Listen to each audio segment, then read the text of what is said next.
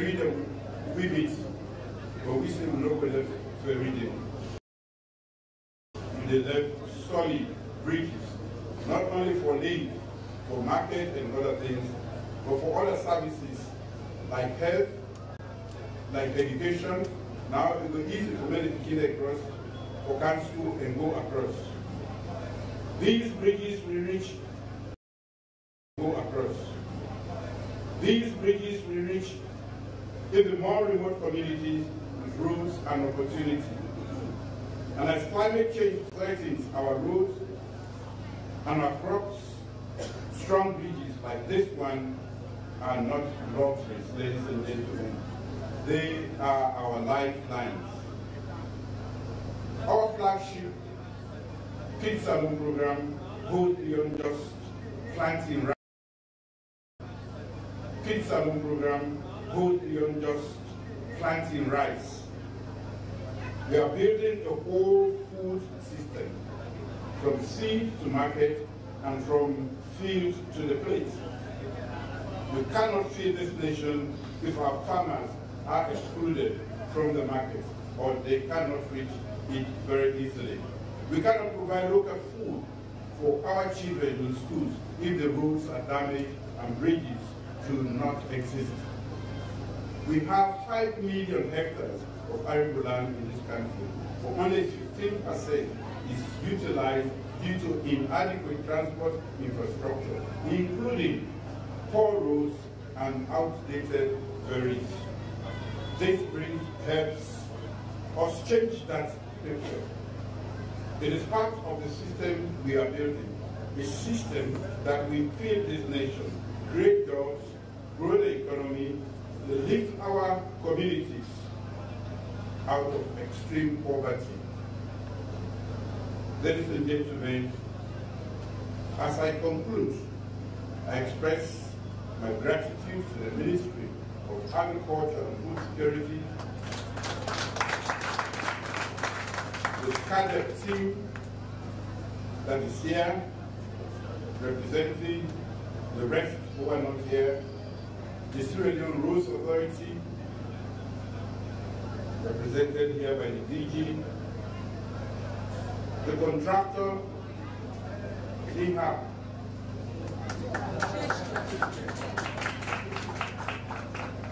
councillors, the paramount chief, honorable members of parliament, but I must say a special thanks to the World Bank and other development partners for accompanying us through this journey. I want to say your partnership has brought hope to this district, and your belief in our vision is yielding results. For all of us gathered here today, this bridge represents more than just metal and concrete. It symbolizes what we can achieve when we work together, believe in our people, and put our hearts into building a prosperous Sierra Leone. But our work is not yet done. As now we imagine, the North they say they don't get place to sleep, and they drive them all the time. And that is not a good story to hear. Matu said they need more roads. Of course, we get across and very they need more roads on that side. We are not done. There are more bridges to be built, more roads, and more communities waiting for such transformative infrastructure. Let this bridge remind us that development is not a dream. It is a decision, and somebody has to make that decision. Where others have failed to take that decision, 64 years into independence, we have taken that decision. I will implore us to continue to choose what matters, build what endures, and connect every child, farmer, and family to opportunities. This is how we will become a middle-income country by 2032. This is how we will leave no one behind. Make I talk this one part, today, for we were common born in general, and especially around this area, we're full of joy because we know the obstacle where this ferry will pose, the danger where will pose, and the development where will ambogi. Now we get a bridge. Whether you get motoka, awaka, you get okada, or anything, we're ready to cross over. For so long, when they come, you don't move now, but go across on that side. Today, a totally different thing. So we are talking say development not to dream, which is they imagine. Now which is they do the decision. And we don't make the mind say, when I leave this country, I will make sure say we get we road or go from a future.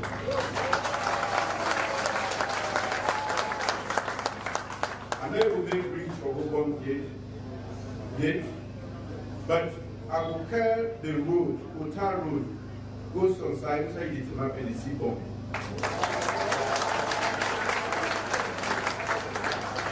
And the shortest place where I see now Bendichar.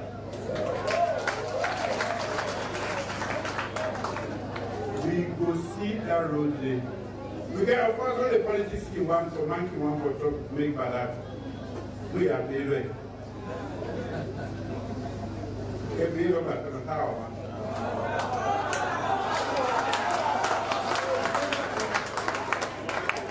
You know about the Kenema. You know, okay. We are not going to have a go here. So, for them, we are here. We are not going to have a go here.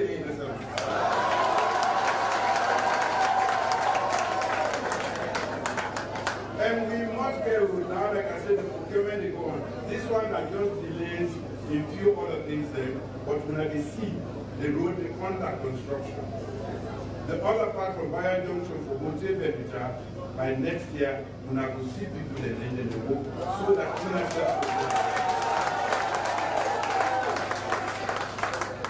So today, now big day for we, and I want to stop for saying thank you, World Bank and EU for helping us realize this.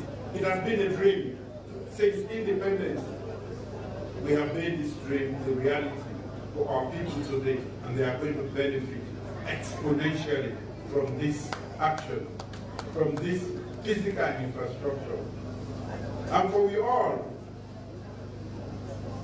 when you vote for yourself, you will see the benefit.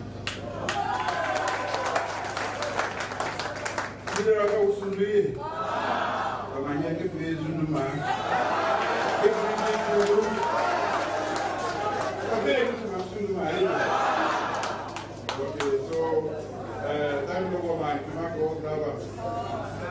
Did I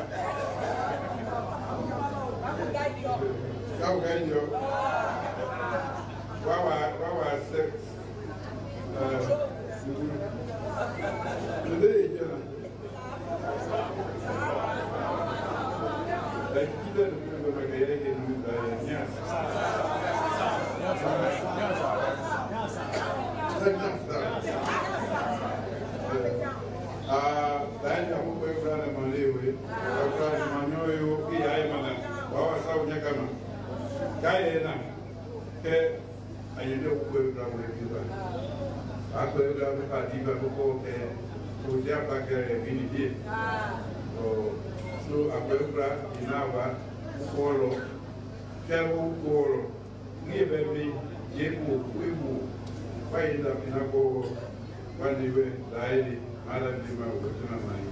From a level we give a human Yaka Sebiafa for the honor and respect to Najimi, and that make myself say, I will give back to society. I will make Salome right. Not only for deliver development, but for make the world know say there is that small country where they will live. So when we spokesperson they talk about going back to the United Nations, now over 53 years ago now we did it. As for ECOWAS, we know one day get mind for Zimbabwe, say 1 leader. We have been members for 50 years. For 50 years. So some people they say little endorsement, but it pass endorsement. I say to people, oh, this is not an endorsement. Yes, but we not get the audacity. As a nation, we are timid. We not be feel embodied for go out there and say yes, business we for it. Now that we don't do. We don't go to the United Nations, we don't go to ECOWAS, we don't get AU in a very short time. So we own legacy we are going to give now a place Sierra Leone, we accepted internationally, we hopeful internally for maybe we take it to the next level. That is the challenge. Thank you very much. Please, I will go to the brief now, also.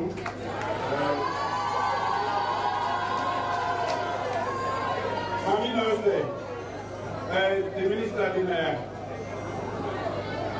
good job for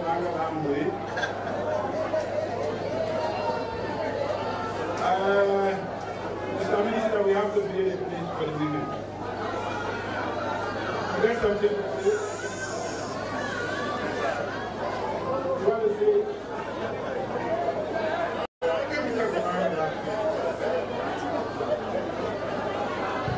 Thank you, sir. Thank you very much. Now, listen. Mami Nanze Unade.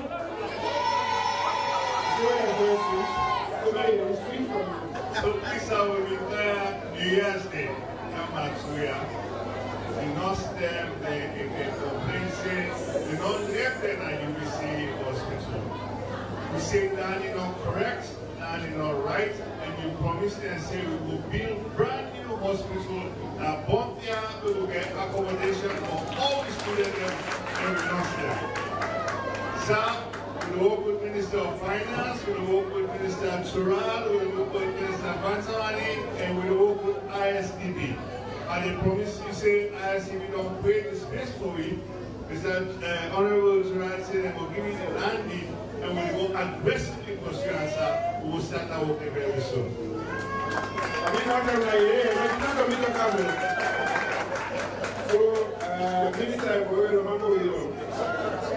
Thank you very much, ladies and gentlemen. We, on behalf of Bond District, I want to say thank you again to the World Bank. Thank you to all our guests. I see some minister that we not recognize. I see the Minister of Gender. I see also the special advisor on gender. I see the Minister of Sports. Quite a lot of people come on from all over. I see members of parliament who come on from other districts. And I say thank you to Nawal.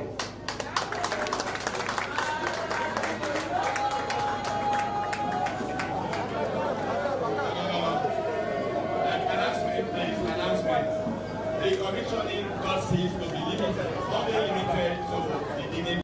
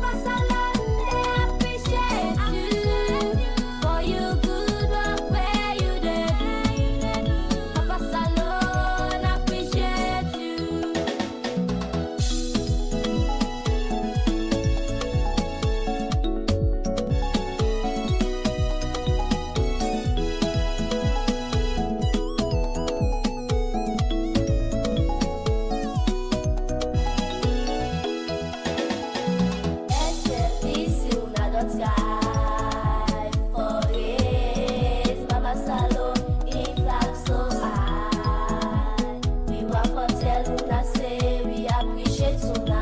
We the kikis, we say thank you to una. Your voice, my voice, SLBC. Mama Salon, they appreciate you for you good work where you did.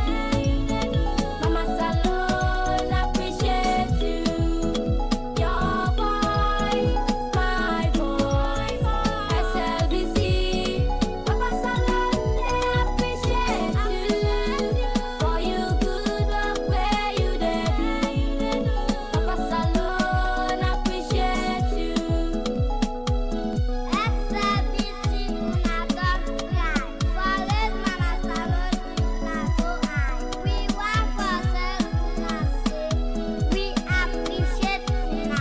We the kings we say thank you to una all. Bravo to SLBC.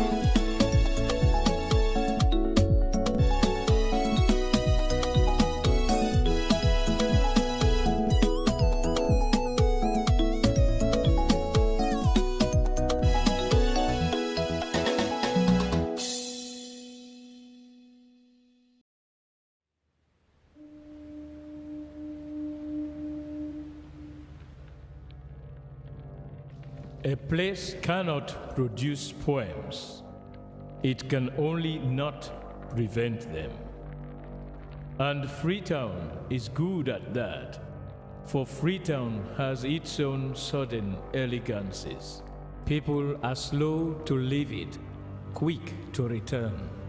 And there are others who come for a year or two and stay for a lifetime, sensing that they found a city that is in the world, yet sufficiently on the edge of it to have a different resonance.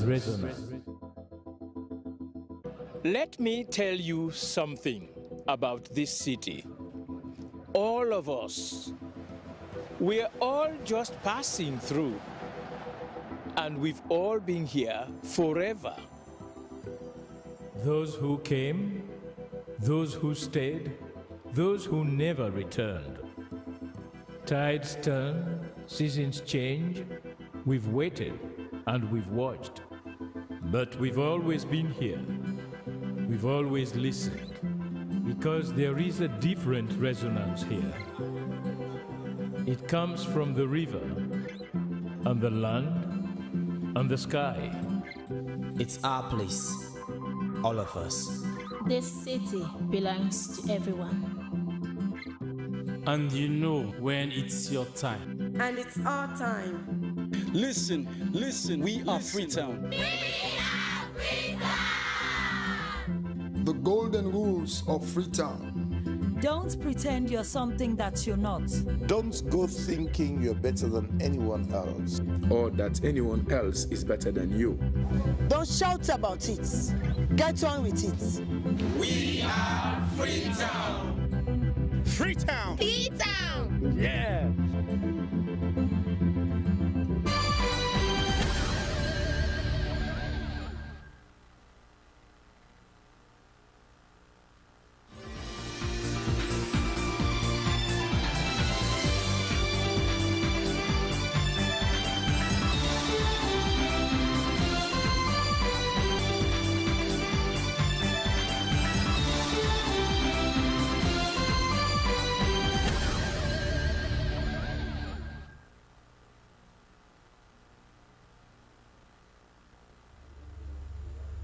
Sierra Leone Broadcasting Corporation Television on Channel 31. Good afternoon and a warm welcome to News Hour, reaching you live on TV, on Channel 31 and across our social media streaming platforms. With me, Dennis Fraser, coming up on News Hour. National Protected Area Authority and key actors in wetlands conservation share experiences in mangrove restoration. Sierra Leone Police begins installation of closed-circuit television cameras in strategic locations across the provincial headquarters. And Sierra Leone USA meets with management of Connaught Hospital to discuss plans to teach healthcare practitioners on the use of modern medical equipment. These stories plus more including sport and entertainment are all a part of news. Stay with us as always if you can.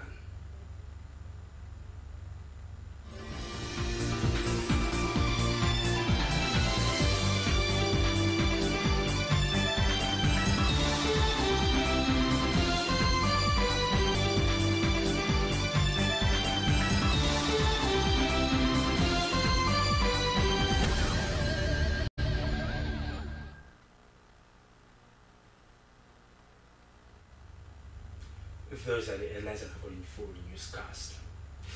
The chairman of non-profit organization Healthcare Sierra Leone USA and his team have met with the management of Connaught Hospital. Their discussions were centered on the organization's plan to teach healthcare practitioners at Connaught Hospital on the use of modern equipment during emergency situations like cardiac arrest and resuscitation. Healthcare Sierra Leone USA is also partnering with the World Medical Relief based in Michigan, USA. The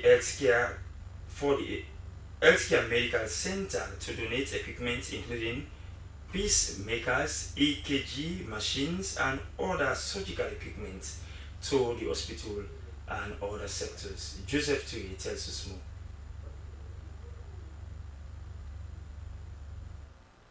This is Connaught Hospital, the country's main referral health facility. In recent times, it has received many support from donor partners, and one partner which has shown more interest to work with them is a non-profit organization, Healthcare Sierra Leone USA. This meeting with the management of Connaught Hospital was to get a green light on how Healthcare Sierra Leone USA would partner with them to give advanced medical support through teachings and donation of medical equipment including consumables. Their intention to support the hospital, according to the chairman, Healthcare Sierra Leone USA, Dr. Michael Pierre, was born out of the passion to give back to their country through the medical sector. He told the host team that in 2018, they had provided internet services for the hospital when they realized that the facility had none. Dr. Pierre said they wanted to collaborate with them and not to dictate to them what to do in order to make the facility a center of excellence. Teaching is what we want to look at. The hospital I work for have promised to get us trainers to come with us during our next medical mission. Also, give us 2 days. We have lectures, exams to take, oral takings. The next day, we teach them how to do the basic things about ACLS, how to intubate people, how to put central lines, how to correct things like any arrhythmia, your first approach of atrial fibrillation, your first approach of VTAC, your first approach of things that you can normally correct. He added, though healthcare workers were very educated, they lacked the modern equipment to save many lives because of the little or no knowledge they have of their patients' history. He said they also wanted to see that patients were taken care of in the right ways, especially in the ICU and emergency units. Hospital care manager, Connaught Hospital, Dr. Mark Kapua, received the information in good faith, noting that they were looking up to get more than equipment and teachings. So our biggest problem, we do not have the equipment, we do not have the supplies. So it will be very difficult. So even with all the ideas that you have, with all the experience that you may have, you may unfortunately stand by and see a patient dying because there's nothing to work with. So you just put all the millions and thousands and billions of ideas. So this is the biggest problem in the whole of the healthcare system in Sierra Leone. I think if we can attack that head on, then we'll be solving over 50% of the problems that we have in the healthcare system. Others present lauded the move by Healthcare Sierra Leone USA, World Medical Relief in Michigan, United States of America, and the Commonwealth Medical Center to donate equipment worth about $3 million United States dollars, but also used the platform to appeal for its sustainability. SLBC, Joseph Toure reporting.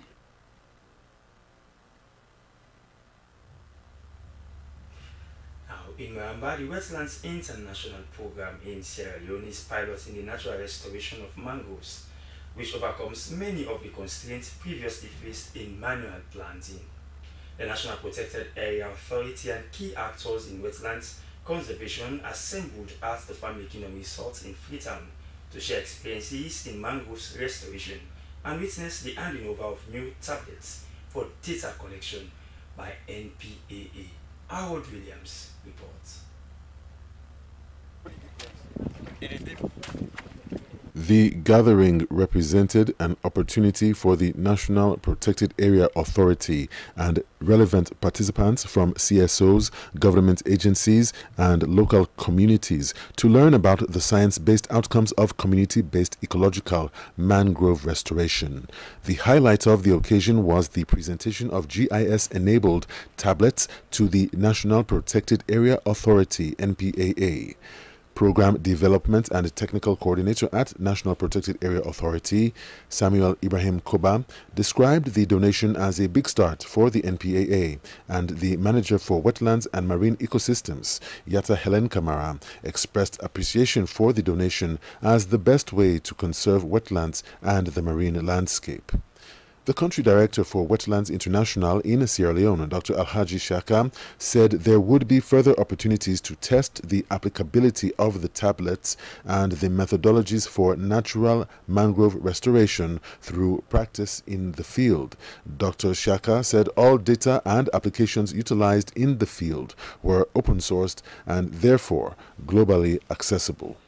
The working session and the donation of tablets to the NPAA fulfilled a necessary component of the Wetlands International Global Mangrove Watch and training to monitor mangrove growth in Sierra Leone and across the world.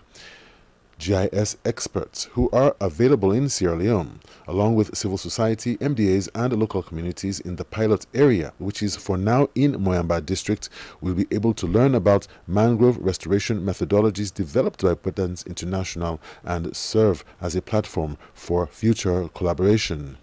Gabi Agbanon, chargé des projets, Wetlands International Africa, based in Senegal, said Sierra Leone and Mozambique are the two latest countries in a transcontinental endeavor spanning half a decade in mangrove ecological natural restoration in East and West Africa. She provided an overview of Wetlands International's mission to restore thousands of hectares of mangroves before the close of the decade and how countries like Sierra Leone are providing evidence-based data from small-scale community participation that will be seen as the best practice to restore the vast areas of mangroves that have been destroyed by human activities. Community-based ecological mangrove restoration involves the components of conservation, livelihoods, and an enabling environment and landscape management on an increasingly larger scale as more positive results are gathered from the field enabled by the tools provided from Wetlands International.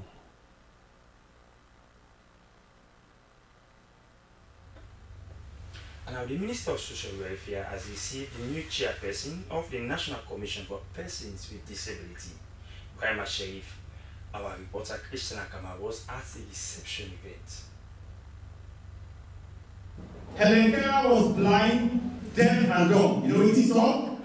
We are never really happy until we try to brighten the lives of others. Are you a happy man if you don't do to us improving, being a change maker in the lives of another person? I believe we don't get the right leader. Because Mr. Brighter. The newly chairperson and commissioner of the National Commission for Persons with Disability, Brahma Abdullah Sharif, has a wealth of experience in human rights advocacy and also aims to mainstream disability issues into broader development conversations.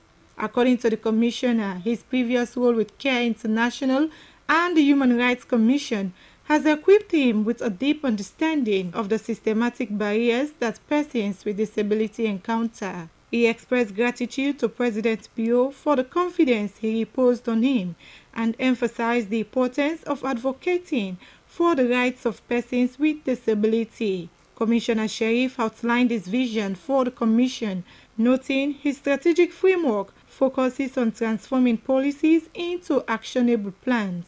For the Ministry of Social Welfare, we know that you are a supervisory ministry, but we are also the technical people to be able to support you and drive the process. And to the community of persons with disability, I am your brother. I am part of you. I don't know it all. I don't have it all. So I rely on us working together. And that's why I'll be pushing for the unity within the disability community. Like I said in my conversation, in my first 60 days, I want to look at building up my board members. I want to look at profiling the institution. I want to look at developing a communication strategy. I want to look at working around the review of the Disability Act. I want to look at empowering our communities. I want to develop a detailed implementation plan from the current strategic plan that we have. These are critical issues. I want to use data to drive what we want to do. If I want to talk to the governments, I need data. And I need to use the data to drive policy, to drive inclusion, to drive conversation, and to drive empowerment. President of the Sierra Leone Union on Disabilities Issues, among others, expressed optimism about Sharif's leadership. They said his international experience and dedication to advocacy have instilled their confidence that he will effectively represent the voices of the disabled community. According to the Minister of Social Welfare, Melrose Kaminti, Brahma Abdullahi Sharif's appointment as chairperson and commissioner of the National Commission for Persons with Disability signals a renewed commitment to addressing disability issues at both national and international levels, adding that with a focus on empowerment, inclusion, and dignity, Sharif is poised to lead the Commission towards meaningful change for persons with disability. Because this commission is supposed to, or the chairman, the commission, they are supposed to help this ministry, to look specifically into the issues of disability, while the ministry looks at other vulnerabilities, including the disability. But collaboration between the commission, the Ministry of Social Welfare, and the disability community will be crucial in advancing the goals set forth and ensuring that no one is left behind. Slbc News are in Freetown. Christian Akamari reporting.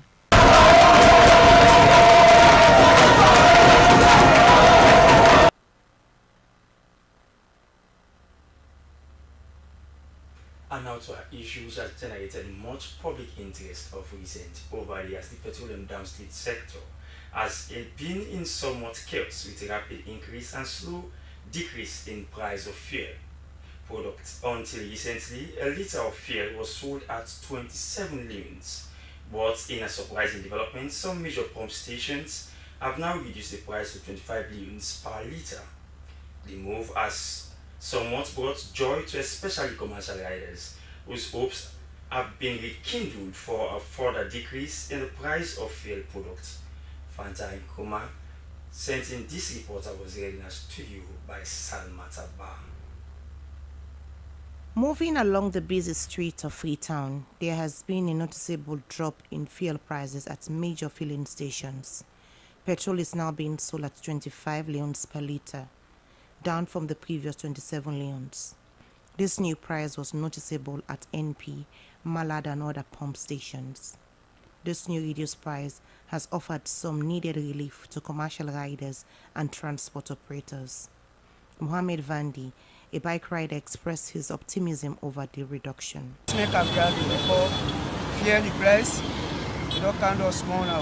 I am very happy because with the lower fuel prices, we will be able to transport passengers more quickly and efficiently.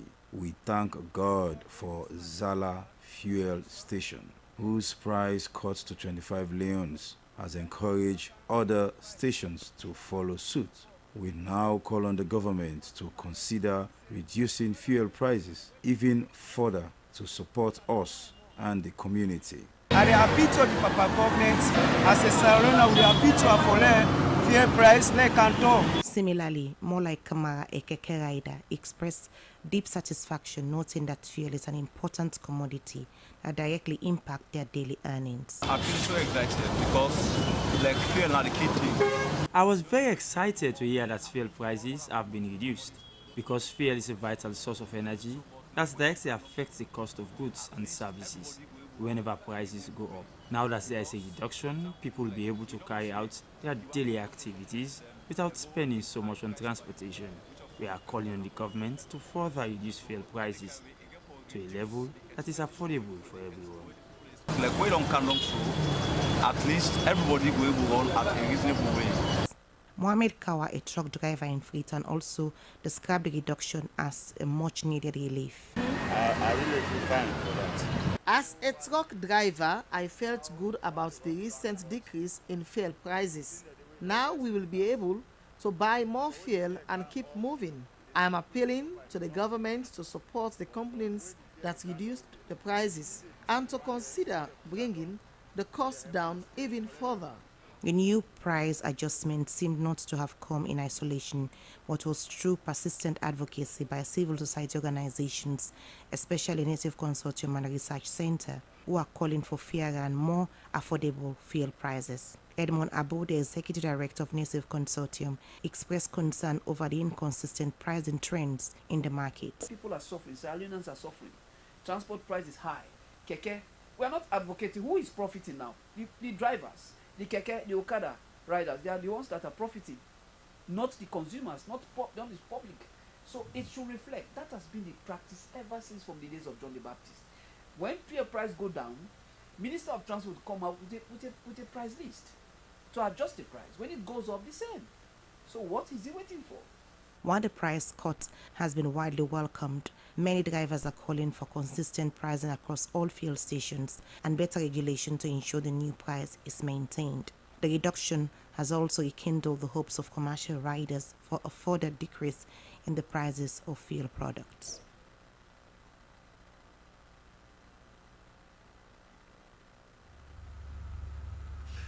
This is news originally live from the Sierra Leone Broadcasting Corporation television on Channel 31. We continue with more human interest stories now in court. Magistrate John Mansufona of Padimba Court, Magistrate Court number 2, has committed to the High Court a matter of cyberbullying allegedly committed by Sheku Tijan Rogers against the Vice Chancellor and Principal of Milton Magai Technical University, Professor John Philip Kanu. The decision came after the magistrates agreed that the prosecution led sufficient evidence during the preliminary investigations. Here is our court reporter Mohamed Koma with the report. The decision by Magistrate John Mansufona of Pademba Road Court number 2 to commit to High Court for trial a matter of cyberbullying against the Vice Chancellor and Principal of Miltimagai Technical University, Professor John Philip Kanu, came after an examination of the evidence during the initial investigations. According to Magistrate Fona, the case had largely taken place behind closed doors, stating that sufficient evidence was provided by the prosecution to link the accused person, Sheku Tijan Rogers, to the alleged offense. The accusations against the accused person are related to a series of social media posts, including recordings, videos, and text messages made between 18th to 30th November 2022, which the accused denied. The said electronic communications were said to have aimed at damaging the character and reputation of Professor Kanu, raising serious concerns about the impact of cyberbullying on individuals' reputation in the digital age. Defense Counsel Zakaria Kanu objected regarding media coverage of the proceedings, citing concerns over potential misrepresentation. However, the objection was countered by State Counsel ACP Joan Bull, who believed that the media would report the facts of the proceedings accurately. Magistrate Fona agreed that the media coverage was important to the proceedings. The magistrate, while concluding the preliminary hearings, said that the bail conditions established during the investigations remained unchanged. For SLBC, Mohamed Kouma reporting.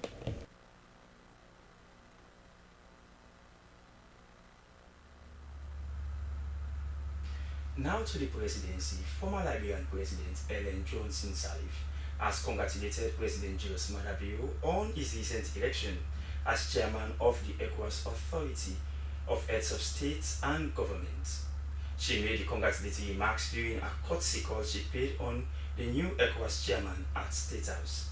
Our State House correspondent, Amuse, tells us more. Madam Sirleaf lauded President Bio on his new assignment, saying that it is his hard work and strong leadership he has been embarking on within the sub-region that has manifested. Madam Sirleaf motivated President Bio to do more. She also updated the President about the Mano River Union activities within the sub-region. Elective new chair of ECOWAS. Correct. So we are very pleased about that. ECOWAS has lots of challenges.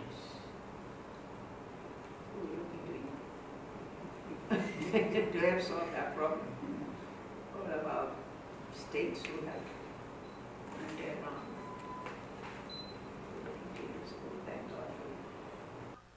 President Julius Maada Bio commended Ellen Johnson Sirleaf, former president of Monrovia, Liberia, for the visit, adding that the two countries share boundaries and other things in common as well. Ellen Johnson Sirleaf was the president in Liberia from 2006 to 2018. For Slbc Tv News are in Freetown, Howard Moswe reporting from State House.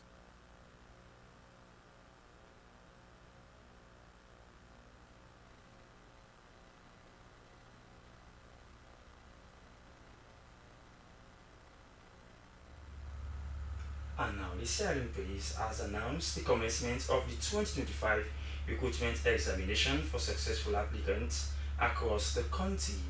According to the Police Media 2 Assistant Superintendent of Police, Mohamed Bobson Senu, the examination is a crucial step in the recruitment process and is designed to test the knowledge and skills of all participants aspiring to join the Sierra Leone Police.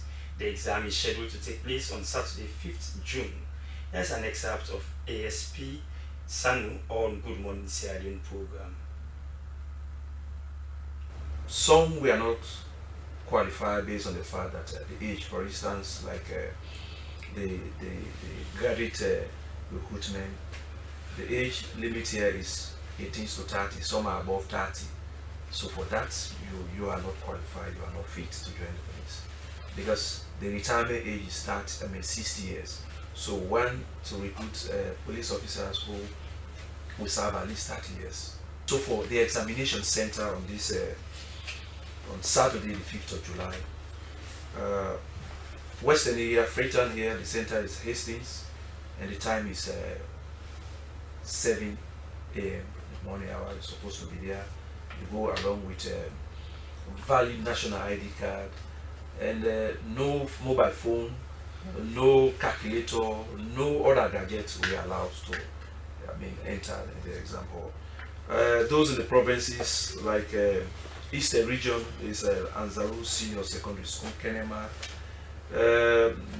Southern region, Bo Government Secondary School. Northeast region, Makeni to be specific, is St. Francis Secondary School. In the Northwest region, Sri Lanka Secondary School, Poloko. So these are the centers. If you are part of the system, you go there at least 7 a.m. and the exam will last from 7 at least 12 noon. So does the police force has a targeted number that they want to, because after exams obviously there are going to be a shortlisted process again? Yeah, well, the targeted number depends on the successful candidates, because we have series of processes. One, the examination, interview, medical, physical exercise. So these are all elimination series. From there, we get the actual number that we want. So what does the police want to achieve at the end of the day? We really want to recruit credible and trustworthy police officers not push police officers. And that is why even in the process, we have on the list, we have recommendations. If, for instance, you are to recommend somebody, you must indicate your picture, your phone number, and your NIN number as well. So in the process, we discover that this person is a bad police officer. We'll call you. Sako, you recommended this person with all your character, with all your good recommendation. I mean, the person is now under investigation. So what are you going to say with this? So basically, we really want to have trustworthy police officer. Okay.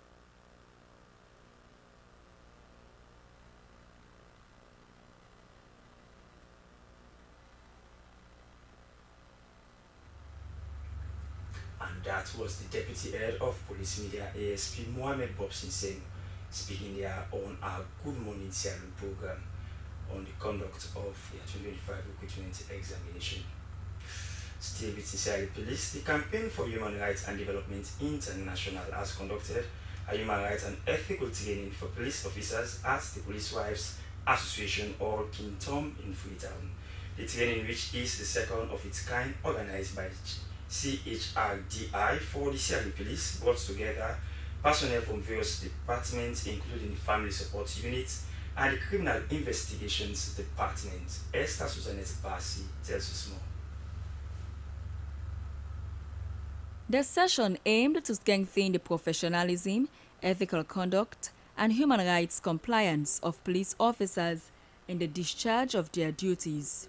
Chadi's Executive Director Abdul Fatoma said that the training was designed in response to several challenges identified regarding the respect for human rights by law enforcement, with the goal of educating officers on key human rights principles and their practical application in day-to-day policing. Abdul Fatoma also spoke on key human rights themes, including the responsible use of force, appropriate detention conditions, proper documentation, and a need for accountability within police operations. He added that the training would also contribute to reducing human rights violations and improving the level of professionalism within the Sierra Leone Police. What we aim to achieve is the police to know that during their work they promote respect for rule of law, they promote respect for human rights and the human dignity of people that are under their custody. And we also want to see the police where they apply professionalism and during their work and after their work. Assistant Inspector General of Police and Director of Trainings, Mustafa Kamara, also highlighted the importance of ethics, discipline, confidentiality, trust, and independence in policing. He said the training is essential in guiding them during their work, especially during operations. He noted that it also provides a valuable platform for knowledge sharing that enhances their ability and professionalism. A priority right from the beginning, because we are dealing with people either in the field of operations, that is when we go out to carry out activities, or when we invite people to police stations for cases under investigation, when suspects are in custody.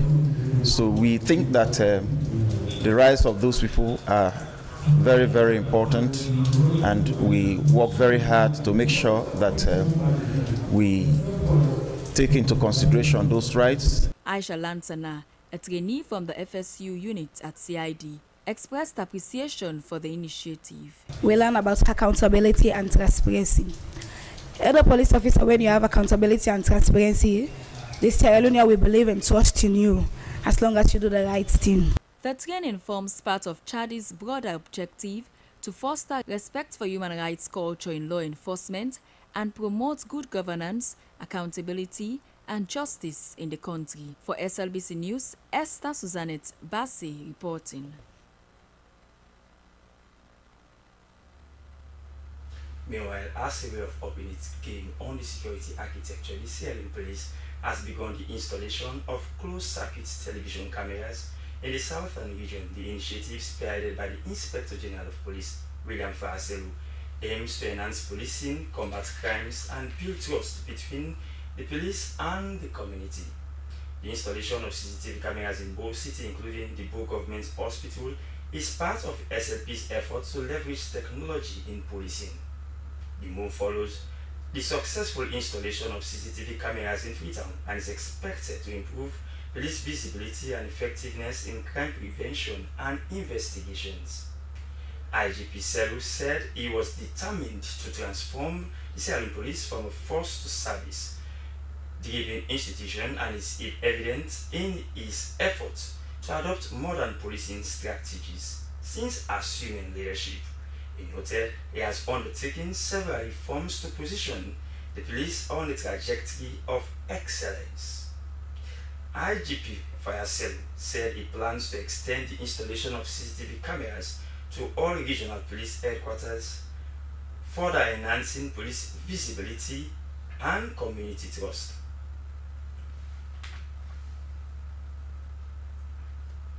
And now on youth empowerment, in a new wave of hope for young people in Sierra Leone was officially ushered in as UNICEF, in collaboration with the Ministry of Basic and Senior Secondary Education, launched the Comprehensive National Life and Skills Framework.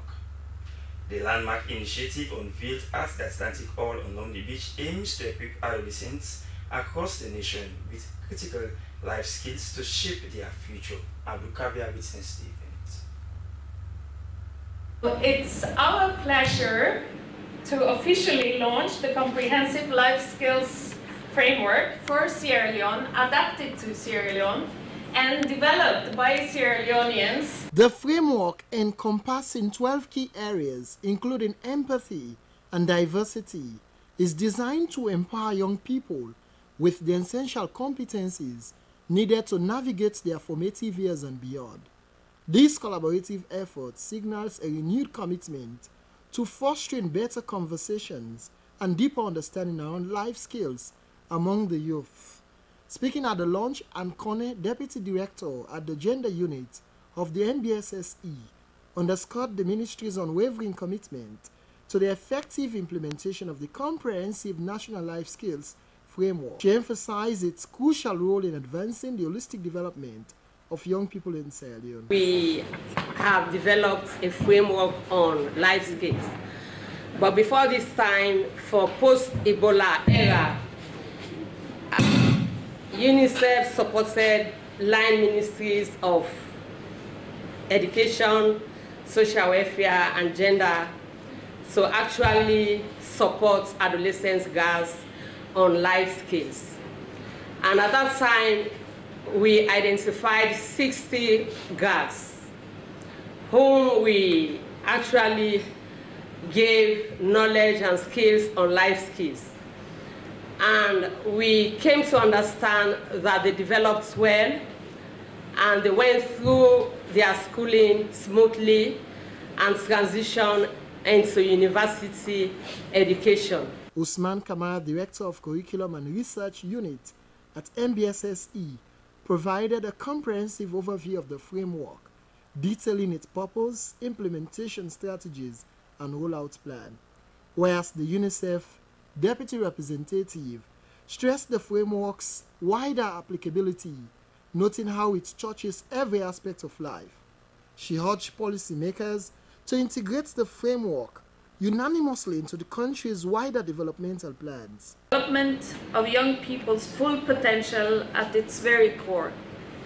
UNICEF warmly congratulates the Ministry of Basic and Senior Education for leading the development of this forward-looking framework.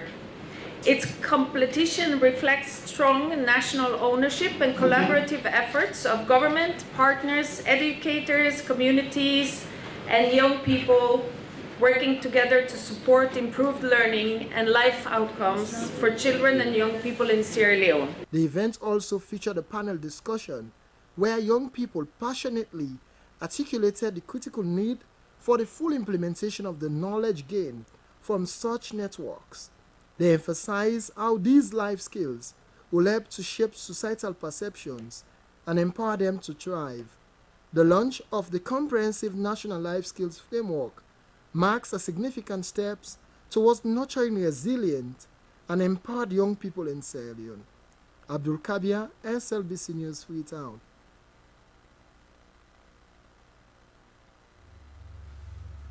We are still in news from the SLBC. Still IATSC unveils plan for 5th edition of Presidential National Best Teachers Award. And of course, a new magistrate court has been established in Mile 91.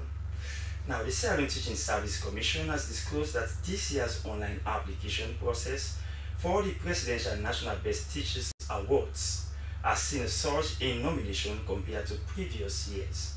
They made a disclosure while sharing plans for the 5th edition of the Presidential National Best Teachers Awards with stakeholders. Aminata Fofana was in attendance. Teaching Service Commission, the Ministry of Basic and Senior Secondary Education, the Chair and Staff of the Commission. I formally launched the event of the Presidential National Best Teachers Awards for 2025. In a presentation, Director of Registration at the Teaching Service Commission, Hectoria Pine-Bailey, outlined that heads of schools must have completed a minimum of 10 years of uninterrupted teaching service, while classroom teachers are required to have at least 5 years of service. All applicants must have passed the Commission's licensing examinations, a milestone recently achieved by 9,118 teachers across the country. She noted that in addition to service duration and licensing, applicants will be evaluated based on professional training and development, outstanding impact within their schools and communities, excellence in teaching methodologies, innovation in classroom practices, and adherence to the Commission's Code of Conduct. Eligible to apply, you must be a Sierra Leonean, DSS, SSS, and telephone schools, and those schools that are community schools in our districts. The Commission confirmed that this year's online application portal has seen a surge in nominations compared to previous years. Plans are also underway to revise the cash prize structure, reflecting the growing prestige of the awards. Stakeholders at the meeting contributed suggestions aimed at strengthening the awards process, emphasizing transparency, inclusivity, and the importance of recognizing exemplary educators at a national level. As the 5th edition draws near, the Commission reaffirmed its commitment to honoring teachers who demonstrate excellence and dedication in shaping Sierra Leone's future. SLBC News, Aminata Fofana.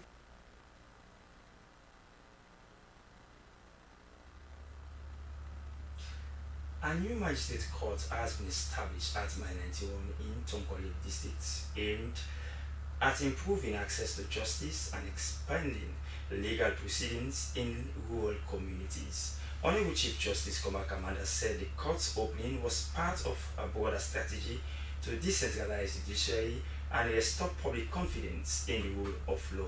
Jonathan Tona reports.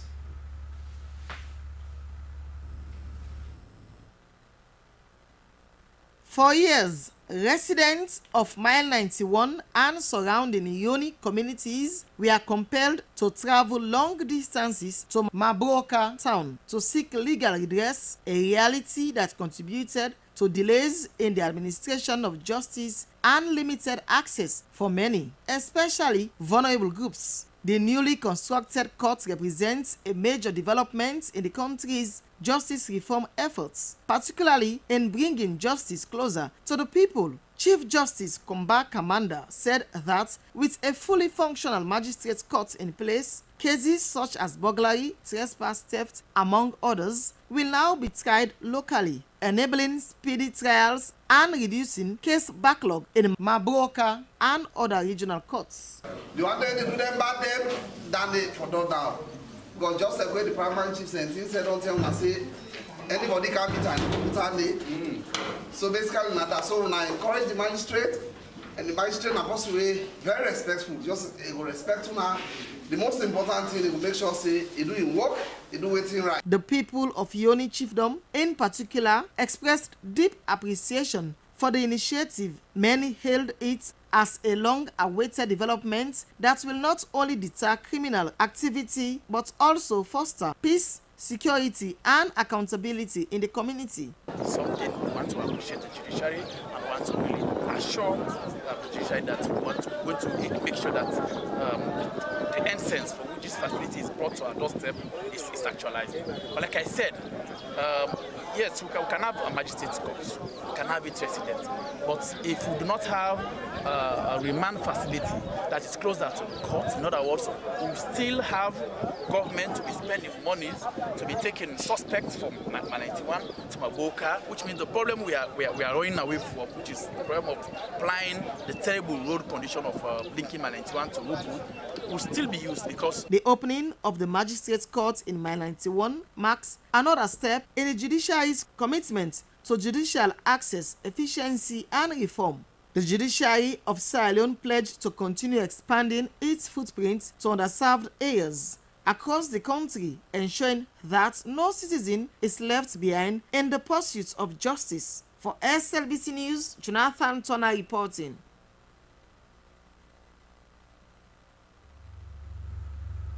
Now in Parliament, where despite the absence of members of the opposition APC, has adopted the 13th report of the second session of the 6th Parliament of the Committee on Appointments and Public Service for the approval of 10 presidential nominees.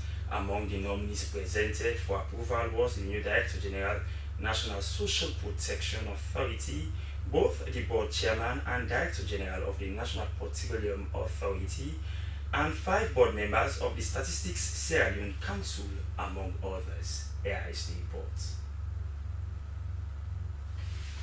All those in favor say aye. Aye. Those against say nay. The ayes have it. Congratulations.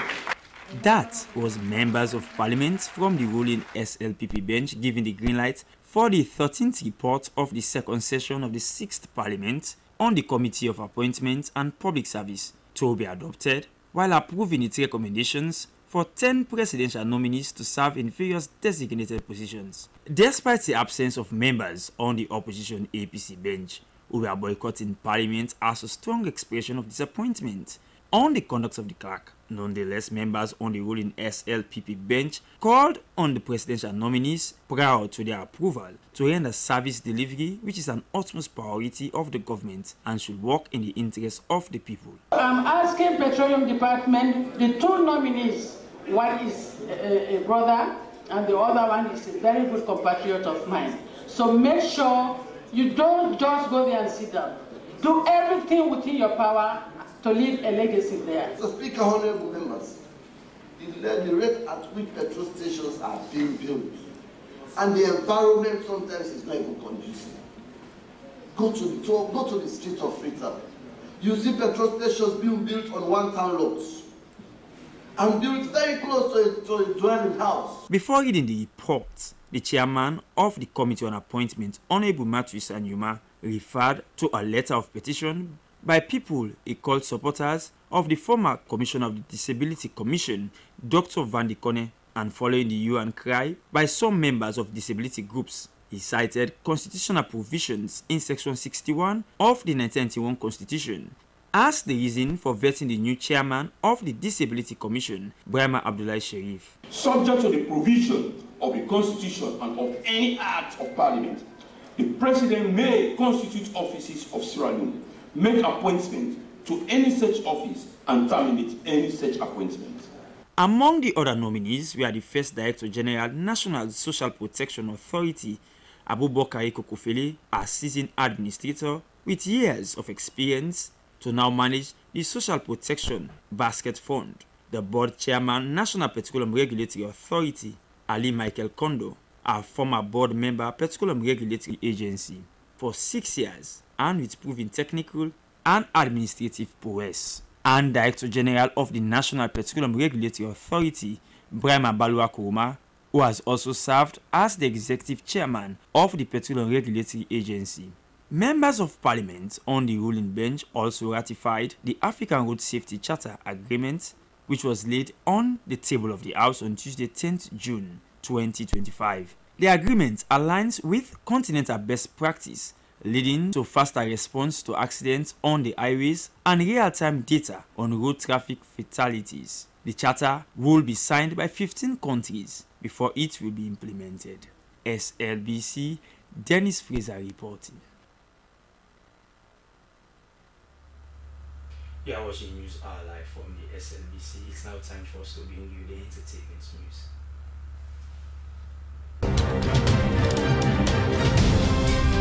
Hello and welcome to the Entertainment News. With me, Joy and Dumboya. In this edition of the Entertainment News, PDD found not guilty of criminality conspiracy and both sex trafficking. Exciting news for Sierra Leone movie lovers as Peter Komba landed a new movie role, Walk on Me movie.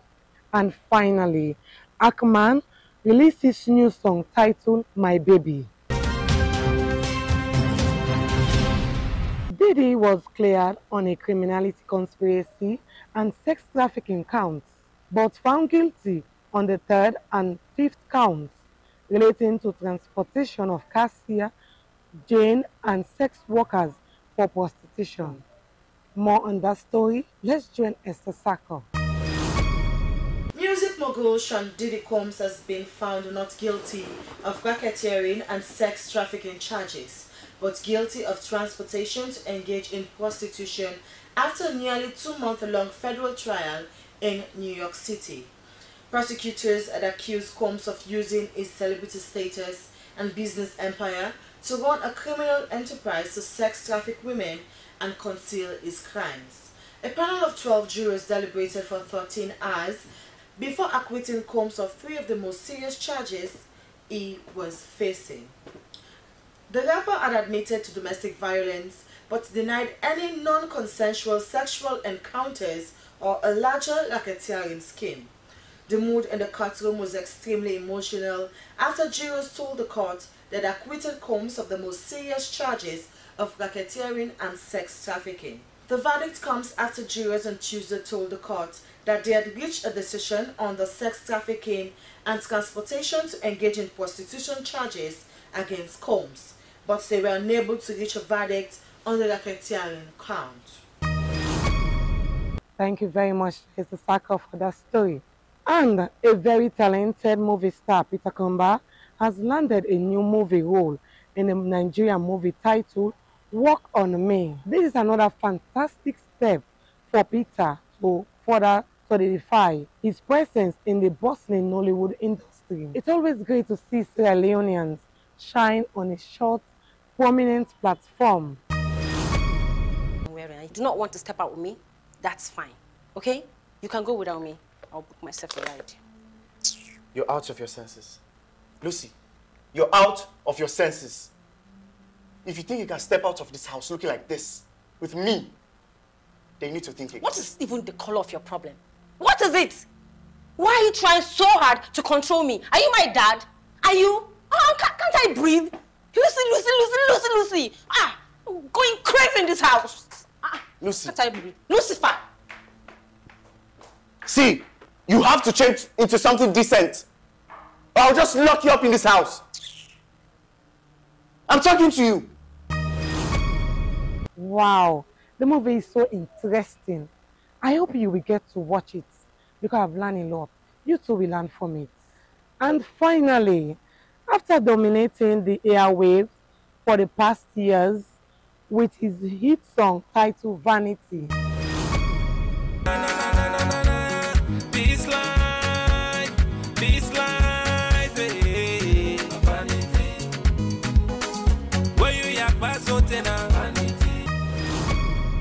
I hope you remember that song. Abdulrazak Kanu, whose stage name is Akman, is back with another song titled My Baby, a blend of love and melodic rhyme, proudly produced by Tunex. Yeah, man. Yeah, Akman. My baby, feeling fine. My baby, you and I, my baby, African. Let me get ya, baby set ya. Anytime you pass, my name bet ya. I don't put cola, now me they put cola. And I me juice the run like a fine tula. Life and not the spark ya. Asanane Manchester kakia. One cream bobo, now me tap ya. The bango no fancy, rock ya. Yeah, come on. Left. Oh, that music is so lovely. Please go watch, share, and subscribe. Well, that's all we have in this edition of the Entertainment News. I have been your presenter, Julian Dumbuya.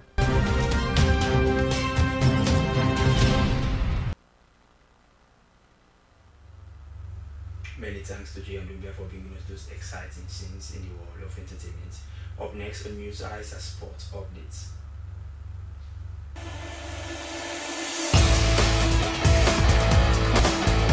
Hello there, welcome along to the sporting updates that keeps you in the know. And by the way, my name is Abdul Kabia, and thank you so much for your time.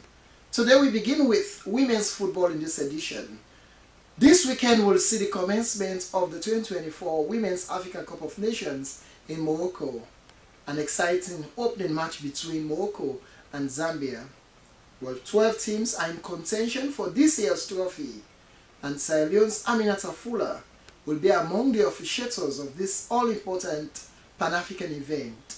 Here is the update. The 2024 WAFCON, that is the Women's African Cup of Nations, will kick off in a spectacular style on Saturday in Morocco between the host Morocco and Zambia. An exciting match indeed. The competition will run from the 5th of July to the 26th of July.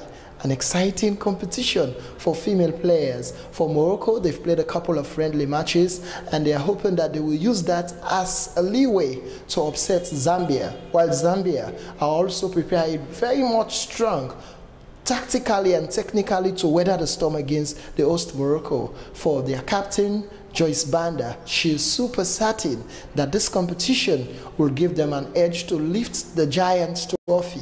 How about the defending champions, South Africa? They are equally into the race and they are hoping that they will have a good run in this competition. 12 teams will battle it out for the WAFCON 2024 trophy. And our West African sisters, I will tell you, Nigeria, Ghana, Mali, they are into the race. They are hoping that they will have a good run as well. For Ashishat Ashohala, she is hoping that this competition will mark a turning point for women's football career because she has been a saving grace to the Super Falcons of Nigeria, an exciting football team as well to reckon with. And in fact, the Confederation of African Football unveiled the trophy in Morocco with the participating teams. The event was a joyful one with nice euphoria among the players who are hoping to excel in the competition. Well, the opening match between Morocco and Zambia will see an exciting showdown. And not just these teams who are participating. Sierra Leone, the Sierra Queens may not be in the competition, but Aminata Fuller is there to represent Sierra Leone in terms of officiating. For the first time, Sierra Leone is having a female referee officiating in the WAFCON competition. Congratulations to Aminata Fuller and all the best for the tourney. Well, an exciting tourney indeed. And in the international scene, we'll flip our attention to another sad story. Diego Jota, Liverpool's powerful playmaker, involved in a car accident and died in the event. A sad news for football enthusiasts around the world and for the footballing community. What a blow. He guided Liverpool to the Premier League Championship and host of other recognition in the game. Diego Jota was a powerful player. He played football to the admiration of everyone. He will be dearly missed for his wonderful playing skills and his human relation, which was second to none. And that wraps up the sporting updates that keeps you in the know. Thank you so much for your time.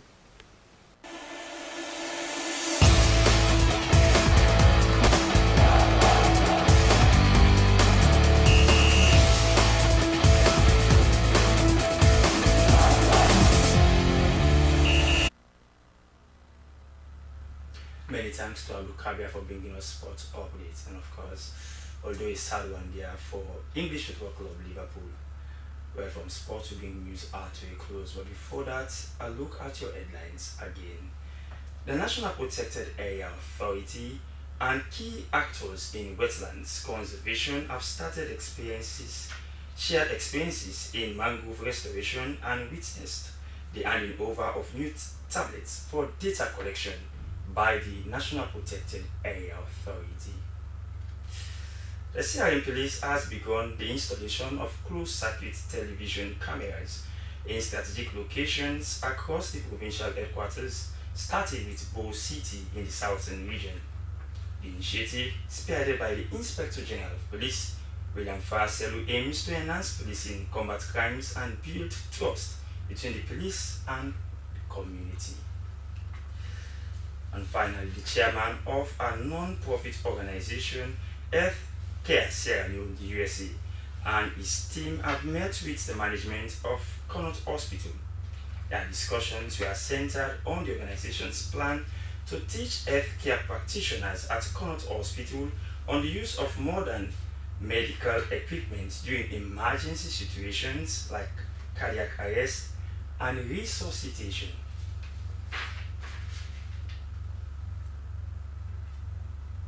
And that's all we can share on News Hour this afternoon. Many thanks for being part of it. Our next and final broadcast comes up at 9 tonight. Until then, continue to enjoy the rest of it. This viewing of your public service broadcaster, Slbc, your trusted news source and your authentic voice of Sierra Leone. Until I see you again, Dennis Fraser is my name. Good afternoon.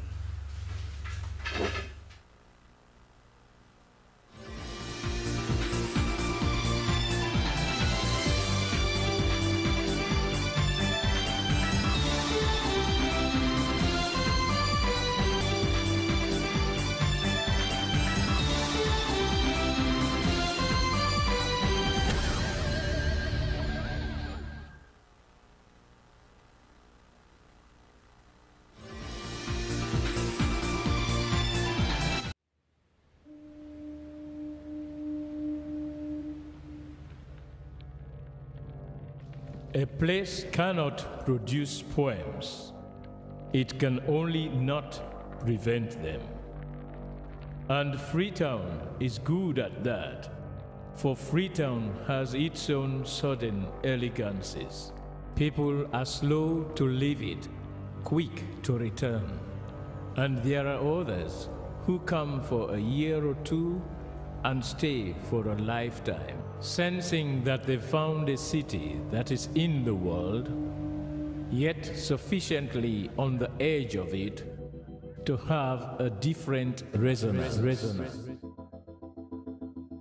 Let me tell you something about this city. All of us, we're all just passing through, and we've all been here forever. Those who came, those who stayed, those who never returned. Tides turn, seasons change, we've waited and we've watched. But we've always been here. We've always listened, because there is a different resonance here. It comes from the river, and the land, and the sky. It's our place. All of us. This city belongs to everyone. And you know when it's your time. And it's our time. Listen, we are Freetown. We are Freetown! The golden rules of Freetown. Don't pretend you're something that you're not. Don't go thinking you're better than anyone else, or that anyone else is better than you. Don't shout about it. Get on with it. We are Freetown. Freetown. Freetown. Yeah. We found our voice again. I'm from India and Freetown. I'm from China and Freetown. I'm from the UK and Freetown. I am from Nigeria and Freetown. I am from home and Freetown. This city belongs to everyone. The fishermen, the taxi driver, the barber, the drummers, the dancers. All of us. All of us. Everybody. We are Freetown. The past is ours. The future is ours. It's our time again. And this city belongs to everyone. The playwright, the greengrocer, the teacher, the dog. This space is ours. This light is ours. The beaches are ours. The rivers now we own. The roads are ours. The bridges now we own. We are Freetown. We are all visitors and we've all been here forever. We've got the mightiest river and the biggest sky. And there's a resonance again. Freetown. Freetown. We are proud of this place. We love this city. And we want you to love it too. We are proud of this place. Na pass we all dey pass like stranger dem, but we all don't dare from there.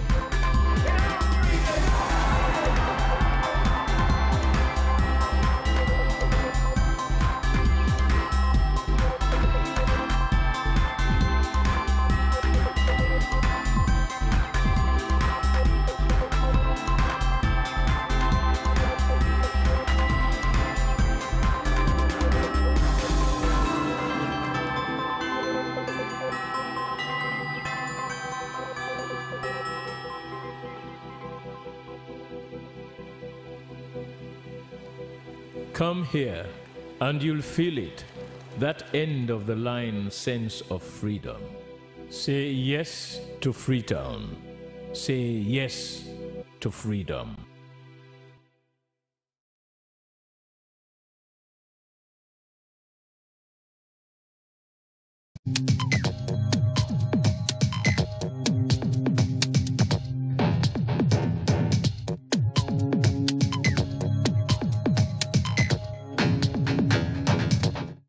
السلام عليكم ورحمة الله وبركاته. بسم الله الرحمن الرحيم. الحمد لله والصلاة والسلام على رسول الله وعلى آله وأصحابه أجمعين. We praise Allah subhanahu wa ta'ala. We send blessings and salutations upon Muhammad sallallahu alayhi wa sallam, his household, his companions. We ask Allah subhanahu wa ta'ala to bless them, to bless every one of us, and to grant us every form of goodness. Ameen. My beloved brothers and sisters, many times in life we fail to progress because we are stuck in the past. And this is not only true when it comes to our own faults and our own sins, but even with others. At times it is in the best of your interests to let go of something that looks like you cannot let it go. But in order for you to progress, you must let it go. Imagine a person who is owed 1,000 rands. And obviously, if he is owed 1,000 rands, legitimately, he can ask for it. He can pursue it. Legally, he can actually take up a lot in order to get it. But is it worth the drama? That's the question. Why should I pay 10,000 rands in order to get back 1,000 rands? One might say, well, it's to prove a point. You pay a price to prove points. Remember that. We as Muslims are taught that you must always weigh the pros and cons and allow the lesser of the two evils if you have no third option. Remember that. And this is something very interesting because many people are bogged down in life. They simply cannot move forward. You lost your job, you were fired unceremoniously, and you want to get back at your old boss. By that occupation that you've now engaged in of getting back to your old boss, you have stopped your eyes from looking ahead at jobs that are glaring you in your face simply because you did not move on. It's okay. You're not the first person to lose your job. You're going through a tough time. Trust me, we've all been through tough times. It might last a year, it might last 5 years, it might last 10 years, but it will last longer if you don't progress and you don't look at the future. Shine your eyes and take a look at the glass in front of you that shows you the whole road that you don't even want to walk on.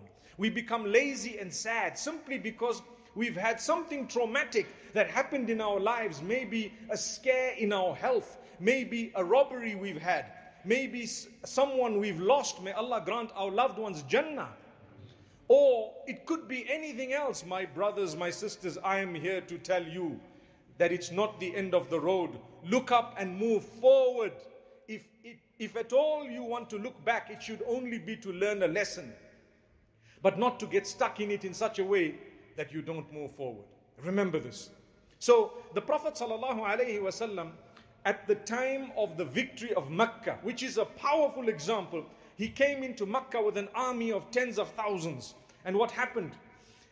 The people of Mecca who had harmed the Muslims, they had usurped their wealth, they had abused them, they had killed many of them, and so on. Here comes Rasulullah sallallahu alayhi wasallam, and he asks them the famous question, O people of Quraysh, what do you think I'm going to do to you today? Imagine someone who's harmed to that degree. I don't even want to get into it, but it's very bad. And then here comes the messenger with all the power saying, what do you think I'm going to do to you today? Imagine if a guy today from amongst us had to tell another who has killed from his family or usurped the wealth, driven them out of their homes for years on end, and he comes one day powerfully. What do you think I'm going to do to you today? They looked at him and says, you're a good man, the son of a good man. Oh, now suddenly I'm a good man. You see, all these years I was not a good man. La hawla wa la quwwata illa billah. Al-Ali al-Azim. Now they said, well, we expect goodness. What would we expect? He says, idhabu fa antumut tulaqa. No retribution today. Go, you are free. I'm going to tell you what Yusuf alayhi salam told his brothers. No retribution against you. Go, you are free. Allahu Akbar. Allahu Akbar. If the Prophet ﷺ wanted, he could have actually got every single one of them back. Every one of them. But no, there was a bigger picture. Let's move forward. Let's progress.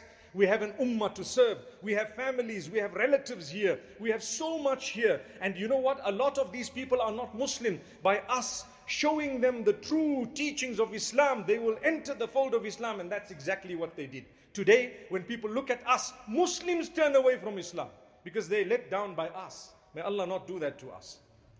Today, when people look at us, they are discouraged. Today, we break relations of our families, ourselves. Here is the Prophet ﷺ saying, you know what? Let's make peace. Move forward from today. Don't go back. He never ever looked back. As a result, it was considered true victory. What is the true victory? Don't look back. Look forward. There is a lot to achieve. Yes, yes, yes. You need to understand, if you were bitten from one angle, you will learn a lesson and not be bitten again from the same angle again. But at the same time, you need to know, just keep moving. I have a brother, very recent story. Brother in Islam. He lost a job just before this COVID thing happened. And he told me, my brother, I want to get back at these people. I know a lot about them and I really want to nail them. And I told him, my brother, instead of nailing people, you'd rather concentrate on yourself. By me nailing someone, it's not going to give me any goodness. Will it give you a job? No. You get a bad name, people won't want to employ you anyway. So what should I do? Look forward, make dua to Allah. Ask Allah, turn to Allah. He says, but I've been asking Allah for so many years for an increment, and instead He's given me the loss of a job. You see. Do you trust Allah's plan? That's the question. Do you trust Allah's plan? You've been making dua for an increment for so long, and suddenly you lost a job, so you think, look, Allah's doing the opposite. Subhanallah. I just told him, I said, brother, you know what, consider this. If you're holding tight to a few coins with one hand, and Allah wants to give you 2 handfuls of gold coins, the first thing He needs to do is to make you open this hand so that these coins go, or at least your hands are now opened. In the process, you might lose these coins. Make dua, bear patience, don't worry. If the Prophet ﷺ went through it, who are we? We will go through even more. And he told me, well, that's the mantra that all of you guys utter whenever we are in difficulty. I said, well, we are taught that, and you must believe that. Be convinced. Don't ever leave Allah at the time of your hardship. Never blame Allah. No way. Allah tells you clearly, you have harm and evil, it's not my doing. It's yours or man's doing. ظهر الفساد في البر والبحر بما كسبت أيدي الناس ليذيقهم بعض الذي عملوا لعلهم يرجعون. Allah makes it clear that all this chaos and corruption and all nonsense you see on earth, it has become apparent because of the handiwork of mankind. You guys did it, not me. Allah says, don't blame me for the evil. People say, why does Allah allow murder? Who murdered? Was it not a human being? Why blame Allah for someone else's crimes? Well, then they might say, well, what was the sin of the innocent child who was murdered? You say, you know what? Allah will give justice, but there was someone who murdered the child. It's human beings who committed that crime. The fact that Allah knew it in advance does not make him guilty of being merciless when he is the most merciful. He says to us, I will provide for those who believe and those who don't believe. That's what he says in the Quran. In this world, I will provide for those who believe and those who don't believe. The difference is those who believe will have the hereafter. Those who don't believe, they won't have the hereafter because they don't believe in it. So I told this brother, I said, brother, make dua. And Allah will open your doors. And he says, okay, you know what? I'm a Muslim. I've been doing dua. I'm not going to leave it. But please make dua that Allah strengthen me. Trust me, COVID took over, as you know. Life changed, I hope temporarily. And you know what? Subhanallah, this man suddenly struck gold. He was at the right place at the right time. And there was one deal that he did that was worth a lot. And it changed his life. It went through another, and a third, and a fourth, and a fifth. And he tells me, please, please use me as an example to tell people, don't lose hope. I almost gave up. I lost my job in such a bad way, but that was definitely what you were saying, that Allah is opening your doors. Allah is opening your doors. I looked forward. Instead, if I had gone back to nail my previous boss, I would have still been in that or on that path, doing the same thing, trying to nail, and I would be busy with this, losing money, going to this one, that one. But what I did is I focused on something that was right in front of me, and Allah subhanahu wa ta'ala opened these doors. Why am I saying this? Today we're all going through struggles. All of us. Different levels of struggles. Remember, my brothers and sisters, you're not alone. We're in it together. We all have challenges, myself included. Learn to help one another. Learn to say a good word to one another. Learn to be focused. Work hard.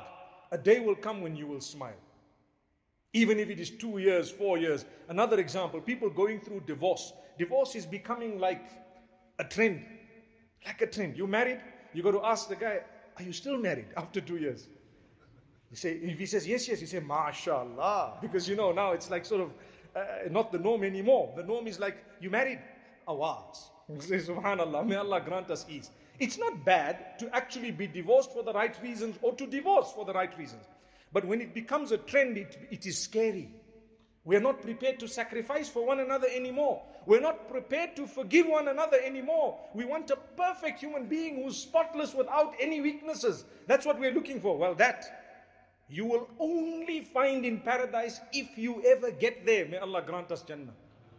No, people say, I'm going to get the perfect spouse in Jannah. I say, how are you even going to get to Jannah? That's a question.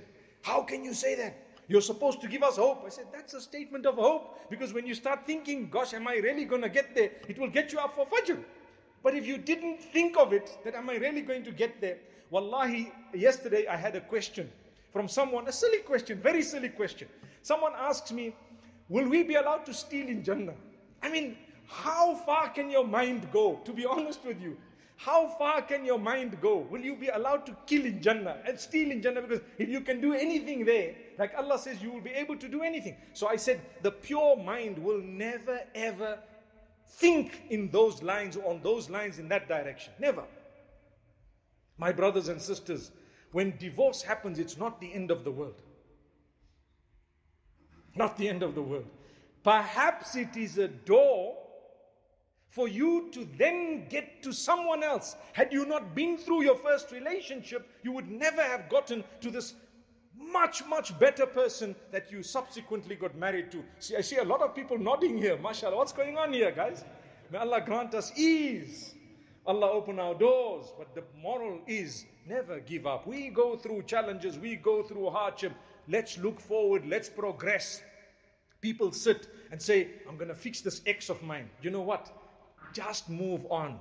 by making someone else's life difficult, it's not going to make your life easy. Not at all. You want ease? Close a chapter, open a new one, let's move forward, thank Allah, beautiful relationship, and let's move. May Allah grant us goodness. So this is it. My brothers and sisters, the Prophet ﷺ met with Khalid ibn al-Walid radiallahu anhu when he came to Medina and he wanted to declare his shahada. You know who Khalid ibn al-Walid radiallahu anhuma was? He had caused a lot of damage against the Muslims, especially in Uhud. He was well known. And so he says, "O Messenger, sallallahu alaihi wasallam, I've got a problem. The issue is, you know what I've done against Islam and the Muslims. I'm about to accept Islam. What's going to happen?" He wants to know. As Allah teaches, the Prophet sallallahu alaihi wasallam told him, "Ya Khalid, inna al-Islam yajubbu ma qabla." Oh Khalid, Islam will delete whatever happened, the bad that you did in the past. The same way Tawbah deletes the past. Also, if you were to revert or convert to Islam, your past bad is deleted. The good carries with. You know, they say when you go for Hajj, you return as pure as the day you were born. Do you know in reality, it is even purer than that? Why? Because that purity is referring to sinlessness. That's what it's referring to. It's not referring to zero on your slate. When the Prophet ﷺ said as pure as the day you were born, he means no sins next to your name. He doesn't mean nothing next to your name. Evidence of it is, what about all the good I did before I went for Hajj? It remains. Do you get the point? So the good remains, the bad is formatted, gone. This is something amazing. Whenever we talk of Hajj and Tawbah, we must remember, yes, it deletes, but it doesn't make you, you know, they say, I'm starting on a clean page. You're starting on a page that already has so much of goodness on it, because not only is it clean, but it's clean from sin. It's full of the goodness you did. Allah says if you changed your life, then we're going to bring back the bad. Allah says in the Quran, if you change your life, إِلَّا مَنْ تَابَ وَآمَنَ وَعَمِلَ عَمَلًا صَالِحًا. 3 conditions. You make tawbah. Tawbah means to return to Allah. What's the difference between istighfar and tawbah? Istighfar is to ask Allah's forgiveness. Tawbah is to return to Allah by changing your ways. That's the difference.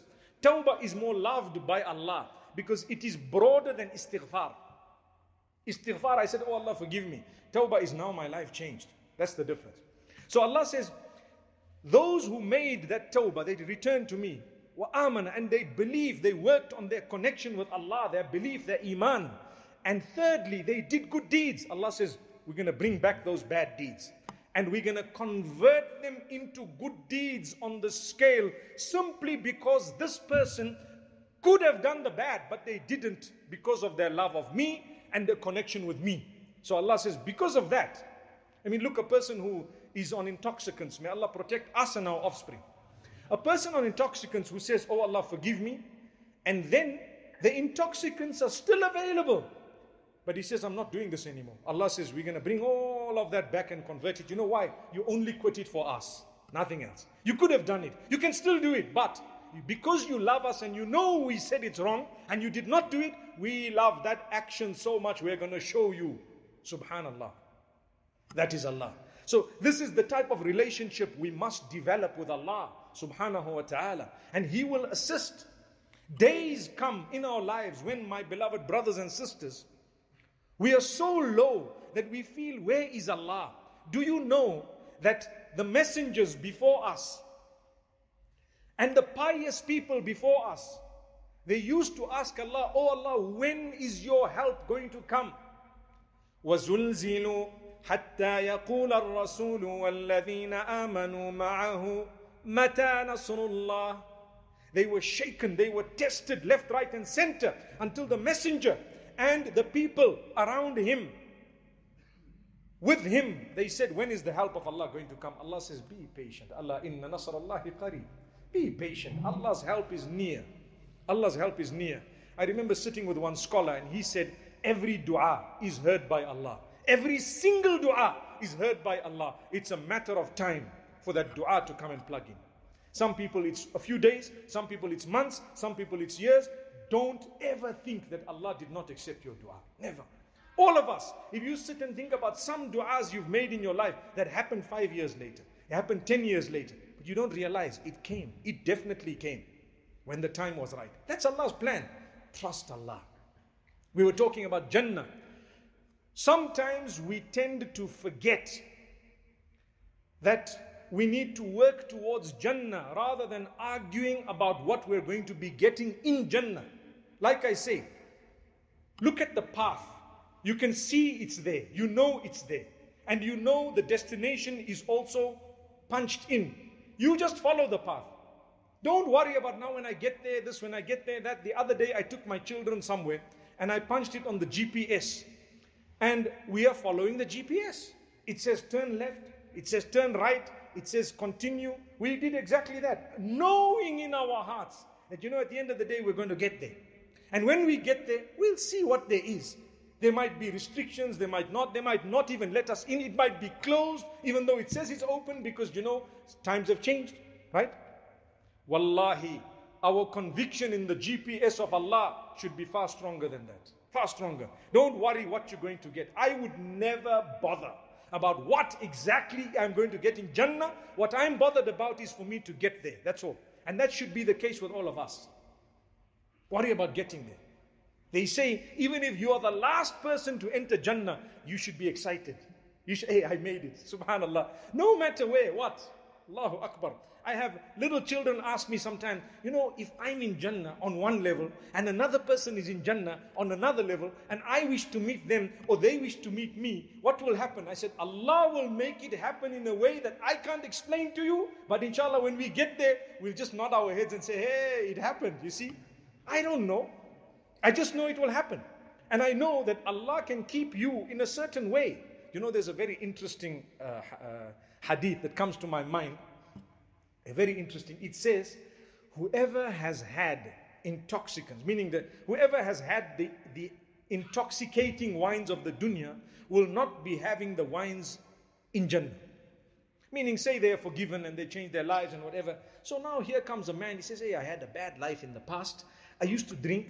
And now I've changed my life and inshallah I'm looking forward to Jannah. But why won't I have the alcohol, meaning the wines? It's called wines. It's not intoxicating. The one in Jannah is not intoxicating. Why won't I have it in Jannah? Imagine it's going to be something that I'm going to want. And when I want it and Allah's going to say no, doesn't it negate another verse of the Quran which says, once you get into Jannah, you get what you want? So I said the best explanation of the ulama is something simple. Allah removes from your entire system even the thought of it. You won't think of it.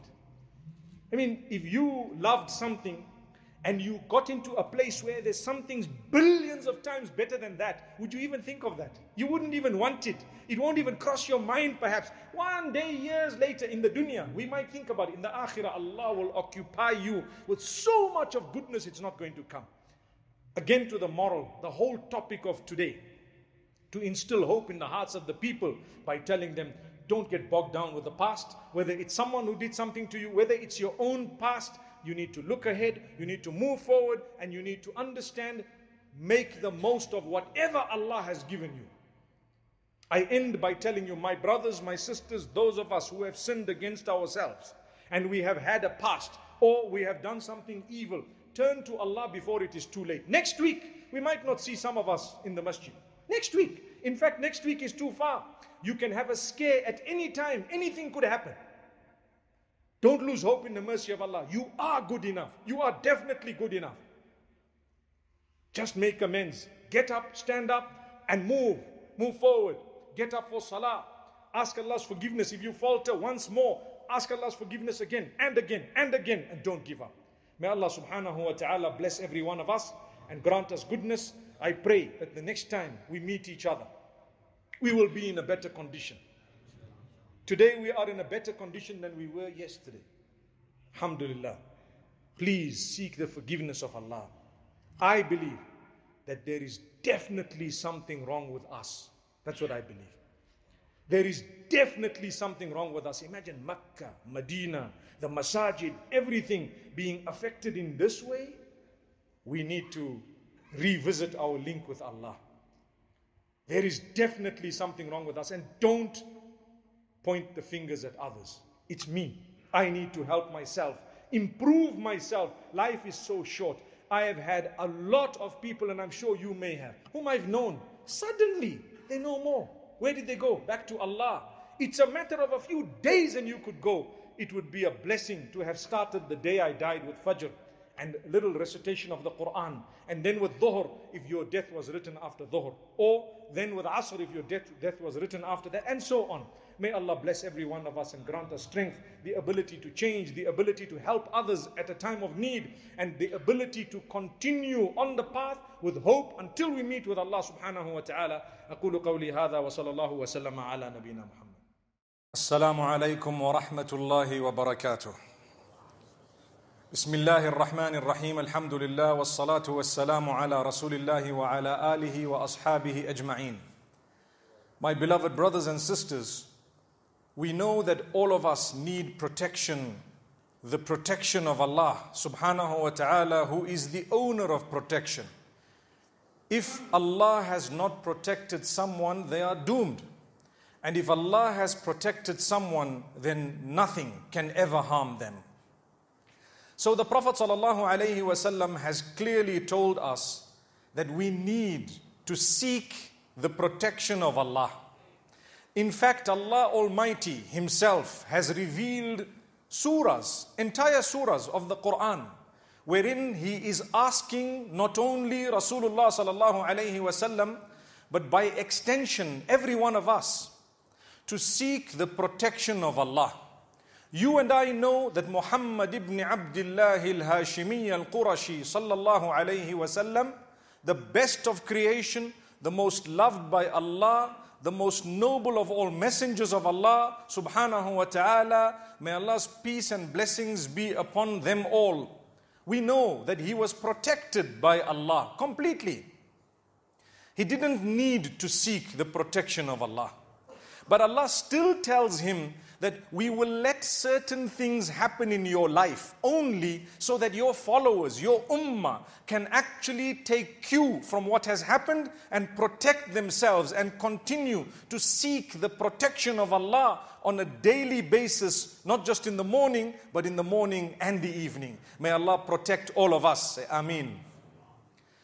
My brothers and sisters, there was a time when someone had blown into the knots that they had made of the blessed hair of Rasulullah sallallahu alaihi wasallam on a comb, trying to engage in what is known as magic against the Prophet sallallahu alaihi wasallam. Remember, nothing harms you except by the will, permission and knowledge of Allah subhanahu wa ta'ala. So nothing can ever happen to you except if Allah has willed it, if Allah has written it, and if Allah knows about it, and He will know about it. So the Prophet ﷺ, one might ask, why did Allah allow this to happen to him when he was the most loved unto Allah?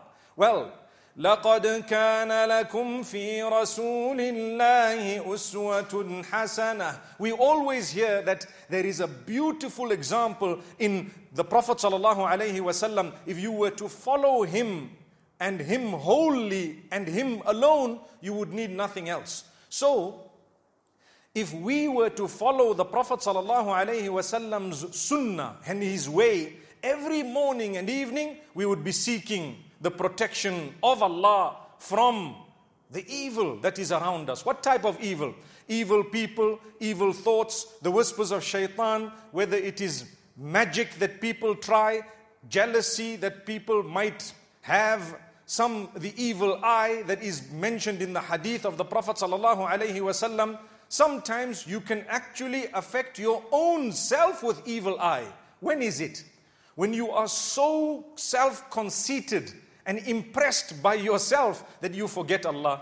You forget to connect it to Allah. You have wealth, connect it to Allah. You have good looks, connect that to Allah. You have a happy situation, connect it to Allah. By saying what? By believing this is only from Allah. He can take it away now.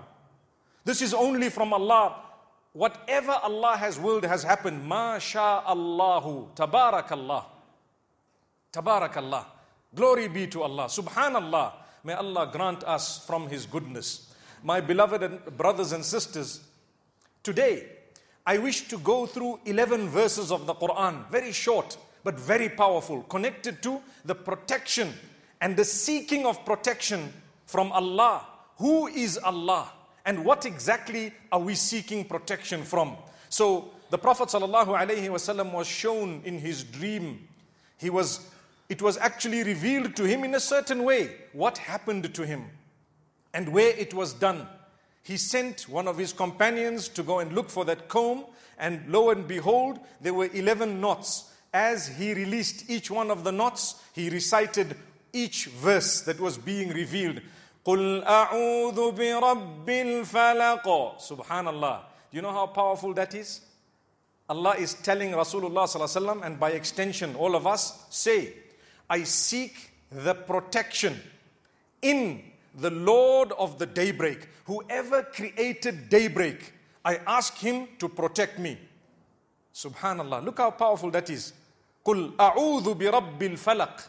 Say that I seek the protection in the Lord of daybreak, the one who made the daybreak and who allows it to continue to come on a daily basis. So much so that, did you realize daybreak is a creation of Allah that never ever disobeys Allah? Such that other creatures of Allah can give you the precise nanosecond that this sun is going to come up. You and I know we have a perpetual calendar here in this masjid that will tell you sunrise this time. Does daybreak ever say, today I'm not coming? Subhanallah. May Allah grant us ease. We learn what obedience is when we look at the other creatures of Allah. But man with his sophisticated brain still thinks, it's okay, today I'll have a break. May Allah subhanahu wa ta'ala forgive us. So we are seeking the protection in Allah. Who is Allah? The Lord of the daybreak. قُلْ أَعُوذُ بِرَبِّ الْفَلَقِ. From what do I want protection from? مِنْ شَرِّ مَا خَلَقَ. From the evil of that which He created. So He created good things, but within those good things, there can be evil that will come from those good things. For example, you have a human being. Allah created mankind for various reasons. That's a topic on its own. But within mankind, sometimes evil can come out of them. Allah created the darkness. In the darkness sometimes, and the darkness is not a bad thing. Within darkness, we actually have a very blessed moment where we would fulfill a prayer that is so valuable, known as tahajjud. Had it not been for that time of the night, or that time of the morning, whatever you want to call it, based on how you look at it, you would not be able to achieve that closeness to Allah. And remember, something that I find very, very amazing and a sign of the mercy of Allah is He did not make the prayer of tahajjud compulsory. If He made it compulsory, it might have been difficult on us. Imagine you go to sleep, you get up at a certain time, just when you're getting a good sleep. Allah says, we will keep it voluntary, but we will recommend it and we will show you the value of it. And you know what? You get to a level when you decide, I'm going to fulfill this for the sake of Allah. It's darkness, right? Outside. But the most enlightening ibadah is happening at the darkest hour. So it doesn't mean all of what Allah has created within the darkness is evil. Allah created the day and the night. Those are good things. But within the night, a lot of evil happens. So what do we say? We say, قُلْ أَعُوذُ بِرَبِّ الْفَلَقِ مِنْ شَرِّ مَا خَلَقَ وَمِنْ شَرِّ غَاسِقٍ إِذَا وَقَبَ. And I seek His protection. I seek the protection of the one who created the daybreak from the darkness when it sets in. Ghasiq. The darkness when it sets in. As the darkness settles, people feel insecure. Sometimes, subhanallah, the lighting is not good enough. At times you know that you hear sounds and you feel a little bit uneasy. You are supposed to be a mu'min, a believer. The minute you seek the protection of Allah, there should be a comfort within your heart. I have read my dua. It's called mu'awwidat. Mu'awwidat, those verses wherein which you are seeking the protection of Allah. Ayatul Kursi is one of the most powerful. But today we are speaking of the last two surahs of the Quran known as Al-Mu'awwidatan. The two surahs within which you seek the protection of Allah from all evil. So we are saying, oh Allah, I seek your protection from the darkness as it settles. Min sharri ghasiqin idha waqab. وَمِن شَرِّ النَّفَّاثَاتِ فِي الْعُقَدِ. and we are seeking the protection of the Lord of Daybreak from the blowing that happens upon the knots wherein people are intending to engage in magic. What does this mean? Number one, the evil of magic. Number two, the tying of knots and the blowing in those knots is a type of magic. And the Prophet ﷺ says, "Man sahara faqad ashrak." Whoever engages in that has disassociated from Allah or associated partners with Allah subhanahu wa ta'ala. To engage in magic is haram, totally haram. How to protect myself from the evil of magic is by reading this surah every morning, every evening. Not just once, repeat it thrice with Ayatul Kursi. And you will be protected. Allah is telling you, you are saying, "Oh Allah, protect me from the evil of the blowing into the knots of the one who is going to blow into it. Min sharri an-naffathati fil uqad." The evil that will come out of it, protect me from it. Wa min sharri hasidin idha hasad. Oh Allah, I seek your protection from the jealousy of the one who is jealous. May Allah protect us. If we are seeking protection of the Lord of Daybreak from jealousy, it means we should not be jealous of others, because it's an evil thing. I want protection from jealousy, but I'm jealous of everybody else. What's the point? Subhanallah. You want protection? Don't be. Be happy when you see someone achieving something that's a sign of your connection with Allah. Someone has scaled great heights in wealth, in position, in power, in authority, in knowledge, in anything. The day you are happy for them is the day you are happy with Allah. Do you know why?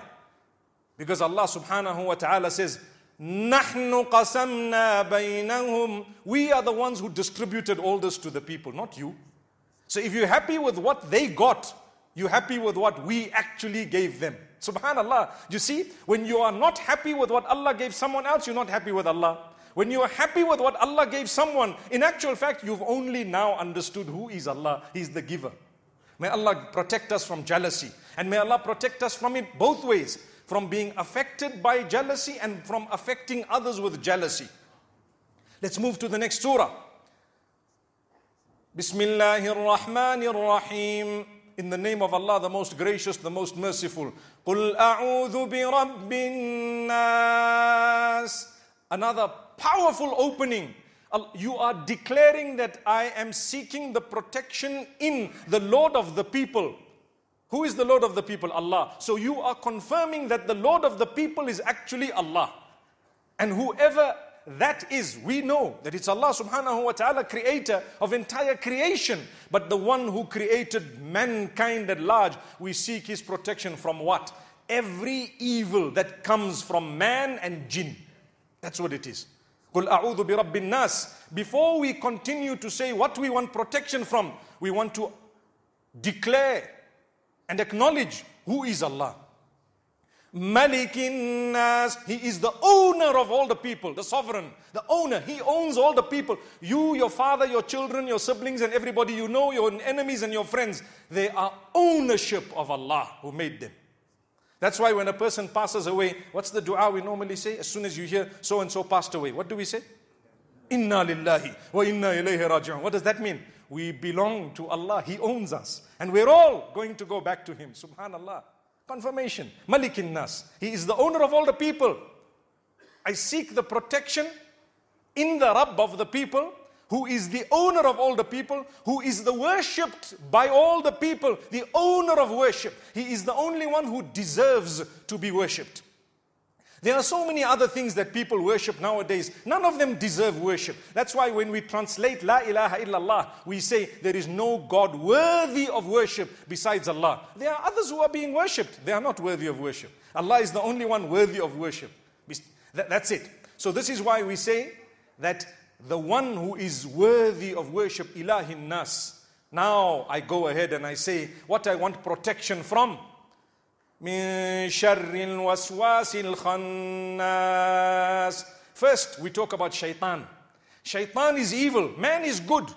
All the people you get along with, those you don't get along with. The good and the bad people, literally, within them there is goodness. But shaitan exploits And shaitan abuses, and shaitan traps, and they fall into the trap, and they then extend the work of shaitan with or without realizing.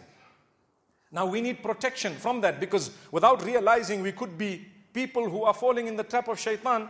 And shaitan tries with everyone every day. So the day you think today shaitan didn't come to me, you need to go to someone with knowledge and ask them and find out, you know what, how did shaitan come to me today? He came to you. If you don't know how, then you need a little bit of help. He came to you somehow. Every day, shaitan comes to everyone. That's why we say, seek the protection in Allah from shaitan. So who is this waswasil khannas? He is the whisperer who retreats, whispers in your system. He comes and quickly tell you, your sister-in-law is against you. Oh, and then he runs away. Now you start with your mind. Your mind becomes strong. Sorry to give this example. I know it's quite a common thing. But in all honesty, it's from shaitan.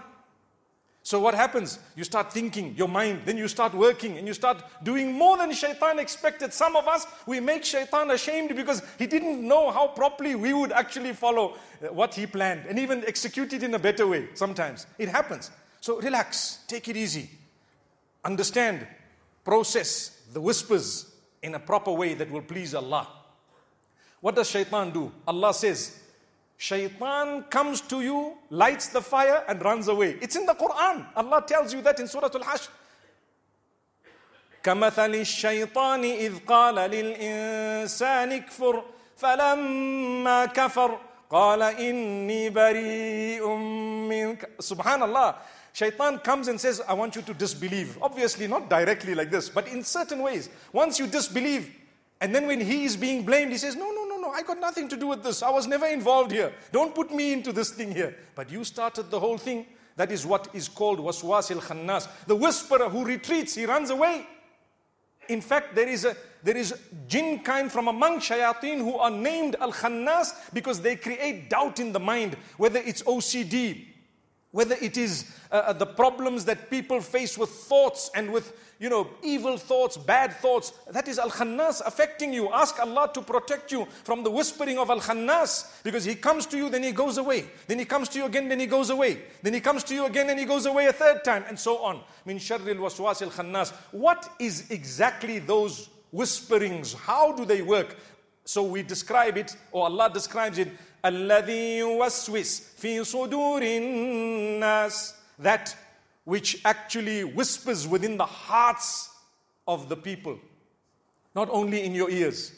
Shaitan comes to your system, in your heart. You start hating others. You start causing problems. You start doing things that displease Allah. And you don't realize, man, who are you? You were a droplet of semen, and you are going to be literally returning to the soil and dust. That's what you are. That's what I am.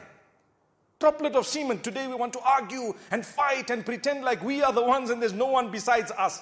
There is everyone besides you. Subhanallah. You are just one. There are people who are closer to Allah than you, whom you think are far from Allah, but you don't know, because taqwa is only known by Allah. That's why He's got a day of judgment. If it was known by all of us, we wouldn't need the day of judgment. We would already know, muttaqi, muttaqi, muttaqi, muttaqi, let's go.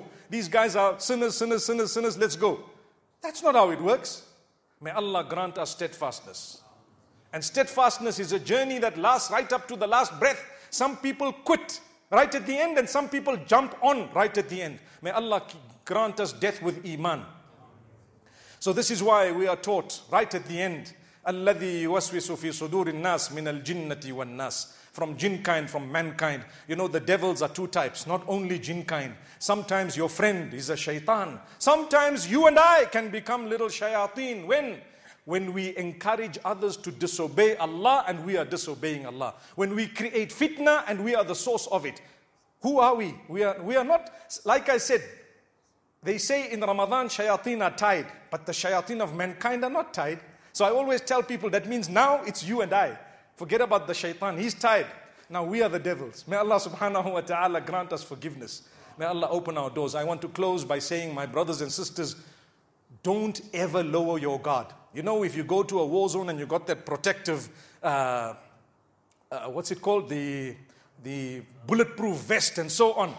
You know, we are here in Newtown, Johannesburg. If I were to ask you to lift up your hands, anyone who has that vest, we're going to get a few guys here. But let's not do that. All I'm going to tell you is, we would be fools if we know that there's shaitans and jinn kind all around us trying to attack us, and we don't read simple du'as every morning and evening and after every salah. So that is my lesson to myself to begin with, and yours. Don't be lazy. Every morning and evening, remember, it is the sunnah of the Prophet ﷺ. Fulfill these verses, read them, believe them, seek the protection of Allah.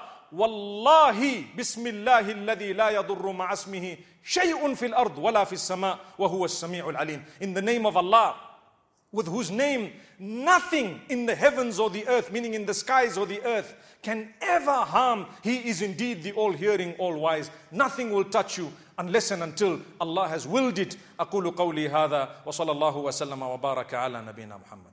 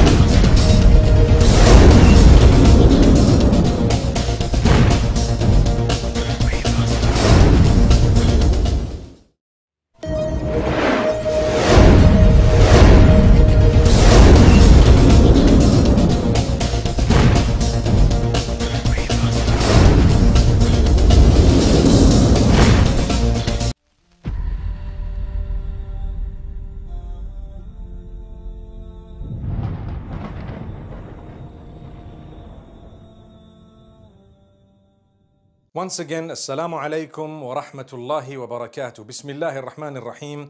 Alhamdulillah wa salatu wa salamu ala rasulillahi wa ala alihi wa ashabihi ajma'in. Ameen.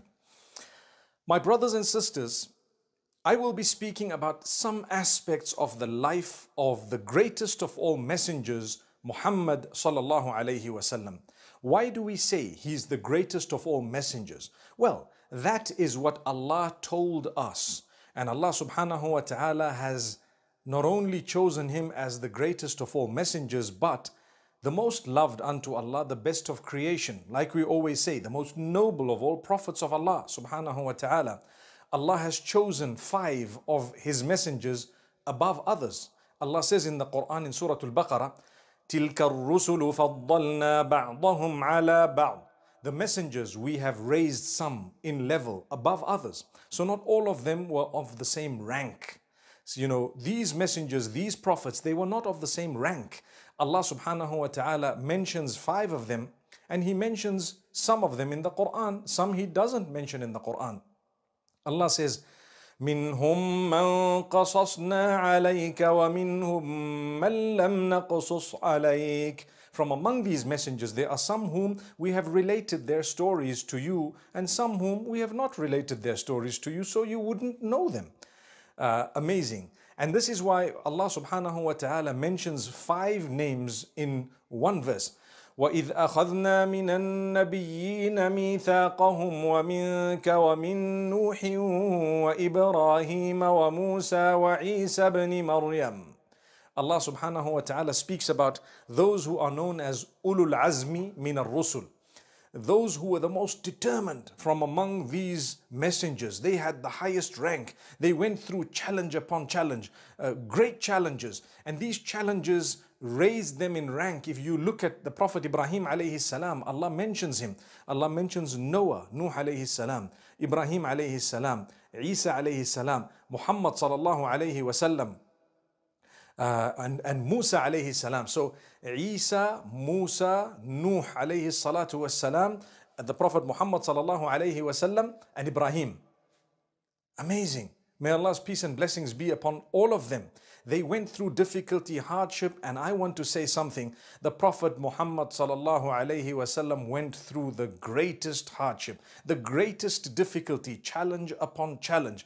I always say, When we're talking about Nabi Muhammad sallallahu alayhi wasallam, we need to realize Allah loved him the most. If Allah wanted, Allah could have actually facilitated his living on earth with the greatest of luxuries. But Allah wants us to know that when He loves you, it does not mean that He's going to shower upon you the luxuries of this world, because those whom He loved more than you, He did not shower upon them the luxuries of this world, but He gave them contentment. Allah says in Surah Al-Furqan, تبارك الذي إن شاء جعل لك خيرا من ذلك جنات تجري من تحتها الأنهار ويجعل لك قصورا. Glory be to Allah, whom, if He had willed, He could have made for you, O Muhammad sallallahu alayhi wasallam, much better than everything they've had. He would have made for you gardens beneath which rivers were flowing, and palaces He would have given you. But Allah says, you know, they have belied the hour. They don't even believe in the hour. So if we take a look at technology and the advancement we have, this technology, if Allah wanted, He could have let it be at the time of Muhammad sallallahu alayhi wasallam. But all this advancement and all this luxury and all this technology and everything, Allah kept it for later on. Imagine, we believe firmly in every aspect of the life of Nabi Muhammad sallallahu alayhi wasallam, but we haven't seen him with our eyes. The conviction in our hearts is even stronger than if we had seen him with our eyes. Meaning, we were not chosen to be from among the companions of Muhammad sallallahu alayhi wasallam, yet we're totally convinced more than if we had seen something with our own eyes. I might belie my eyes if I were to see something, but I will never belie that messenger sallallahu alayhi wasallam and his message. So what is the uniqueness? Revelation revealed to Muhammad sallallahu alayhi wasallam such that there is no contamination in it. Allah says, we will take care of the Quran, we will protect it, we will ensure that it remains intact right up to the end. And that's exactly what happened. And if you look at the Quran today across the globe, there is one Mus'haf, one Quran. And subhanAllah, there might be a few dialects of reading it, it doesn't change the meaning, subhanAllah. And amazingly, even if I don't speak your language, you can actually correct me when I'm reciting the Quran just by the fact that you're a Muslim who prays 5 daily prayers. Subhanallah. You would know some of these surahs off by heart.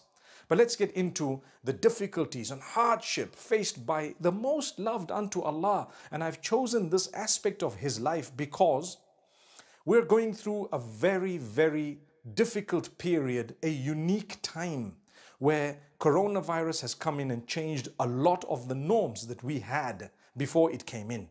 And it seems to be a semi-long-term change, perhaps, who knows? May Allah protect us all and grant us return to life that is even better than what it was before. But more importantly, may Allah grant us a better relationship with Him than ever before. Because even if life did not return to normal, but you have a better relationship with Allah, you have succeeded. And if life returns to better than normal and you don't have a good relationship with Allah, then you have not succeeded. My brothers, my sisters, Muhammad sallallahu alayhi wasallam, bear in mind, best of creation, most noble of all prophets. His father passed away before he was born. Subhanallah. Allah chose for him to be born in a city and at a time when there was no advancement in terms of electricity, running water, the internet, mobile phones, motor vehicles, aircraft, space jets, whatever else there might have been. But Allah favored him above everyone. He was born. When he was born, his father had already preceded, or the death of his father had preceded his birth. So he was born an orphan. This is a consolation for all orphans. It is not because Allah is upset with you that you're an orphan. It is not because Allah does not love you and that's why He took your father away. No, perhaps He loves you more. Perhaps He loves you more. And that's why He took your father away, subhanAllah, made you an orphan. And as Nabi Muhammad sallallahu alayhi wasallam grew a little bit older, you know, he faced a hardship in Badiyah to Bani Sa'd, when he was sent to Halima as-Sa'diyah, when he was sent to Halima, the wet nurse. And what happened is, at a certain time, Jibril alayhi salam came to him, and there was the incident of the washing of the heart at that particular juncture when he was very young of the Prophet Muhammad sallallahu alayhi wasallam. And subhanAllah, he faced a difficulty, a hardship where he had to come back to his mother. And when he came back to his mother, a little while later, his mother passed away. He was only 6 years old, according to some of the narrations. So he stayed with his mother for about a year. According to the narrations, if he had come back at the age of 5, most of the time he did not spend with his mother. And when he did, the mother then passed away when he was 6 years old, still very young. So no father, no mother. That is the most loved unto Allah. That difficulty and hardship did not mean that Allah didn't love him. Same applies to any one of us. If you faced hardship, difficulty, something happened to you, remember something. It does not mean Allah does not love you. Perhaps He loves you more than others. Take it in your stride and get closer to Him. Thank Allah for whatever you do have. The hardships and challenges were faced by everyone. Subhanallah. More so those who were loved by Allah more. Inna Allah idha ahabba abdan ibtala. When Allah loves a slave, He tests him more and more and more. You gain closeness to Allah and you realize the best thing you ever have is your relationship with your Maker. That will never let you down. The more the hardship, we will not entertain shaitan. We will never let him make us lose hope. You might have lost your job. You might have lost so many things. You might have lost family members. Like I said, your parents. Let's look at what happened next. The Prophet Muhammad sallallahu alayhi wasallam, his grandfather, takes custody of him, looks after him. And 2 years later, his grandfather passes away as well. Imagine the age of 8. You've already lost 3 of the people who were taking care of you. One before you were born, the other one when you were 6 years old, and now a third one when you're 8 years old. May Allah make it easy for all of us. I think many of us would think that perhaps Allah doesn't love you, Allah doesn't care for you. It's the opposite. Allah cares for you. Allah alone will take care of you. You might go through a few difficult years, but trust me, the victory is coming.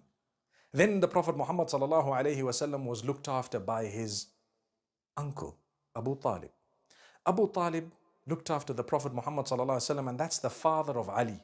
But Ali radiallahu anhu was not yet born. He was born much later. And subhanallah, as he grew a fine young lad, he was known as the trustworthy. He was known as the truthful, the trustworthy. And it was amazing. He had a status in community and society from a very young age where they called on him at times in order to help them judge in disputes.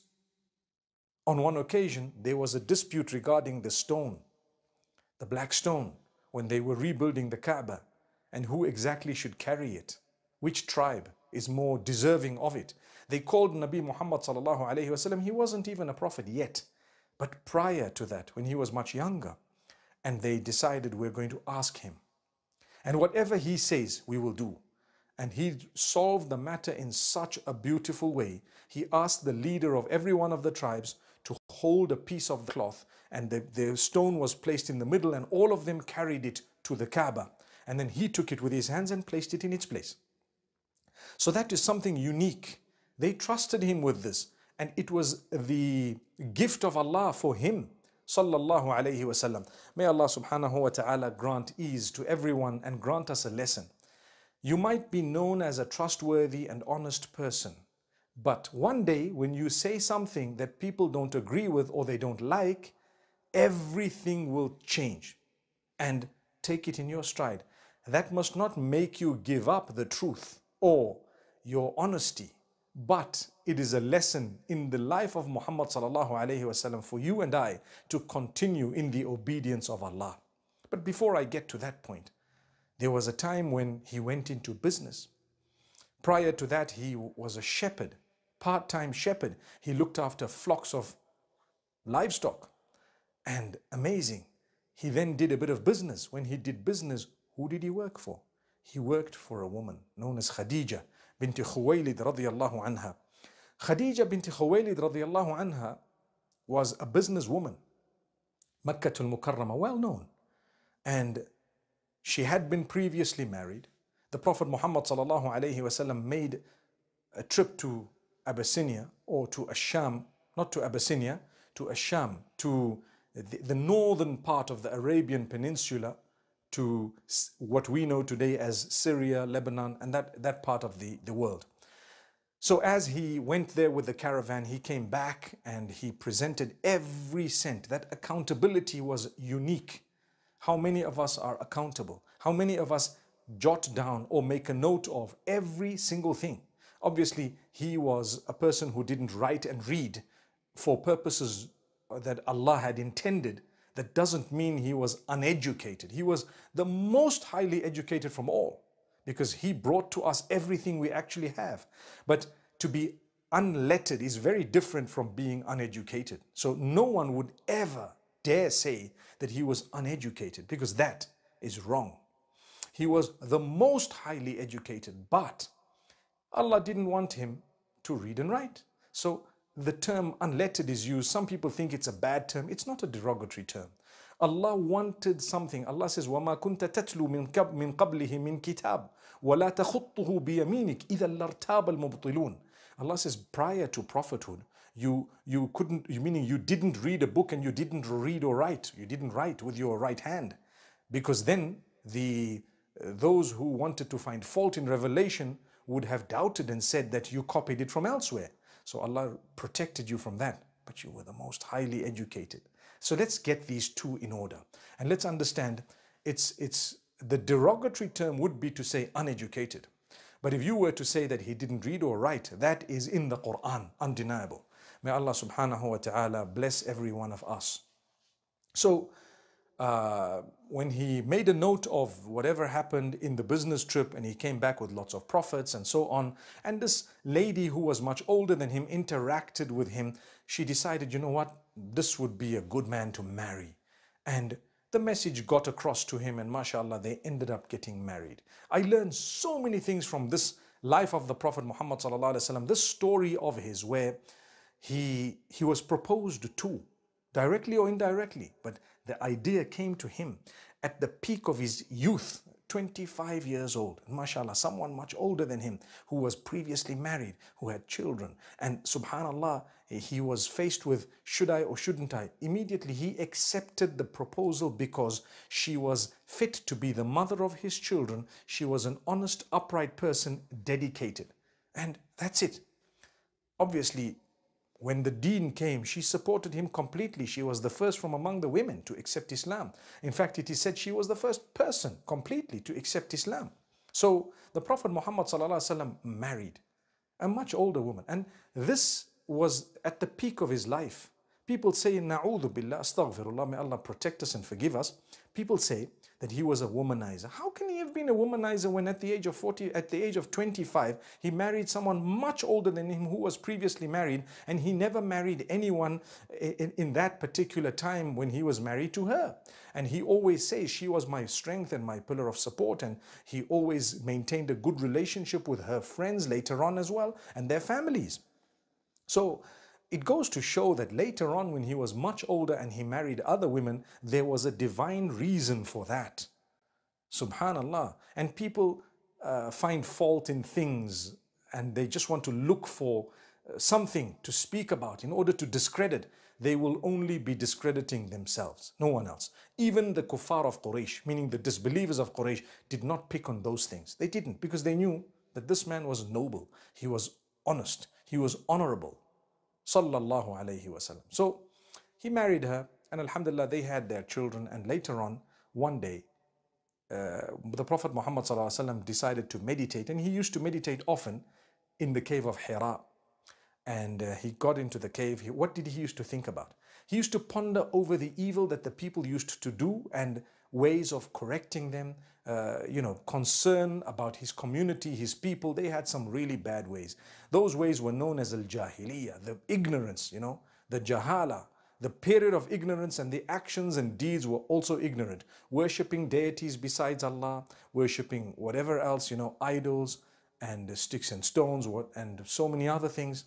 So he used to ponder, how on earth can this be corrected? And he used to seclude himself in this cave, and Jibreel alayhi salam came to him one day with revelation. Iqra, read. Naturally, ma ana biqari. Iqra, read. Ma ana biqari. I'm not a reader. Read. Ma ana biqari. Read in the name of Allah. In the name of Allah, you can do anything. I want to stop there again. Brothers and sisters, another lesson. Nothing is impossible.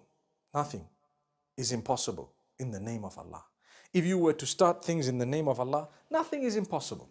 If you are to actually seek the help of Allah, everything becomes possible. What you thought was impossible for Allah is very possible. He will do it for you. So, in other words, nothing is impossible for Allah. Imagine, Iqra bismi rabbik. Read in the name of Allah. Read in the name of your Lord who created you. Khalaq al-insan. He created mankind from a clot of blood. Subhanallah Rabbil Alameen. Amazing verses. These were the opening verses to do with read and to do with using the name of Allah when you think something is impossible, and Allah will make it possible, and Allah will grant you even more than you ever expected because you did it in His name with His help and you continued seeking that help of His. That's Allah. Rabbul Izzati wal Jalal. So then revelation came to him. He came down from that cave and he embraced his wife, and she reassured him that you're a good man, you're a truthful person, and Allah will not let you down. And she took him to her cousin Waraqa ibn Nawfal.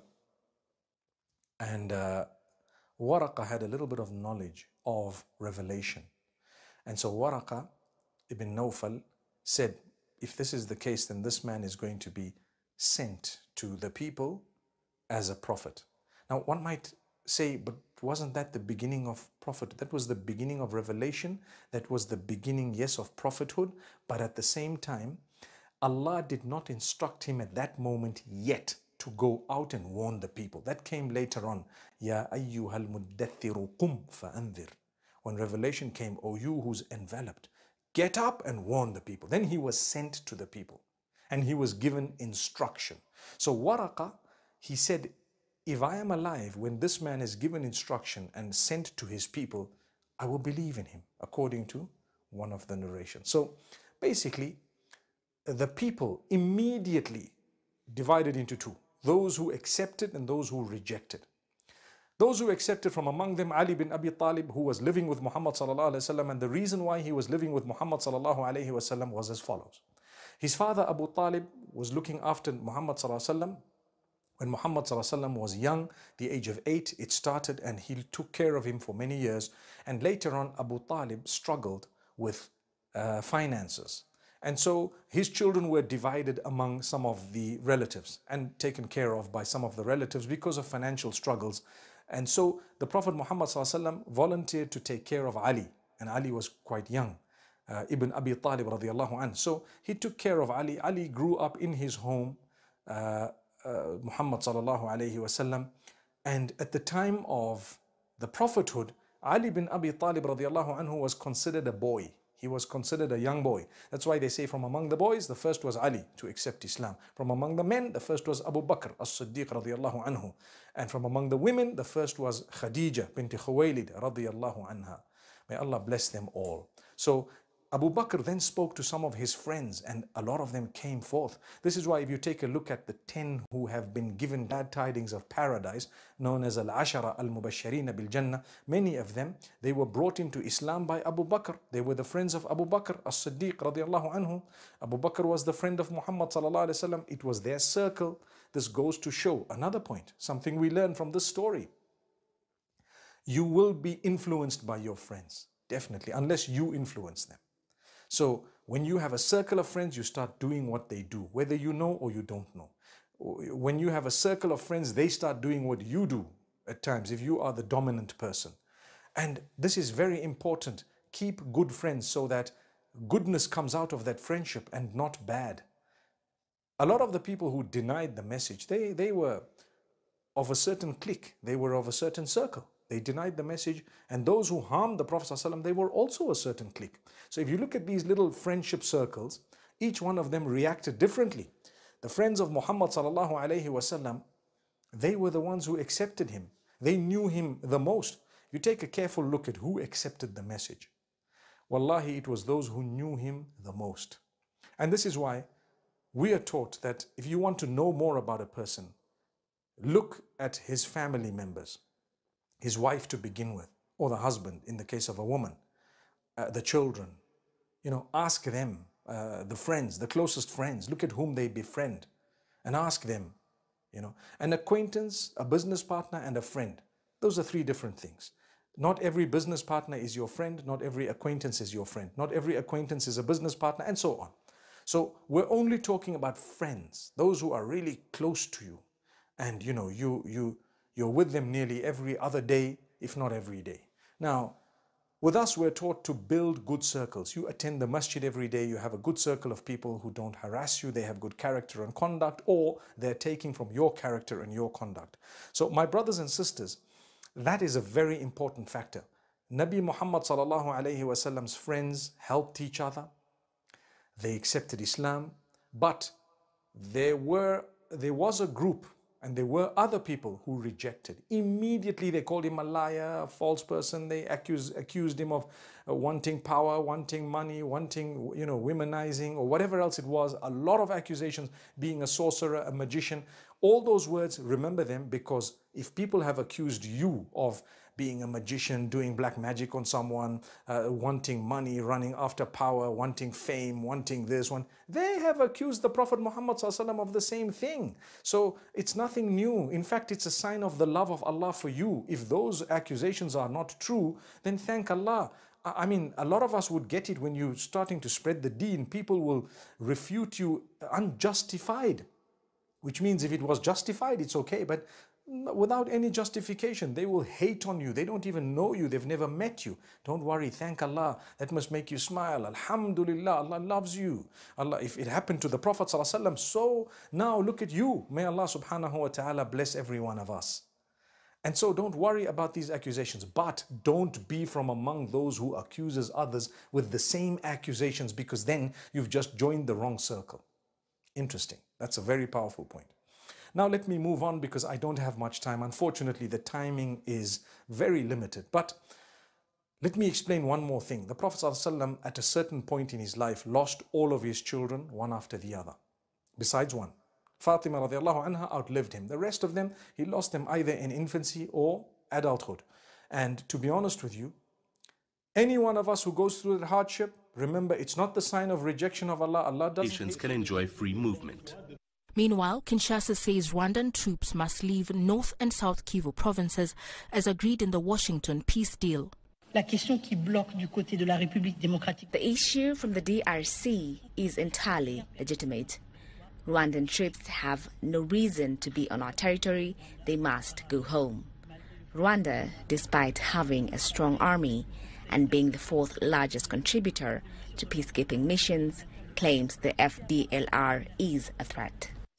Rwanda, on the other hand, wants DRC to end support for and help disengage the FDLR, an armed group linked to the 1994 Rwandan genocide and which Kigali sees as an existential threat.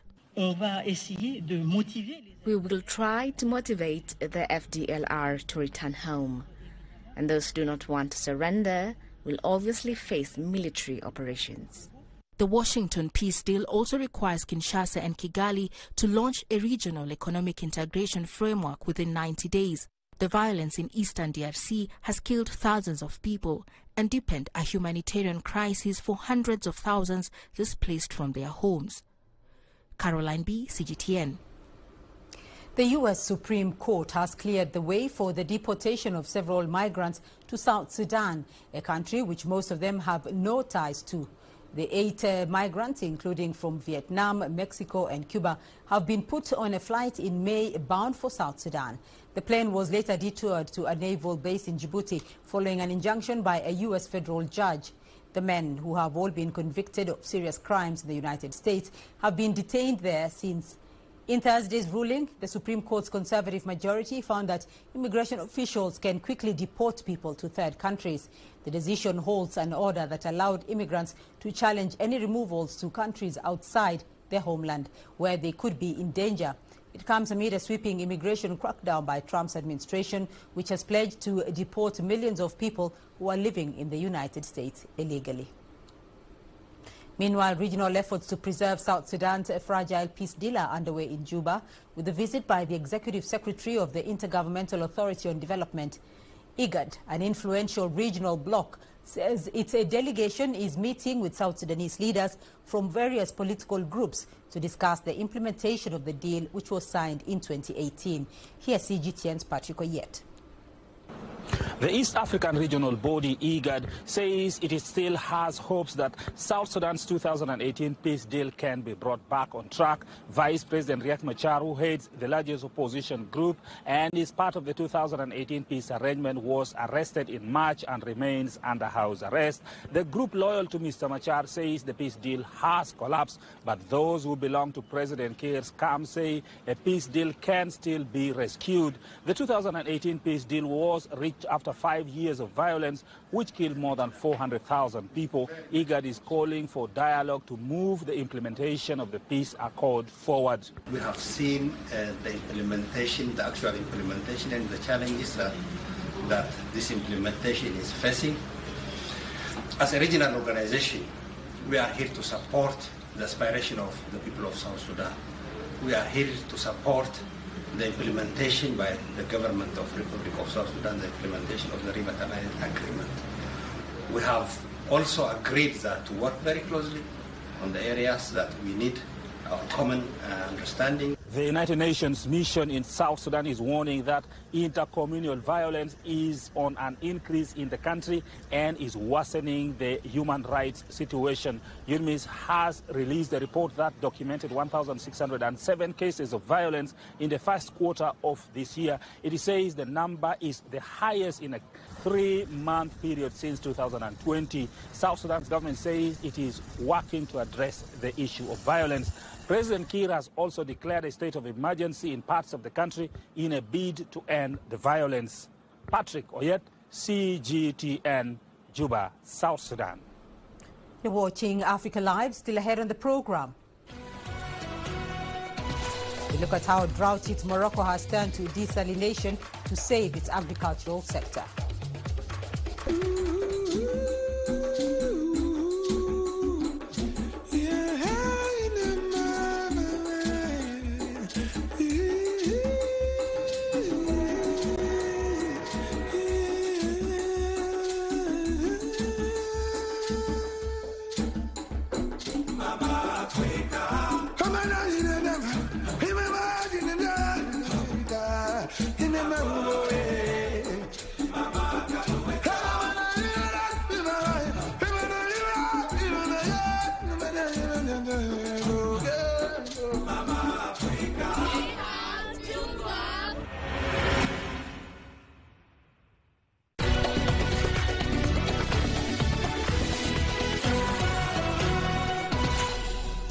Well, let's turn to Morocco, where years of drought has inspired a revolution in agriculture.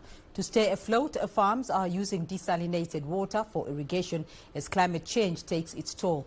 CGTN's David Bithi with more on that. In Morocco's drought-stricken Shtuka region, vegetable farmers harvest their bounty from a row of greenhouses unaffected by declining groundwater. After 6 consecutive years of drought, they have come to depend on a single lifeline, one that has both proponents and critics. One farmer says water desalination has saved agriculture in the region. With seawater desalination, we gained an extra push that allows us to work and develop even further. We used to be limited by the amount of water available in the aquifer, which was a real obstacle, like a wall preventing us from increasing the area of our crops. But thanks be to God, seawater desalination has given us the energy to double our cultivated areas and our production to meet the needs of international and national markets. Agriculture, which contributes about 12% to Morocco's overall economy, has been badly hit by the drought, prompting the country to go all in on desalination. The initiative has seen 16 plants established across the country, capable of producing 270 million cubic meters of water annually. But authorities are not done yet. They aim to boost production capacity to 1.7 billion cubic meters by 2030. The idea of a desalination project in the Chituka area has emerged over the years, primarily because of the pressure on conventional resources, such as dam water and groundwater.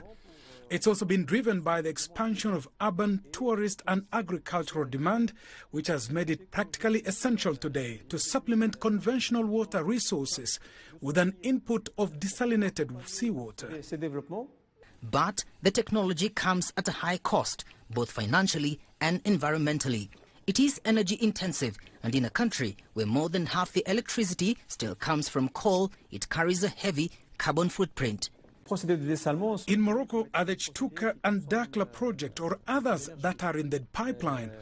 These projects are designed with the latest innovation and technologies in energy efficiency, whether that's in membrane filtration process or energy recovery. Still, for many farmers, the benefits outweigh the cost, and the choice between closing shop and survival is clear. David Mbidi, CGTN. Now to a story of resilience, restoration and rising green hope. In Western Kenya, a unique partnership between China and Kenya is using bamboo trees to give local farming families a chance at a better life. What began as a small ecological effort is now blossoming into a model of sustainable development, creating jobs and reviving once barren fields. CGTN's Sharon Baranga has more.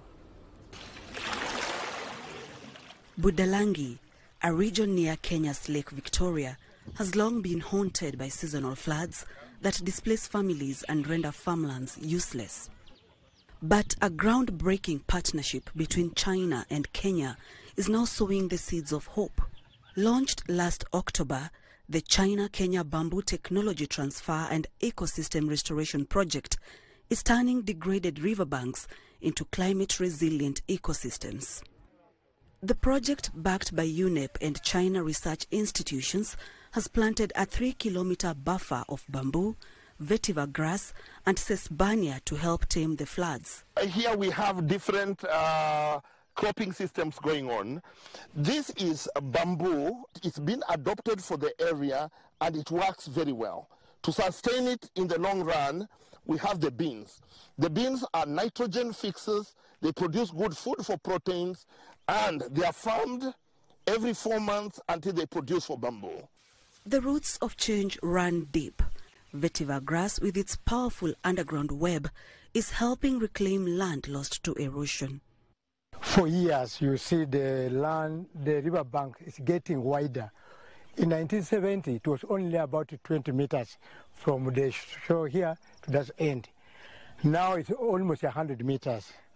So we are happy the United Corporation came to aid. The main work of the vetiver here is to make the soil strong, stable. Because the vetiver rooting system is so hard, it goes right 3 meters down straight in the soil. It forms a web, so no soil escape. It will get the soil and will start building the riverbank upwards. Over 600 farmers have been trained so far. With plans to restore 100 hectares of bamboo, the initiative is building the foundation for a new green industry in Kenya. We can make furniture, we can make tiles, we can make toothpicks and others. So because of that, we are encouraging our people to know the value. When people are well sensitized and they see it in action, many people will be encouraged to grow bamboo. For artisans like Kasa, this initiative is more than environmental revival. It's a personal transformation. Trained in Chinese weaving techniques, he's now mentoring others and making a living from his craft. This is an umbrella. I take approximately 6 hours to make one product. I have here these are fruit baskets.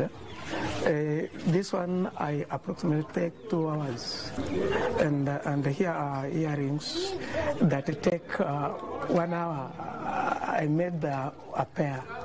Been trained with a lady from Chinese who taught me to use the bamboo, how to process bamboo and to come out with the fine sticks that I can make these products here. We actually embraced the product of bamboo plantation. It has actually changed my life from where I was to where I am now. More than just a bilateral pact, many believe the Bamboo Initiative symbolizes South-South solidarity, showing how homegrown solutions can restore landscapes, empower communities, and tackle the climate crisis. Our mission is to help developing countries tackle climate change and improve livelihoods through effective ecosystem management within a South-South cooperation framework. The Bamboo Initiative is a perfect embodiment of our vision. Restoration is the entry point, but green development is the destination. It's about transforming lush landscapes into true sources of prosperity. From the roots of bamboo, a greener future is rising, one shoot at a time. Sharon Baranga, CGTN. Abidjan is on a cinematic mission. Once overshadowed by regional film giants like Nigeria's Nollywood, Côte d'Ivoire is now investing in its budding film industry, hoping to become a leading production hub on the continent. As filmmakers shoot an increasing number of local and international productions, optimism is rising among the country's storytellers. CGTN Sharon Baranga has more. In the lush green outskirts of Abidjan, cameras roll on the set of The Wheel, a comedy co-produced by Côte d'Ivoire, Burkina Faso and Senegal. At the helm is a Burkinabe director, Adama Rumba. He's witnessed the Ivorian transformation in movie-making firsthand. I was surprised because 10 or 15 years ago, majority of the technicians we used came from abroad. Now I realize that we actually have just as many trained technicians. I think we have people capable of handling an entire production without really having to look elsewhere. And it's not just about manpower. The country is now handling multiple film productions simultaneously, something unheard of just a few years ago. Today, I believe there's enough qualified manpower for several productions to happen at once. In the past, when we launched a production, we had to wait for the technicians to finish working on a project before launching another one. For production manager Shaidate Koulibaly, the growth is cultural as much as it is professional. We have a new generation that is increasingly interested, who are turning to this art, who want to professionalize it, take it to another level, so to speak, and who are in this dynamic of telling our stories. But challenges persist, especially with funding. In terms of organizing the shoot, we had difficulties securing financing.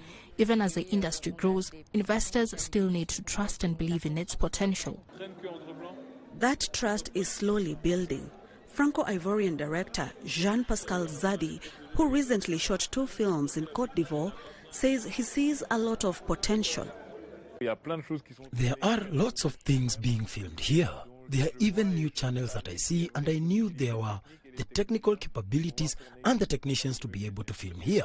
That's why I came here. The Ivorian government says it's committed to training talent and making Abidjan a continental hub for cinema. While Nollywood still dominates African screens, Côte d'Ivoire films are gaining ground. New theaters, public subsidies, and international collaborations could help shift the spotlight. And as most stories are told by Africans for Africans, the region's soft power may soon lie in cinema. Sharon Baranga, CGTN. Well, let's now go to Uche Okoronko for a look at the day's business news. Uche. Thank you, Beatrice. And coming up on Africa Live Biz. Ethiopia signs a $1 billion budget support deal with the World Bank. And leaders from the BRICS group of nations begin to gather in Rio de Janeiro for their annual summit. Africa is the nexus of enterprise, and global business will tell you why it matters. From the mega investment projects to multi-billion-dollar mergers and acquisitions. Africa today collects, just in terms of revenues from taxes alone, $545 billion a year. If you take 10% of that and you devote it to the energy sector, problem solved. All this on Global Business, weekdays at this time on CGTN.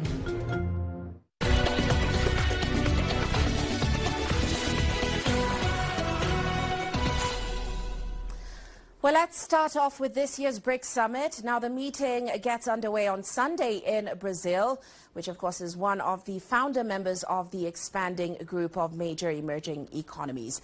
Well, BRICS now has 11 full members, including 3 from Africa. That's South Africa, Ethiopia, and Egypt. Now, the North African nation has many reasons to be hopeful over its new status, as CGTN's Yasser Hakim now reports. It's been over a year since Egypt had its full membership of the BRICS, and Egypt has been seeking this membership for nearly a decade. Experts have cited the importance of the bloc to Cairo's developmental goals.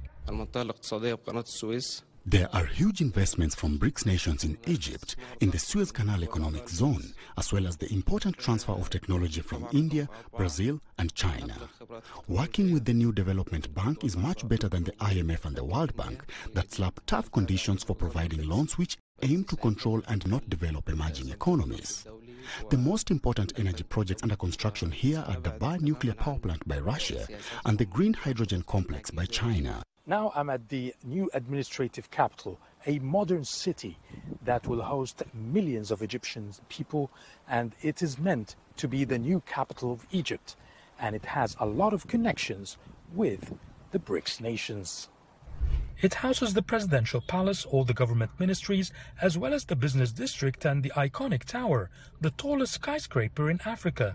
They're mostly built by Chinese companies, and some of the infrastructure is partially funded by the BRICS Development Bank. Promoting trade and investments as well as sustainable development are cores of the theme of BRICS this summit.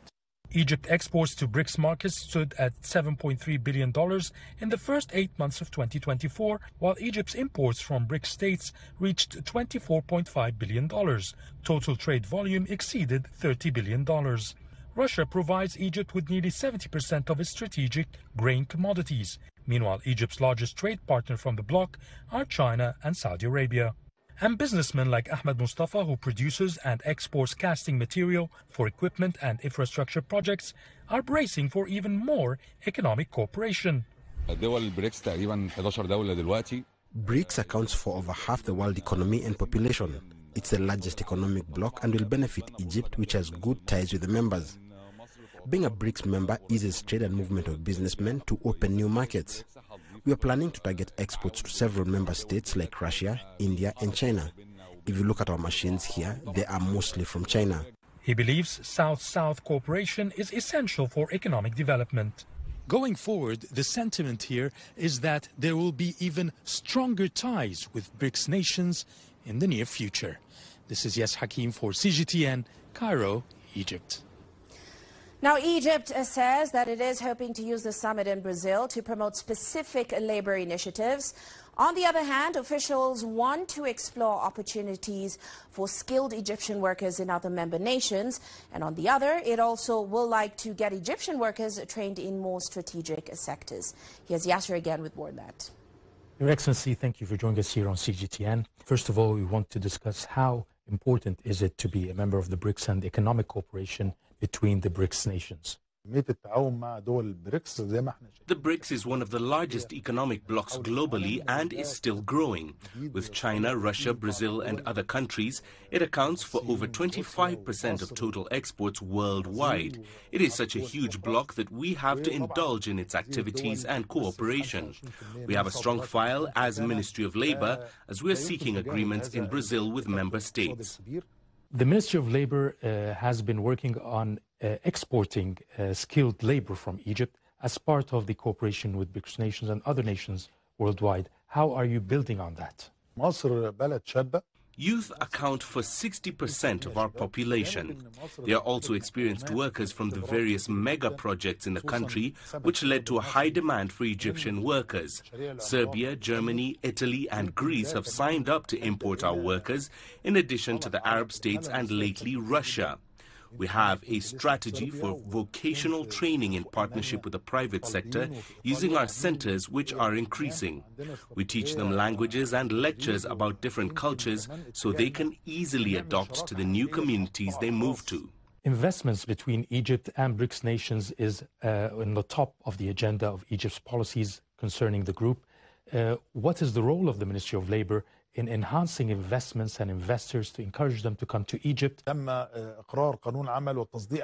President has ordered us to provide incentives to encourage investors in the summit. We issued a new labor law that lifted a lot of hurdles for investors. We also digitized all paperwork to facilitate the business climate for investors. The result is that Egypt was recently ranked a top 10 nation globally in attracting foreign direct investments, and we want to build on that at the summit. Your Excellency, thank you very much for joining us here on CGTN. Thank you. Thank you, sir. Now, of course, the two-day BRICS summit will bring together some of the world's biggest economies amid what seems to be an ever-changing global trading landscape. Some of these manufacturing powerhouses are now looking within the BRICS mechanism for more security. Here's Owen Fairclough with more on that. China and Brazil are two of the world's biggest economies, and their respective leaders are determined to find a new direction for global trade. That instability was triggered by Donald Trump's worldwide blizzard of tariffs to protect the US from foreign competition, though some have been postponed or reduced pending negotiations. And if they're quickly backfiring on the US by raising prices for businesses and consumers, they're also changing trade patterns, according to Brazil's agriculture minister. China primarily imported sorghum from the United States. 70% of its imports were from the US, and Brazil was not on this market. We opened the market last year, and we are confident that Brazil will soon be an important sorghum exporter, ensuring good trade relations. And that's just two members of the BRICS group founders: Brazil, Russia, India, China and South Africa, now expanded to include Saudi Arabia, Egypt, the United Arab Emirates, Ethiopia, Indonesia and Iran. Together, they account for some 40% of the global economy and around a quarter of global exports. So they're among the most impacted by Trump's tariffs, but they're already pivoting away from the US to explore new markets. And as they prepare for their latest summit in Rio de Janeiro, those new trade flows will be a major talking point for BRICS nations.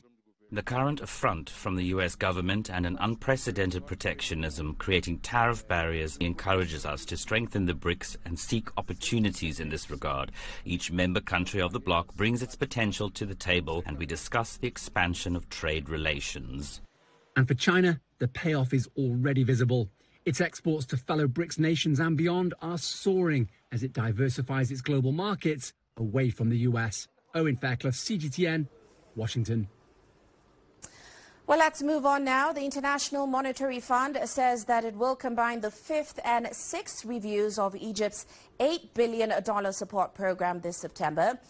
Now, officials said that decision was made to give authorities more time to meet critical objectives in its economic reform program. Now, an IMF spokesperson told a regular briefing that IMF staff were working on with Egyptian authorities on finalizing key policy measures, particularly on the state's role in the economy. A decision to combine the reviews could delay a new disbursement of funds by about 6 months. Now, Julie Kozak said it was premature to discuss the level of any expected disbursement related to the combined reviews.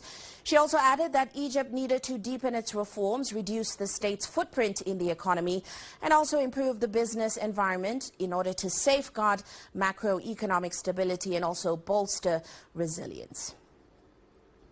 Meanwhile, Ethiopia's government and the World Bank have signed a financing agreement worth about $1 billion.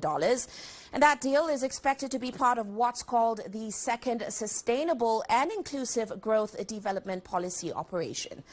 Now, authorities say the move reflects the World Bank's continued commitment to supporting Ethiopia's bold and far-reaching reform agenda. The program aims to bolster recent government efforts to ensure financial sector stability, to also enhance trade competitiveness, and to strengthen domestic resource mobilization. Now, it also looks to promote public sector governance and to ensure the sustainability of social services, all of which are integral pillars of Ethiopia's macroeconomic and its structural transformation. And a 3-year civil conflict has devastated Sudan's economy, with production plummeting and also millions of people there forced to leave their homes. With inflation now spiraling in unstable markets, even basic groceries are now out of reach for many families who, of course, have lost their usual source of income. Now, hunger and disease are on the rise in many regions as a result. The army-led government says it is doing what it can to ease that burden. But is it too little, too late? CGTN's Ian Kenema tells us more. In the heart of Khartoum's market chaos, the price of survival changes faster than a receipt can be printed. The impact of the increase in the dollar is significant in relation to the changes in the prices of purchases. The market has become, in fact, unstable. I mean, every day, or in fact every 2 hours, the price changes, so none of us knows what to do. The majority of companies stopped selling to us because of pound fluctuation. Merchants say the fluctuating Sudanese pounds mimics a yo-yo, up, down, and mostly spiraling. Many suppliers have also pulled out entirely, unwilling to play roulette with prices. They stop selling and stop sending sales representatives. And when we call, they say to us we stopped selling. This reality is really affecting us. Our capital is currently decreasing. When we come to sell goods, we found that we have lost a lot. This is not a natural situation, of course. The US dollar now trades at nearly 2,770 Sudanese pounds, marking a 6.5% jump in just 1 month. The unofficial rate, even worse. Inflation is slightly to 143% in May, down from over 173% in March. But the term easing is relative when prices remain sky high. This conflict has affected many sources of Sudanese agricultural and livestock exports, and even weakened gold exports. I see that the slight decrease of inflation recently, despite the severe economic circumstances, is a result of the success of the efforts of the Finance Ministry. Agricultural productivity has shriveled. Roads are impassable, farmers are displaced, and Sudan's once promising gold exports have tarnished. Extreme poverty now affects 71% of the population, while GDP is expected to shrink another 13.5% this year. Even in the best case scenario, economists say it would take until 2031 at the earliest for Sudan to claw back to pre-war levels. Prices can actually be said to be no longer within the citizens' capacity. Food supplies themselves have become more linked to the price of the dollar and linked to many factors. The average Sudanese citizen is caught between empty shelves and even emptier pockets. At the butcher's block, sales have dried up, with bridges both literal and economic have been severed. There is no purchasing power. Most people have been displaced and sales in the markets aren't doing well. We used to get our cows from Omdurman, but because the bridges are closed, we now get our supplies from nearby slaughterhouses, such as the Al Sahafa slaughterhouse. In a bid to curb the suffering, Transitional Prime Minister Dr. Kamil Idris has slashed custom duties. He also announced discounted markets, aiming to bring relief or at least a little breathing room. But amid the chaos, Sudanese resilience endures. As the dollar dominates and prices bite, hope flickers that small businesses and homes remain standing. Ian Kenema, CGTN. And shifting focus now, the world's biggest multilateral climate fund said that it will make its largest ever series of investments and speed up deal making as it looks to help poorer nations respond to global warming. Now, the Green Climate Fund plans to release about $1.2 billion for about 17 projects, mostly in Asia and Africa. and that's following approval by shareholders, including the United States. Now, this all comes against a fractious U.S. political backdrop that, of course, has seen development aid slashed.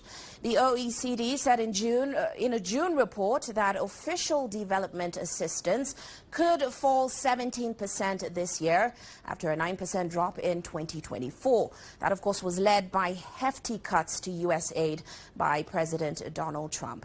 Now, the GCF disbursement includes $227 million for an initiative to expand green bond markets in about 10 countries, most of them here in Africa. And as of July 9th, the July 9th deadline, for the suspension of some of those U.S. tariffs, it approaches, and the European Union, Japan and India say they will defend their interests. And this all comes as U.S. President Donald Trump says that countries will start paying tariffs on August 1st. Now, the European Commission President, Ursula von der Leyen, says that the EU is ready for a deal, but it will not hesitate to implement retaliatory measures if talks with Washington fail.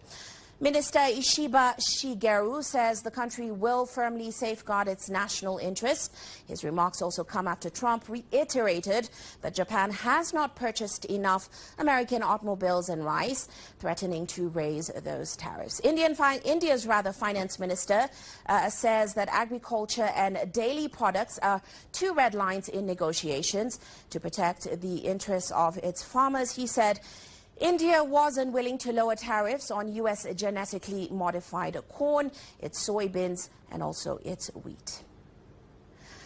Now, it's Independence Day in America, but it seems that fans of fireworks may have to settle for a little less bang for their buck this year.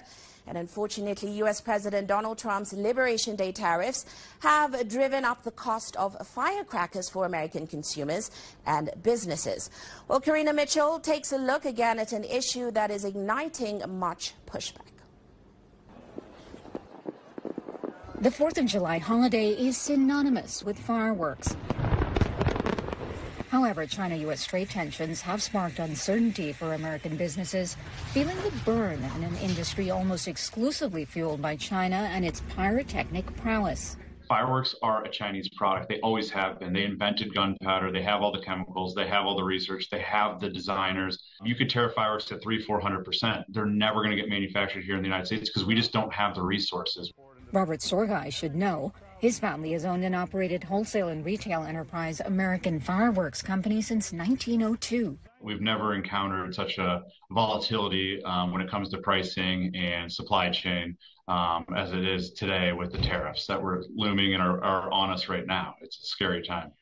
He says he was lucky. His business secured most of its firecracker shipments from China ahead of Trump igniting a trade war, but notes recent sky-high tariffs of up to 145% on Chinese imports into the U.S. couldn't have come at a worse time for the sector's smaller vendors. A May trade truce and lower levies between the two nations came too late for some importers. As a result, several halted orders, and that's led shoppers to seeing some shortages and price hikes when it comes to seeking out their favorite fireworks this Independence Day. Well, Sorgai says they've absorbed costs, and many of their larger clients are moving forward with their July 4th fireworks shows this year. Industry insiders are sounding the alarm for next year, as some Chinese manufacturers are pulling back on production amid a slowdown.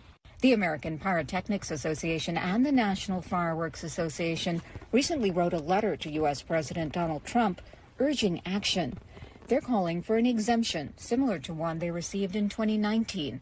Without it, the trade groups warn tariffs will, quote, cripple the fireworks industry and jeopardize businesses and celebrations tied to America's 2026 semi-quincentennial. Sorgai agrees, but says regardless of any exemption, the fuse has already been lit for higher prices for next year's July 4th festivities. If we can get the exemption we want and need for our industry to help celebrate, we could be expecting like a 10 to 15% increase going into next year. If we don't get that exemption, you're looking anywhere from 35 to 45% increase into next year. Leaving many wondering if next year's birthday blowout for the nation will be a boom or a bust for the industry. Karina Mitchell, CGTN, New Jersey. Well, that is all for now on Africa Live Biz, but coming up ahead on Global Business Africa, Leaders from the BRICS group of nations begin to gather in Brazil ahead of their annual summit, with the impact of U.S. tariffs on emerging economies expected to be high on the agenda. We'll, of course, bring you more on that at the top of the hour. For now, let's head back to Bridges. Uche, thank you. Well, let's take a look at your sports news. Here's what's ahead. The FIFA Club World Cup enters the crucial quarter-finals phase.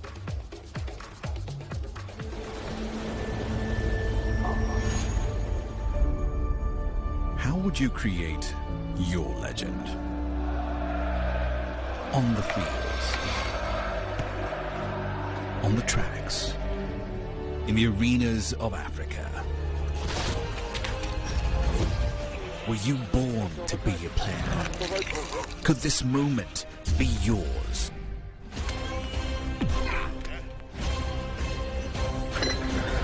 Sports Scene. Find your game.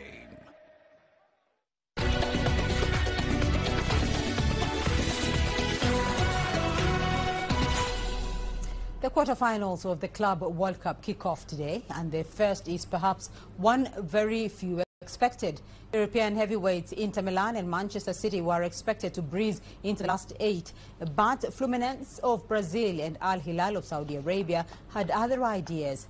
Now the sides face each other for a place in the semi-finals in what's expected to be a very hot afternoon in Orlando. Fluminense head coach Renato Gaucho says the game could go either way. In my opinion, each side has a 50-50 chance of winning. If both teams got this far, it's because both teams are capable of advancing. We faced Inter Milan, they faced Manchester City in 2 really tough matches, both for them and for us. So if we both got through, it's because we both have our merits.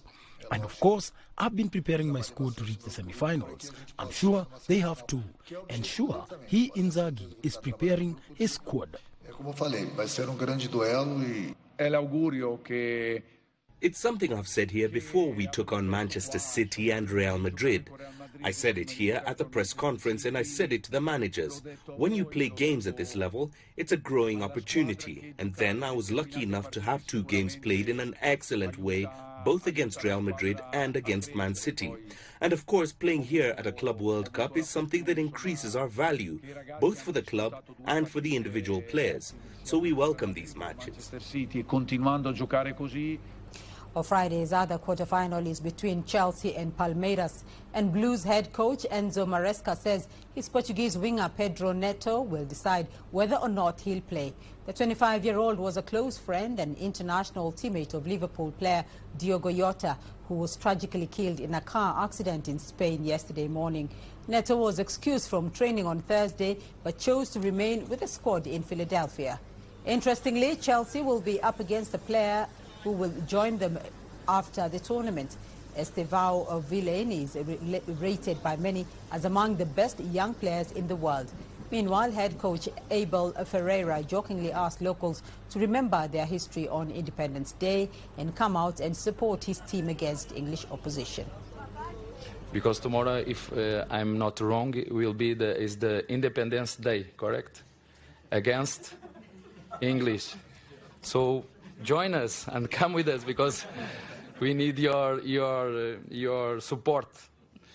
So I think I answer your question. We'll give our best tomorrow, and I hope we are in bad moment, in good moment, focus in our job. Each one try our best. It's true. The other side, we have a big team with a lot of talent, young players also. But we have one dream, and now we will fight for our dream with open eyes and give our maximum.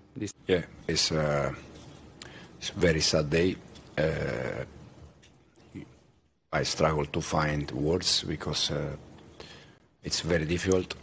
And, the feeling that you have is that you feel a little bit, helpless in this kind of situation.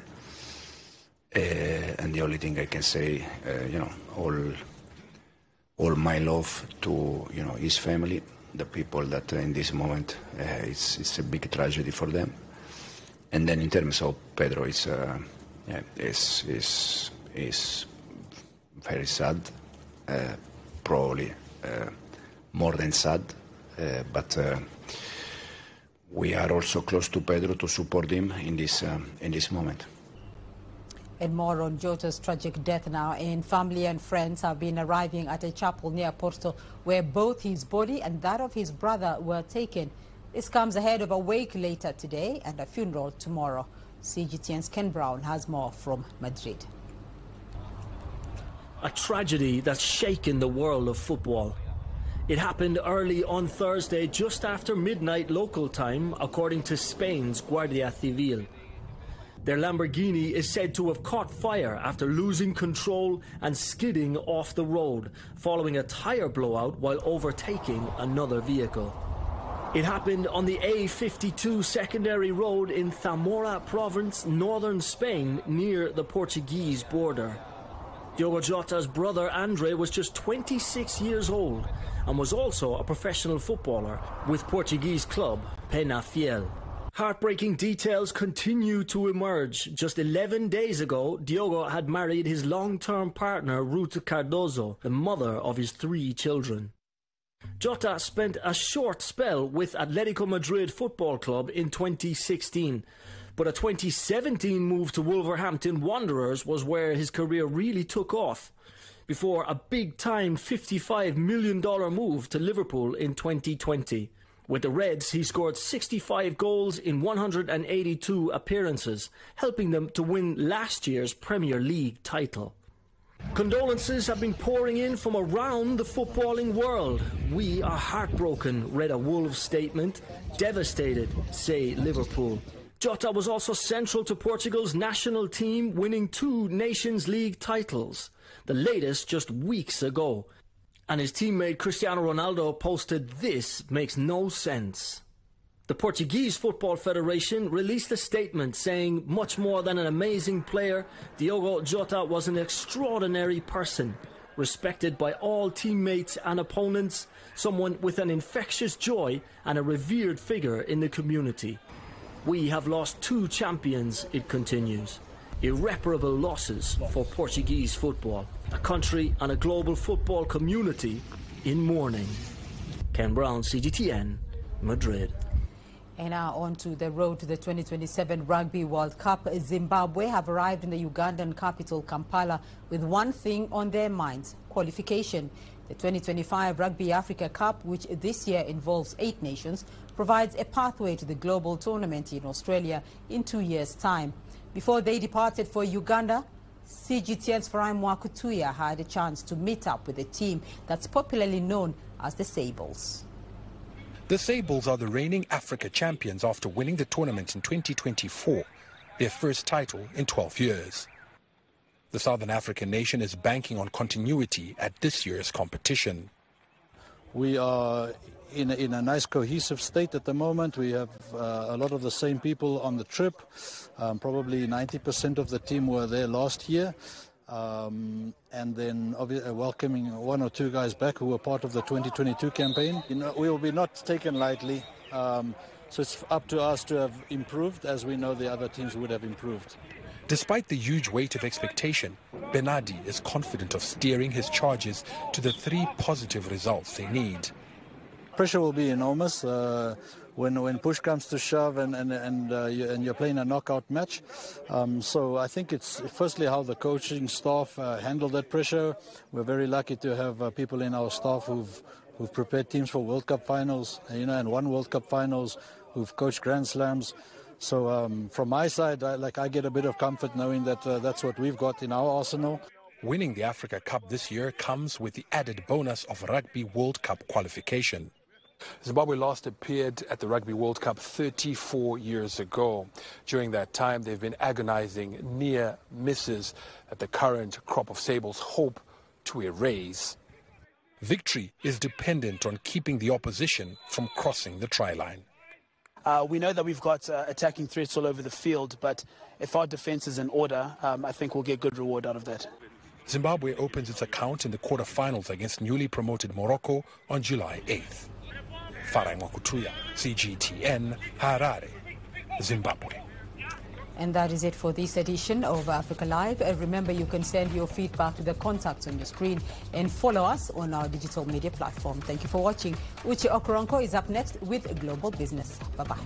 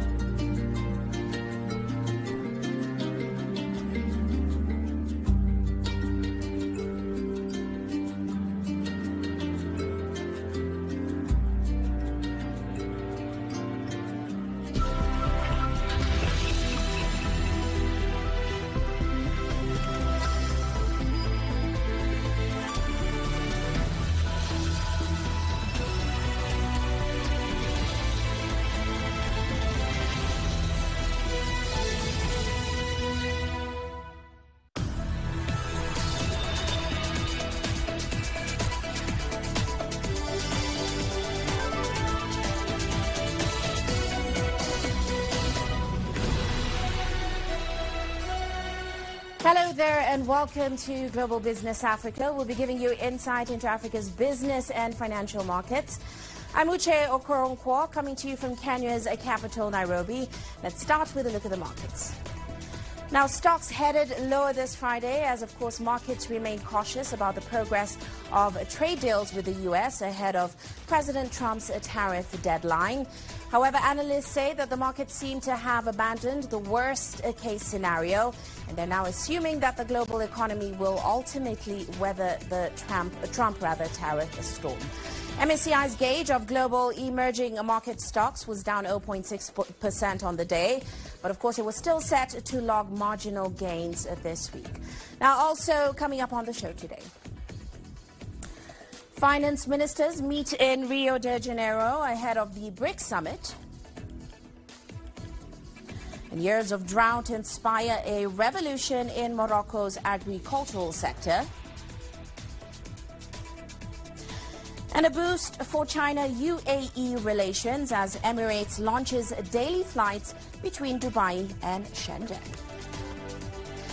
And we begin tonight's show with our continued coverage of the BRICS summit, which, of course, is set to open this weekend in the Brazilian city of Rio de Janeiro. Finance ministers and leaders of relevant organizations from the bloc's 11 member nations met earlier today as they look to lay the groundwork for the leaders' meeting. Now, with global trade tensions still rising and U.S. President Donald Trump's tariff threats still looming, the meeting focused on strengthening economic cooperation. They also explored advancing local currency trade along with cross-border payment systems. It is possible to create a new model of financing without conditionalities. The austerity model has not worked in any country in the world. The so-called austerity demanded by financial institutions has only made countries poorer. The NDB was built on a clear premise that the countries of the Global South, the BRICS member countries, have both the right and the capacity to define their own paths of development, including infrastructure, industrial and technological modernization and sustainability. Now, of course, as the city gears up for the summit, let's get the latest on the ground from Paulo Cabral. He now joins us in Rio. Great to have you with us, Paulo. Now, of course, we just heard the finance ministers there. Give us an update on the preliminary meetings that are currently taking place ahead of the summit on Sunday.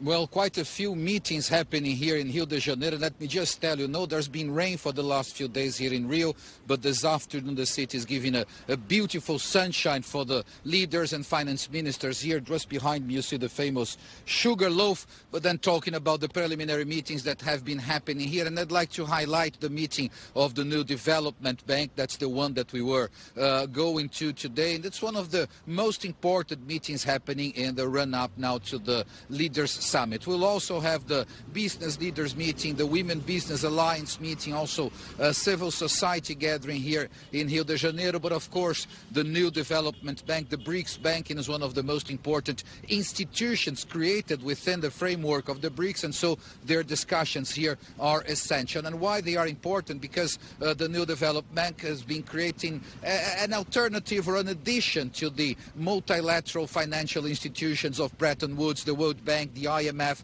that have been going since the World War II. But usually that's what BRICS leaders say, much more connected to countries of the global north, while the BRICS has been created and is run especially by the so-called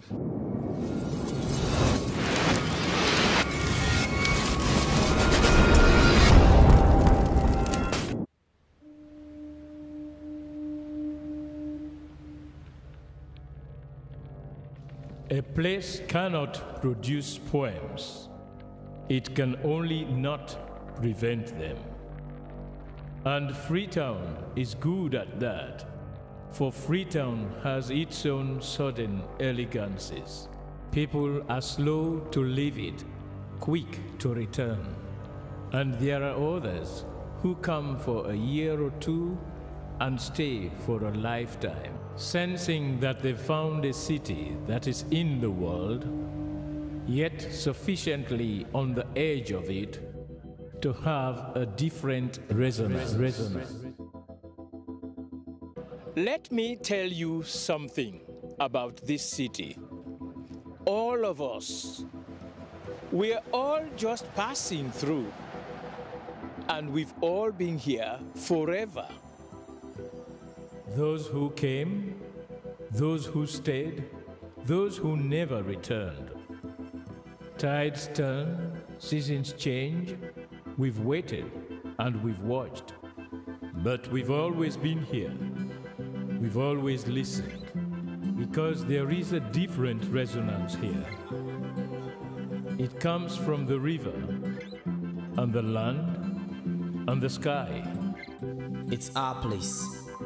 All of us. This city belongs to everyone. And you know when it's your time. And it's our time. Listen, we are Freetown. We are Freetown! The golden rules of Freetown. Don't pretend you're something that you're not. Don't go thinking you're better than anyone else. Or that anyone else is better than you. Don't shout about it. Get on with it. We are Freetown. Freetown. Freetown. Yeah. We found our voice again. I'm from India and Freetown. I'm from China and Freetown. I'm from the UK and Freetown. I am from Nigeria and Freetown. I am from home and Freetown. This city belongs to everyone. The fishermen, the taxi driver, the barber, the drummers, dancers. All of us. All of us. Everybody. We are Freetown. The past is ours. The future is ours. It's our time again. And this city belongs to everyone. The playwright, the greengrocer, the teacher, the dog. This space is ours. This light is ours. The beaches are ours. The rivers now we own. The roads are ours. The bridges now we own. We are Freetown. We are all visitors and we've all been here forever. We've got the mightiest river. And the biggest sky. And there's a resonance again. Freetown. Freetown. We are proud of this place. We love this city. And we want you to love it too. We are proud of this place. Now pass we all they pass like stranger them, but we all don't dare from them.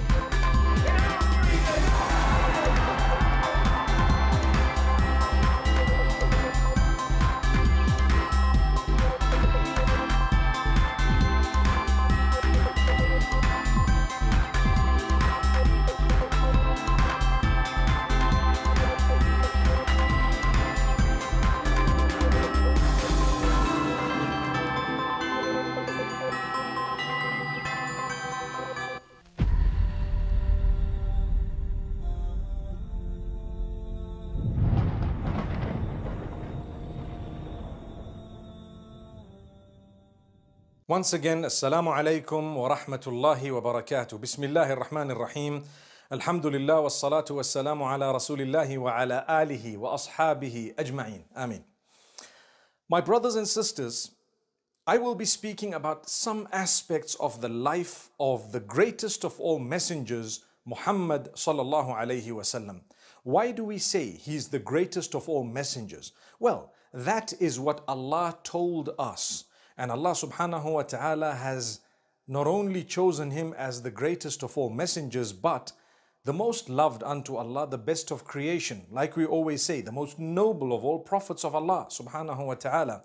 Allah has chosen 5 of his messengers above others. Allah says in the Quran in Surah Al-Baqarah, تِلْكَ الرُّسُلُ فَضَّلْنَا بَعْضَهُمْ عَلَى بَعْضٍ. The messengers, we have raised some in level above others. So not all of them were of the same rank. So, these messengers, these prophets, they were not of the same rank. Allah subhanahu wa ta'ala mentions 5 of them, and he mentions some of them in the Quran. Some he doesn't mention in the Quran. Allah says, منهم من قصصنا عليك ومنهم من لم نقصص عليك. From among these messengers, there are some whom we have related their stories to you, and some whom we have not related their stories to you, so you wouldn't know them. Amazing. And this is why Allah subhanahu wa ta'ala mentions 5 names in one verse. وَإِذْ أَخَذْنَا مِنَ النَّبِيِّينَ مِيثَاقَهُمْ وَمِنْكَ وَمِنْ نُوحٍ وَإِبْرَاهِيمَ وَمُوسَى وَعِيسَى بْنِ مَرْيَمَ. Allah subhanahu wa ta'ala speaks about those who are known as ulul azmi min ar-rusul.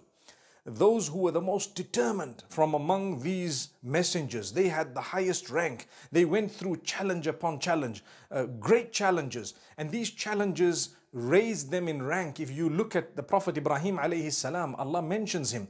Allah mentions Noah, Nuh alayhi salam, Ibrahim alayhi salam, Isa alayhi salam, Muhammad sallallahu alayhi wa sallam.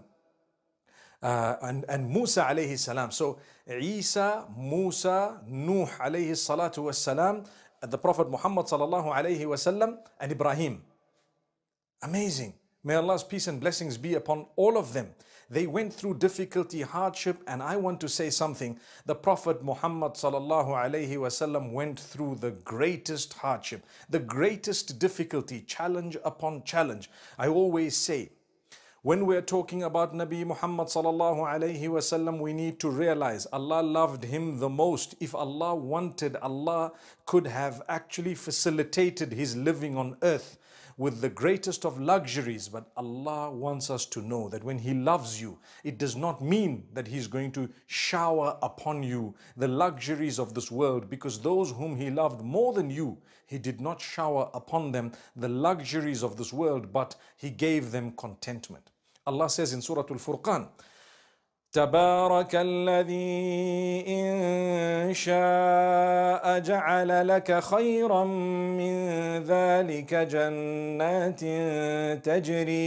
تجري من تحتها الأنهار ويجعل لك قصورا. Glory be to Allah, whom if He had willed, He could have made for you, O Muhammad sallallahu alayhi wasallam, much better than everything they've had. He would have made for you gardens beneath which rivers were flowing, and palaces He would have given you. But Allah says, you know, they have belied the hour. They don't even believe in the hour. So if we take a look at technology and the advancement we have, this technology, if Allah wanted, He could have let it be at the time of Muhammad sallallahu alayhi wasallam. But all this advancement and all this luxury and all this technology and everything, Allah kept it for later on. Imagine, we believe firmly in every aspect of the life of Nabi Muhammad sallallahu alayhi wasallam, but we haven't seen him with our eyes.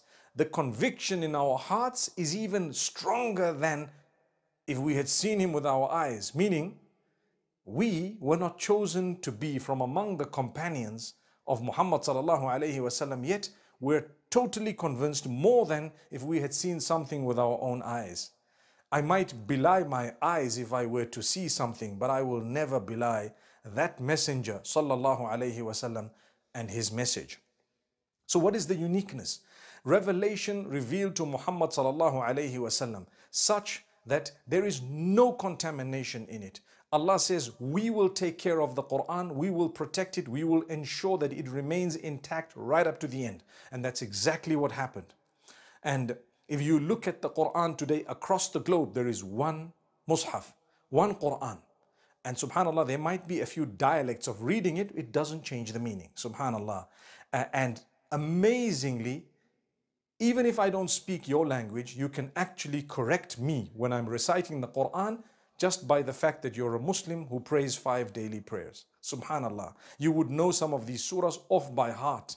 But let's get into the difficulties and hardship faced by the most loved unto Allah. And I've chosen this aspect of his life because we're going through a very, very difficult period, a unique time where coronavirus has come in and changed a lot of the norms that we had before it came in. And it seems to be a semi-long-term change, perhaps, who knows. May Allah protect us all and grant us return to life that is even better than what it was before. But more importantly, may Allah grant us a better relationship with Him than ever before. Because even if life did not return to normal, but you have a better relationship with Allah, you have succeeded. And if life returns to better than normal and you don't have a good relationship with Allah, then you have not succeeded. My brothers, my sisters, Muhammad sallallahu alayhi wasallam, bear in mind, best of creation, most noble of all prophets. His father passed away before he was born. Subhanallah. Allah chose for him to be born in a city and at a time when there was no advancement in terms of electricity, running water, the internet, mobile phones, motor vehicles, aircraft, space jets, whatever else there might have been. But Allah favored him above everyone. He was born. When he was born, his father had already preceded, or the death of his father had preceded his birth. So he was born an orphan. This is a consolation for all orphans. It is not because Allah is upset with you that you're an orphan. It is not because Allah does not love you and that's why He took your father away. No, perhaps He loves you more. perhaps he loves you more. And that's why he took your father away, subhanallah, made you an orphan. And as Nabi Muhammad sallallahu alayhi wasallam grew a little bit older, you know, he faced a hardship in Badia to Bani Sa'd when he was sent to Halima al-Sa'diyah, when he was sent to Halima, the wet nurse. And what happened is, at a certain time, Jibril alayhi salam came to him, and there was the incident of the washing of the heart at that particular juncture when he was very young of the Prophet Muhammad sallallahu alayhi wasallam. And subhanallah, he faced a difficulty, a hardship where he had to come back to his mother. And when he came back to his mother, a little while later, his mother passed away. He was only 6 years old, according to some of the narrations. So he stayed with his mother for about a year. According to the narrations, if he had come back at the age of 5, most of the time he did not spend with his mother. And when he did, the mother then passed away when he was 6 years old, still very young. So no father, no mother. That is the most loved unto Allah. That difficulty and hardship did not mean that Allah didn't love him. Same applies to any one of us. If you faced hardship, difficulty, something happened to you, remember something. It does not mean Allah does not love you. Perhaps He loves you more than others. Take it in your stride and get closer to Him. Thank Allah for whatever you do have. The hardships and challenges were faced by everyone. Subhanallah. More so those who were loved by Allah more. Inna Allah idha ahabba abdan ibtala. When Allah loves a slave, He tests him more and more and more. You gain closeness to Allah and you realize the best thing you ever have is your relationship with your Maker. That will never let you down. The more the hardship, we will not entertain shaitan. We will never let him make us lose hope. You might have lost your job. You might have lost so many things. You might have lost family members. Like I said, your parents. Let's look at what happened next. The Prophet Muhammad sallallahu alayhi wasallam, his grandfather, takes custody of him, looks after him. And 2 years later, his grandfather passes away as well. Imagine the age of 8. You've already lost 3 of the people who were taking care of you. One before you were born, the other one when you were 6 years old, and now a third one when you're 8 years old. May Allah make it easy for all of us. I think many of us would think that perhaps Allah doesn't love you, Allah doesn't care for you. It's the opposite. Allah cares for you. Allah alone will take care of you. You might go through a few difficult years, but trust me, the victory is coming. Then the Prophet Muhammad sallallahu alaihi wasallam was looked after by his uncle, Abu Talib. Abu Talib looked after the Prophet Muhammad sallallahu alaihi wasallam, and that's the father of Ali. But Ali radiallahu anhu was not yet born. He was born much later. And subhanallah, as he grew a fine young lad, he was known as the trustworthy. He was known as the truthful, the trustworthy. And it was amazing. He had a status in community and society from a very young age where they called on him at times in order to help them judge in disputes. On one occasion, there was a dispute regarding the stone, the black stone, when they were rebuilding the Kaaba, and who exactly should carry it, which tribe is more deserving of it. They called Nabi Muhammad sallallahu alaihi wasallam. He wasn't even a prophet yet, but prior to that, when he was much younger, and they decided we're going to ask him. And whatever he says, we will do. And he solved the matter in such a beautiful way. He asked the leader of every one of the tribes to hold a piece of the cloth, and the stone was placed in the middle, and all of them carried it to the Kaaba. And then he took it with his hands and placed it in its place. So that is something unique.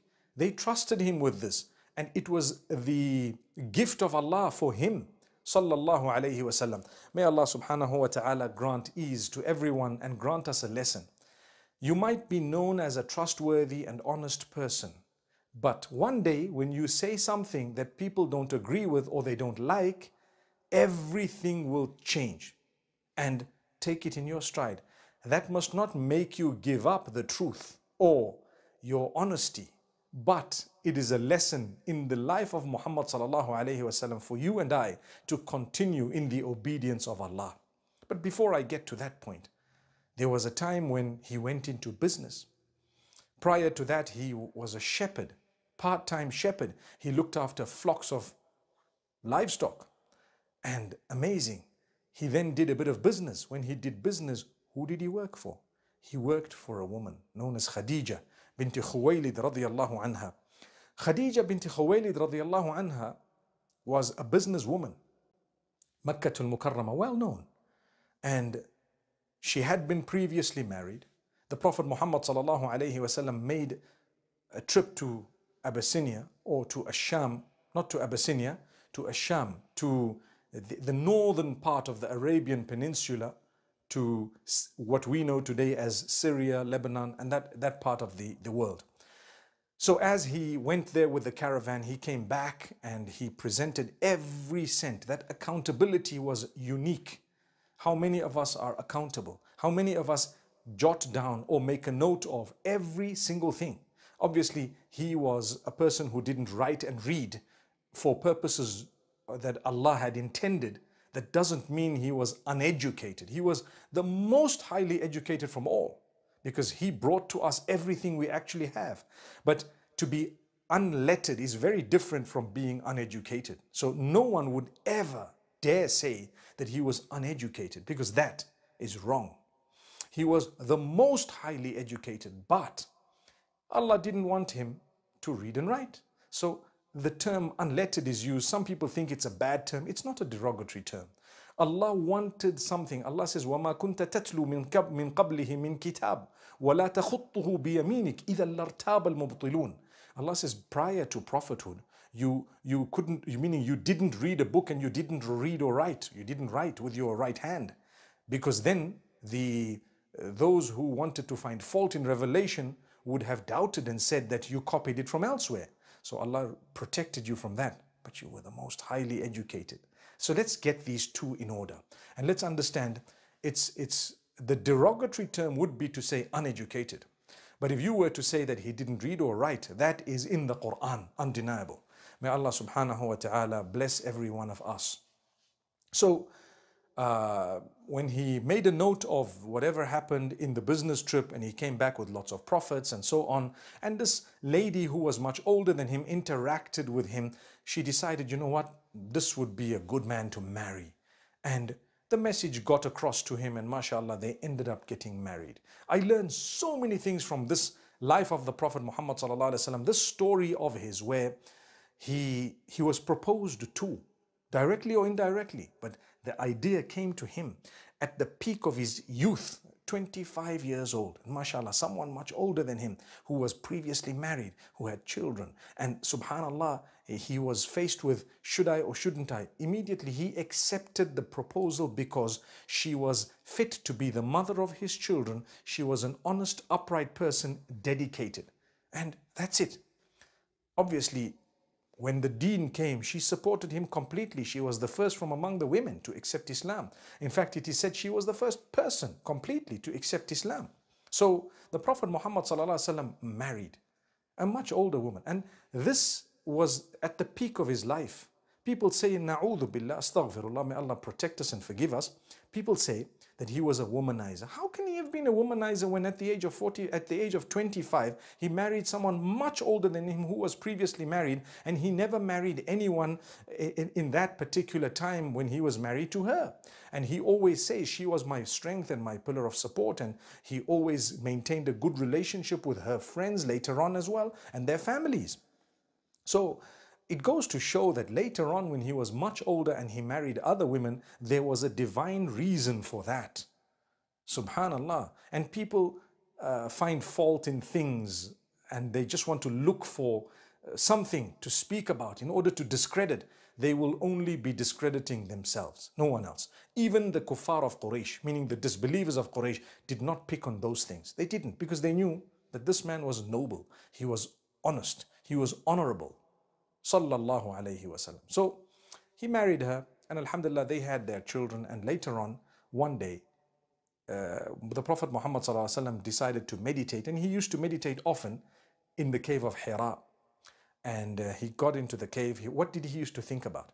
He used to ponder over the evil that the people used to do and ways of correcting them, concern about his community, his people. They had some really bad ways.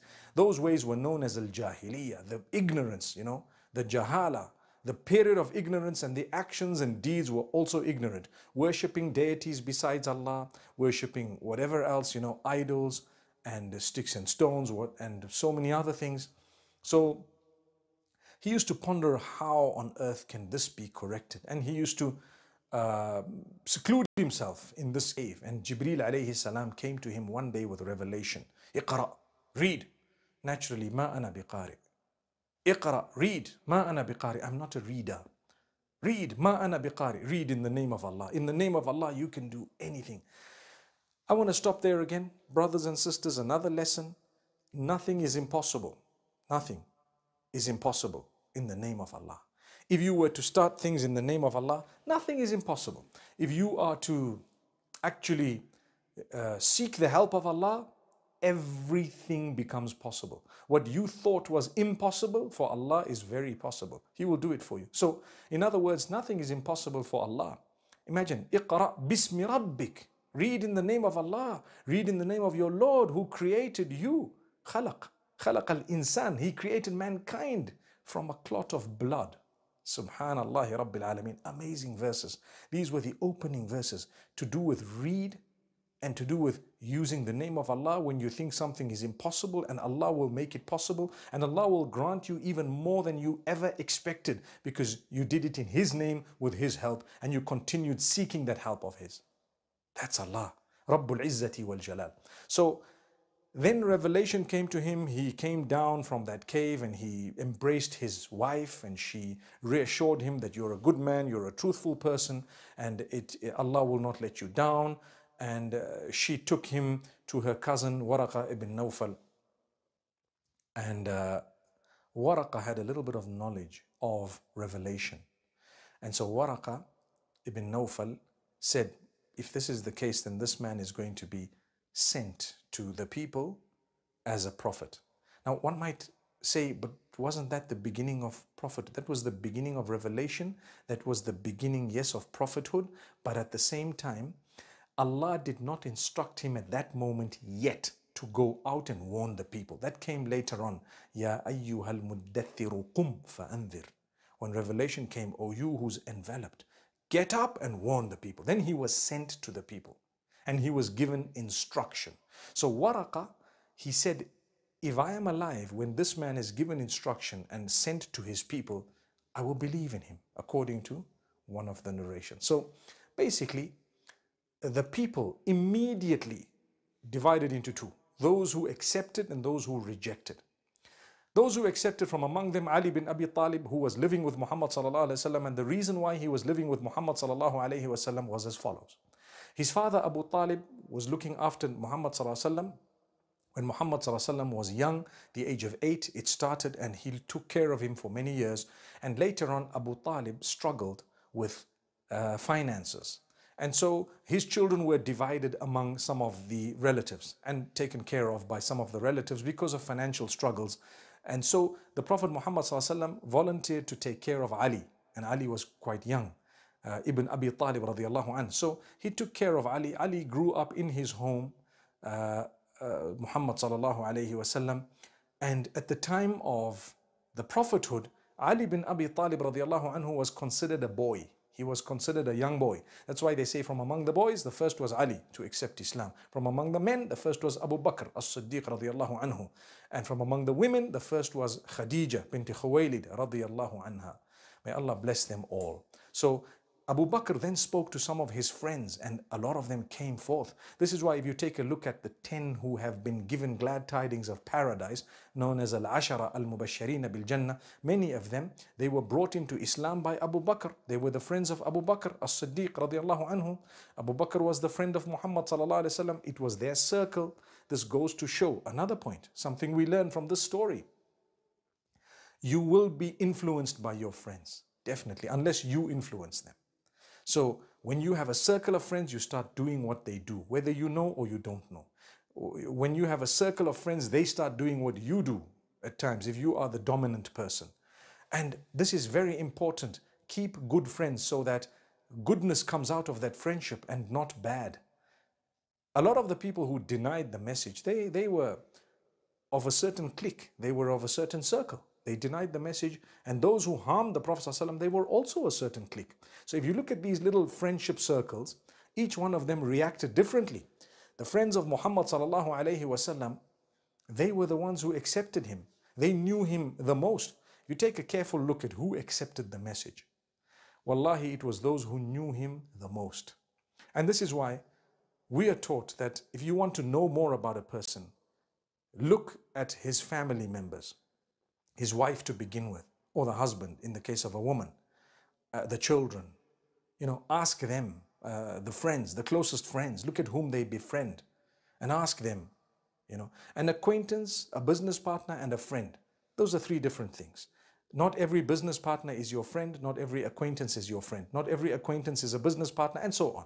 So we're only talking about friends, those who are really close to you. And you know, you're with them nearly every other day, if not every day. Now, with us, we're taught to build good circles. You attend the masjid every day, you have a good circle of people who don't harass you, they have good character and conduct, or they're taking from your character and your conduct.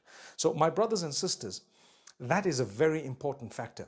Nabi Muhammad sallallahu alayhi wasallam's friends helped each other.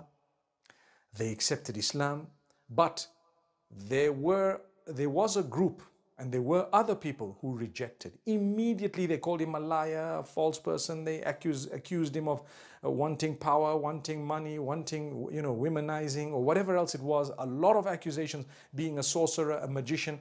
All those words, remember them, because if people have accused you of being a magician, doing black magic on someone, wanting money, running after power, wanting fame, wanting this one, they have accused the Prophet Muhammad ﷺ of the same thing. So it's nothing new. In fact, it's a sign of the love of Allah for you. If those accusations are not true, then thank Allah. I mean, a lot of us would get it when you're starting to spread the deen. People will refute you unjustified, which means if it was justified, it's okay. But without any justification, they will hate on you. They don't even know you. They've never met you. Don't worry. Thank Allah. That must make you smile. Alhamdulillah. Allah loves you. Allah, if it happened to the Prophet ﷺ, so now look at you. May Allah subhanahu wa ta'ala bless every one of us. And so don't worry about these accusations, but don't be from among those who accuses others with the same accusations, because then you've just joined the wrong circle. Interesting. That's a very powerful point. Now let me move on, because I don't have much time. Unfortunately, the timing is very limited. But let me explain one more thing. The Prophet ﷺ, at a certain point in his life, lost all of his children, one after the other, besides one. Fatima radiallahu anha outlived him. The rest of them, he lost them either in infancy or adulthood. And to be honest with you, any one of us who goes through that hardship, remember, it's not the sign of rejection of Allah. Allah doesn't hate you. Perhaps it's the sign of the love of Allah, because it happened to the one whom he loved the most. The Prophet Muhammad ﷺ, people went to war with him. People, refused food and water to go to him, accused him falsely, tried to hit him, tried to kill him. Allah protected him. All those are not signs that Allah dislikes you. They are signs that Allah loves you. So with this virus, with the loss of jobs, with the loss of lives, with the change of lives, it's not a sign that Allah dislikes you or hates you. Perhaps it's because Allah loves you. It's all in the heart. It's all about the condition of the heart. Are you pleased with Allah? Allah is pleased with you. Are you okay? Are you content? It's a contentment that Allah has promised you. Yes. Well, if that's the lesson we've learned from the life of the Prophet Muhammad sallallahu alaihi wasallam, then that is a powerful lesson. So for this particular lecture, I will suffice at this, and inshallah, I pray that we've all learned a beautiful lesson from the Prophet Muhammad sallallahu alaihi wasallam's life. Like I said, stories from the prophets, may peace be upon them. These were some of the lessons I thought perhaps might be relevant for us today with this virus. And may Allah bless every one of us. أقول قولي هذا والسلام عليكم ورحمة الله وبركاته.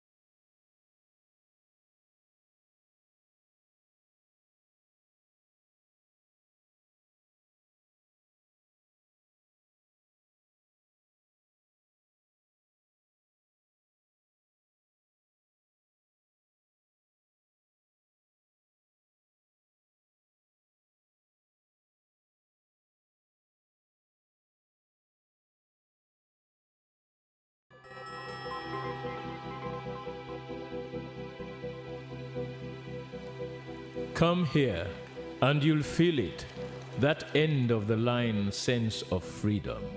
Say yes to Freetown. Say yes to freedom.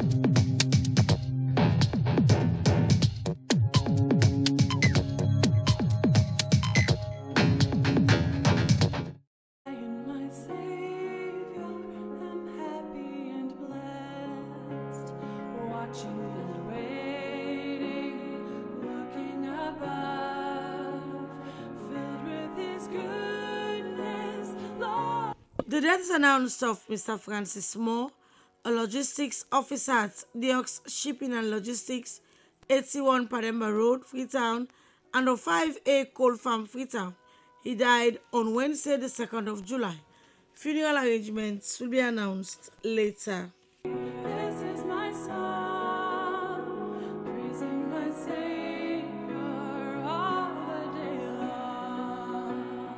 The death took place in the United Kingdom on the 26th of June of Mrs. Thelma Adola Stevens, formerly of 28 Pademba Road, Freetown, aged 74. She is survived by her daughter Edith Stevens and several relatives and friends at home and abroad. Funeral arrangements will be announced later. Sympathizers may call at her former residence, 28 Pademba Road. May her soul rest in peace.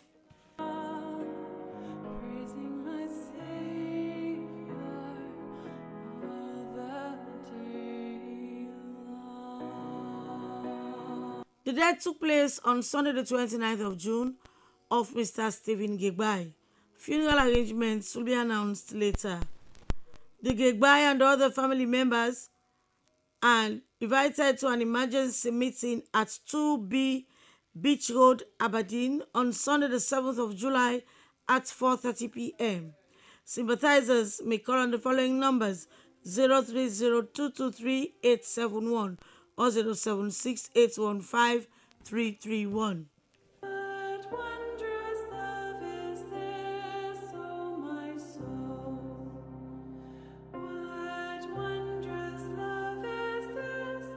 The death took place in Freetown on Monday the 23rd of June of Mrs. Winifred Kenema Sheku, formerly of 6 Manso Drive, Polio Junction, Joe and Runyeta, age 62. She is survived by her husband, Mr. Augustine S. Sheku, brothers Charles Saidu Bangura, Wilfred J. Bangura, Samuel Bangura and Santigi Bangura, sisters Musu Sento Masakoi, Elizabeth Bangura and Adama Bangura. Several cousins, relatives and friends at home and abroad include the Bangura, McCarthy, Thorley, Kanu, Kouma, Kamara, Sese, Fona, Fula, Hallowell, Kagwo, Tunis, Clay, Fofana, Biaboy and Masakoi families, the principal, staff and pupils of Model Junior Secondary School. There will be a vigil at the Bishop Buffman Memorial United Methodist Church, Bright Street, Brookfields, Freetown on Thursday the 10th of July at 6:30 p.m. There will be laid out at the Bishop Buffman Memorial United Methodist Church, Bright Street, Brookfields on Friday the 11th of July from 12 noon to 1 p.m. Funeral service will take place on Friday the 11th of July at the Bishop Buffman Memorial United Methodist Church, Bright Street, Brookfields, Freetown at 1 p.m. Burial at the Ascension Town Cemetery. And when from death I'm free, I'll sing on, I'll sing on. And when from death I'm free, I'll sing. The McFoy family of New Englandville announces the death of their dearly beloved mother, grandmother, sister, and relation, Hannah Emma French, former employee of the Sierra Leone Ports Authority Ferries Division, which took place on Friday the 13th of June, aged 70. She survived by children, Samuel and Agnes Jatcha in London and Mimi Elinoketa.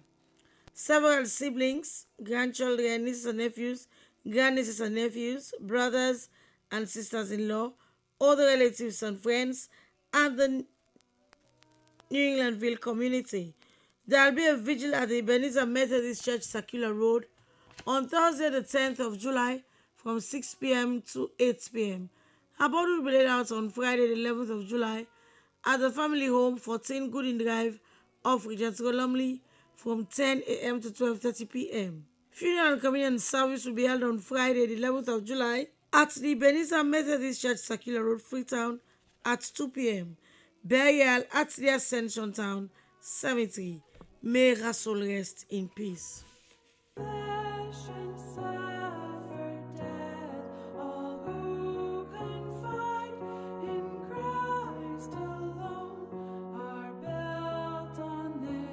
The death took place on the 22nd of June of Mrs. Frances Maria Kaloni, Baylor of 18 Clark Street, Town, Freetown, aged 89. She survived by children, Mrs. May Ann Bland in the USA and Rawa Kalon, sister Mrs. Esther Momo, several grandchildren, aunts, uncles, cousins, nieces, nephews, relatives, and friends at home and abroad include the Kalon, Baylor, Coca, Bendu, Neil Holloway, Kasambo, Kamarake, Tucker, Clay, Barrow, King, Hamilton, and Tombe families. Funeral service will be held on Saturday the 5th of July at the Bishop Buffman Memorial United Methodist Church, Bright Street, Brookfield at 9:30 a.m. The body will be conveyed to Kenema District immediately after the funeral service. A vigil will be held on Saturday the 5th of July at a family residence in Kenema at 8 p.m. Funeral services on Sunday the 6th of July at a family residence, 3 Johnny Drive off Kenema Road, Kenema at 10 a.m.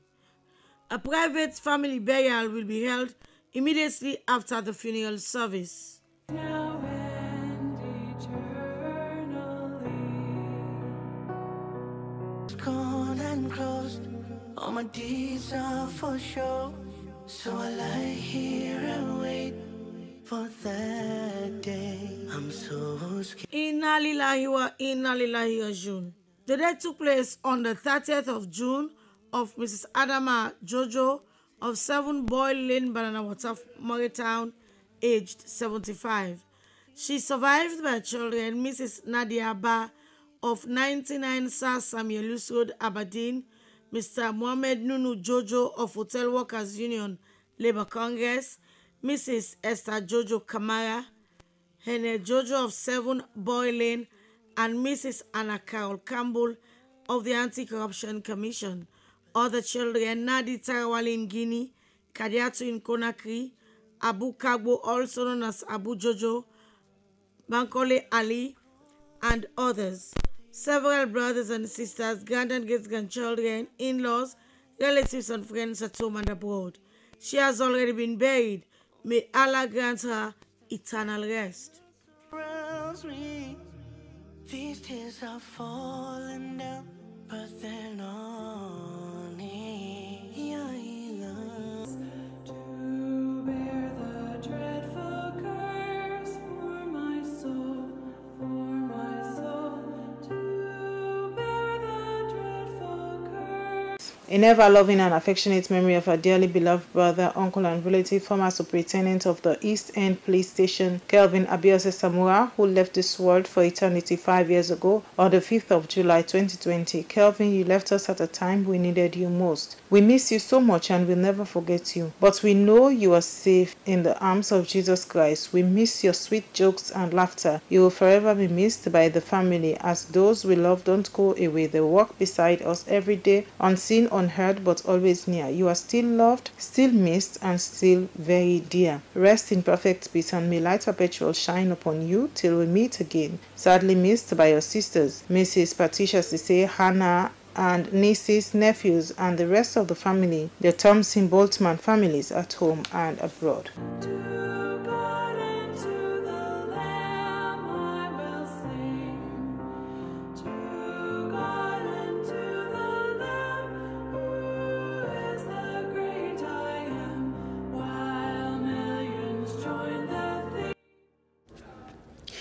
The moment you died, our hearts was torn into so many pieces. To lose someone you loved so much brings us pains beyond belief. No words to ease our pains. Even though you are gone, your memories will forever be precious, and we will believe you are in the safest place with God, and you are still with us. We miss you so much, and we love you dearly. If tears could bring you back, we will cry you a river. 5 years seems like yesterday. Continue to rest in peace, my dear brother, father, uncle, and grandfather. Till we meet again to part no more. Mr. Eshola Timothy Randolph Campbell.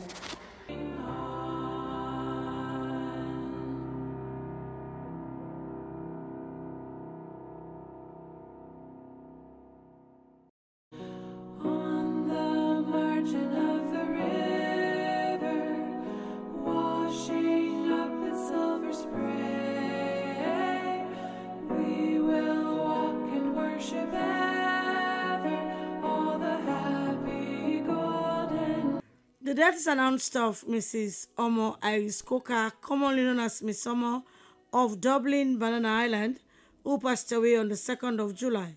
Funeral arrangements will be announced later. Sympathizers may call at 15 Hill Street, Freetown, or call on 076 444 440 or 072 674 765.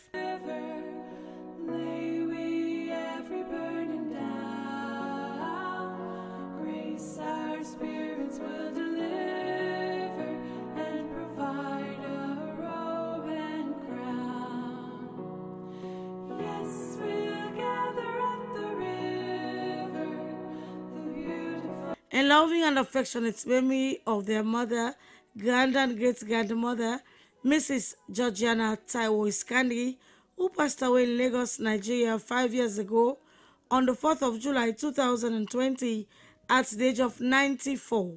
Fondly remembered and sadly missed by children, Faye, Sarah, and Netherland, grandchildren, Naib, Akiwale, Ebonolua, and great-grandchildren, cousins, nephews at home and abroad. Mommy, continue to sleep in perfect peace.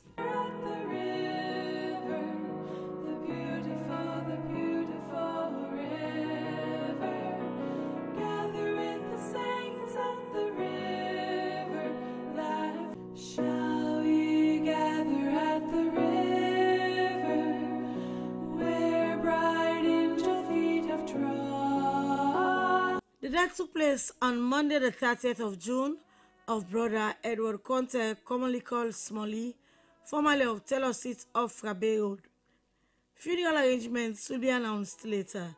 Sympathizers may call at 246 Lower Allentown, Ojuku Junction, or call on the following numbers: 076 645 590, 0328 25639, and 088 501 998.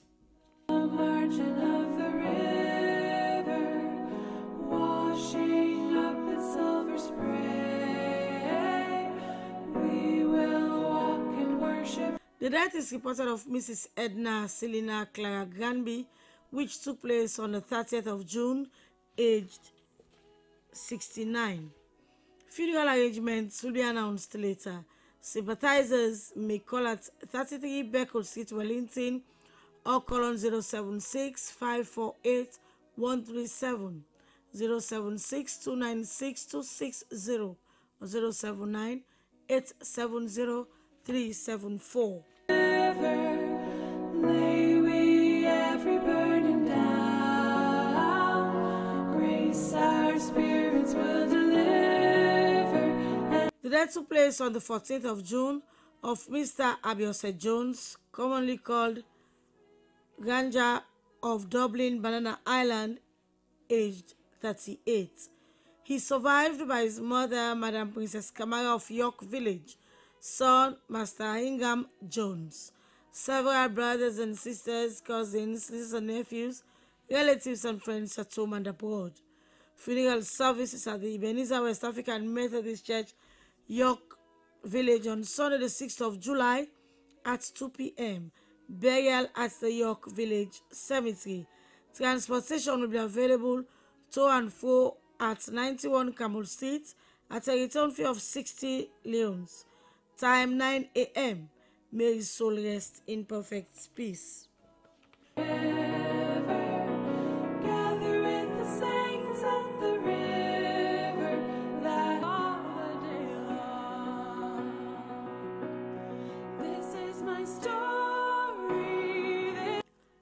The death is reported of Mr. John Sarah Conte, former teacher at the Catholic Senior Secondary School, Binkolo.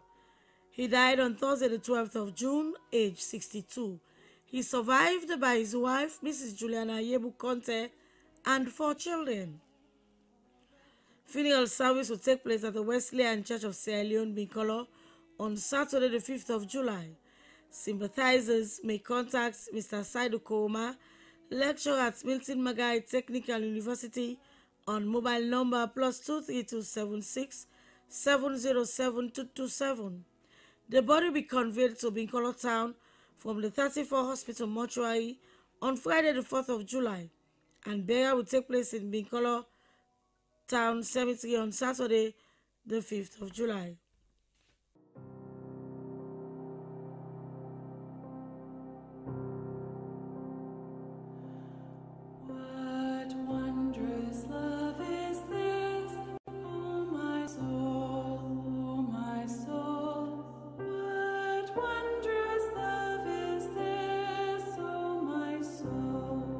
The death is reported of Mrs. Kathleen Iyabode Edwina Esi Rogers of 6N Gbani Drive off Tegbetown Market, which took place on Sunday the 22nd of June, aged 65. She survived by her husband, Reverend Christian E.P. Rogers, children Adekumbi and Sylvia Pratt, and Melvin Obadiah Adeyemi Rogers. Spiritual children David Emerson and Victoria Grace Wilson, several brothers, sisters, in-laws, aunts, uncles, nieces, nephews, grandchildren, close friends, and other relatives at home and abroad. A vigil will be held on Saturday, the 5th of July at Christ Church, Pademba Road at 7 p.m. The body will be laid out on Sunday, the 6th of July at a residence, 6N Gbani Drive off Tegbetown Market, from 10 a.m. to 12:30 p.m. and at Christ Church, Pademba Road from 1 p.m. to 2:15 p.m. followed by funeral and communion service at 2:30 p.m. Burial at the Ascension Town Cemetery.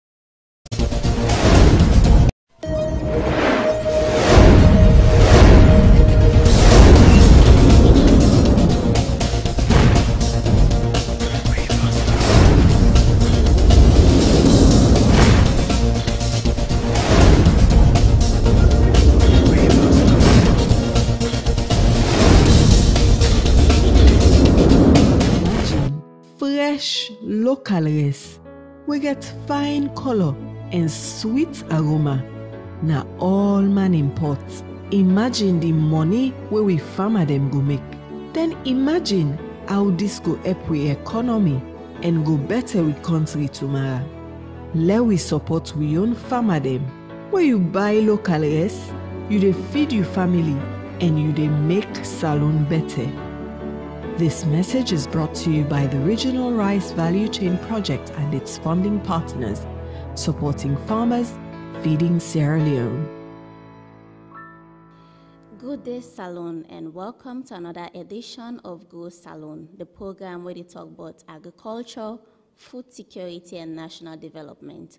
Now, the Regional Rice Value Chain Project bring this program come for we support farmer them where they grow rice and make sure say rice farming go help Salone go before.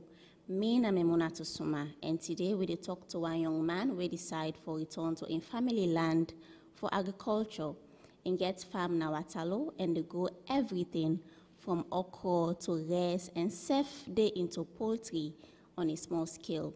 For can tell me more about this, we get with Emmanuel Mboa. Welcome, Emmanuel.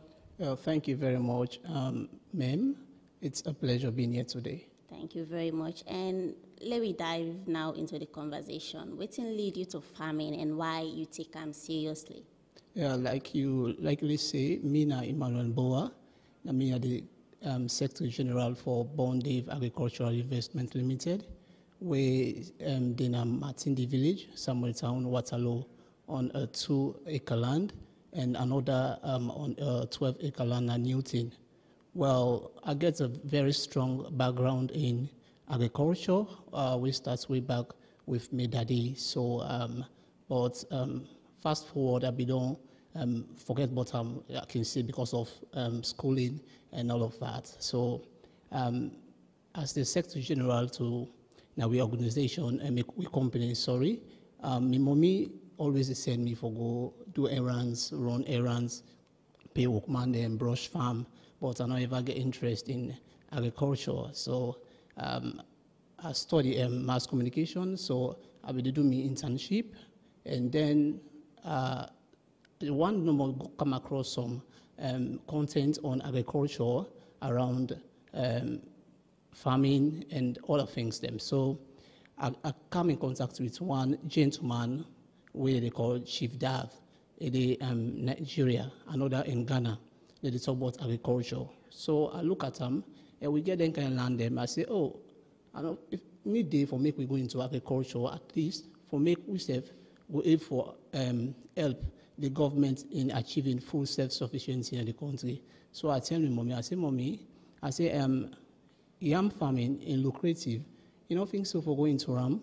Now you tell me, say, you don't start for think as a man. So it was so amazing then. So it was last year I told her about that. So, and then he say, when we will start the yam farming, I say, well, from the different YouTube videos I watch, it will start between February and May and thereabouts. So, and tell me, they say, okay, make we see. So fast forward, I do research on yam farming. So, and this one is so innovative that we use sacks bag for plants the yam. So, and luckily for we've land, we soil now loamy soil so soft that it will able for work well with yam. So so far we don't plant about 1,000 yam in sacks. Yeah, thank you very much. So we not only look at yam. In 2022, we bring calm and birds them, bought them and chicken them, small one them from China, from Holland, and we cover about 14,000, but will not be able for raise them all because of the space we get for sale to other farmers them. And I will say to you, farming is lucrative and profitable, but again cost intensive. Yeah, so if you ask for me, what motivates me so far, I believe as a young person, not only rely on your salary job. If you see societal problems like malnutrition and you get a farmland like that, there is a whole need for make you consider going to agriculture. So that motivates me and for invest in agriculture. And we not only plant yam this year, we also plant rice. Yes, we plant rice. We also plant okra beans, granite, corn, and green. We also plant that. So it's an amazing experience so far as a young man. We give a try in agriculture. So you go school through for go study mass communication, and now you are a farmer. How are you able to link then to field and they as a young person? Yeah, it's a great question. I would say I don't always report on agriculture and environmental conservation. And we are watching resonate, because as a journalist, if you report on stakeholders and strides them in preserving the environment, in achieving food security in the country, I think there is all need for make going for give a try. So I not only know or recognize the problems the way Salon gets, are also the profile solution. So another way for profile solution is about reporting. It's also about investing and take the venture and see how we go able for at least help the government and stakeholders them and complement the efforts. How a typical week of your farming activities can look like? Oh, well, this is amazing. Agriculture is amazing so much that I use them as a place where I go forget comfort. Yes, because it creates an environment wherein you learn a lot of things then. So as a journalist and a content creator, whatever activity I engage in, at the plant okra, I get for video and show out to people say agriculture is good, give it a try. This is not the best way for make a way for at least achieve zero malnutrition at the country. So it resonates and it make us feel happier. We are the do me work and also they do agriculture. So you say Unabido already gets land and you be go supervise, but was there any capital when you start this, or you be need for go loan to bank before ever you start the agricultural business? Well, no, I can say we get a capital where we start off the business, though I can say now a small scale farming because of the amount of rice we plant and yam. But again, I would tell you now, say we don't invest in agriculture. We get with machinery, or we import into the country. We get machinery for cassava and gari processing. We get for corn.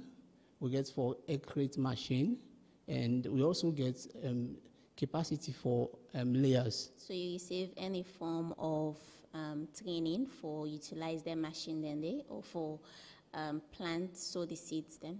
Okay, this lead me to the challenges we will get so far for install them, because before 2022 we already secured the land and we want for fence some, so that we get some constraints with the contract way for fence some before we install them. So that's drag we up to 3 years. Maybe it's up for make no way for install them, but so far we get machinery for that. Okay, so they use any particular method for go in small places like the yam way you mentioned? Yeah, which make we use bags, we use sacks, the rest bag them for plants, and the fact that one for safe space. So if you go watch we farm, you will notice we plant now the sacks them, and around we also plant rest. So we save the space for make we put another crop, so that way for at least not only gets from yam, or also gets from another winter rest. Okay. Well, we'll continue the discussion after this short break. Stay tuned. Every season, I dey work from early morning at this farm.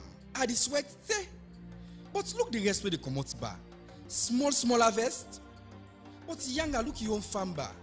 You dey harvest boko. Tell me ba, my sister, wetin are your secret? Not a secret, Philip. This is simple. Na smart farming. What do you mean? You mean say I know they use made pan this work? No, but not to that I mean. Smart farming just means say you dey do the right thing wey go make you harvest fine. Like the first thing when I for use better seed dem for plant, then go fine and quick back. Then when you plant, you for make sure say you space am fine so they no go too choke and they go get space for grow. Oh, yes, that makes sense. Na dan dey no more. Wetin again I for do, bo? I really want let me harvest comot fine like you own. Well, you for manage the water back. Where you dey water you farm, you know for just turn am anyhow. You for make sure say all side get enough water. Then I be wan tell you trade o, wey you been dey burn bush yanda na that land for make farm. That's not fine at all for the soil because it dey spoil all the thing dem na the dirty wey go make you farm comot fine. And you no for use chemical, you for use organic fertilizer wey natural. That go make you rest comot fine. Yeah, so all this thing are the wrong thing I been on dey do. I really not been dey use milk and this work so. Young outside pull the sense. Now one project we name Regional Rice Value Chain Project, RRVCP. Now them mean can talk to we the farmer then give we seed them, fertilizer, and then show we waiting we for do for make we farm comot fine. Ah, thank you, Yanga.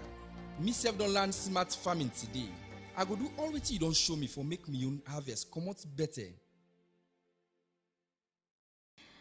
Welcome back. We're still there with Emmanuel Mboa. Welcome again, Emmanuel. Yeah, thank you, Memunatu Soma. So we continue the conversation and we want to know what's not the biggest mistake where you get early into the farming and waiting you learn from them.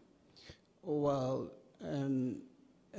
that's a very big mistake, yes, indeed, because most of we they embark on farming, we not can get the capacity development. I mean, we not get the big people and we then will come and say all small older farmers and the private sector wanna come for seminar. So like for we, you notice say most of the yam the where we plant, some be rotten, get rotten because we not get the training on how for do the processing and what's the chemicals then for use. We only get insights from YouTube.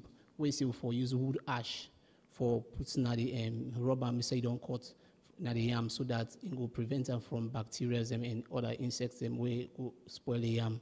But I would say 90% of the yam that we plant don't sprout and we don't begin for seed vines. So which specific training you feel say young people whether into agriculture need at this particular moment? Well, the main thing where most agriculturists they need and farmers they need now capacity development.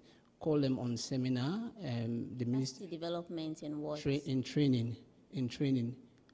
Now I guess for be specific, you way they into poultry farming, and get them in training where they give them how for raise you wanna chicken them, which are the vitamins they wanna forgive them, and how often you wanna forgive them, and how wanna wait for mix wanna feed for wanna chicken them so that they wait for grow well.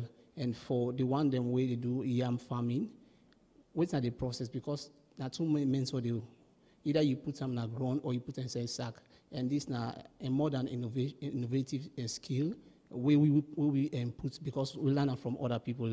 So there are a lot of things that we development partners them and the government can do for at least train people on how to embark on farming so that they will forget at the end of the day.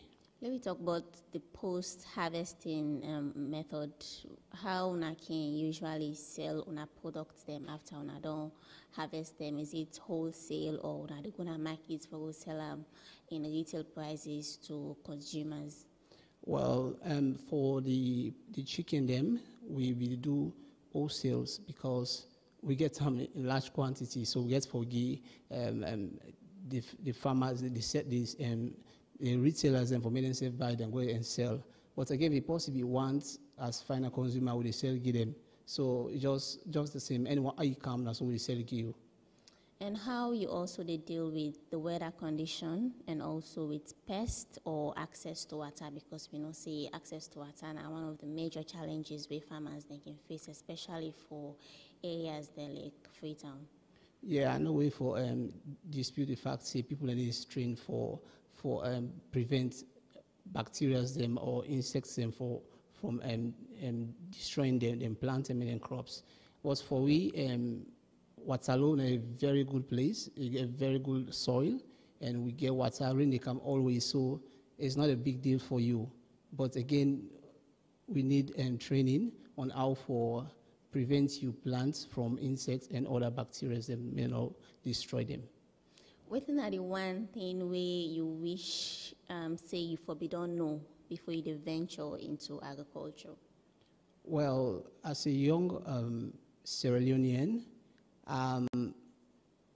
it's always good for we these Salon people for not say agriculture. Now we background, we get a very good background in agriculture. So agriculture also now a pathway for make way for achieve food self-sufficiency and economic growth. So I wish say I don't know say agriculture important and they add to economic growth. But now I can say I'm glad I don't go into agriculture. And you only see them as a side hustle or a long-term plan? Well, this is a long-term. And a long-term for me, and also a hobby, I can say, because I like what they do agriculture. You know a communicator, a journalist, and now you know a budding farmer. How that don't affect your mindset and also your goal as a young person, your goals that you get to achieve in life?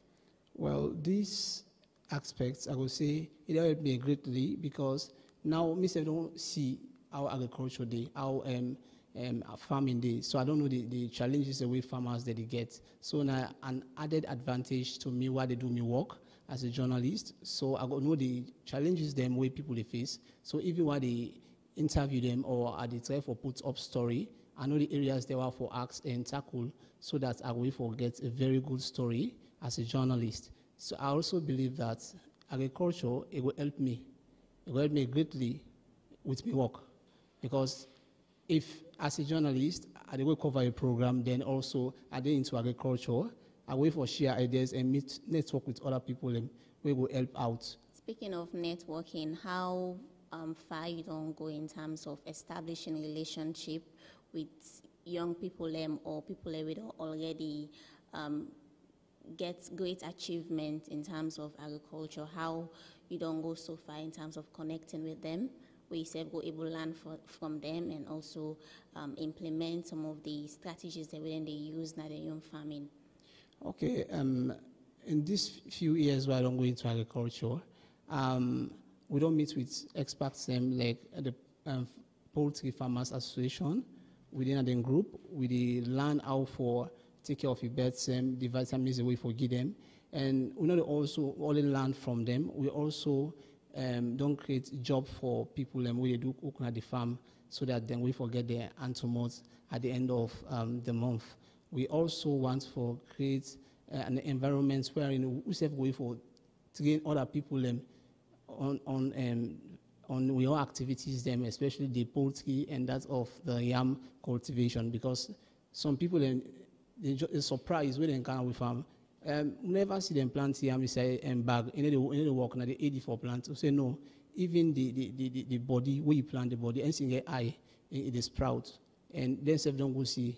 So now living witness that. So we also wait for after harvesting. We show people them, we say, okay, now this process we will follow, when I say follow. So that's self now capacity building for them. From the challenges that we don't highlight, which areas that you feel say governments really need for coming and for invest since the flagship program now agriculture feed salon? Indeed, the feed salon agenda a very good one. I think say the government gets a bigger role for play. The need for creating environments wherein then will invite several sectors, several businesses and companies that will into agriculture for train them, and also send experts them for monitor them with the and with regards the animals them what's the medicine for give them, and how for prevent them. You understand? They all them things them. And also, I believe say the government need for motivate farmers them, the one that will not get capital for start business, and also the one that will not get machinery, they not getting machines them for embark on them processing. So that's a way for make we all way for achieve full self-sufficiency and zero malnutrition. You can share a moment where you don't feel proud of your farm or harvest, even if not a small win, where don't encourage you for keep going. Yeah, the past weeks I would say, because we plant this May, though we plant late, we plant this May, and I see a lot of splendor way agriculture they give to me as a young man. For see a young man, they plow, they dig and garden, put seed, and after some days, the thing germinates. So it's exciting, and it's so beautiful and amazing to me, I would say. So a good and great experience so far I don't get in farming, especially when people don't tell we say yam need to grow. If you plant as when they grow, they are put them. From what I don't see on YouTube, I don't see the evidence. I feel proud, and I do my videos. Them show people and say, "Oh yes, this is the work, agriculture good." So a good experience so far. And which innovative pathways you feel to say people in agriculture need for look into, especially the one where you don't mention about the yam where they plant in sacks, where very, for me I could say very new, I never see it. Which other innovative ways where you feel to say people every day into agriculture need for look into? Although the traditional method self can nice, but the world they evolve, and especially with the digitization where they now, which innovative strides you feel to say people need for look at? Yeah, we serve not only don't learn from now expecting an innovative way for plant yam. We serve to do research. So I will encourage smallholder farmers and even the private sector for do research. Go on the internet, see how other countries they plant the yam, then cocoa and cassava, and even how they do the poultry farming. By that, we for learn a lot and implement them. So I believe say if you seek for new innovative ways for invest in agriculture, I think they're on a better path. What's not be people then perception of you, people already around you, friends, when they see you they into agriculture, especially when you can post the videos on Facebook and other platforms, waiting on be their own perception of you, because young people they shy away from them, but we don't see some where they come up now and be upfront about the real issues. Well, so far I don't get good comments, commendable ones from former colleague students from university. They say, "Oh, Emmanuel, you are trying, keep doing the work." So I don't get any negative feedback so far, but perhaps one might think, say, you don't stop work, you don't stop journalism, you do this now. No, not just a way for diversify your income, not only focus on one aspect. You know, will get rich. Not so only one job will make you rich, especially in Africa and Sierra Leone to be specific. So you only not only you work at the corporate world, also go back to another streams of income so that you will for at least attain your goal as a young person. What thing are you plan in the next 5 years in your agricultural business where you're into now? How you plan for see yourself, and also the farming? How you plan for see yourself in the next 5 years?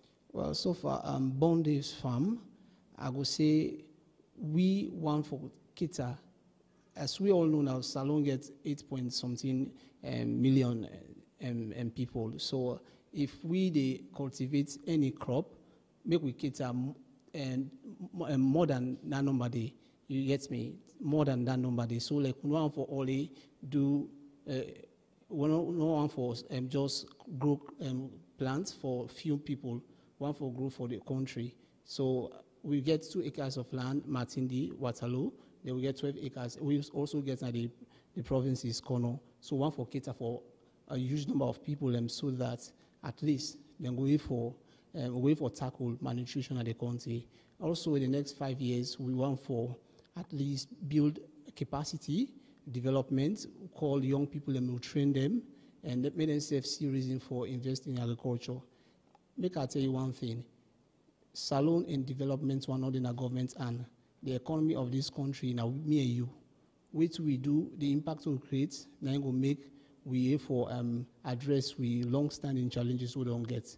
Salone they grapple with economic issues, find a way for at least make a change in society. The best way for create impact now for do not for say, stop complaining, always complaining about government, do something.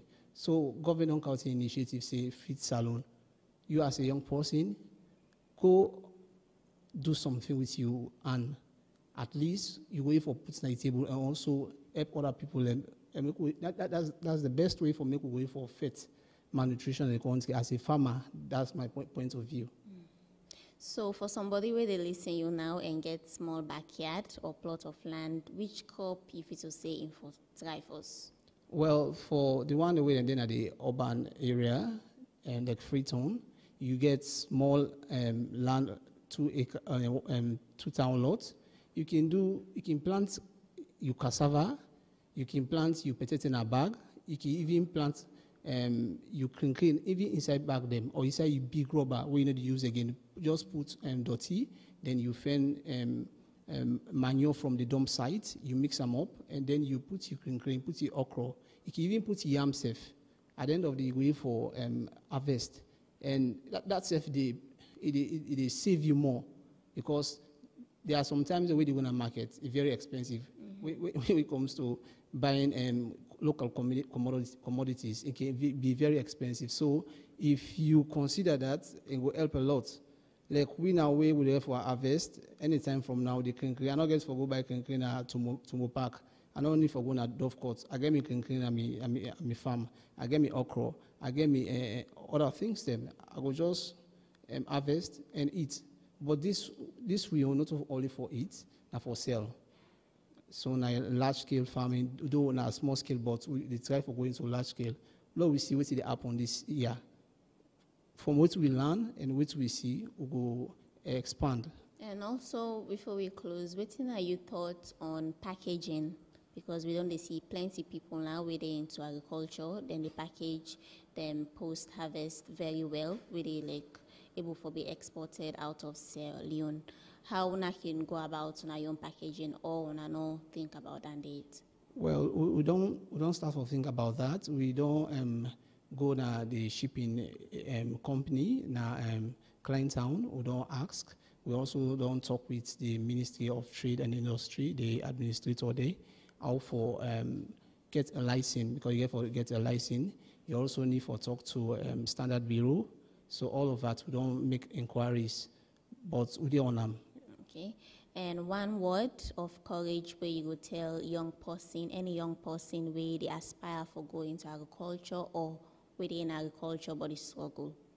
Well, I would say for the one them way they into agriculture for now, let we always learn for embrace and find out opportunities. Most of we get opportunities, but only for recognizing our opportunities. Like my case now, I come out university, I dey work. I get opportunity, I can go on a farm, I can go pay people, I can coordinate. But I don't know an opportunity for me myself invest in farming. There are a lot of youth there. I can say to you, what consider on bike? I can ask them. Some man say come on Kamakwe, some man say come on Kenema, and can do bike riding. They left farm, and then they get vast land them. So if you can give it a try, in the raining season, you go, you plant. I think like a plus for you. So I go encourage any young person way not into agriculture and you know say they get land, make him do something like just I explain. And for the one that way and they into agriculture, make them keep striving. No matter how slow them be, if they determine they go most get what they want tomorrow, make them not lose hope. Salone now we get them. The best way we go for achieve full self-sufficiency. Now for at least try very hard, play your own part, play your role, and see how we forget the impact we want in a salon. So explain to me how you get access to your land for the farming. Well, we land the Matindi and the one way the Marshallia, the Newton, we buy them and we dey work on them. So far, we dey work on them, not by we buy them. So, my mommy we buy them, not they in town. So we, the young one, them now we dey for invest in the land so that we no go left and so. Because it's so important that we work on them as young people them. And as time goes on, we learn about farming and agriculture. So we say we for keep the land and for that purpose. You know, if your mommy been get any challenge for access that land there in terms of the pricing and also documentation processes? Well, will not be get much challenge, I can say, because then I would say land will be next to nothing, even though it be expensive. Which year you feel saying get the land? So it was around 2018, 19 when we get a land there. So it's a very vast land, very big. So we, even for the one for the 12 acres of land, we pay in a bit until we complete the payments. For young people and now where they into agriculture, but their family not get land, like how you fortunate for like mommy get land? With you if you to say, with not the option if you to say then go need for look at?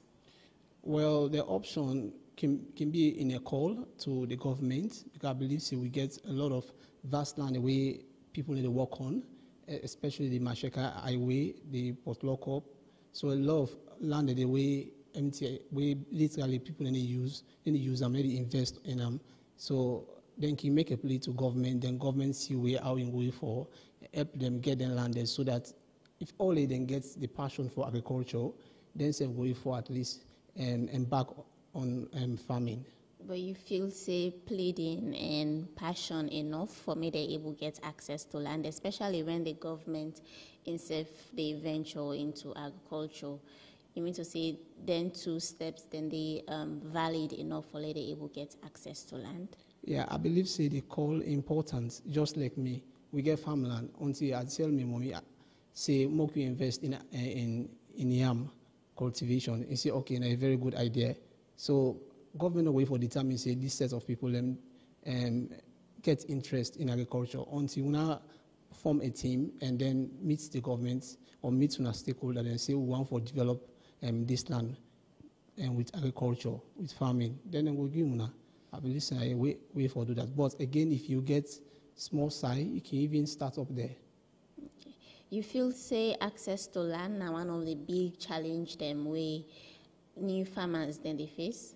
Yeah, I can say so, because for people who up now the urban area, Freetown, not get access. If you not get the means for purchase your land, then it's a big challenge for you until you get for find an alternative means for make you get land. If only you want for do farming, but for the one the way gets land around the urban area, the western rural area like Waterloo, you can call on people the way get interest. You can give them, if you don't want for embark on farming, then you can give them, make themselves at least make use of the land. Okay. Let me now talk about your own farm. Which tools then you use for cultivate your land? Well, so far we use traditional means. We're not going to mechanical farming it. We not get the machines then for cutters or for plow, dig the ground. We not get on the traditional way. It means now they do a lot of work. Yes, we get a lot of work. We get for pay area boys at the community for me then come plow, dig the place, and then we use for plants. We not get machines. For the farmland Matindi, we can use manual, we can use the traditional means. But for the one Marshall Newton, we get for eventually going to mechanized farming, because invest. Yes, we will do that. You feel there is a need for the government bring mechanical stuff them way farmers they need in a salon? I believe sometime back the Minister of Agriculture, Dr. Musa Pakabi, talk say the feed salon agenda now for create an enabling environment for the private sector for making them go for work in line with the smallholder farmers for achieve the goal within set. And also they provide machine them for the one they will not get so that they go for embark in agriculture. In that line, if you don't go take a loan at bank for making them give you machine, after we don't know you don't cultivate and you harvest, you go for pay back to government. I think it's around 10 in the interest rates about 10 or so, according to what they try for say. But that's all now promises where we not see it be realized. In the meantime, waiting at the alternative way to say young people like yourself with it into agriculture need for seek? Well, the only way for now, if you don't get means to machines and you want for embark on large scale farming, you only need for do manual. Engage, youth man them, and see where you for pay them so they will assist you with your farming activities, because very capital intensive, as I say, agricultural capital intensive, especially one for embark on large scale farming. You need a lot of machinery for make you way for at least get you land ready, and then you cultivate, you harvest. Even harvest, all the stages until mechanized farming entails machines. So you need machines for make you way for at least work on your farmland. Okay. Which suggestion, if you to say young people they need, we already available now, we usable, then they able for achieve them agricultural goals? Well, I believe say we get marketplaces where they sell a lot of tools. Them you wait for get your tools there, get you all, get you cutlass, get different tools. Them the local one not expensive, so you can get them. You dig, you garden, you plant. So now alternative means for the seedlings. I believe say most of the crops that we eat, most of the food that we eat, then seeds they are available in markets for sale. Then they in large quantities, so you can buy and do your planting. And you do use any technology like irrigation kits, mobile app, or simple machinery? So far we not use them system them. The irrigation means we not get them not only for get water well, you come water, so we not get. But initially we get submersive machine where we they help we for make we get water and feed. Get to we birds them, we chicken them, and also water the garden bots.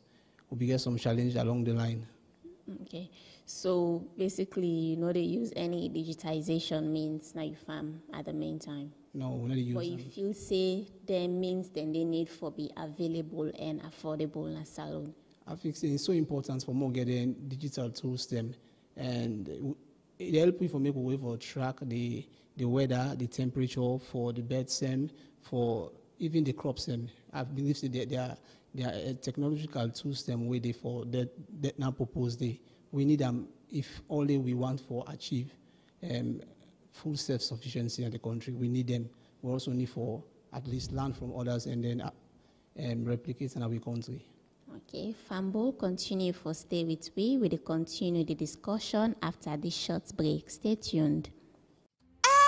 Every season, I dey work from early morning at this farm. I dey sweat say, but look the rest where they come out bar. Small harvest. But younger look your own farm bar. You dey harvest boko. Tell me ba, my sister, what's in your secret? Not so secret, Philip. This is simple. Na smart farming. What do you mean? You mean say I know they use made pan this work? No, but not so that I mean. Smart farming just means say you dey do the right thing wey go make you harvest fine. Like the first thing when I for use better seed them for plants, then go fine and quick back. Then when you plant, you for make sure say you space them fine, so they not go too choke and they will get space for grow.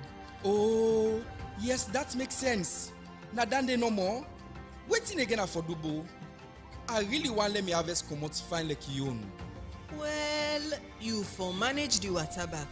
Where you the water you farm, you know for just turn am anyhow. You for make sure say all side get enough water. Then I be want tell you Tradeo, we been the born bush yonder na that land for make farm. That's not fine at all for the soil because it well all the thing there na the dirty we go make you farm comot fine. And you know for use chemical, you for use organic fertilizer wey natural. That go make you rest comot fine. Yeah, so all this thing are the wrong thing I been on the do. I really not been the use milk and this work so. Young outside pull the sense. Now one project we name Regional Rice Value Chain Project, RRVCP. Now them mean can talk to we the farmer then give we seed them, fertilizer, and then show we waiting we for do for make we farm comot fine. Thank you, Yanga. Myself don't learn smart farming today. I go do all what you don't show me for make me own harvest come out better.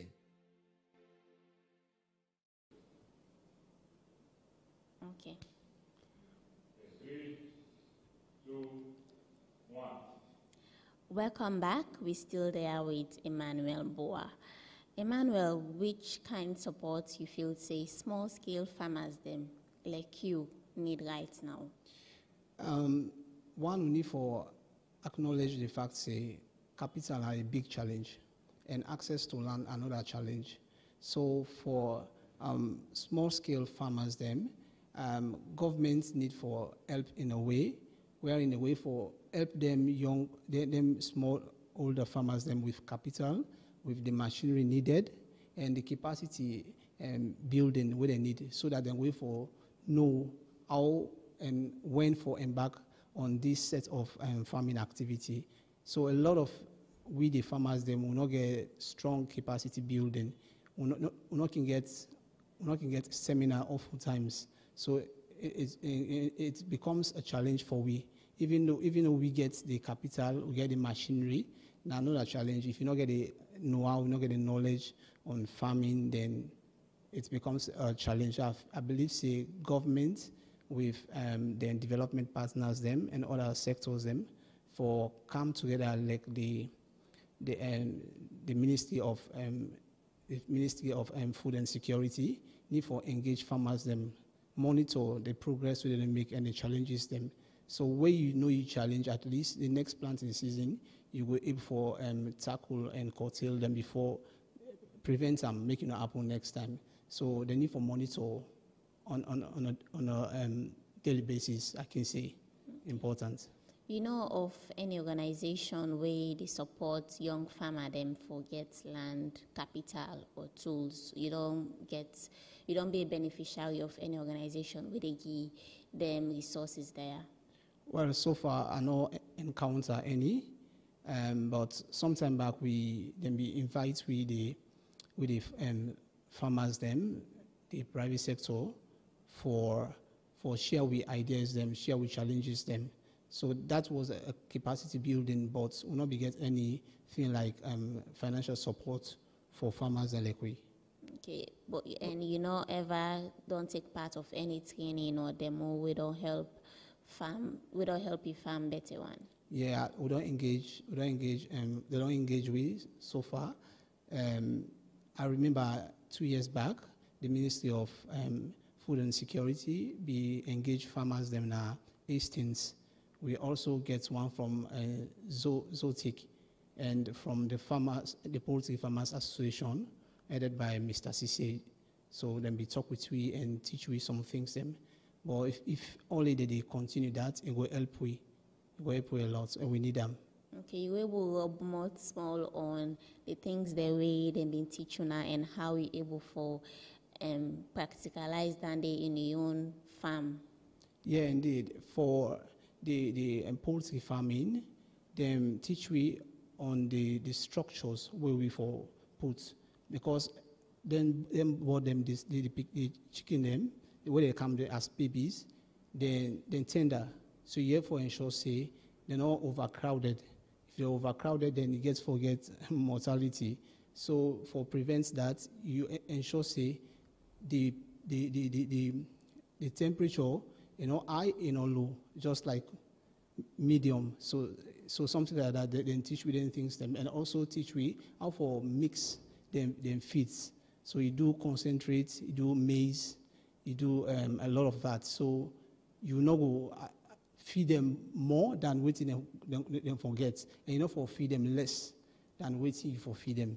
So there are a lot of things them like where we do the poultry farming, we be feed them one in the morning, in the afternoon, and in the evening. So we feed them, but time come we begin for doing two times per day, because we not be get more feeds for feed them, and we get for sell them. So and then feeds then they're not available in a salon? They're available, but it's very difficult to get them and expensive. Why difficult to get? One, let me say we need capacity and building, because if government come in, they train people and show them how they go get them and how they can come in, because the feed they come out from Guinea.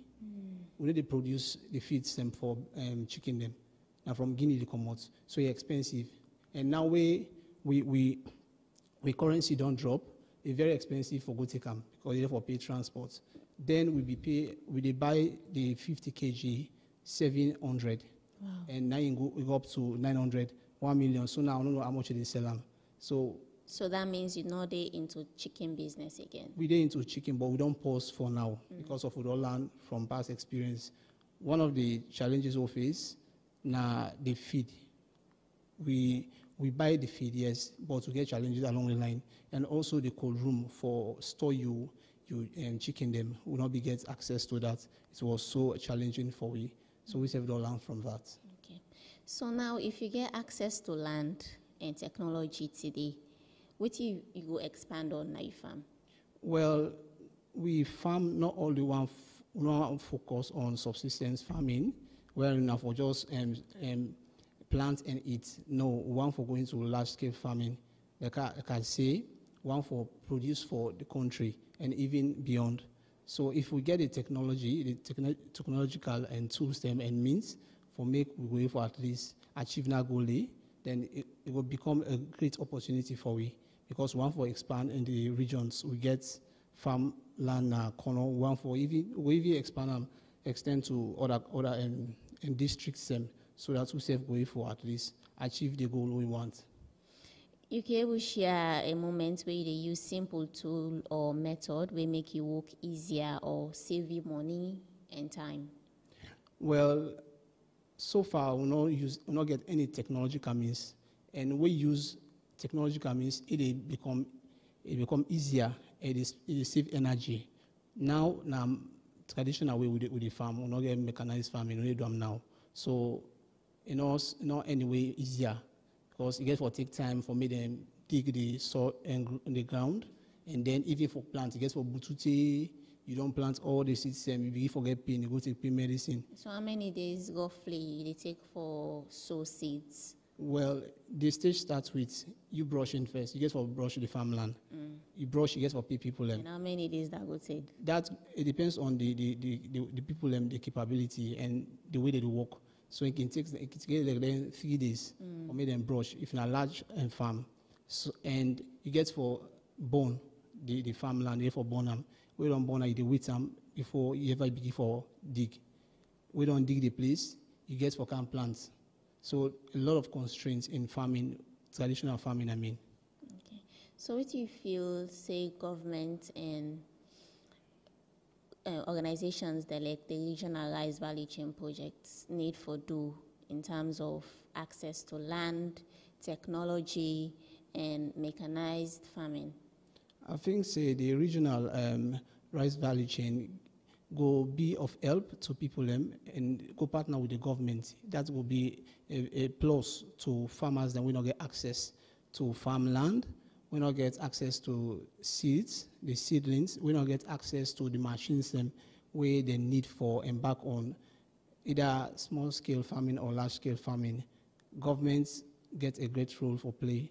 If I believe that there are a lot of people waiting in Freetown at the moment, we come as a result of just urban migration, can't see Freetown, and they left them farmland them. If government track record. If you then give for track record, ask people, maybe they ask people, you want to go into farming back, you understand? Then people can show up, and then governments relocate them back and provide the environment set and way for do farming. Yes, I think that would be a very good venture for we. Okay, you mentioned earlier, say, una want for shift to large-scale farming, from small-scale to large-scale farming. The estimates we get you aid now, how many estimates you to say una need for get acres of land where if you say una we will achieve that goal where you get now? Well, as I would say, the 12 acres of land enough for large-scale farming. It depends on which you plant. If you plant cassava throughout 12 acres, it's not enough for make you go for sell to more people. Plenty of people go benefit from that. You can even say for the next planting season, 12 acres is enough. For we fortunate, we get some machines them. But another big challenge is we not get the technical people that will install them. So the air crate machine is still in a farm. We call people and not know if we get access. They say one man from Ghana and Guinea who can't do them. So a lot of challenges that we face along the line. So we get the machinery, we get the machines then for the gari, the corn, the air crates, are available even for the layers them for the chicken. So for the one who don't get them, I think it's a challenge for them as they get for go use the means, the traditional means of farming, basically. There is this saying we say some have food but cannot eat, and some can eat but have no food. So man get land, but get plan for farm, while some man want farm and no get land for farm. What you mean say you feel say na the common ground way they need for find towards that challenge day? Well, I believe so most of the urban communities within Freetown and even the rural communities, Waterloo, then get groups them where they need to agriculture. You must find them groups them. Like for Fridays for Future Sierra Leone, you can engage with women them a new thing. They plant cashew nuts, plant other pear and other things them. So if they gather them people them, they visit them on an often basis. I think they will find for them, because if you don't visit them, you ask them what to now for embark on, then tell you, then say okay, una do this, una knows. So if they meet them people in community engagement, are the best way for making way for know the people they will want for invest in agriculture. And the one they will not get then the one they will then get, they know if we use the farmland for now, then can even so by that now community engagement, way for sport out sports is okay, we can't use my farmland for now. I believe it's the best way than for make everybody engage on farming. And if you to say the lack of access to mechanized tools responsible for way the agricultural system very slow, na Salone? Well, I not go say so entirely. Because we Salone people are always they know about the traditional means. If all we get the people in for do they do the farming.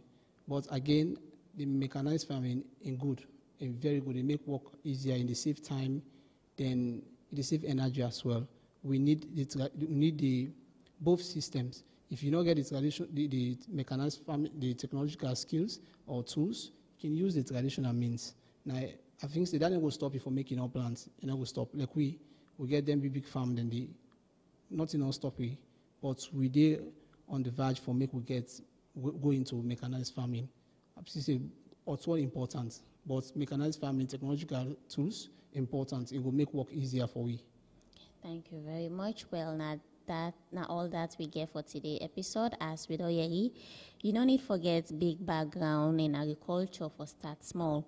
Sometimes then the lesson they come from the land itself, whether not 10 chicken or 1 sack of yam, the journey they begin where you take the first step. Plenty thank you to our guest, Emmanuel Boa. Now we hear from one of the farmer them we don't benefit from the regional rice value chain project. Plenty thank you to our guests and listeners. Remember, agriculture on a salon in future and the regional rice value chain project, they are for support you. Join me next for another exciting episode. Imagine fresh local rice. We get fine color and sweet aroma. Now all man imports. Imagine the money where we farmer them go make. Then imagine how this go help we economy and go better with country tomorrow. Let we support we own farmer them. Where you buy local rice, you dey feed your family and you dey make salon better. This message is brought to you by the Regional Rice Value Chain Project and its funding partners, supporting farmers, feeding Sierra Leone.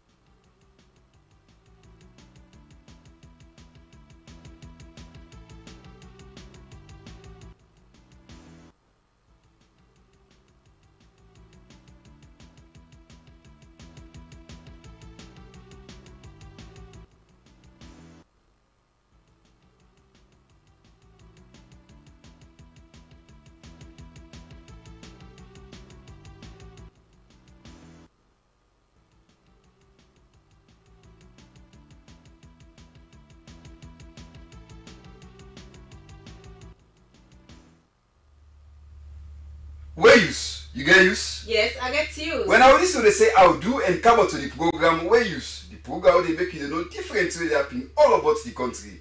Once you know the country and once you watch the program and say at once, chance go there for me to take part in the program. Only within other country them, as far as some are they until they watch the program, only say will get the same chance they could have there in country for take part in the program where use. And the only way for do that and for watch our television, the number where they see 076 or 031812174.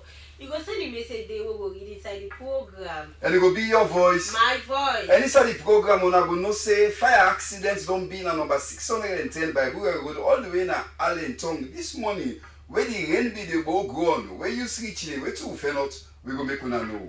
And self trader they do the everyday today business na Tombo Market Sala Waterloo Western Area Rural District. Don't blow their mind to this program we use for the kind of a pass marking water making run over and cause while another side day for push their life. What did they say? I say I go make one know what they say. Self pass marking water again. Don't nyaka the new road right before the eastern Bome. Now the eastern part inside Freetown. The one day we concern that area they call on government authority the information and turn attention to the road where they before Bome na the eastern part inside Freetown.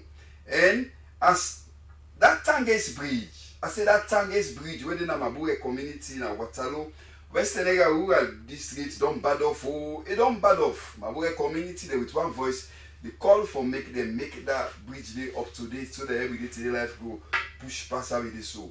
And self chance go there for make una get to be community watch as where you taking them go all the way in one village they call Kakondoba village Koinadugu district. Where to bull come that village they all the way na Koinadugu district. I say una go know. All wait here I don't tell una so plus other one they safe one don't hint una about it. All line up na the program we use. I say that tell you one secret, but not a secret again, make it loud, make all money here. I say you can send video clip of waiting happen in your area or send our way use. We go get once in newsworthy, I say government attention go turn day. With that organization and go turn day. One people say one kind of a thing and day for make development reaching a your doorstep. I say you go send them video clip of waiting happen in your area. Send them 077 56 3646 and we will present the program. Raymond Fox na my name and me ankona. I'm not a size. Well, they can take a break after which we will continue the program we use.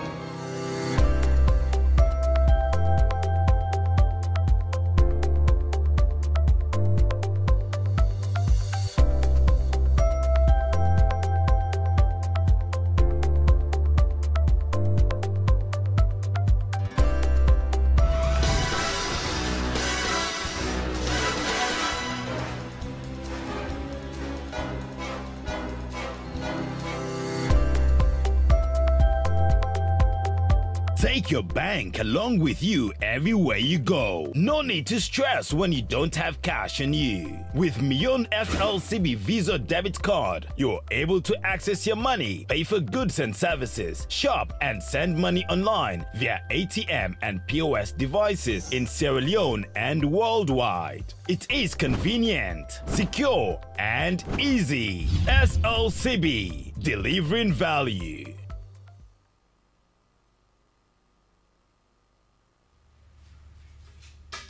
Welcome back. We start with this sad one.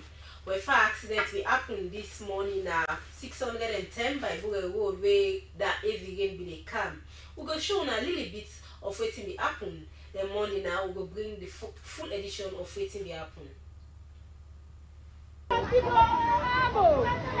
Good morning, Salon people. Well, today we didn't have to I get a host where they prepare for bomb by Allentown.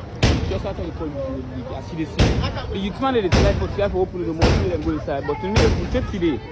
I see the sea. There's no fire for 60 5 we can take today. I see the sea. You also pop bomb, serious one. They don't try for people to go inside, but they go inside. Fire force they take today, wait for fire force there. If fire force make you come, I see the sea. The host just biggie bomb. Youth man they try. Let's keep them try for people to they try in just biggie bomb, so if our first can definitely be able of this place. In just biggie bomb, the young people here. Let's see the rate for our first came in and can you do and 58. But just stay connected. As you get on the waiting cause the fire. Because they say lights not in our Allentown, so what's cause the fire now? We don't know, but just stay connected. Just biggie bomb. They call for a force for a person to respond.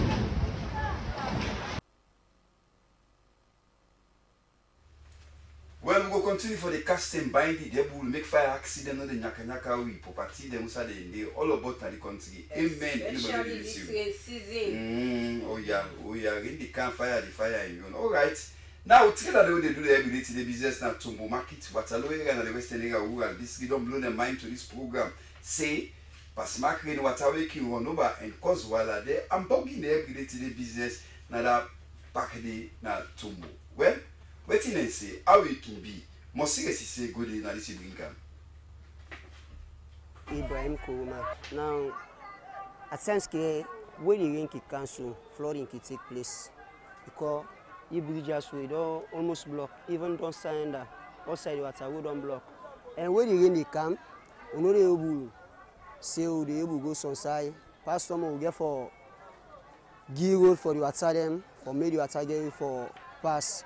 And man not telling a lie. Even if people then they suffer. This market has been more than can be soon. At times the way the rain they can, all the flooding they take place, the water they claim. And the water go there all side on block. You say 7 no they feel fine. Because of according to how them build, then side they also. I know they able feel good at all or not. Pass them pay, then cross with them. Then we worry as we then they put them. Some man they pay 2,000, some man 5,000. For me and cross with no more. I name my Fatwata. No more now. I did behind that picking they try for cross the sleep. Market all through inside water. Okay, one go pray, chance no day. At times first we go pray na pan body under. For check market here, water cross. Which you pass you go round for you able go outside the cell. Even inside the market, the water they pass there from this bridge here, from here, check cross here. The water they go inside the market, they pass. They help you on the water side here. Na mimi musuma side. Na kakapo ali sell. Okay, tell them but we see no more now. This bill here, so where the water they come, now also the water they stop. If you see go inside no more now, na problem for me. Not the table will make high. The table also make a high. So if you see you put load na God, where the rain come water reach here, market say all they spoil, all side they destroy. Na make. So they tell the Papa government that may they assist, may they help we. 2 of we shop they over under. Water flow up the right now, pim. When not they for sale because the cold. So now I go to Papa government they assist, may they help we. May they know what to do for water they come up so up tickets, water they come down so. So they may they help you for God. They puelo. Me one year me market spoil now so. I thought na me are cry now so water they tap me. Mami Bobby. The water stop for me. Me fever bury 3 years now. But I tell God thank you still I didn't have your phone. Oh, it's this now. Water for if you see rain canal, water stop here. You hardly for if you net come. The car August they cancel now we engats. When the water they carry the jam, pass it home. So they beg there make the help for make the gutter there. They make for we the gutter there, sometimes it go help we. That go save. But the gutter they not make for we. Then they bring some problem for we. They beg Papa government make they help we for this water, the gutter there, make they help we for the gutter there. They are big.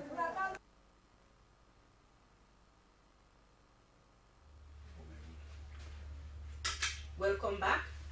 Well, people away tap na Mavure Bridge pan. There is serious concern about the way and manner how the bridge done they unbug there, and they say they don't start for make this bridge here. But then they call on people and Soriat organization for come na the aid for make this bridge as we dey inside the season. When we come in more serious we reach here and face this wire come for me. Now Mohammed Conte.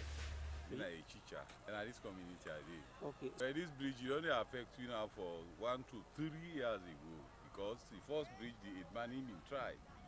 Well, finally this second Edman we can now we don't come broke that bridge. We it meets. Now they try to construct this other bridge, but finally financial constraints. The how they see not get money for me. Then now they suffer too much when water come the erosion, they brush out. They affect you too much. And as you see me now, self na power carry the old days so adoti. They try for put your water all up control. Then back to the way they see so now. Now the water now, and they try for control, make it not affect me. And yeah, this last rain we didn't come. They enter, and not to me house one grain it disturb ya. All the houses they how they see. The houses they always they see from and see good up. All enter. Inside bedroom, the water. They cry now for any organization or neither government we will all able to for make them put help so that they will make this place for we. Then we say we'll get a start. Anim Kadatu, Camara. Okay. Rep and bridge. Okay. Can say that you all can block the bridge. We know they again. We water they pass. The water they can now say the car will speed. It broke. The bridge they go. The water bypass. Go. They enter, even me that Friday rain, na night. I don't know again because we Santa Ujabate, na night I don't know. Do cleaner as I one step me foot in a pala church water. So now down the water the mona we na too much pass mark. So what are the cause we make water the mona na? Well the gutter. We know the way water the run down. From me and say down. They block the swamp they all and they all block. So what make the swamp the block? Well, the one they make the garden at it. And they no give way for let the gutter they open. But we don't ever meet any big person or not get councillor or headman. The headman, they don't try to during the other time, look inside the open. Where them go down, so they no grief for let it where they for let them open. So they grumble for in swamp. This swamp here, this that, they not agree at all. They not agree. So now that cry they let the government say let do for God and Abi. The suffer Iboku away right now we start it absolute cold. I ain't the permission we will spawn the morning and the cold. My name is Mr. Abubakar. Because after going to government, so I want big government put hand on this part here. But we not get no security and next we say then the patrol, nothing. Pass God no more, now in the help we. Yes. They attack. Yeah, it's even you this way there, they attack people now. We see kind of later one, wallahi. We see them say offload, and offload. The damage. One of me brother. Now Uber and then go offload and trade. He left small, then tie in foot, he tie in hand with the woman. They offload and all then go. Ishmael Kabo from Otalo. I couldn't see the council. I get my car. When the car was out, it can't on enough funny. I get my fish. I all the flow new water. Pass it on back. I get my way right now. Okay. The car from where they can begin concrete. Up to now, it is no more swimming. No. Who na kicks for passenger now? Na kimba ever run for ona? They follow so much, you go inside water, build the bike. You go inside water, so they pass you with a camera when I ever when I use the bike. You let them make this road there, so we will get comfort at this road.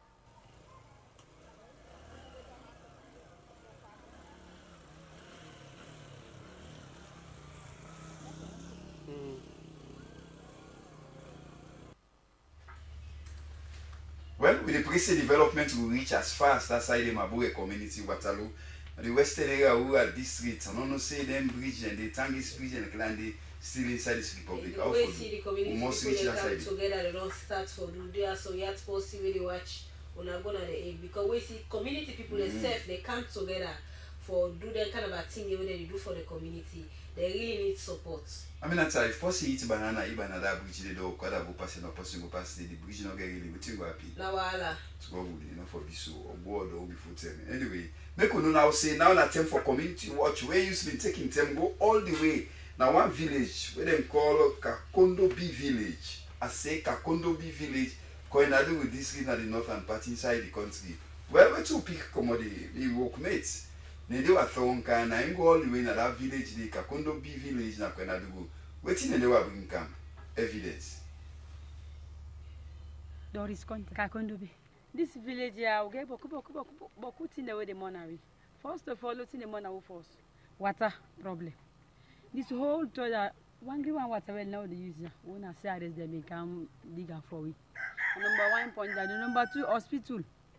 Hey, and they will get stressed over that. They will shoot the common answer for go Bafodia. At times we'll go, who can for look able for cook for Monday. We know the able for cook because the distance in far. Because we go, if you can go get medicine, you come.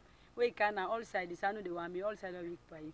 Now number 2 bag because like the money so if you call that day, now what am I now key problem this first, then hospital and water. There's some food there, will not go school back, one for do business, money problem. Get farm them, but cow then they it is if we go brossy farm, we go plantation, cow then come to Japan and they eat. We go salmon, case no they pass.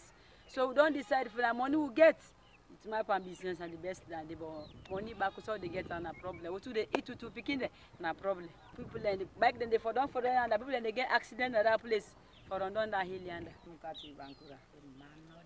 Man be don't die. They are not forgetting the 6 years now. We see walk. Na the cow then they eat them.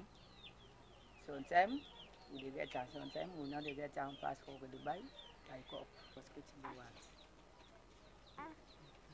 We see you get belly now, you know go back for there. Now then they go born, now they go take back, they come born back, so they picking medicine, big man medicine, pass for go back for there.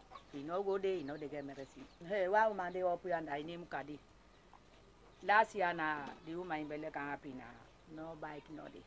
The woman wakati we said the timber matokade.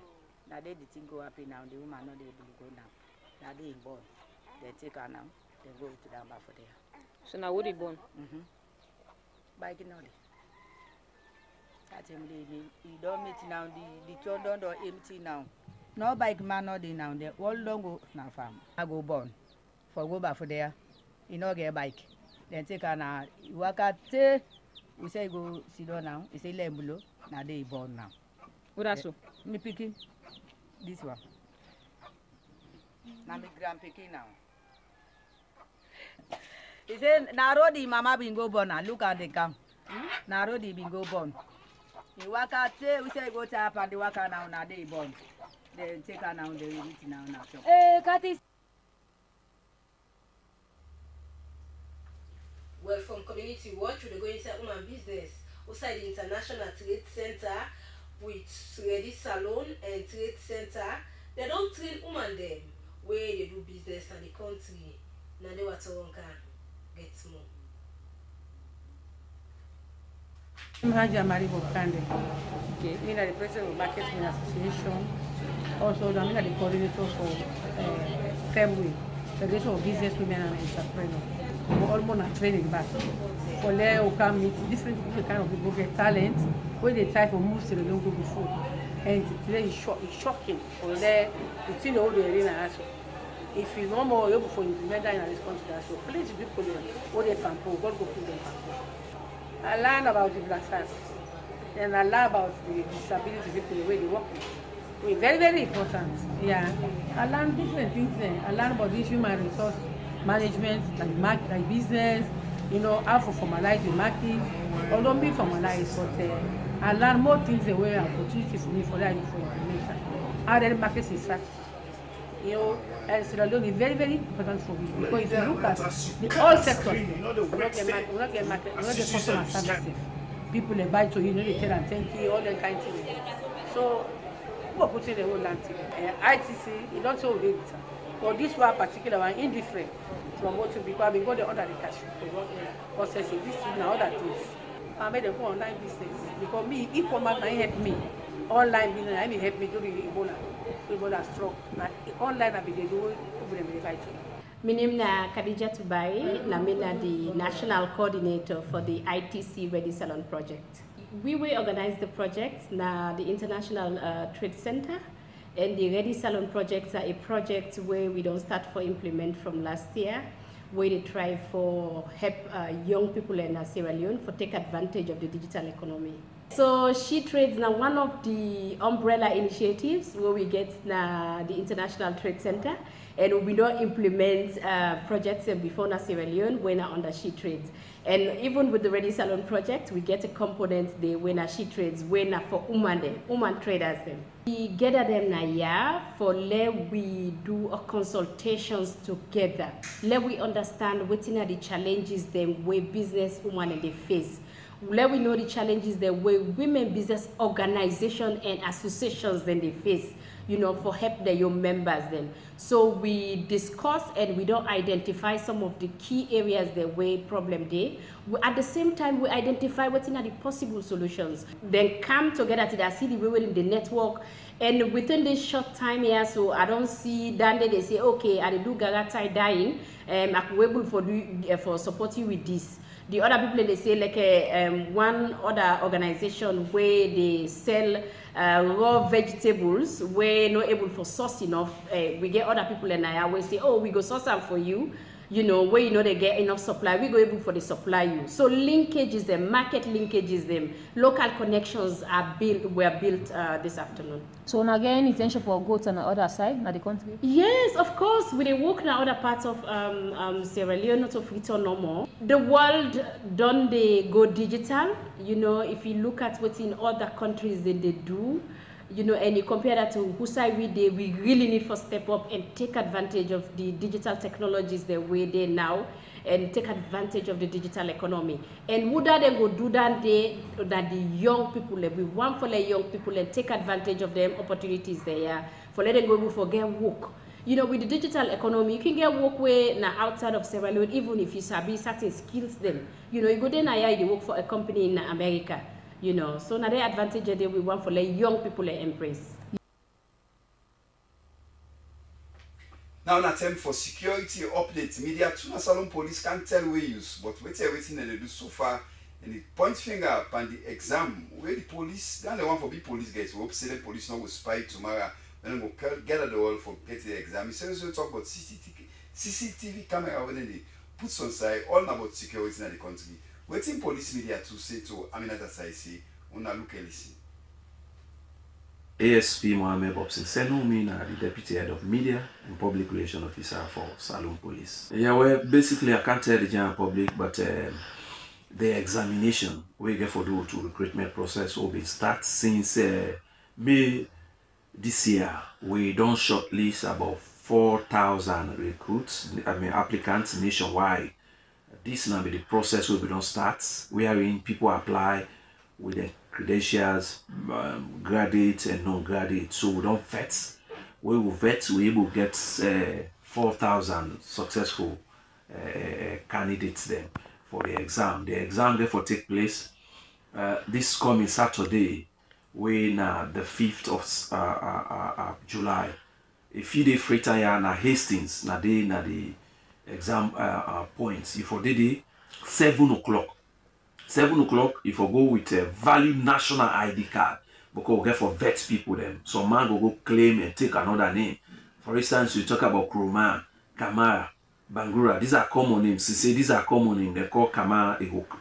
So but you national ID card we able ascertain whether na you or not to you. So if for do with you. And you in the bow, when at the southern region, if you can abo and abo government secondary school where they call Bo school na day the examination they take place. You in the eastern region when na Kenema na Anzaru secondary school na Kenema na day the exam they take place. The one that where they northwest when na Poloko na Sri Lanka secondary school the exam they take place. So where they can be now for Kandi.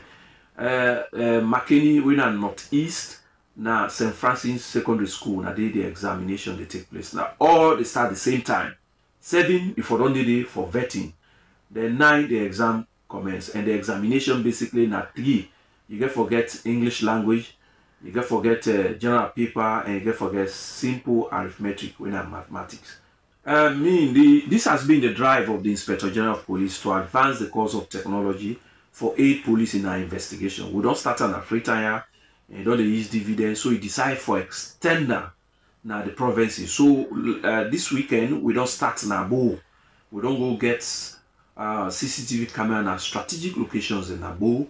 Or we will forget the hub now the regional headquarters. Then we see what in the happen. This now one way for reduce the presence of police at the streets and extend we are in the streets as well. The use of technology. From there we'll also get for extend at the other provinces there for ensure say we do the one and day we go able ease police in our investigation effectively. Well, from security updates, we go side campaign for human rights and development international. They don't do human rights training, ethical training na for policemen there. This be Apple na Police Wife Association or na Kintom Freetown. Well, Esther Susanet Passy be the part of the training and put this wire together.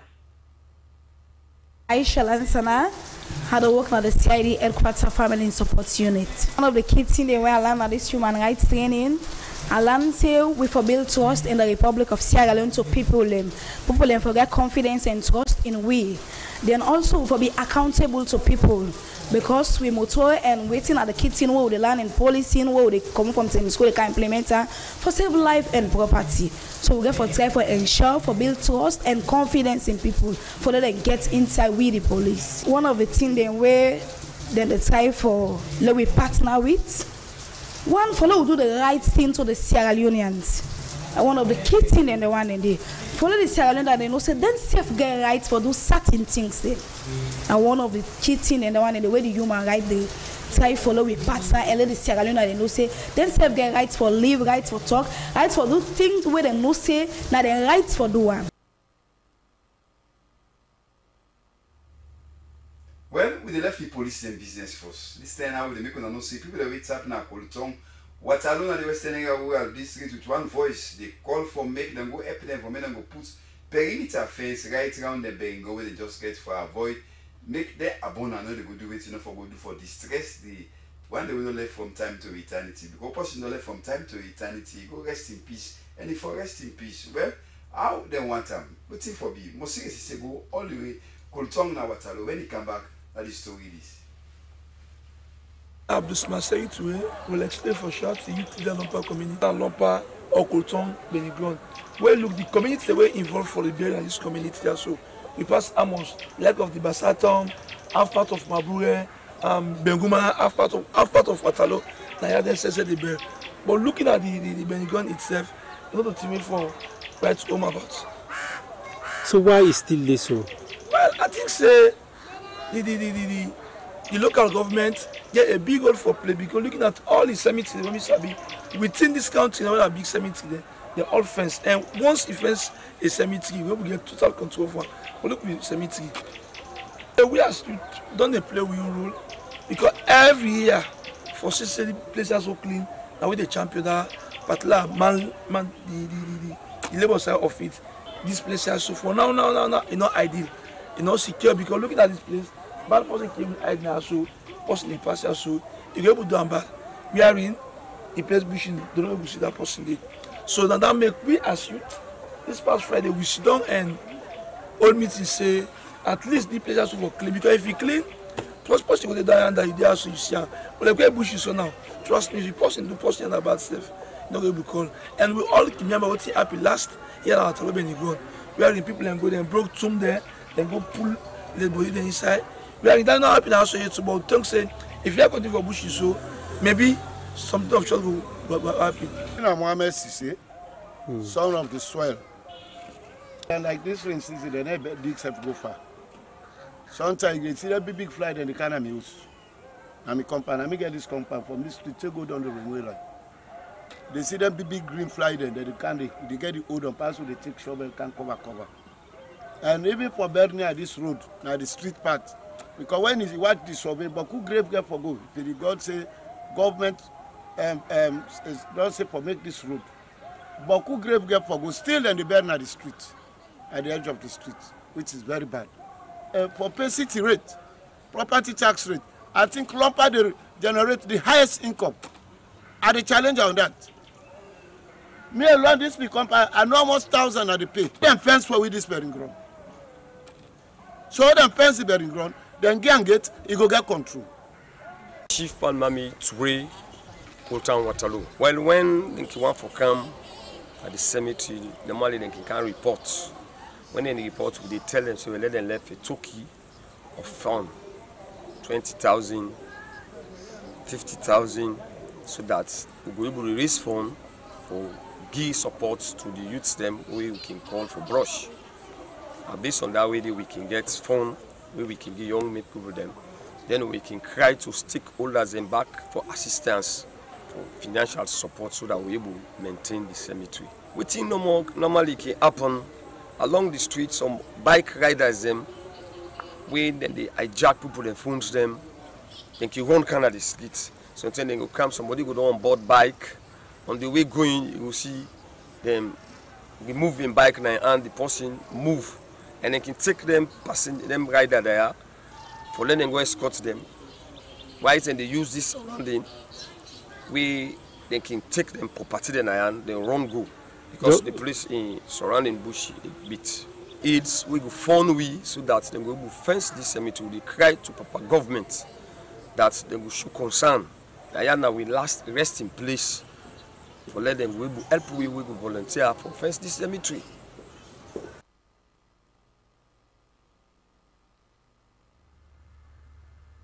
You still watch the program we use na SLBC channel 31 in the country. On other country day when I know now we use. We're now attempt for take a break, after which we will continue the second half of the program we use.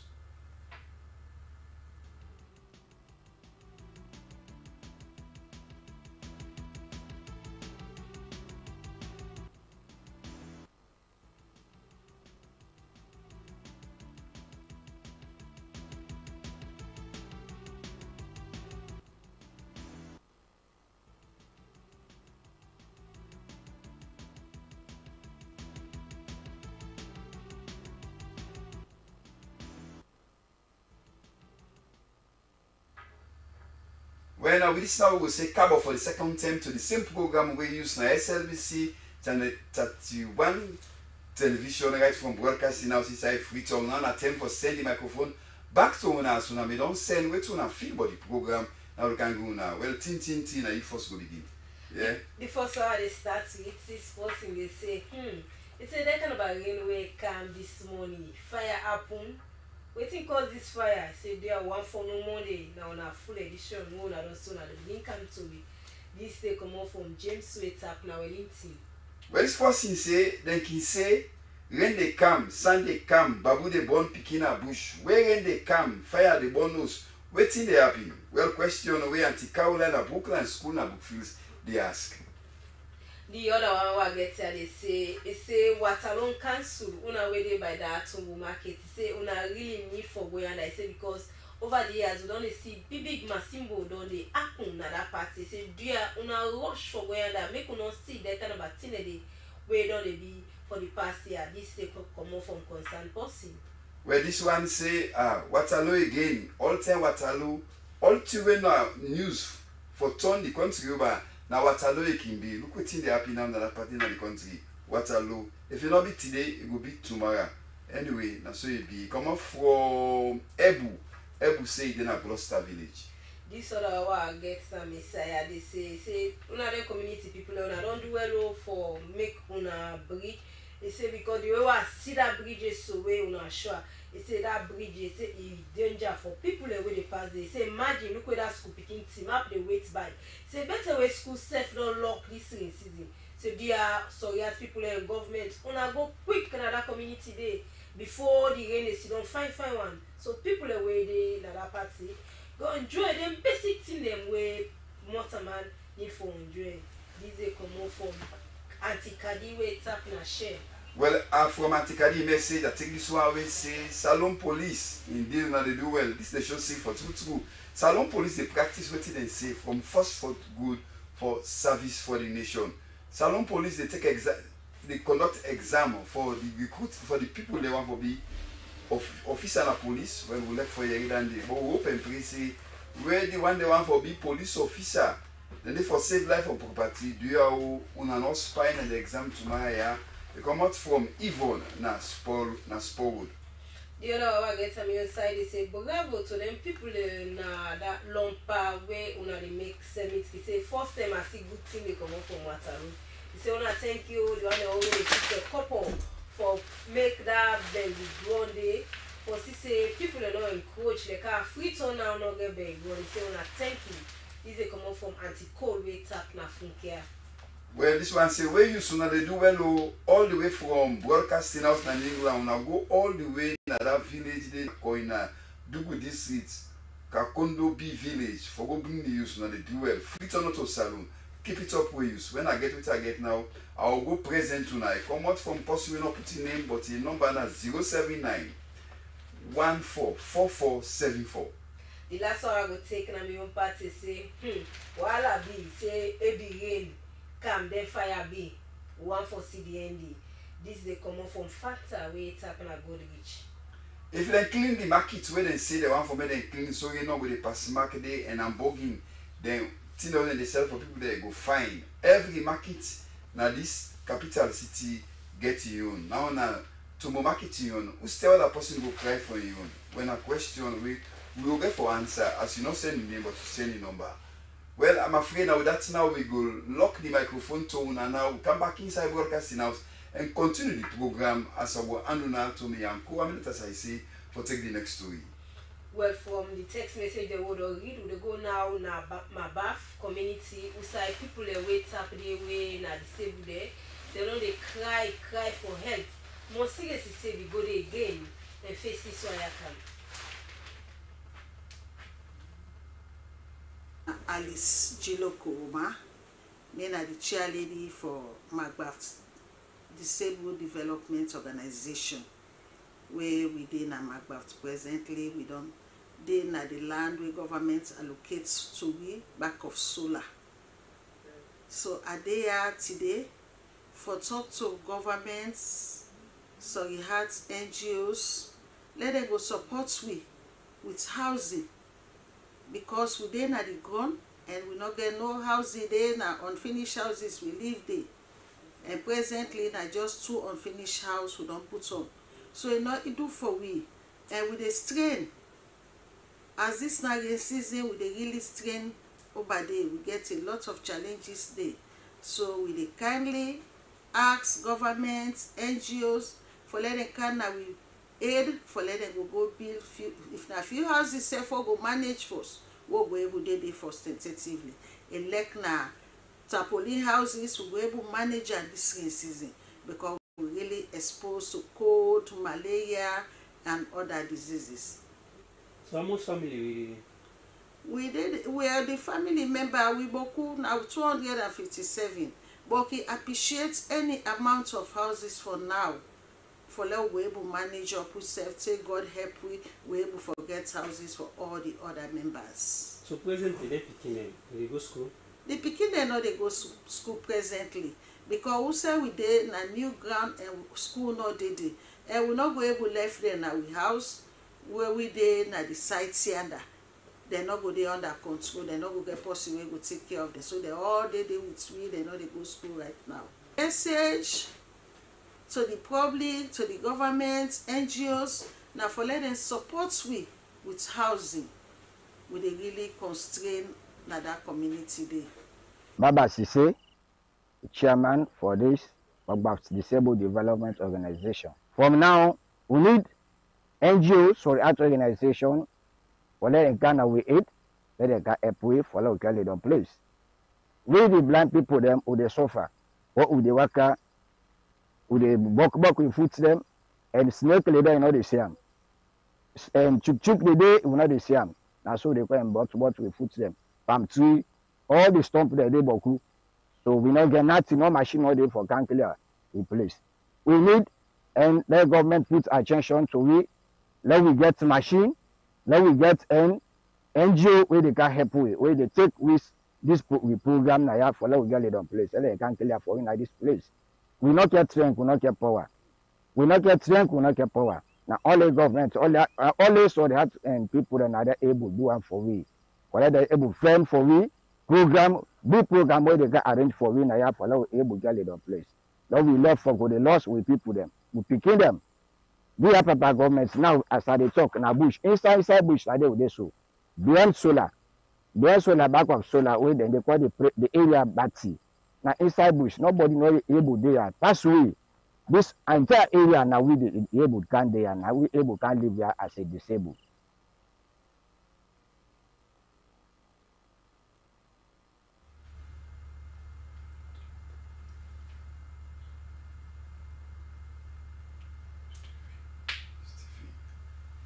Well, the people now say one organization when a resilient urban saloon done the development plan for the western area and they call that development plan for the western area special plan. How will it look like? Well, the company as I say goody that is to read this. the director. One, for validate the reviewed draft structural plan because now the ending this now for the western area structural plan. So we don't make we inputs and the planning committee members and we don't make the input. So we call the planning committee meeting for let them the various members of the planning committee let them see whether waiting they be safe for dinner the plan, Then also they do structural plan for the Western Urban, Freetown. We do structural plan for Freetown. So also, and this ending at the draft stage now. So now this draft to first come back again to stakeholders then let them watch. And we on duty now for make sure say we able to do integrated special plan where it is speak to all other sectors, environment, tourism, transport. We bring all them plan and they come together. Let them make sure say they speak. Let transport not just the make road. Then one day go past our hotel where tourism safe. Here where tourism they think say na one big hotel it's map. So the two plan will speak to themselves. But we'll take tourism plan, office and control, take transport plan, put that together. The office environment plan will put that together like for Aberdeen Bridge, Aberdeen Creek. We're going to say yeah, environmental let we do tourism, take environmental original. So tourism this one plan we don't original, let cancel. Let them speak to themselves. Then this road we then say if you pass through, let's say watch if you pass through, you will get this implication. So now watch how this road will best pass. So that it no go affect this touristic facility, no go affect the environment, no go affect other areas. So we own now for make sure so we bring all this plan, we put them together and then speak to themselves. In other words, we get what we call coordinated effort as far as physical planning involved, as far as spatial planning involved. My name is Hiba Khalil. I'm a professor at Cairo University and I'm also the team leader at this project for the Western Area Regional Structure Plan. So some of the challenges were basically to understand how people work together. Unfortunately, a lot of people are working in silos. So to make people come together and make sure that they all speak together and gather the data from them and to explain to them what urban planning is doing, how it brings all the sectoral plans in a spatial relationship.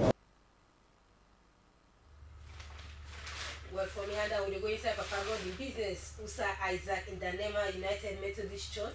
The woman they don't celebrate the African service and tell God thank you.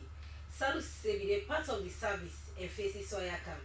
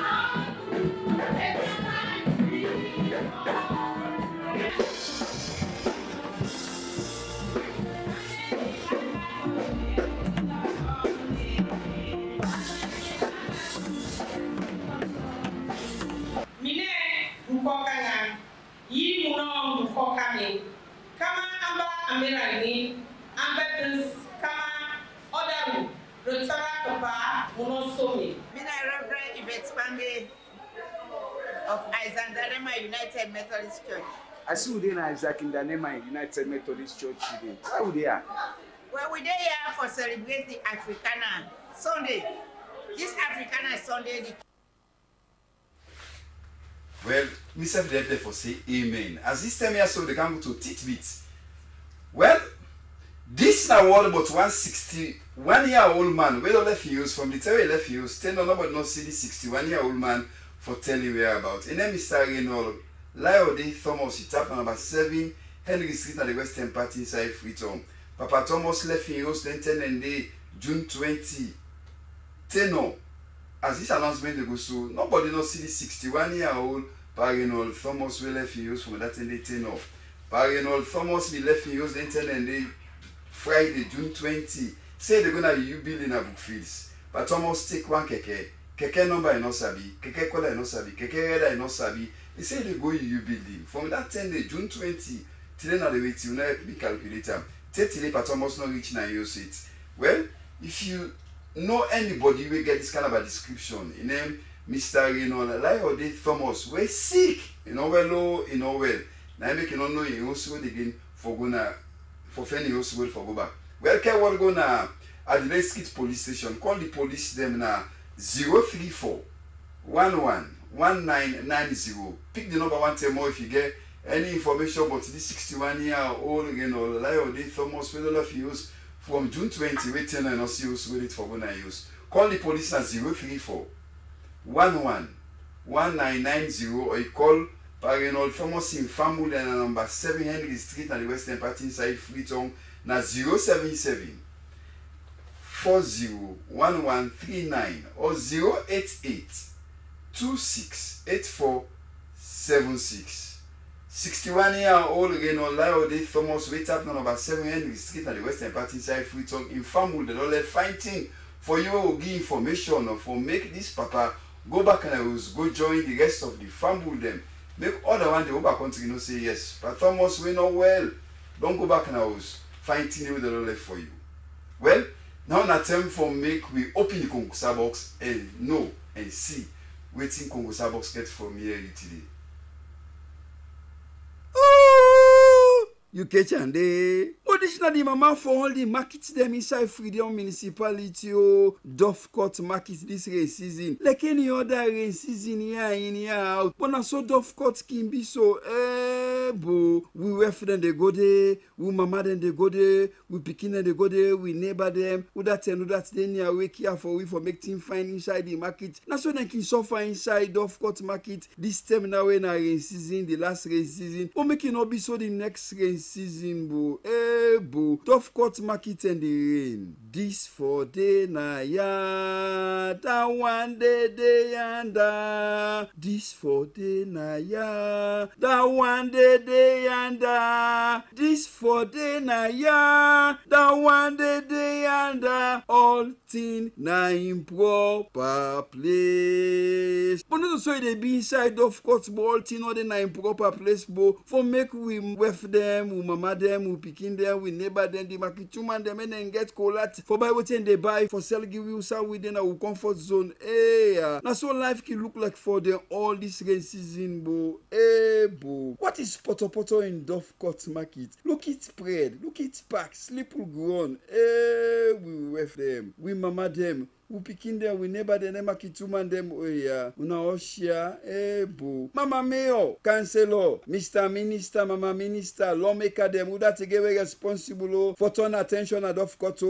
Rain season, so it can look like. Now, Mama born all the woman them, man themselves, eh, boo. Freedom Municipality, they pay market to you, boo, waiting, boo, eh, boo. Dovecot market this rain season. Let we turn attention, oh. Make we not look Dovecot market with boo. Yaibo this rain season and other rain season. The rain for Kamena in Tembo. Sauteed and turn the Kenema meaningful attention to Dovecot market. Make it left for be so the next rain season. Imonami.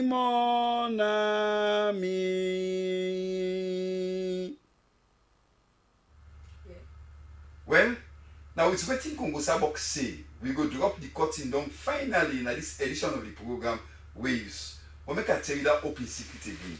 Don't forget, say, yourself can send video clip of waiting the happen at your area, Usa Congo Sabox, no, Usa we use presenter, no, Usa we use producer, no, do you are waiting the happen? Where you the send and do you are take your phone, not take your phone upright so you know will find, turn and so sideway, and so if you turn the phone, film and find one, talk, don't send message to we. You can send on a 077 56 3646. I say we will get your voice must go in this program. Once until when newsworthy, you want the government turn attention to it, it will be bo. Okay, I don't talk. Don't we go up the cutting down finally in this edition of the program where you speak to from Broadcasting House, the capital city Freetown. Plenty thank you with Bunya to me transmission supervisor. We do and bugging so much till the end, all time, fastener more salutations, sir. Control room operator them, Pastor Tosan Onyeweng and Captain Suleiman Samura Ekushe, sir. Operator the place that pick with so salute to now play for one and do it to now so. Camera operator them on duty, Abubakar Dumbuya Entetekwashi. Salutation. William Wiseline produce the program. Production assistant na Julian Dumbuya. We will present the program Yankuna. Say na my name. Raymond Fox na my nomenclature. Make a left now with the sense what we say. Where monkey they optic with him picking. Mama monkey not they tell him picking say hold tight. They tell and say picking look down. Where the picking calculate the distance from Musa and the optic to down, it will hold tight. Hold tight here. That's also to next edition.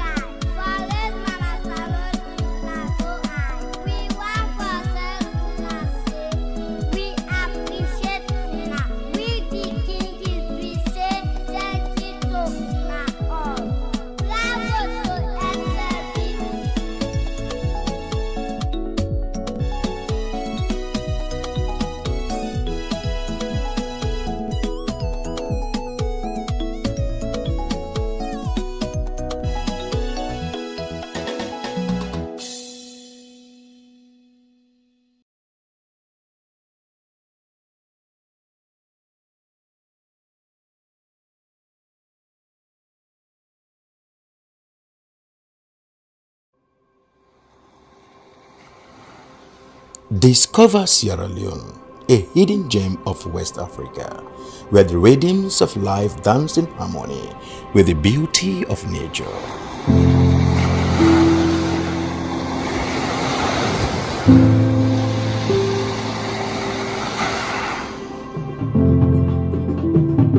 Feel the heartbeat of our culture in every beat of the drum,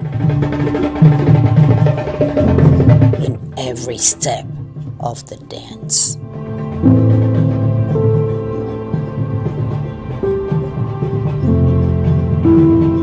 Experience the tranquility of our shores, where each sunrise brings new stories and endless possibilities.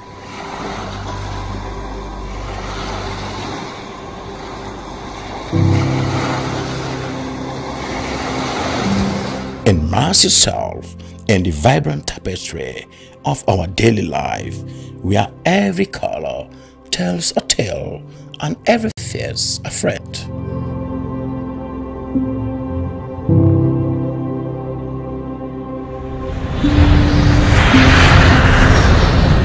Come, be enchanted by the sights and sounds of Sierra Leone. A place where your adventure awaits And memories are made.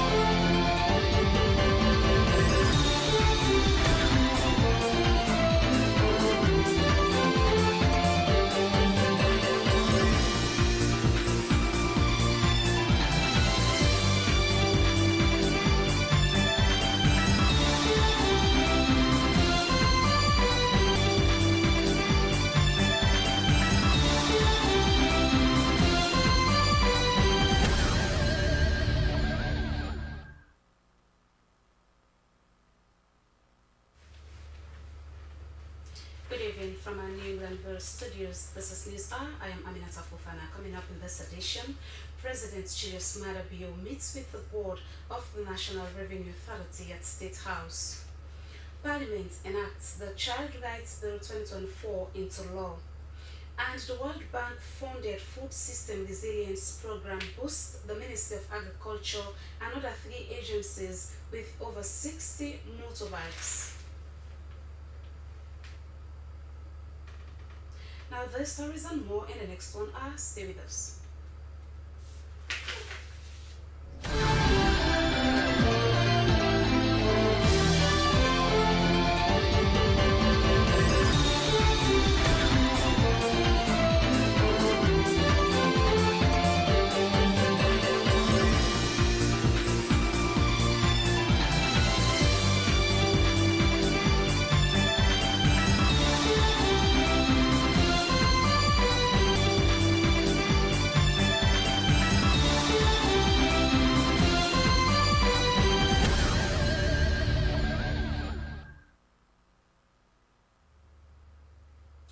Welcome back. Now, the chairman of a non-profit organization, Healthcare Sierra Leone, USA, and his team have met with management of the Connaught Hospital. Their discussions were centered on the organization's plan to teach healthcare practitioners at Connaught Hospital on the issue of modern medical equipment during emergency situations like cardiac arrest and resuscitation. Healthcare Sierra Leone, USA, is also partnering with the World Medical Relief based in Michigan, United States of America, and the Commonwealth Medical Center to donate equipment including pacemakers, EKG machines, and other surgical equipment. Joseph Toure tells us more. This is Connaught Hospital, the country's main referral health facility. In recent times, it has received many support from donor partners, and one partner which has shown more interest to work with them is a non-profit organization, Healthcare Sierra Leone USA.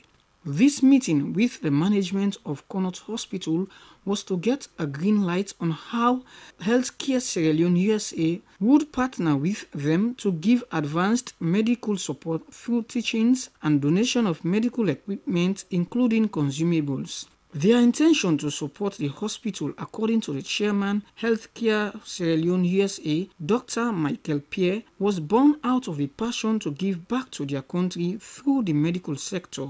He told the host team that in 2018, they had provided internet services for the hospital when they realized that the facility had none. Dr. Pierce said they wanted to collaborate with them and not to dictate to them what to do in order to make the facility a center of excellence. Teaching is what we want to look at. The hospital I work for have promised to get us trainers to come with us during our next medical mission. Also, give us 2 days. We have lectures, exams to take, oral takings. The next day, we teach them how to do the basic things about ACLS, how to intubate people, how to put central lines, how to correct things like any arrhythmia, your first approach of atrial fibrillation, your first approach of VTAC, your first approach of things that you can normally correct. He added, though healthcare workers were very educated, they lacked the modern equipment to save many lives because of the little or no knowledge they have of their patients' history. He said they also wanted to see that patients were taken care of in the right ways, especially in the ICU and emergency units. Hospital care manager, Connaught Hospital, Dr. Mark Kapua, received the information in good faith, noting that they were looking up to get more than equipment and teachings. So our biggest problem, we do not have the equipment, we do not have the supplies. So it will be very difficult. So even with all the ideas that you have, with all the experience that you may have, you may unfortunately stand by and see a patient dying because there's nothing to work with. So you just die. With all the millions and thousands and billions of ideas. So this is the biggest problem in the whole of the healthcare system in Sierra Leone. I think if we can attack that head on, then we'll be solving over 50% of the problems that we have in the healthcare system. Others present lauded the move by Healthcare Sierra Leone USA, World Medical Relief in Michigan, United States of America, and the Commonwealth Medical Center to donate equipment worth about $3 million United States dollars, but also used the platform to appeal for its sustainability. SLBC, Joseph Toure reporting.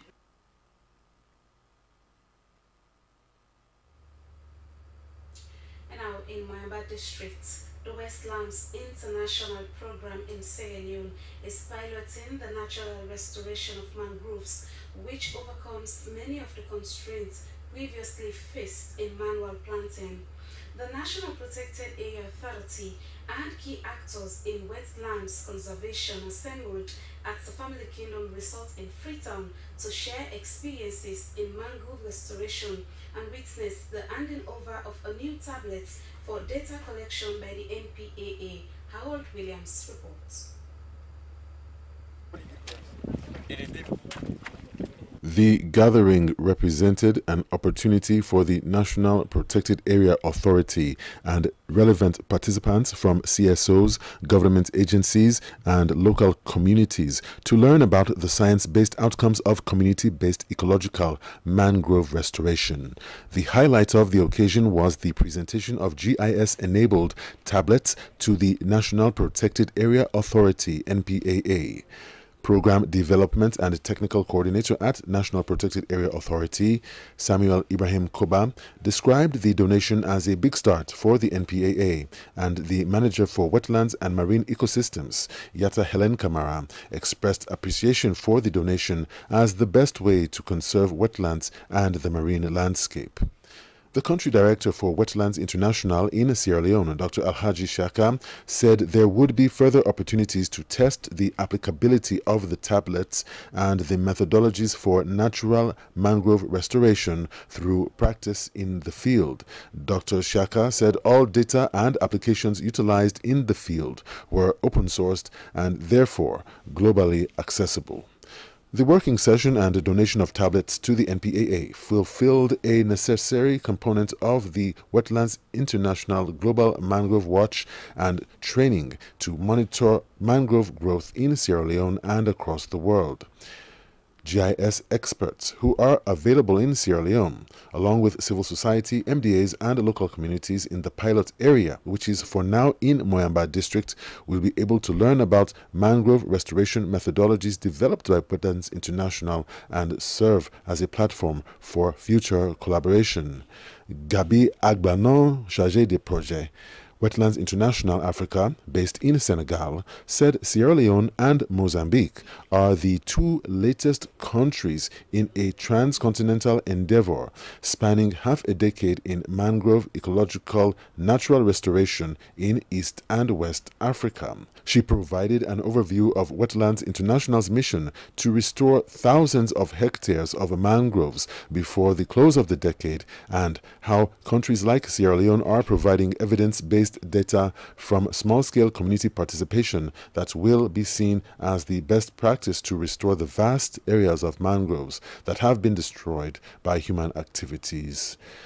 Community-based ecological mangrove restoration involves the components of conservation, livelihoods, and an enabling environment and landscape management on an increasingly larger scale as more positive results are gathered from the field enabled by the tools provided from Wetlands International.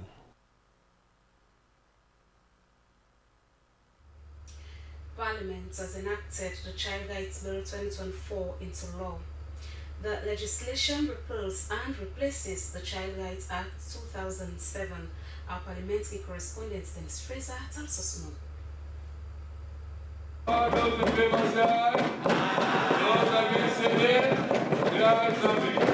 The bill seeks to repeal and replace the Child Rights Act 2007 to make provision for the promotion of the rights and responsibilities of children and the obligation of the states to provide for such rights as outlined in the United Nations Convention on the Rights of the Child and the African Charter on the Rights and Welfare of Children and to provide for other related matters. Meanwhile, Speaker of Parliament Honorable Sengepo Solomon Thomas has announced Gilbert Bosconabe as the acting clerk of Parliament until further notice. The announcement was made following a notice that the clerk of Parliament, Honorable Omar Paran Tarawali, should proceed on leave. Our Speaker, Honorable Sengepo Solomon Thomas, extended a welcoming hand to members of the opposition APC who had boycotted sittings in protest of the conduct of the clerk of Parliament. In a letter dated 1st June 2025, the Right Honorable Speaker Sengepo Solomon Thomas informed the opposition leader Honorable Abdul Kagbo that the President had directed the Clerk of Parliament to go on leave effective 20th June 2025. The Speaker also announced in the well that the new Member of Parliament Honorable Abubakar Fofana of Kenema District had been duly elected as Member of Parliament for Kenema District. It could be recalled that the former Member of Parliament representing Kenema District, Honorable Musa Peter Moigua, had passed on, and it was in conformity with constitutional provisions and Standing Order 1A of the Standing Orders of Parliament that the new Member of Parliament, Honorable Abubakar Fofana, was allowed to proceed with the oath as a Member of Parliament. That I will uphold and defend the Constitution of Sierra Leone. That I will uphold and defend the Constitution of Sierra Leone. And that I will faithfully and conscientiously discharge. And I will faithfully and conscientiously discharge the duties of a Member of Parliament. The duty of a Member of Parliament. So help me God. So help me God. SLBC, Dennis Fraser reporting. The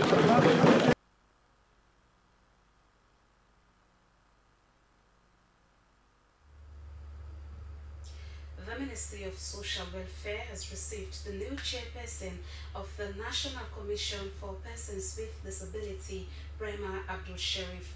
Christiana Kamara reports. Helen Keller was blind, deaf and dumb. You know what he saw? We are never really happy until we try to brighten the lives of others. Are you a happy man if you do to us improving, being a change maker in the lives of another person? I believe we don't get the right leader. Because Mr. Brighter. The newly chairperson and commissioner of the National Commission for Persons with Disability, Brema Abdul Sharif, has a wealth of experience in human rights advocacy and also aims to mainstream disability issues into broader development conversations.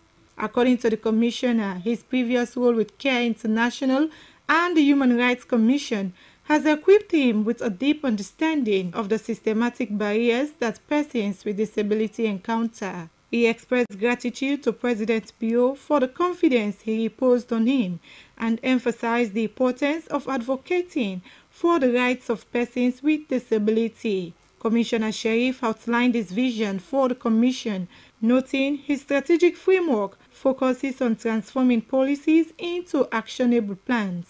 For the Ministry of Social Welfare, we know that you are supervising ministry, but we are also the technical people to be able to support you and drive the process. And to the community of persons with disability, I am your brother. I am part of you. I don't know it all. I don't have it all. So I rely on us working together. And that's why I'll be pushing for the unity within the disability community. Like I said in my conversation, in my first 60 days, I want to look at building up my board members. I want to look at profiling the institution. I want to look at developing the communication strategy. I want to look at working around the review of the Disability Act. I want to look at empowering our communities. I want to develop a detailed implementation plan from the current strategic plan that we have. These are critical issues. I want to use data to drive what we want to do. If I want to talk to the government, I need data. And I need to use the data to drive policy, to drive inclusion, to drive conversation, and to drive empowerment. President of the Sierra Leone Union on Disabilities Issues, among others, expressed optimism about Sharif's leadership. They said his international experience and dedication to advocacy have instilled their confidence that he will effectively represent the voices of the disabled community. According to the Minister of Social Welfare, Melrose Kaminti, Brema Abdul Sharif's appointment as chairperson and commissioner of the National Commission for Persons with Disability signals a renewed commitment to addressing disability issues at both national and international levels, adding that with a focus on empowerment, inclusion, and dignity, Sharif is poised to lead the Commission towards meaningful change for persons with disability. Because this commission is supposed to, or the chairman, the commission, they are supposed to help this ministry, to look specifically into the issues of disability, while the ministry looks at other vulnerabilities, including the disability. But collaboration between the commission, the Ministry of Social Welfare, and the disability community will be crucial in advancing the goals set forth and ensuring that no one is left behind. SLBC News are in Freetown. Christiana Kamara reporting.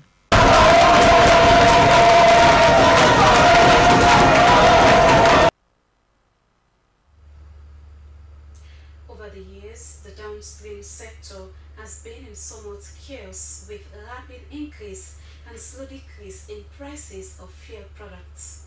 Until recently, a litre of fuel was sold at 27 leones, but in a surprising development, some major pump stations have now reduced the price to 25 leones per litre. This move has somewhat brought joy to especially commercial riders whose hopes have been rekindled for a further decrease in the prices of fuel products. Fanta Kuma first in the story, read in the studios by Salma Taba. Moving along the busy streets of Freetown, there has been a noticeable drop in fuel prices at major filling stations. Petrol is now being sold at 25 leones per litre, down from the previous 27 leones. This new price was noticeable at NP, Malad and other pump stations. This new reduced price has offered some needed relief to commercial riders and transport operators.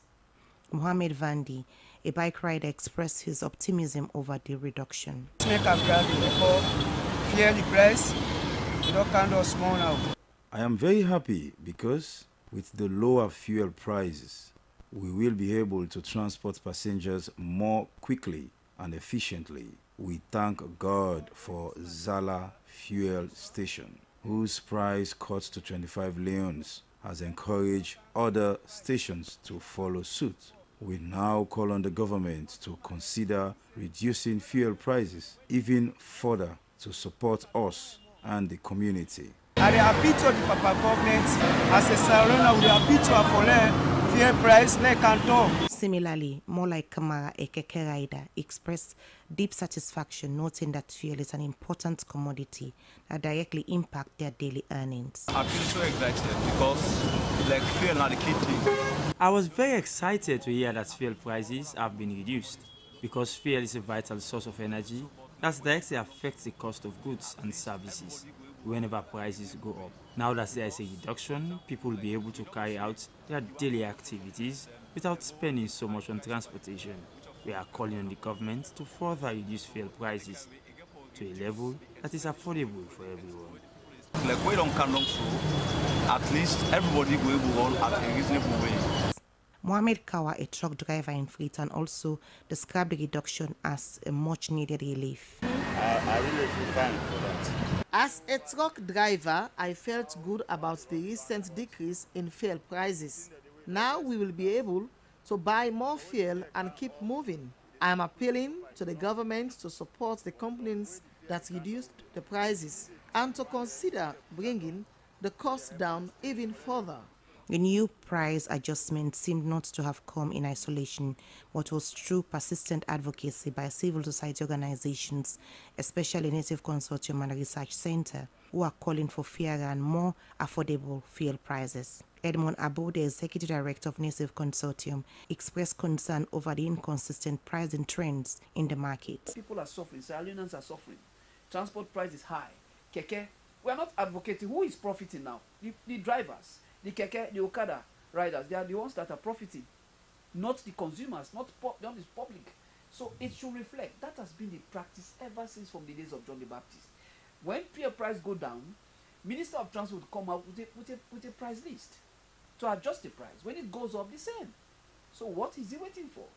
While the price cut has been widely welcomed, many drivers are calling for consistent pricing across all fuel stations and better regulation to ensure the new price is maintained. The reduction has also rekindled the hopes of commercial riders for a further decrease in the prices of fuel products. Magistrates John Mansofona of Palemba Road Court Number 2 has committed to the High Court a matter of cyberbullying allegedly committed by Sheikh Tijan Rogers against the Vice Chancellor and Principal of the Milton Madai Technical University, Professor John Philip Kanu. The decision came after the magistrate agreed that the prosecution laid sufficient evidence during the preliminary investigations. Mohamed Simikroma was in court. The decision by Magistrate John Mansofona of Pademba Road Court Number 2 to commit to High Court for trial a matter of cyberbullying against the Vice Chancellor and Principal of Miltimagai Technical University, Professor John Philip Kanu, came after an examination of the evidence during the initial investigations. According to Magistrate Fona, the case had largely taken place behind closed doors, stating that sufficient evidence was provided by the prosecution to link the accused person, Sheku Tijan Rogers, to the alleged offense. The accusations against the accused person are related to a series of social media posts, including recordings, videos, and text messages made between 18th to 30th November 2022, which the accused denied. The said electronic communications were said to have aimed at damaging the character and reputation of Professor Kanu, raising serious concerns about the impact of cyberbullying on individuals' reputation in the digital age. Defense counsel Zakaria Kanu objected regarding media coverage of the proceedings, citing concerns over potential misrepresentation. However, the objection was countered by State Counsel ACP Joan Bull, who believed that the media would report the facts of the proceedings accurately. Magistrate Fona agreed that the media coverage was important to the proceedings. The magistrate, while concluding the preliminary hearings, said that the bail conditions established during the investigations remained unchanged. For SLBC, Mohamed Kouma reporting.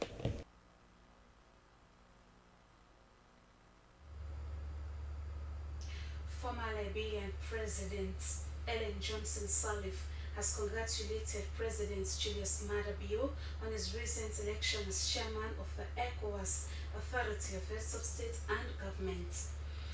She made the congratulatory remarks during a courtesy call she paid on the new ECOWAS chairman at State House, while Mosire was there.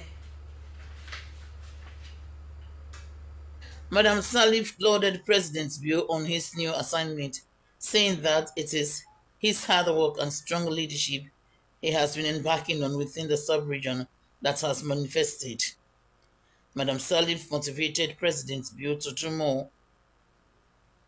She also updated the President about the Mano River Union activities within the sub-region. Elective new chair of ECOWAS. Correct. So we are very pleased about that. ECOWAS has lots of challenges. Do they have solved that problem? What about states who have turned their wrong?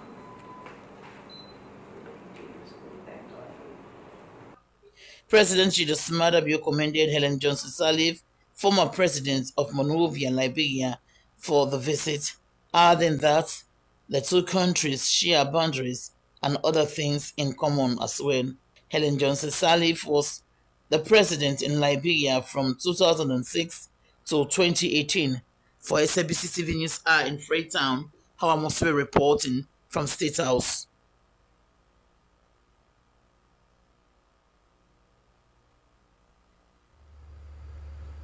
The Sierra Leone Police has announced the commencement of the 2025 recruitment examination for successful applicants across the country. According to the Police Media 2, Assistant Superintendent of Police ASP Mohamed Bobson Senu, the examination is a crucial step in the recruitment process and is designed to test the knowledge and skills of all applicants aspiring to join the Sierra Leone Police. The exams is scheduled to take place on Saturday, 5th July 2025. Here is an excerpt of ASP Senu on our Good Morning Sierra Leone show. Some were not qualified based on the fact that the age, for instance, like the graduate recruitment, the age limit here is 18 to 30, some are above 30. So for that, you are not qualified, you are not fit to join the police. Because the retirement age starts, 60 years. So one to recruit police officers who will serve at least 30 years. So for the examination center on this on Saturday the 5th of July, Western area, Freetown here, the center is Hastings, and the time is 7 a.m. the morning hour. You're supposed to be there. You go along with valid national ID card, and no mobile phone, no calculator, no other gadgets we are allowed to enter in the exam hall. Those in the provinces like Eastern region is Anzaru Senior Secondary School, Kenema. Southern region, Bo Government Secondary School. Northeast region, Makeni to be specific, is St. Francis Secondary School. And the Northwest region, Sri Lanka Secondary School, Poloko. So these are the centers. If you are part of the system, you go there at least 7 a.m. and the exam will last from 7 at least 12 noon. So does the police force has a targeted number that they want to, because after exams obviously there are going to be a shortlisted process again? Yeah, well, the targeted number depends on the successful candidates, because we have series of processes. One, the examination, interview, medical, physical exercise. So these are all elimination series. From there, we get the actual number that we want. So what does the police want to achieve at the end of the day? We really want to recruit credible and trustworthy police officers, not push police officers. And that is why even in the process, we have on the list, we have recommendations. If, for instance, you are to recommend somebody, you must indicate your picture, your phone number, and your NIN number as well. So in the process, we discover that this person is a bad police officer. We'll call you. Sako, you recommended this person with all your character, with all your good recommendation. I mean, the person is now under investigation. So what are you going to say with this? So basically, we really want to have trustworthy police officers. Okay. That was Police Media 2 on our Good Morning Sierra Leone program. And our still under place, the Campaign for Human Rights and Development International Chadre has conducted a human rights and ethical training for police officers at the Police Wives Association Hall in Kington, Freetown. The training, which is the second of its kind organized by Chadre for the Sierra Leone Police, brought together personnel from various departments, including the Family Support Unit FSU and the Criminal Investigations Department CID. Esther Susanette Passy tells us more. The session aimed to strengthen the professionalism, ethical conduct, and human rights compliance of police officers in the discharge of their duties. Chad's Executive Director Abdul Fatoma said that the training was designed in response to several challenges identified regarding the respect for human rights by law enforcement, with the goal of educating officers on key human rights principles and their practical application in day-to-day policing. Abdul Fatoma also spoke on key human rights themes, including the responsible use of force, appropriate detention conditions, proper documentation, and a need for accountability within police operations. He added that the training would also contribute to reducing human rights violations and improving the level of professionalism within the Sierra Leone Police. What we aim to achieve is the police to know that during their work they promote respect for rule of law, they promote respect for human rights and the human dignity of people that are under their custody. And we also want to see the police where they apply professionalism and during their work and after their work. Assistant Inspector General of Police and Director of Trainings, Mustafa Kamara, also highlighted the importance of ethics, discipline, confidentiality, trust, and independence in policing. He said the training is essential in guiding them during their work, especially during operations.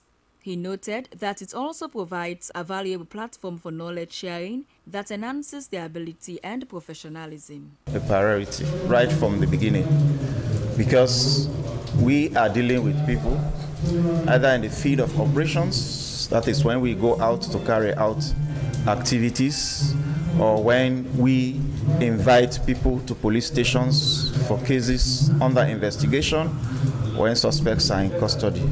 So we think that the rights of those people are very, very important, and we work very hard to make sure that we take into consideration those rights. Aisha Lansana, a trainee from the FSU unit at CID, expressed appreciation for the initiative. We learn about accountability and transparency. As a police officer, when you have accountability and transparency, the Sierra Leone will believe and trust in you as long as you do the right thing. The training forms part of Chadi's broader objective to foster respect for human rights culture in law enforcement and promote good governance, accountability, and justice in the country. For SLBC News, Esther Suzanette Bassi reporting.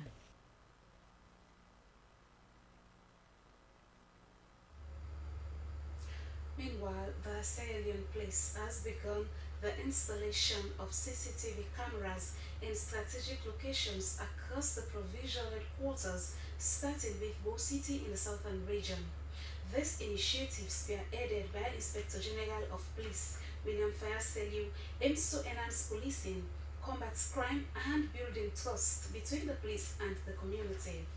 The installation of CCTV cameras in Bo City, including the Bo Government Hospital, is part of the SLP's efforts to leverage technology in policing. This move follows the successful installation of CCTV cameras in Freetown and is expected to improve police visibility and effectiveness in crime prevention and investigation. IGP Selu said he was determined to transform the Sierra Leone Police from a force to a service-driven institution, and is evident in his efforts to adopt modern policing strategies. Since assuming leadership, he noted, he has undertaken several reforms to position the police on a trajectory of excellence. IGP Fayaselu said he has plans to extend the installation of CCTV cameras to all regional police headquarters town, further enhancing police visibility and community trust. And now a new wave of hope for young people in Sierra Leone was officially ushered in as UNICEF, in collaboration with the Ministry of Basic and Secondary School Education (MBSSE), launched the Comprehensive National Life Skills Framework. The landmark initiative, unveiled at the Atlantic Hotel on London Beach, aims to equip adolescents across the nation with crucial life skills to shape their futures. Abdul Kabir tells us more. It's our pleasure to officially launch the Comprehensive Life Skills Framework for Sierra Leone, adapted to Sierra Leone and developed by Sierra Leoneans. The framework, encompassing 12 key areas, including empathy and diversity, is designed to empower young people with the essential competencies needed to navigate their formative years and beyond. This collaborative effort signals a renewed commitment to fostering better conversations and deeper understanding around life skills among the youth. Speaking at the launch, Ann Kone, Deputy Director at the Gender Unit of the MBSSE, underscored the Ministry's unwavering commitment to the effective implementation of the Comprehensive National Life Skills Framework. She emphasized its crucial role in advancing the holistic development of young people in Sierra Leone. We have developed a framework on life skills. But before this time, for post-Ebola era, UNICEF supported line ministries of education, social welfare, and gender to actually support adolescents, girls on life skills. And at that time, we identified 60 girls whom we actually gave knowledge and skills on life skills.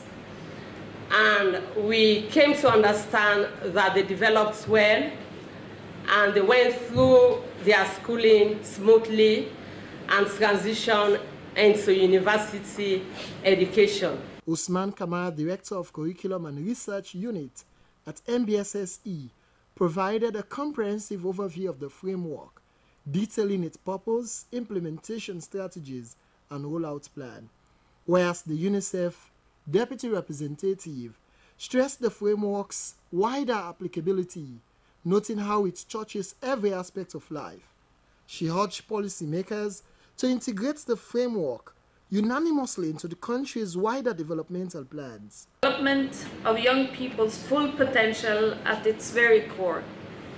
UNICEF warmly congratulates the Ministry of Basic and Senior Education for leading the development of this forward-looking framework.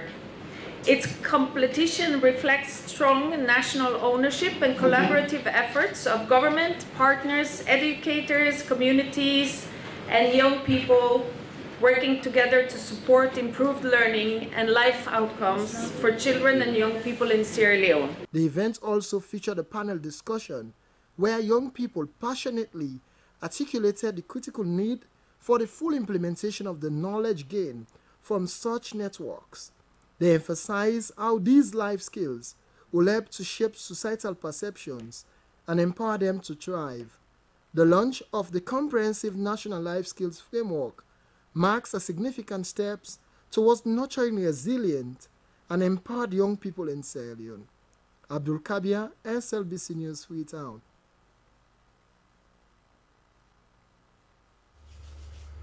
The Sierra Leone Teaching Service Commission has disclosed that this year's online application portal for the Presidential National Best Teachers Awards has seen a surge in nominations compared to previous years. They made this disclosure while sharing their plans for the 5th edition of the Presidential National Best Teachers Awards with stakeholders. Here's the report. Teaching Service Commission, the Ministry of Basic and Senior Secondary Education, the Chair and Staff of the Commission. I formally launched the event of the Presidential National Best Teachers Awards for 2025. In a presentation, Director of Registration at the Teaching Service Commission, Hectoria Pine-Bailey, outlined that heads of schools must have completed a minimum of 10 years of uninterrupted teaching service, while classroom teachers are required to have at least 5 years of service. All applicants must have passed the Commission's licensing examinations, a milestone recently achieved by 9,118 teachers across the country. She noted that in addition to service duration and licensing, applicants will be evaluated based on professional training and development, outstanding impact within their schools and communities, excellence in teaching methodologies, innovation in classroom practices, and adherence to the Commission's Code of Conduct. Eligible to apply, you must be a Sierra DSS, SSS, and telephone schools, and those schools that are community schools in our districts. The Commission confirmed that this year's online application portal has seen a surge in nominations compared to previous years. Plans are also underway to revise the cash prize structure, reflecting the growing prestige of the awards. Stakeholders at the meeting contributed suggestions aimed at strengthening the awards process, emphasizing transparency, inclusivity, and the importance of recognizing exemplary educators at a national level. As the 5th edition draws near, the Commission reaffirmed its commitment to honoring teachers who demonstrate excellence and dedication in shaping Sierra Leone's future. SLBC News, Aminata Fofana.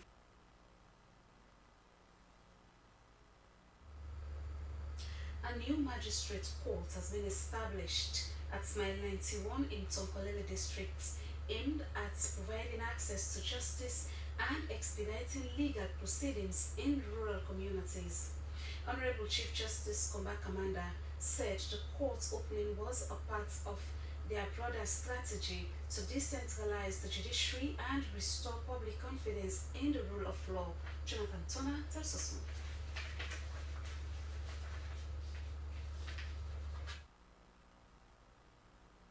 For years, residents of Mile 91 and surrounding Ioni communities were compelled to travel long distances to Mabroka town to seek legal redress, a reality that contributed to delays in the administration of justice and limited access for many, especially vulnerable groups. The newly constructed court represents a major development in the country's justice reform efforts, particularly in bringing justice closer to the people Chief Justice Komba Kamanda said that with a fully functional magistrate court in place, cases such as burglary, trespass, theft, among others, will now be tried locally, enabling speedy trials and reducing case backlog in Mabroka and other regional courts.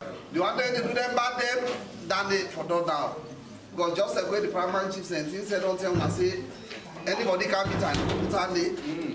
So basically, that. So when I encourage the magistrate, and the magistrate are supposed to be very respectful, just respect now.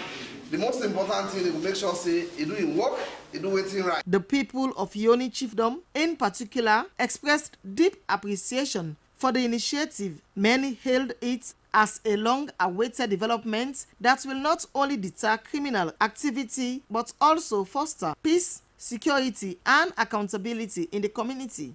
Something we want to appreciate the judiciary and want to really assure the judiciary that we want to make sure that the end sense for which this facility is brought to our doorstep is actualized.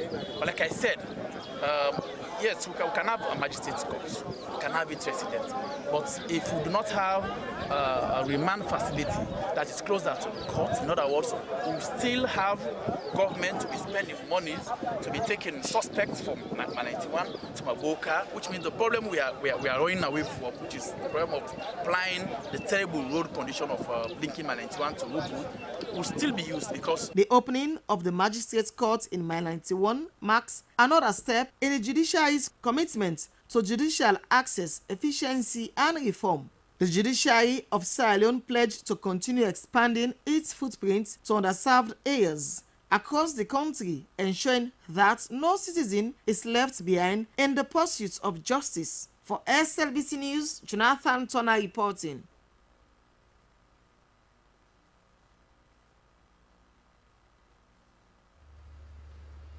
And it's our time for the entertainment news.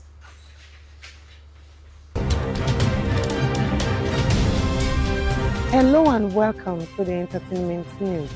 With me, Joy and Dumboya. In this edition of the entertainment news, PDD found not guilty of criminality conspiracy and both sex trafficking. Exciting news for Sierra Leonean movie lovers as Peter Komba landed a new movie role, Walk on Me movie. And finally, Akman released his new song titled My Baby.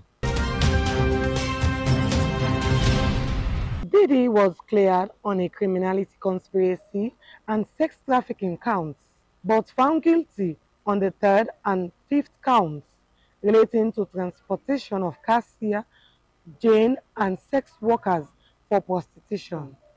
More on that story, let's join Esther Sako. Music mogul Sean Diddy Combs has been found not guilty of racketeering and sex trafficking charges, but guilty of transportation to engage in prostitution after a nearly 2-month-long federal trial in New York City. Prosecutors had accused Combs of using his celebrity status and business empire to run a criminal enterprise to sex traffic women and conceal his crimes. A panel of 12 jurors deliberated for 13 hours before acquitting Combs of 3 of the most serious charges he was facing. The rapper had admitted to domestic violence but denied any non-consensual sexual encounters or a larger racketeering scheme. The mood in the courtroom was extremely emotional after jurors told the court that acquitted Combs of the most serious charges of racketeering and sex trafficking. The verdict comes after jurors on Tuesday told the court that they had reached a decision on the sex trafficking and transportation to engage in prostitution charges against Combs, but they were unable to reach a verdict on the racketeering count. Thank you very much, Mr. Saka, for that story. And a very talented movie star, Peter Komba, has landed a new movie role in a Nigerian movie titled Walk on Me. This is another fantastic step for Peter to further solidify his presence in the bustling Nollywood industry. It's always great to see Sierra Leoneans shine on a short, prominent platform. You do not want to step out with me? That's fine, okay? You can go without me. I'll book myself a ride. You're out of your senses. Lucy, You're out of your senses. If you think you can step out of this house looking like this, with me, then you need to think again. What is even the color of your problem? What is it? Why are you trying so hard to control me? Are you my dad? Are you? Oh, can't I breathe? Lucy. I'm going crazy in this house. Lucy. Can't I breathe? Lucifer. See, you have to change into something decent. Or I'll just lock you up in this house. I'm talking to you. Wow, the movie is so interesting. I hope you will get to watch it because I've learned a lot. You too will learn from it. And finally, after dominating the airwaves for the past years with his hit song titled Vanity, This life, hey. Vanity. Where you yak vanity. I hope you remember that song. Abdulrazak Kanu, whose stage name is Akman, is back with another song titled My Baby, a blend of love and melodic rhyme, proudly produced by Tunex. Yeah, man. Yeah, my baby, feeling fine, my baby. You and I, my baby, African. Let me get ya, baby set ya. Anytime you pass, my name bet ya. I don't put cola, now me they put cola, and I me juice the grow like a fine tula. Rival know the spark ya. Asanane Manchester kakia. One green bobo na me tap ya. The bango no fancy, rock ya. Yeah, come on. Left. Oh, that music is so lovely. Please go watch, share, and subscribe. Well, that's all we have in this edition of the Entertainment News. I have been your presenter, Julian Dumbuya.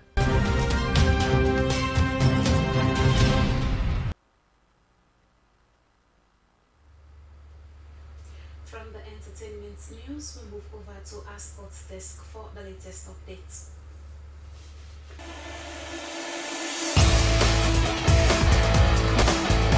Hello there, welcome along to the sporting updates that keeps you in the know. And by the way, my name is Abdul Kabia, and thank you so much for your time. Today we begin with women's football in this edition. This weekend we'll see the commencement of the 2024 Women's African Cup of Nations in Morocco. An exciting opening match between Morocco and Zambia. Well, 12 teams are in contention for this year's trophy, and Sierra Leone's Aminata Fuller will be among the officiators of this all-important Pan-African event. Here is the update. The 2024 WAFCON, that is the Women's African Cup of Nations, will kick off in a spectacular style on Saturday in Morocco between the host, Morocco, and Zambia. An exciting match indeed. The competition will run from the 5th of July to the 26th of July. An exciting competition for female players. For Morocco, they've played a couple of friendly matches and they are hoping that they will use that as a leeway to upset Zambia, while Zambia are also prepared very much strong tactically and technically to weather the storm against the host Morocco. For their captain, Joyce Banda, she is super certain that this competition will give them an edge to lift the Giants trophy. How about the defending champions, South Africa? They are equally into the race and they are hoping that they will have a good run in this competition. 12 teams will battle it out for the WAFCON 2024 trophy. And our West African sisters, I will tell you, Nigeria, Ghana, Mali, they are into the race. They are hoping that they will have a good run as well. For Ashishat Ashohala, she is hoping that this competition will mark a turning point for women's football career because she has been a saving grace to the Super Falcons of Nigeria, an exciting football team as well to reckon with. And in fact, the Confederation of African Football unveiled the trophy in Morocco with the participating teams. The event was a joyful one with nice euphoria among the players who are hoping to excel in the competition. Well, the opening match between Morocco and Zambia will see an exciting showdown. And not just these teams who are participating. Sierra Leone, the Sierra Queens may not be in the competition, but Aminata Fula is there to represent Sierra Leone in terms of officiating. For the first time, Sierra Leone is having a female referee officiating in the WAFCON competition. Congratulations to Aminata Fula and all the best for the tourney. Well, an exciting tourney indeed. And in the international scene, we'll flip our attention to another sad story. Diego Jota, Liverpool's powerful playmaker, involved in a car accident and died in the event. A sad news for football enthusiasts around the world and for the footballing community. What a blow. He guided Liverpool to the Premier League Championship and host of other recognition in the game. Diego Jota was a powerful player. He played football to the admiration of everyone. He will be dearly missed for his wonderful playing skills and his human relation, which was second to none. And that wraps up the sporting updates that keeps you in the know. Thank you so much for your time.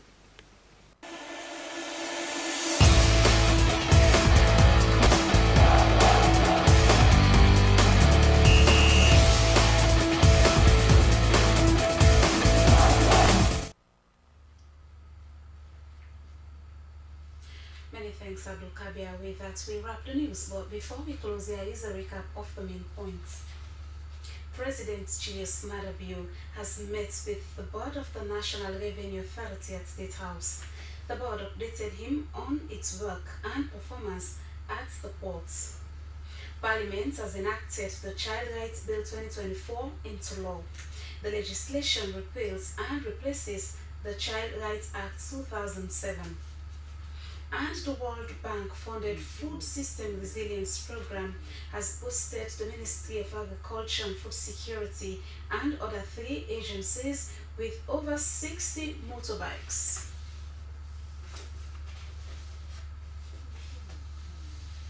But that's all we can share in this edition of the news. I am Aminata Fofana. Thanks for watching. Good night.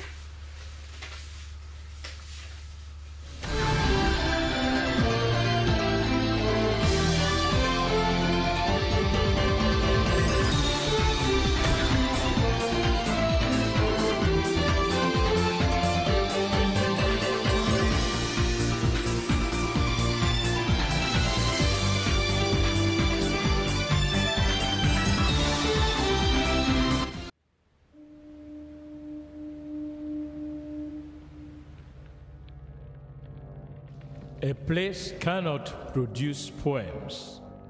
It can only not prevent them. And Freetown is good at that, for Freetown has its own sudden elegances. People are slow to leave it, quick to return. And there are others who come for a year or 2 and stay for a lifetime, sensing that they've found a city that is in the world, yet sufficiently on the edge of it to have a different resonance. Let me tell you something about this city. All of us, we're all just passing through, and we've all been here forever. Those who came, those who stayed, those who never returned. Tides turn, seasons change, we've waited and we've watched. But we've always been here. We've always listened, because there is a different resonance here. It comes from the river, and the land, and the sky. It's our place. All of us. This city belongs to everyone. And you know when it's your time. And it's our time. Listen, we are Freetown. We are Freetown! The golden rules of Freetown. Don't pretend you're something that you're not. Don't go thinking you're better than anyone else. Or that anyone else is better than you. Don't shout about it. Get on with it. We are Freetown! Freetown! Freetown! Yeah! We found our voice again. I'm from India and Freetown. I'm from China and Freetown. I'm from the UK and Freetown. I am from Nigeria and Freetown. I am from home and Freetown. This city belongs to everyone. The fishermen, the taxi driver, the barber, the drummers, dancers. All of us. All of us. Everybody. We are Freetown. The past is ours. The future is ours.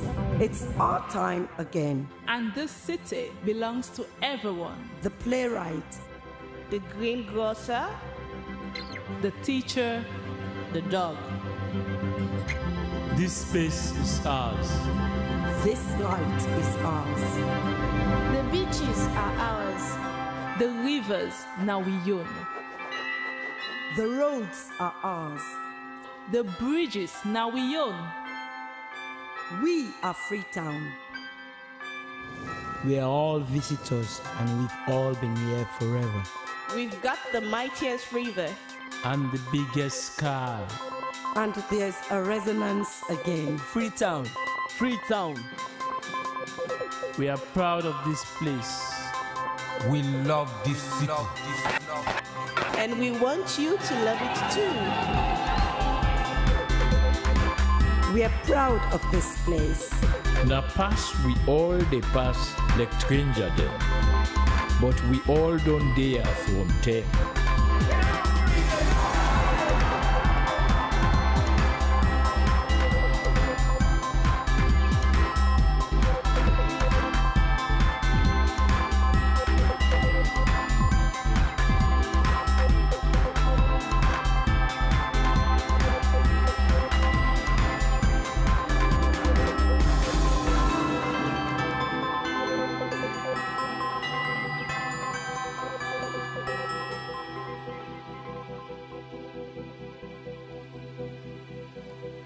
Come here, and you'll feel it, that end of the line sense of freedom.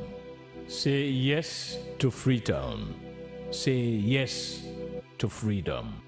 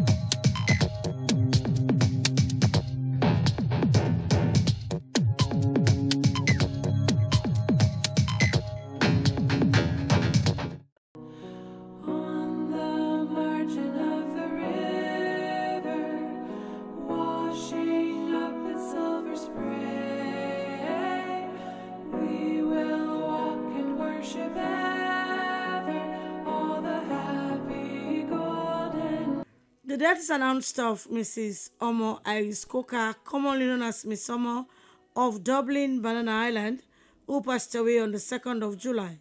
Funeral arrangements will be announced later. Sympathizers may call at 15 Hill Street, Freetown, or call on 076 444 440 or 072 674 765.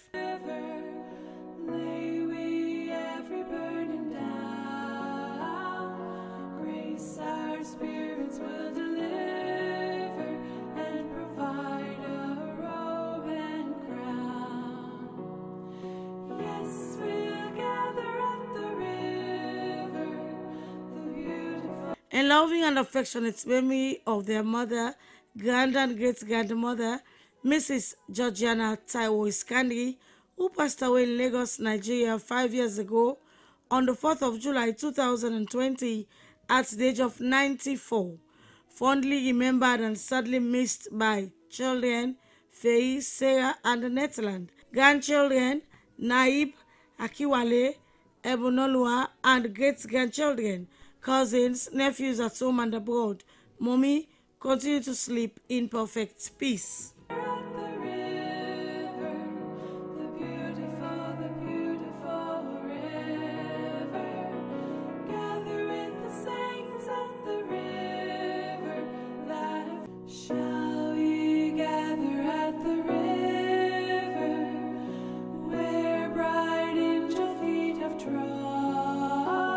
The death took place on Monday the 30th of June of brother Edward Conte, commonly called Smalley, formerly of Taylor Seat off Rabe Road.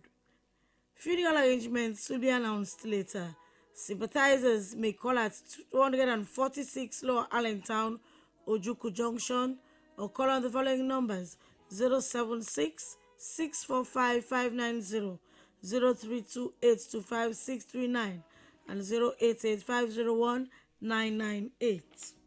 The margin of the river, washing up its silver spray, we will walk and worship. The death is reported of Mrs. Edna Selina Clara Granby, which took place on the 30th of June, aged 69. Funeral arrangements will be announced later. Sympathizers may call at 33 Beckle Street, Wellington, or call on 076 548 137, 076 296 260, or 079 870 374. Lay we every burden down, grace our spirits will deliver. The death took place on the 14th of June of Mr. Abiose Jones, commonly called Ganja of Dublin, Banana Island, aged 38. He is survived by his mother, Madam Princess Kamara of York Village, son, Master Hingham Jones, several brothers and sisters, cousins, nieces and nephews, relatives and friends at home and abroad. Funeral services at the Ebenezer West African Methodist Church, York Village, on Sunday the 6th of July at 2 p.m. Burial at the York Village Cemetery. Transportation will be available to and fro at 91 Camel Street at a return fee of 60 leons. Time 9 a.m. May his soul rest in perfect peace.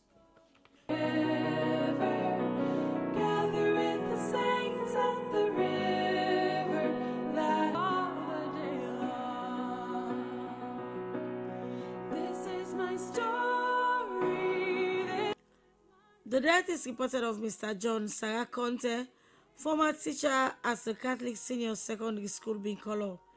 He died on Thursday the 12th of June, age 62. He is survived by his wife, Mrs. Juliana Yebu Conte, and 4 children. Funeral service will take place at the Wesleyan Church of Sierra Leone, Binkolo, on Saturday the 5th of July. Sympathizers may contact Mr. Saidu Kouma, lecturer at Milton Magai Technical University, on mobile number +23276 707 227. The body will be conveyed to Binkolo Town from the 34 Hospital Mortuary on Friday the 4th of July, and burial will take place in Binkolo Town Cemetery on Saturday the 5th of July.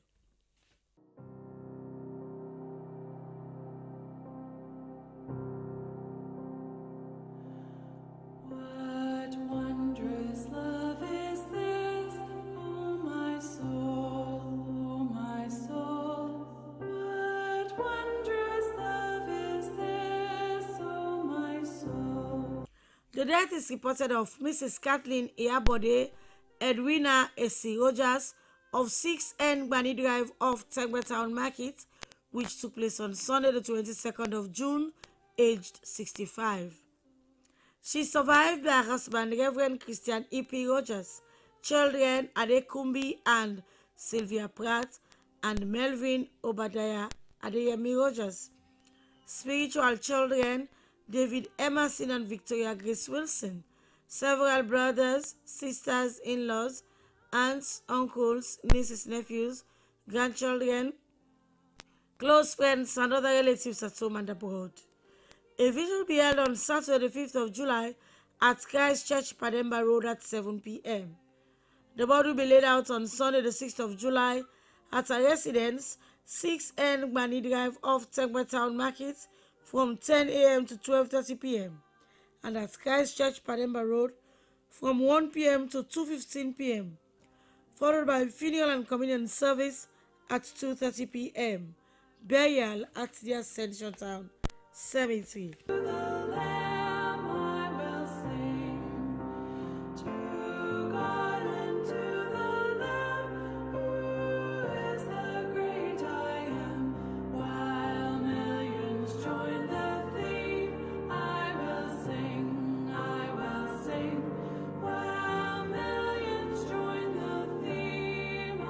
In loving and affectionate memory of our dear mom and mama, Mrs. Dulcilla Idowu Betsy Tucker, who died 5 years ago on the 3rd of July 2020 at the age of 94 years in London. Mom, may you continue to rest in perfect peace. You will always remain in our hearts. We love you, Mommy, but Jesus loves you best. Sadly missed by your children, grand and great-grandchildren at home and abroad.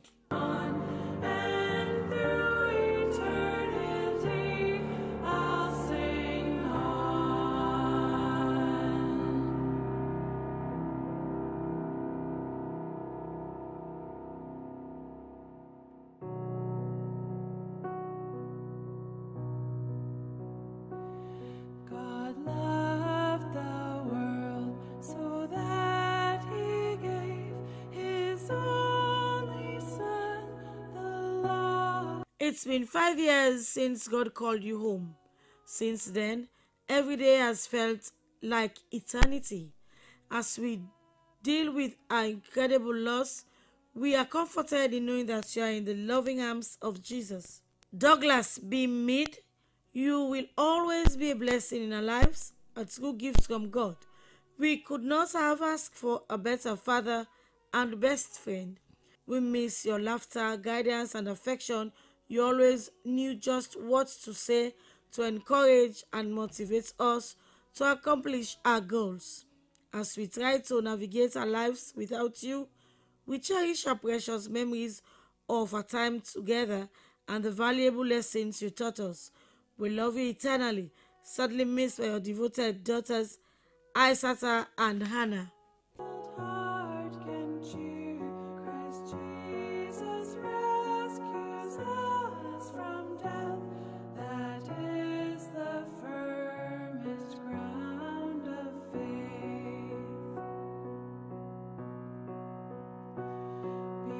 The death is announced of Mrs. Halima Goba of 15A Cocker Lane off Main Street, Freetown, which took place on Tuesday the 1st of July, aged 36.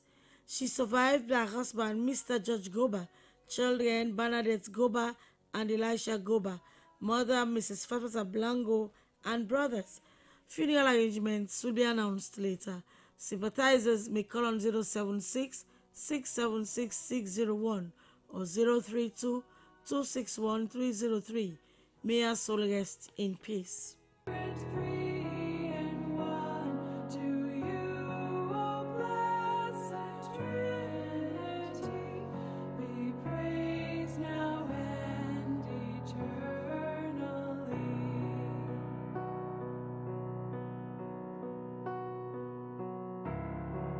The death announced of Woman Sergeant Mrs. Awabuye Masakoi of N317 Low Cost House in Kisi Barracks and formerly of the Southern Police Department of the CID headquarters. Funeral arrangements will be announced later. Sympathizers may call at the residence N317 Low Cost House in Kisi Barracks or call on 076 265 946, 073 704 119 or 088 770 573. May our soul rest in peace.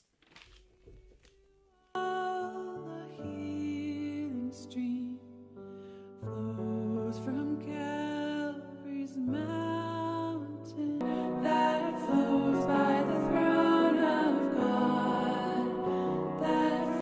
The death took place on Sunday, the 29th of June, of Mr. Henry O.E. Calon of Batters Village, aged 66. He survived by his wife, Mrs. Alberta Calon, children Henry, Harold, Herbert, and Hilary Calon.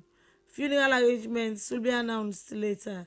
Sympathizers may call at his residence, Bathurst Village, or call on mobile numbers 078 290 076 211 303 or 030 838 652. Make his soul rest in peace. Of salvation, purchase of God, born of his spirit, washed in his blood. The death announced of Mr. Gershon Macaulay of 194 Wilkinson Road, Freetown, by Life Care Hospital. He died on the 28th of June, aged 69. He survived by his wife, children, relatives, and friends. Funeral arrangements will be announced later. All the day long, perfect submission, praising my Savior all the day long. This is my story. This is my. A memorial service for Mrs. Hawanatu Angela Subidu Kagbo, formerly of 16 Cape Road, Aberdeen, and of 86 Freetown of Somalatown, former proprietress of Sonatus Enterprise, who passed away on the 4th of July 2024, will be held on Sunday the 6th of July at the Faith Assembly of God Church, Bassett, Brookfields at 2:30 p.m. She is sadly missed by her husband, Mr. Mohammed Subidu Kagbo, and her daughter, Grace Antoinette Subidu Kagbo, both in the USA. Close relatives and friends include the Sori Kamara family of Soritown and Gokupa, Wellington, the Conte family of 86B Cocker Lane of Soritown, the entire membership of the Faith Assembly of God Church, Bassett, Brookfields, the Ebenezer Prayer Group, Savage Street, friends of Sonatus Enterprise, the Aberdeen community, and the Lixal Alumni Association. Sympathizers and well-wishers are cordially invited. May the gentle soul of the faithful departed rest in perfect peace. Curse for my soul, to perfect delight, visions of. The death took place in North Carolina, Charlotte, USA, on the 22nd of June of Mrs. Mabel Saleh Kini Kagbo, commonly known as Emma. She survived by children, Mr. Donald Farmer, Miss Maureen Davis, Miss Tene Kagbo, and Mrs. Nene Bayi. Funeral arrangements will be announced later. Gone and closed, all my deeds are for show, so I lie here and wait for that day. I'm so scared. Inna lillahi wa inna lillahi rajiun. The 1st of July marks 4 years since the death of our beloved father, Alhaji Dr. Abdul Karim Koma, fondly called AKK. Papa, 4 years have gone by so quickly. I miss you every day. I miss our long chats, spending long hours discussing everything with you. Your love and care for the family was immeasurable. May Allah grant you a peaceful rest at the highest heaven. From your daughter Fatima Koma of the Slbc. He sent his angel of death. My time has come. Now I'm calling up. They don't bring from above echoes of mercy. The death is reported of Paul Ansu Wundu, fondly known as Ojale, a retired driver of the Slbc. Funeral arrangements will be announced later. Sympathizers may call on 079 938 306 or 076 582 638. Praising my Savior all the day long. This is my story, this is my song, praising my Savior. The Board of Governors, management, staff, and residents of King George VI Memorial Home, Grafton, announced the home call of a committed and dedicated patron, Dr. Robert Arnold Thomas, which took place on the 3rd of June. The home invites all its patrons, supporters, and family members to a memorial service at the home on Friday, the 4th of July at 2:30 p.m. Deepest condolences to his dear wife and family. We pray that Dr. Thomas will rest in perfect peace and light perpetual will shine upon him. What wondrous love is this, oh my soul, oh my soul. What wondrous love is this, oh my soul. What wondrous love is. The death is reported of Pa Mahmoud Kudi, commonly known as Pope Kudi of Ben Drive, Femitona, Godrich. He died on Saturday, the 7th of June, aged 93. He survived by his wife, Mrs. Marie Kudi, children Titi Mohammed Kalilu, Ali Mahmoud and Salah Kudi, Aisatu Fox, Ahmed and Michael Kudi. Several grand and great-grandchildren, relatives and friends at home and abroad include the Kudi, Faisal, Darami, Kabia, Tolubangura, and Keda families, bishops, pastors, and members of the United Pentecostal Church, Sierra Leone. A vigil will be held at United Pentecostal Church, Lumley, on Saturday, the 5th of July at 8 p.m. Laying out is at his residence, Ben Drive, Femitona, Godrich, on Sunday, the 6th of July at 11 a.m. and at the United Pentecostal Church, 25 Regent Road, Lumley, at 1 p.m. Funeral service will be held on Sunday, the 6th of July at the United Pentecostal Church, 25 Regent Road, Lumley, at 2 p.m. Burial at the Lumley Regent Road Upper Cemetery. Sympathizers may call at his residence at Ben Drive, Femitona, Godrich, or call on mobile number 076 420 or 034 026 903. And when from death of years, tell me what's happened. So many voices in my head, but it told me that this day will come. Tell me, have I done enough? Yeah, to be. Inna lillahi wa inna lillahi rajiun. The Conte family at home and abroad announces the 30th anniversary of the death of retired Assistant Commissioner of Police, Mr. Dauda Molai Conte, formerly of 11 Tijan Lane New Site, Kisii. The reading of the Holy Quran will take place on Sunday, the 6th of July at 11 Tijan Lane New Site, Kisii at 2 p.m. All relatives, friends, and well-wishers are cordially invited. Sadly missed by his wife, children, brothers and sisters, relatives and friends include the Conte, Ture, Bangura, Kamara, Sise and Kagbo families of Malikia Village, Tonkolimba Chiefdom, and abroad. This is all up to. He sent his angel of death. My time has come. Now I'm calling them. They don't hear me.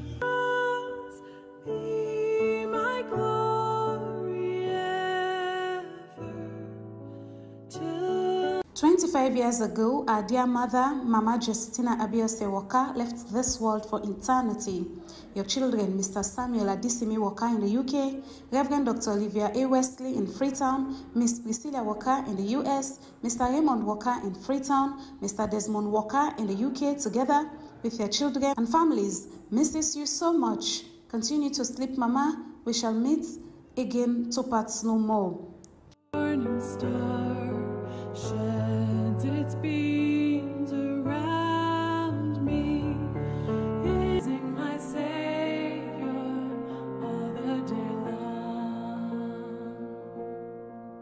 in evergreen and affectionate memory of a dearly beloved mother, grandmother, aunt, in-law and friend, Mrs. Marie Eileen Snell, popularly known as Marie Snell, formerly of 30 Jones Street, Freetown, who departed this world 17 years ago on the 29th of June 2008. Mommy, you are gone but not forgotten, as only the heart that love knows the sorrow of parting. Will miss you so much and will never forget you, especially the love and concern which you had for all who comes your way. As fond memories of you continue to linger in our hearts, we love you, but Jesus loves you best. Those we love don't go away. They walk beside us every day, unseen, unheard, but always near you. You are still loved, still missed, and still very dear. Rest in perfect peace, Mommy, and may light perpetual shine on you.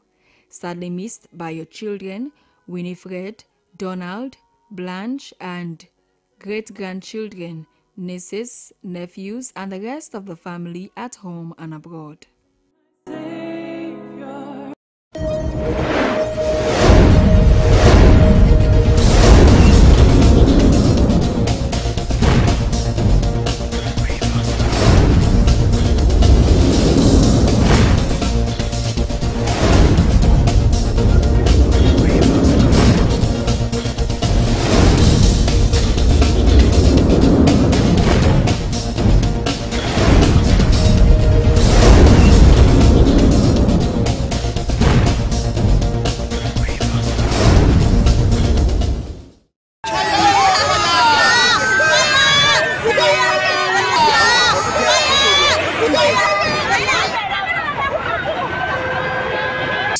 Sorry for the loss of your properties. As the head of the family, you need to be strong. Tell me something. What really caused the fire? Sorry to interrupt, sir. He won't be able to say anything for now. Why? Because he just lost thousands of dollars he collected yesterday, standing by for a business transaction tomorrow. It happened right in front of me. I was watching TV when the light was taken, so I turned off the TV and fan from the switch. Few minutes later, the light came again, and I saw cable caught fire and started burning. That is when I rushed outside shouting for help. My people, see what EDSA has done to us! No, my dear. Not all fire accidents are caused by EDSA. There are many factors. Sometimes it could happen as a result of the substandard second class or third class cable we normally use to electrify our buildings. If the cable you use is 80% aluminium and 20% copper, within a short period of time, it will develop carbon and turn to dust. So when the light goes off and comes on again, because of the low quality and less copper, it will catch fire. So that is why it is advisable to use KMB cable from Bisomola Enterprises at number 59 Shani Apata Street, Freetown. For easy access, enter from Eastern Police Station, just a few meters to your left-hand side, opposite the church. KMB cables, a high quality and original cable which is 100% copper, and if bought, 50 years warranty will be given, which can last you almost forever. So rush now to Bisomola Enterprise sales agent and get your high quality KMB cables for a reasonable cost. Excuse me, my brother. Please take me right away to Bisomola Enterprise. I was on my way to purchase cables and different electrical accessories to electrify my new house. Are you really ready? Oh yes. Then enter my car. Let's go. Wow! Most recent electrical rechargeable fans. Big fans, 8 hours recharge, and small fans, 4 hours recharge. That is just the beginning. Take a look at the first class original UK energetic bulb with different size and colors. And it's also durable. Quality CKL, durable with best prices. Standard socket and extension with 2,500 watts. 100% original from the UK. What? Unique high-quality solar street lights of all sizes and original changeover from 32 amp to pole 63 amp, 2 pole 100 amp, 3 pole 100 amp, and 4 pole 100 amp. Look here. They also have fridge guard voltage protector to be used as stabilizer. Different types of chandelier light like wall light, LED light, moonlight, megaphone, electric kettle, AC switch, and many more. So, for all types of recent electrical products for your homes and offices, come now to Bisomola Enterprises at number 59 Sanya Abacha Street, Freetown.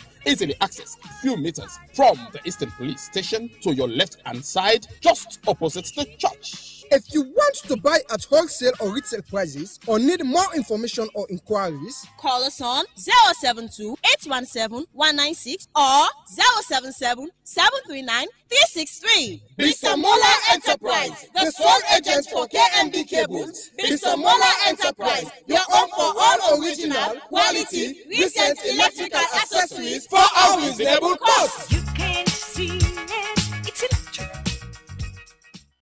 Here's how to send money overseas using AfriMoney and BNB. Dial *161#. Select option 1. Go to option 6 for overseas money. Press 1 for BNB.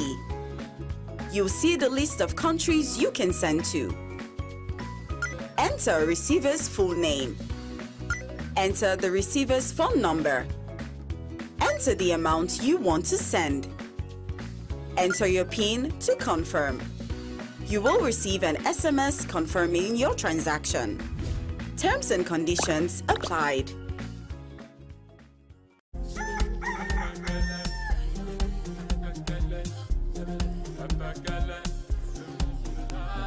Trade for visit family na some partner upline pass you the thing. Okada riding don't turn full-time work for plenty young people them na salon. 87% of salon people them they below 35 years. For plenty of the young people them yeah, now Okada then they ride for make money and survive. Auna Suleiman they ride your Okada na the Bandajuma Liberia Highway when a 100-kilometer road where they don't tap. As they ride by the highway plus the big 162-meter more bridge, this road they provide safe, secure and reliable transport for the community them. The good road and bridges don't replace crosswater parking and now the road they don't really they save life. This road they don't make it easy because since where they make it, we can find them easily for go na the border and return back. The road and bridges them don't connect village them, open plenty opportunity for farmers, traders and other salon people them. Suleiman and other Okada man them, they come now and they enjoy the benefits where the road don't bring.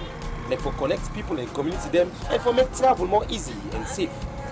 So tell me which road you want to travel.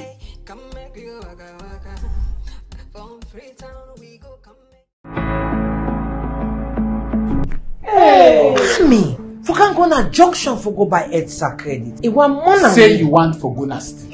Because the last EDSA credit wey me buy na ya asidom wey I buy am. This one hard for believe. Na true. Dial *363# with QCell and tell me what it say. It say buy Q Power, get last 3 tokens, register meter and exit. You see? But I no get QCell money. Na it make am sweet and easy. Just top up your QCell and buy EDSA credit. No mobile money, no problem. It will be one day na salon. Okay. Pass with QCell. Make a try, man. Hey! Lights on car! Yes, use the QCell top up and buy EDSA light anytime, anytime. Just dial *363# and follow the instructions. Make sure say you register your meter number before you continue. For more information, dial 111. Terms and conditions apply. QCell Salon Pride.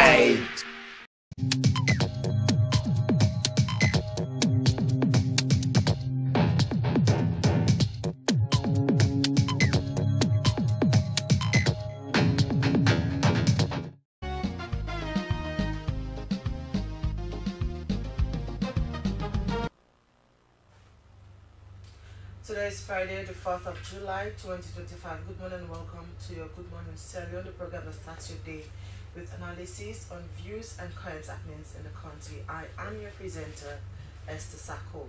Our quote of the day is from an English dramatist, Tom Stoppard, and it says, "A healthy attitude is contagious, but don't wait to catch it from others. Be a carrier." Coming up in this edition of the program, Administrator and Registrar General holds a one-day workshop with religious leaders on how to fulfill in marriage certificates. Sierra Police officially announces exams date for shortlisted applicants for the 2025 Sierra Police recruitment. And founder of the Betty Musa Foundation speaks on a legacy. On this note, we invite you to participate in the program by sending your text message to the number displayed on your screen or send your comments on our Facebook page at SLBC Live. The program you're watching is Good Morning Sierra Leone, live on the SLBC.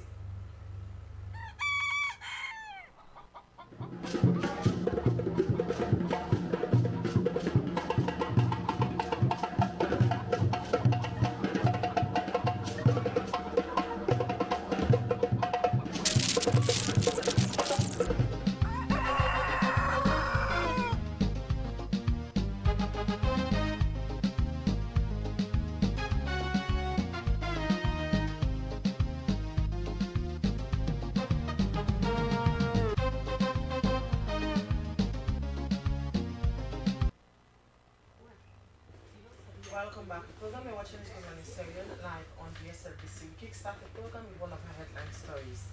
The Sierra Leone Police Headquarters has officially announced that all applicants who have successfully shortlisted for the Sierra Leone Police 2025 recruitment should prepare for the upcoming exam.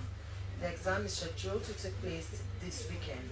Well, the exam is a crucial step in the recruitment process and will test the knowledge and skills of all applicants aspiring to join the Sierra Leone Police. For more on the recruitment and the exams, we have in the studio ASP Mohamed Obsinseno. He is the head of media 2 of the Sierra Leone Police. Good morning, welcome to the program. Good morning. Yes. Good morning and pleasure having me. Okay, so tell us, how has the recruitment process been for the Sierra Leone Police now that you are now saying they are going to take an examination to be part of the police force? Yeah, it has been a very tough journey. You know, we started the process since May this year. More than 9,000 applicants nationwide applied.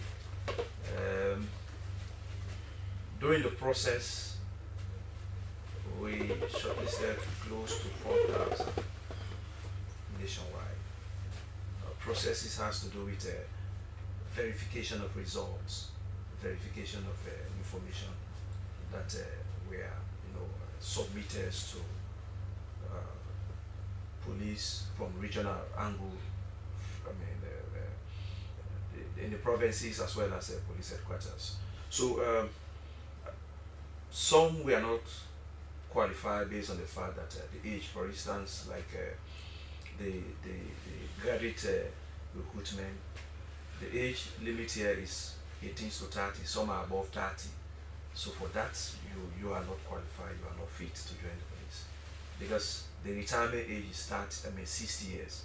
So one to recruit police officers who will serve at least 30 years, not, less than that.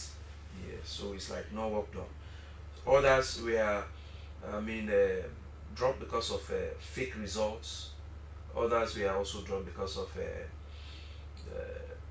the information supplies to the police are not correct. Others, so based on that, we were able to drop a lot of others based on the fact that they submitted one, the age limits, no police clearance, and then some, have some other issues with the qualification. So is this the first time the Sierra Leone Police is organizing an exam for your applicants? Because before now, people say dropout are people that apply to become part of the police force. No, examination has been part of the recruitment process since I joined the Sierra Leone Police 2005. It's the same. It's the same. It's the same. So it's not like handpick or other things. If you go through the exam, that's not just the process. It doesn't mean if I've gone through the exam, I'm fit to join the police. We also have a one-on-one interview. From interview, you have medical and other, processes as well. So it has been really tough for us. More than 9,000 to vet all those things with scratch cards and other things. So we're able to shortlist at least 4,000. So it has been a very tough journey. So for the examination center on this on Saturday, the 5th of July, Western area, Freetown here, the center is Hastings, and the time is 7 a.m. in the morning hour. You're supposed to be there. You go along with valid national ID card, and no mobile phone, no calculator, no other gadgets we are allowed to enter in the exam hall. Those in the provinces like Eastern region is Anzaru Senior Secondary School, Kenema. Southern region, Bo Government Secondary School. Northeast region, Makeni to be specific, is St. Francis Secondary School. And then Northwest region, Sri Lanka Secondary School, Koloko. So these are the centers. If you are part of the system, you go there at least 7 a.m. and the exam will last from 7 at least 12 noon. So does the police force has a targeted number that they want to, because after exams obviously there are going to be a shortlisted process again? Yeah, well, the targeted number depends on the successful candidates, because we have series of processes. One, the examination, interview, medical, physical exercise. So these are all elimination series. From there, we get the actual number that we want. So what does the police want to achieve at the end of the day? We really want to recruit credible and trustworthy police officers, not push police officers.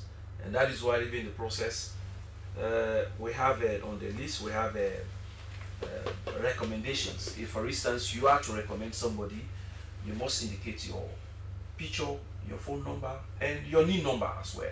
So in the process, we discover that this person is a bad police officer. We'll call you. Sako, you recommended this person with all your character, with all your good recommendation.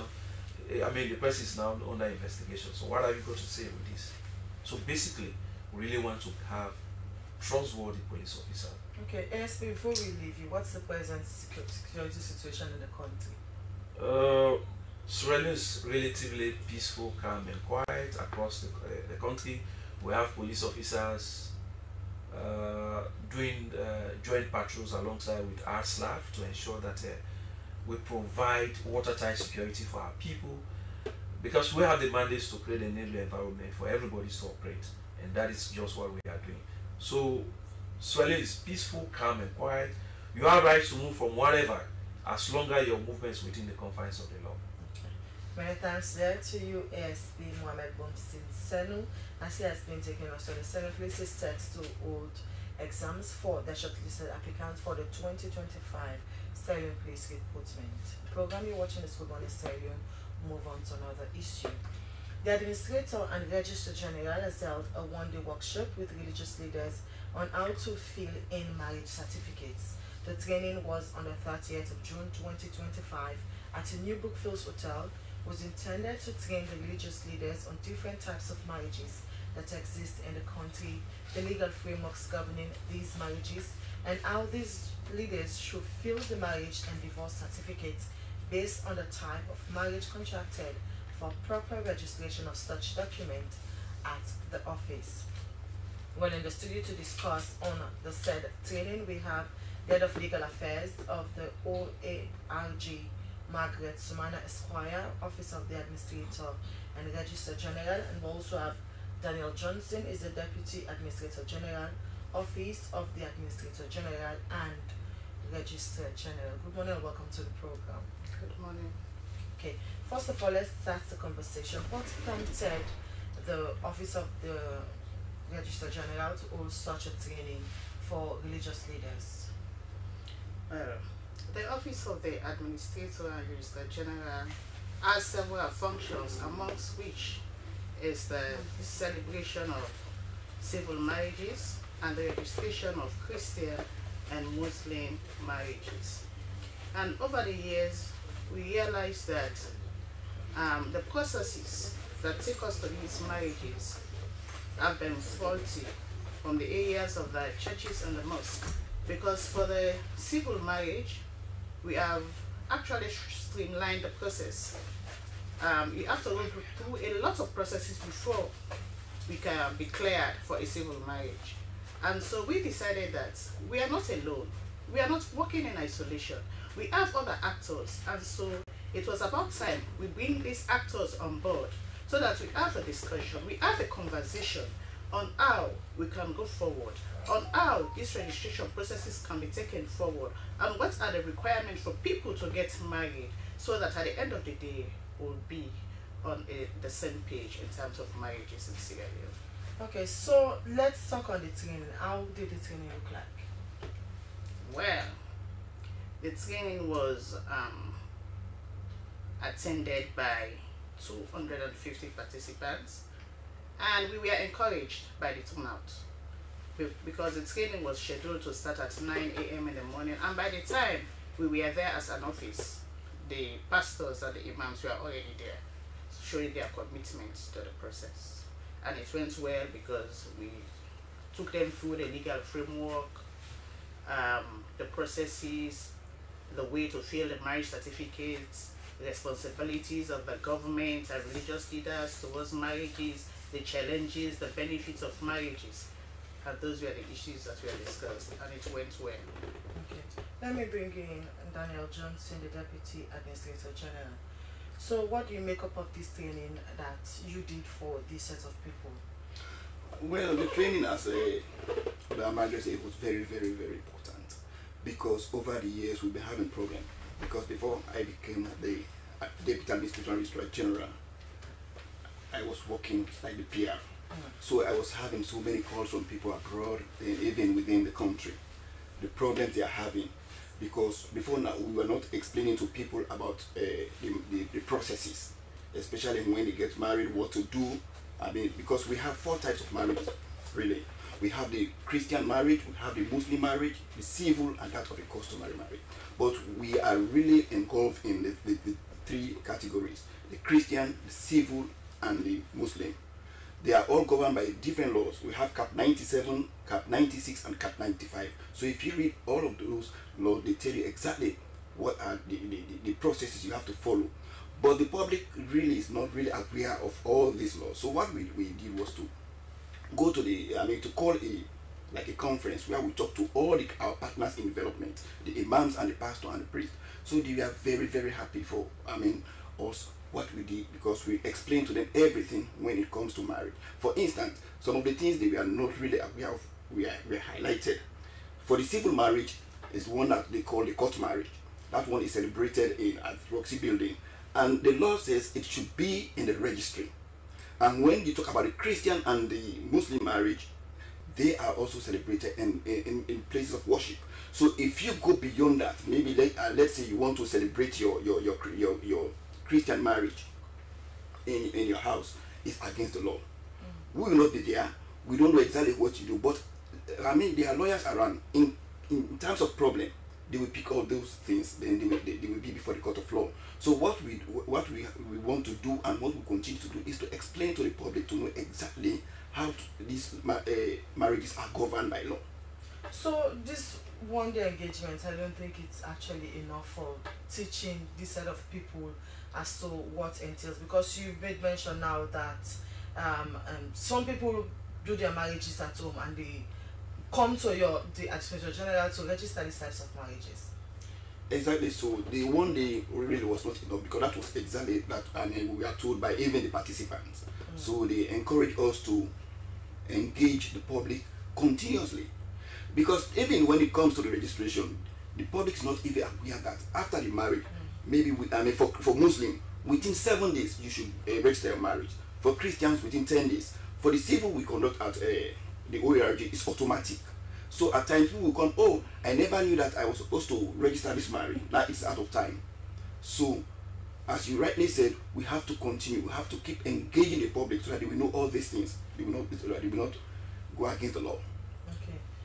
Let me bring you in Reverend Gustavus Johnson from Church of the Firstborn. So let's talk on, as you heard from the guests from the Administrator General and Legislature General, raising concerns with regards the certain challenges that are faced by them with regards the registration of marriages. So what do you make of the training that was held by them, and did you learn anything new? Yes, of course. The Bible says in Hosea 4:6, it says, "My people perish because of lack of knowledge." And we are very privileged to have the kind of knowledge that was passed on to many of us, especially the Muslims and the Christians. And it was mind-blowing, if I can say it, and also it was very educative, and above all, it was really interactive, because they gave us the podium to ask questions and to really say certain things that are part of us that we need to know. So it was really, really mind-blowing and educative for us to learn, and so that we cannot continue making the mistakes, because I believe that ignorance of the law is no excuse. So I doff my hat to the organization for coming and helping us so that we can build a better Sierra Leone. Okay, so tell us, what new did you learn with regards to the registration of Christian marriages as a pastor? Well, really, first of all, looking at how to really write on the registry, it was a mind-blowing one, because some of us, we did make mistakes. For example, we talked about the area whereby we need to publish bans, and most of the certificate that we were doing, we did not put the date that we published the bans, and now we know that we should add it to the certificate. And above all, at times we fill the certificate, there is no address of where we do the marriages, and that was also a mind-blowing one again. And also talking about the area of signing the registry, you know, and it was really a unique one, and it was so good. And above all, we learned that on Sunday, as Christians, we have no right to marry people on Sunday. And that was really a mind-blowing one for some of us. And so these are some of the things that we really learned from the organizers, and it was really, really fruitful. Okay, but you stay with us on the program. Let me bring you in, Madam Margaret. So, from the legal point of view, I want you to enlighten viewers as to what makes a marriage not legal. Well, when it comes to specifically the, okay, I'll give you the general overview. When you want to marry, there are certain things we need to look for. In the first place, the person is intending to get married must have attained the age of majority, which is 18 and above. Secondly, these people must be fit and proper persons to get married, meaning you should not be insane. Even if you are insane, at the moment that you are about to contract a marriage, or you are contracting that marriage, it should be the lucid period. That means you should know, you should understand the contract you are about to enter into. And there should be consent, that the parties must agree to get married before that marriage can be contracted. And it should be between a man and a woman. Because at least for Sierra Leone, we are not yet there. Sure. We have a man marrying a man, so it should be between a man and a woman. That's the general things we look for, and specifically for the civil and the Christian marriages, because the civil marriage law was the Christian Marriage Act is a principal ordinance from which we have the civil marriage laws. And so if you look at the laws, they are similar. So for Christian and civil, they have almost the same criteria. So for if you want to say a civil marriage is valid or a Christian marriage is valid, first of all, as we say, there must be a prohibited degree of consanguinity and affinity. You must not marry somebody that you are blood related to. You should not marry your father, your sister, your cousin. And that is for the consanguinity, blood relation, close blood relation. You must not marry that person.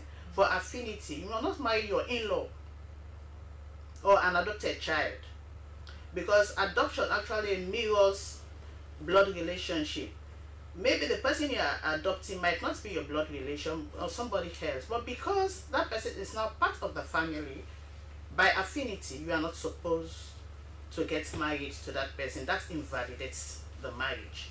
If at the time of the marriage, as I've already established, the person cannot give his or her consent, then that invalidates the marriage. If the person has not attained the age of 18, that also makes the marriage void, because we have what we call void marriages and voidable marriages. Void marriages, it means that you may have gone through the ceremony, but that union does not legally exist because you have not met the set criteria for such marriages. And so if you marry somebody who has been, maybe the woman has been pregnant before you marry the person, and then you were not aware that the woman was pregnant.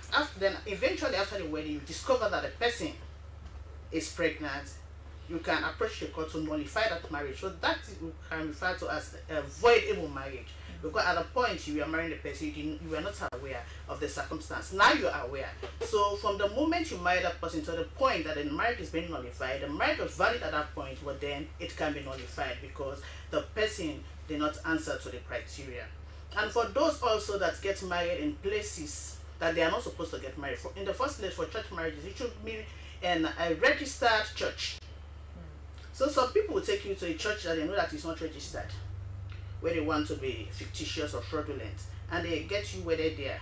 You'll be passing with that certificate saying that I am married, but in actual fact, you are not married. It's a void marriage because that is not a registered church, and so you cannot be said to be married in a place like that because it is not registered. Some people get married under false names, false identity. You come to the registry, you come with a fake ID card, you get married. Maybe the person you're even marrying to is not aware that that is not your name.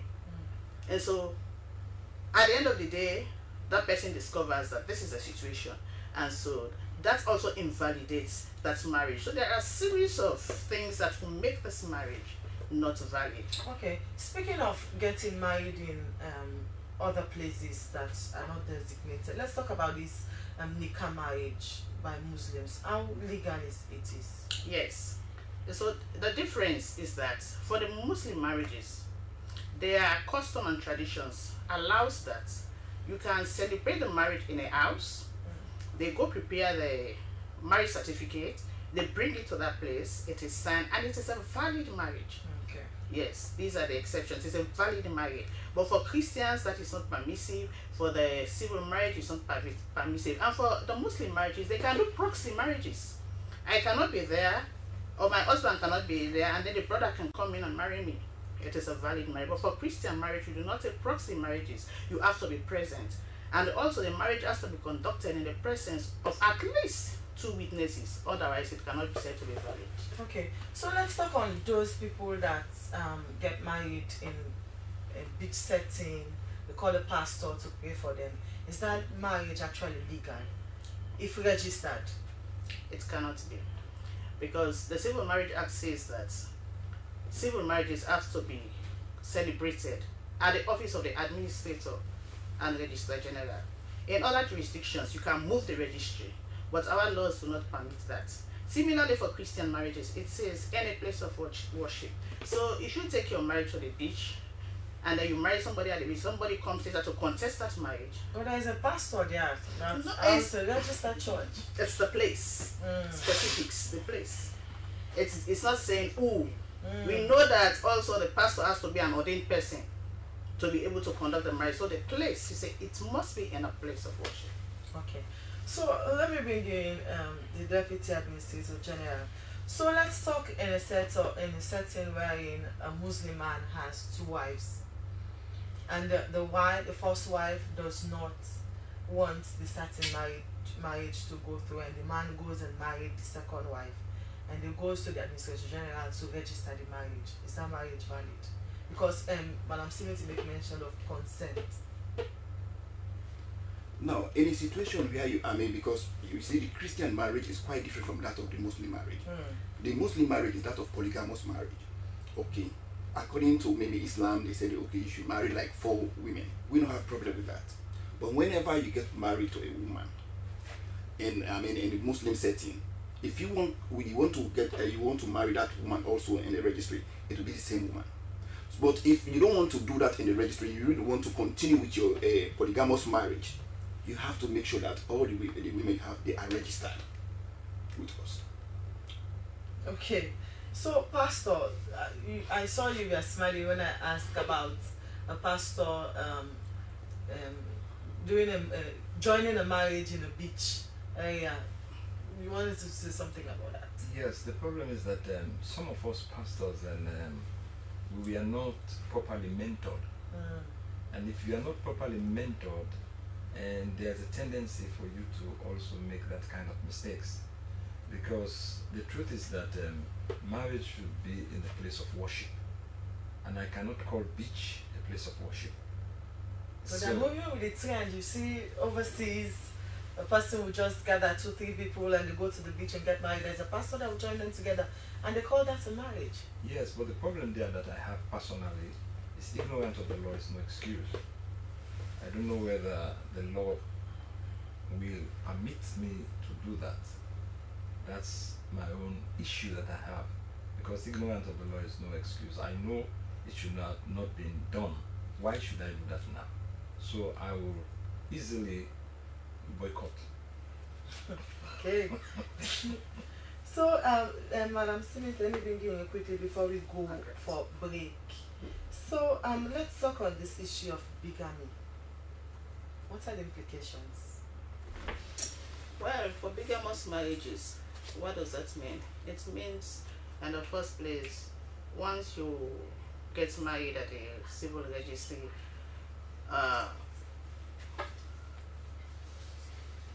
in the church, you are not permitted to take another person for wife or husband until you are legally divorced or until the other party dies. But if the other party is still alive and the marriage still subsists, and then you get married to somebody else, that is bigamy. And according to the law, you go for, if you are found guilty, you are in prison for not more than 7 years, and the person with whom you commit the bigamous act also goes for not more than 5 years. Because we have always said that marriage is a serious business. If you want to get married to someone, ask questions, you get answers. Because we are not living in isolation, we are living a communal life. People will know, they will tell you. But if you end up marrying somebody that is encumbered, you have yourself to blame. Okay, so Daniel, quickly, Daniel Johnson, have you been having issues with regards to this bigamy at the Register General? Too much. You know, at times, especially when it comes to people who are maybe like the military, you know, most time they will get married, then over time they will just tell the wife, no, I'm not interested. So what I will do, we'll go to maybe to the headquarters. They will just say, let me give you my rice every month. When you take the bag of rice, you hand over it to the wife. When that happens, it's not really divorce, because you are still married. For if let's say the people got married in the church or in the civil setting, that marriage is always recognized until the court of law is involved in the separation. If not, you are still married. So we are having problems. But most times, you see, when we talk about bigamy, the women suffer, because most times the women are the ones who are going to the registry to attack the men. Oh, I've been married to this man for over 10 or 15 years, and we ask the person, is there any proof? That's why when you get married to somebody, make sure that you register your certificate. That's very important. So if you can tender your certificate in our presence, then we can just stop everything. It has been happening overnight. Okay, so we'll continue the conversation. We'll go for a break. Continue to stay with us on the program. Head of Legal Affairs of the Office of the Administrator and Register General, Margaret Suman Esquire, and Reverend Gustav Johnson, the General Overseer of Church of Firstborn, and also Daniel Johnson, the Deputy Administrator General, Office of the Administrator, and the Registrar General. Well, we take our health tip of today and we take a look at lupus. Lupus is a chronic autoimmune disease that is difficult to diagnose because its associated symptoms are often confused for other medical conditions. In general, lupus directly impacts every part of your body, including your major organs like your heart and your brain. Although there is no cure for this lifelong condition, healthcare providers work to reduce the severity of your flare-ups and slow the progression of the disease. Let's watch and learn.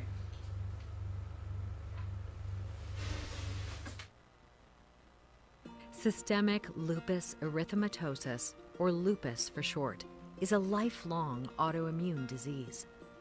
That means your immune system begins to attack healthy cells in your body, as if they were foreign invaders like bacteria or viruses. Lupus can target any part of your body at different rates and stages, from your hair and skin to your blood, brain, heart, lungs, kidneys, and circulatory system. One of the earliest signs of lupus involves extreme fatigue, similar to fibromyalgia or hypothyroidism. When you're tired all the time, it can affect the way you think and feel, and even limit the number of activities you are able to participate in. Changes to your skin are also common. You may develop a butterfly-shaped rash on your face that covers your cheeks and the bridge of your nose. You may also become sensitive to the sun and develop frequent sunburns, hard-to-heal sores, or thick, scaly patches of skin.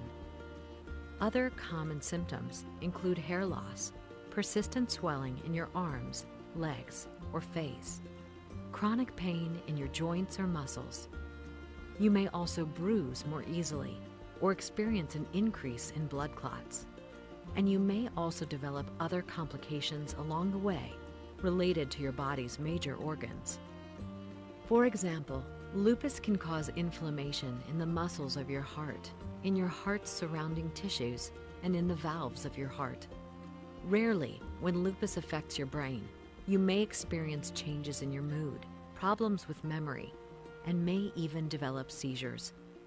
Lupus can be difficult to diagnose because the symptoms you experience are often confused with other conditions. They also develop slowly over a period of time and can flare up anywhere in your body, making it difficult to pinpoint the problem. One way to think of it is to imagine picking up the phone to call your friend, but your screen is cracked. You can't remember their number, the cell phone battery is drained, and there's no signal. Yet you need to figure out these problems and find a way to make the call anyway. That's what living with lupus is like. We may not know what causes lupus, and there's no cure.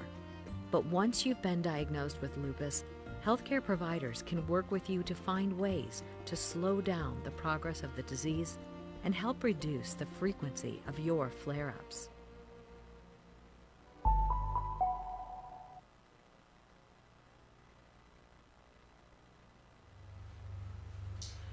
Viewers, hope will learn a lot from our health tip of the day that has to do with lupus. Well, the program you're watching is Good Morning Sierra Leone, live on the Slbc, and you could be part of the conversation by sending your text message to the number displayed on the screen or send your comments on our Facebook page at Slbc Live.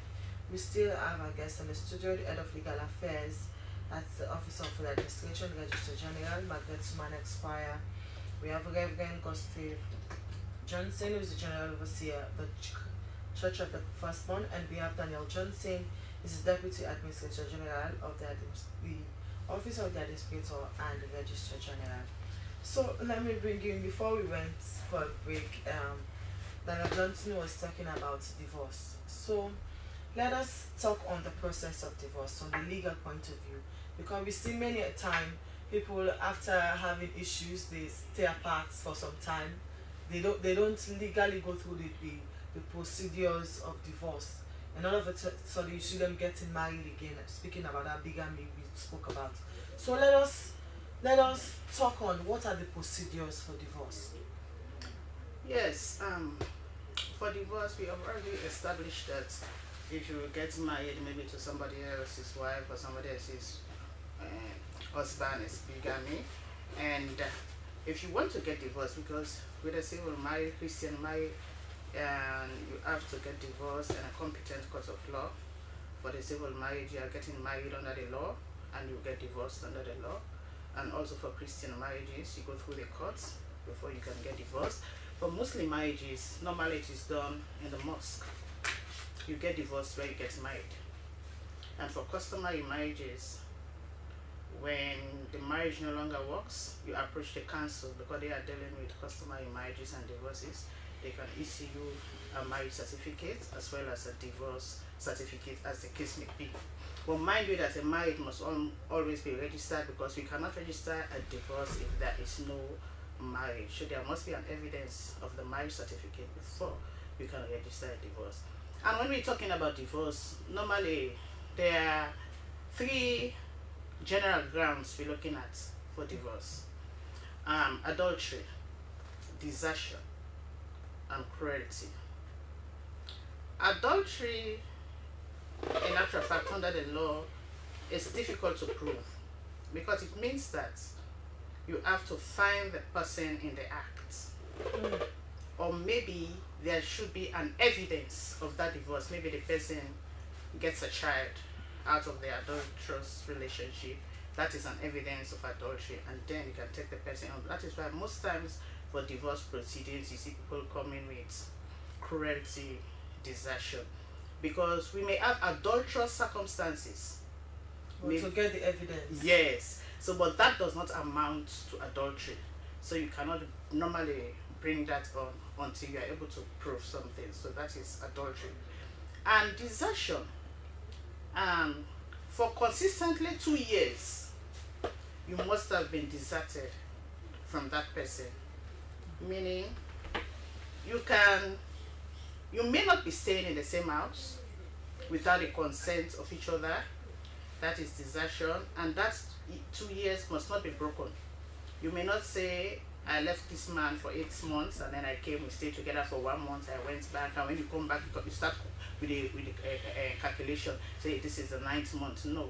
Once it is breaking, it has been broken, you start counting again when you come back for the second time.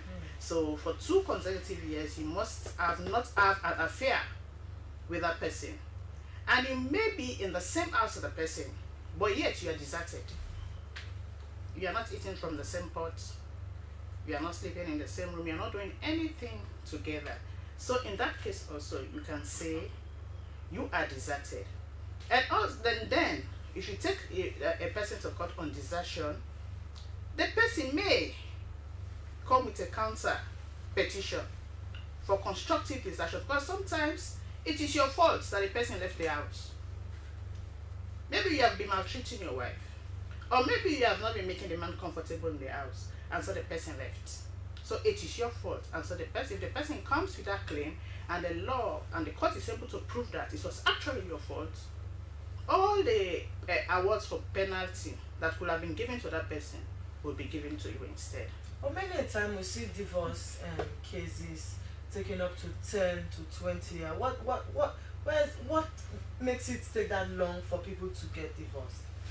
The evidence? I am not in a position to say. The best people to answer that question is the courts. Because yes, the entire process is filed with the courts. So they are in the best position to say why they have not been speeding up the process. But sometimes also it has to do with the client. Some people will come with their matters, and then when it comes to give the relevant maybe witnesses, they are not there, and so the case is naturally will delay. And also, as I was saying, we also have what we call cruelty, and that is broad. For instance, you are in this marriage. This man gets drunk every day. He comes home, wakes up the kids. They're shouting all over the place. That is cruelty. But it's not giving you the kind of peace you deserve in that home. Or maybe you are this woman. You are always taking dates all over the place. People come to the house. Nuisance all over the place. You are not giving the man that peace. That amounts to cruelty.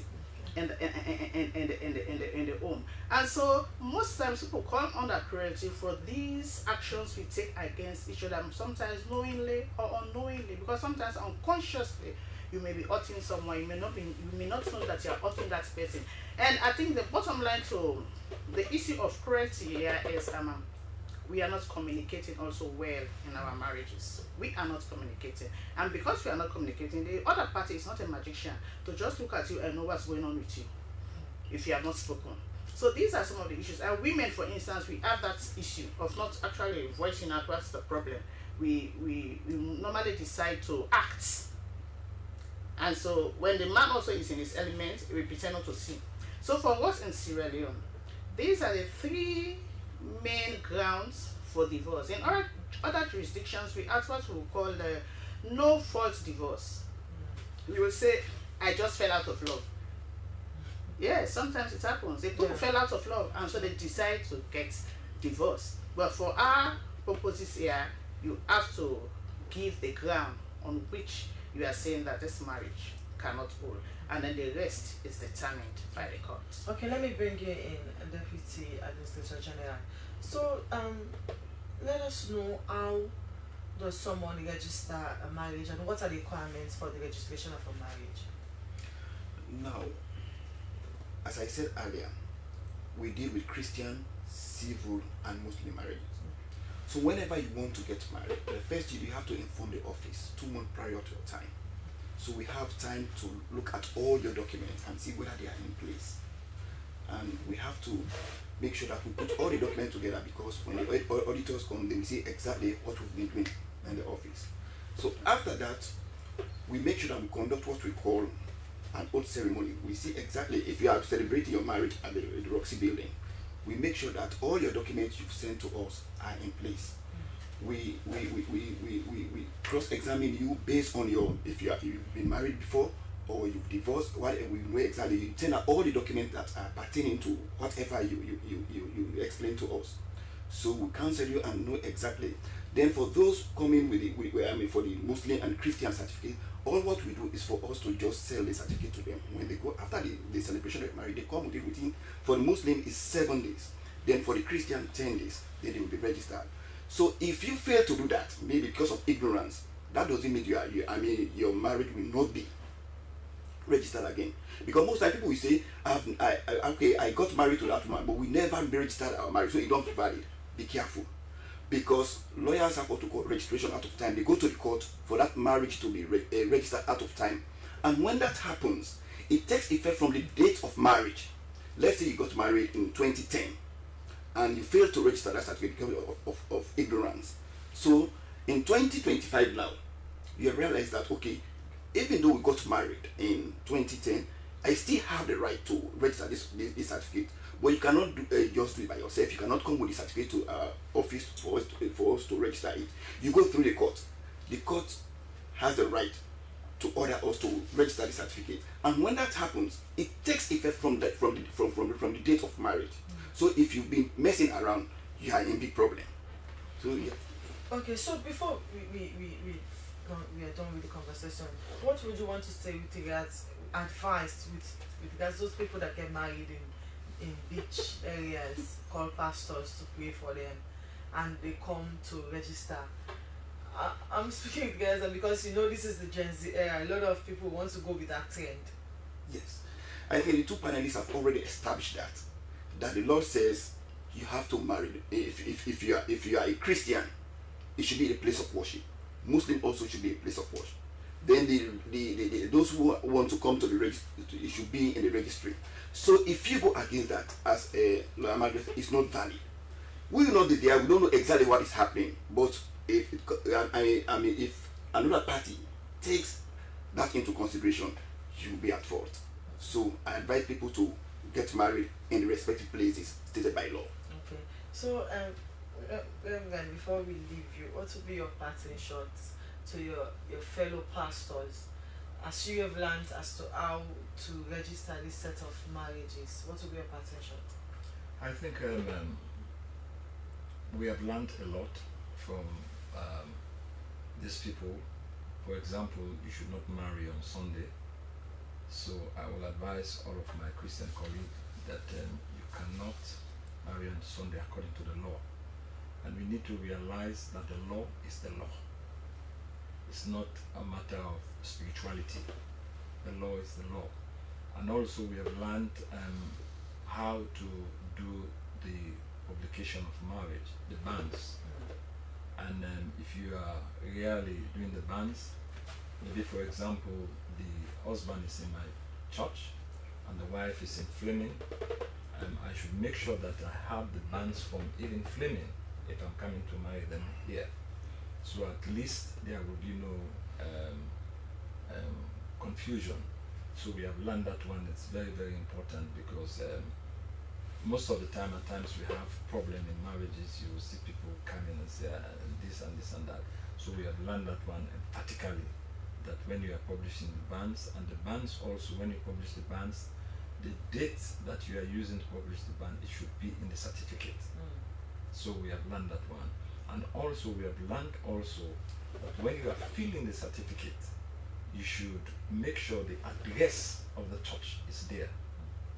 And above all, we have learned also that the church that you are doing the marriage, it should be registered. So I don't want to fall victim, so I'm advising other ministers to please, let's go by the law. How would you cascade this message to you? Because I'm quite sure you have junior pastors, so they cannot be part of those that go to the beach and join these marriages.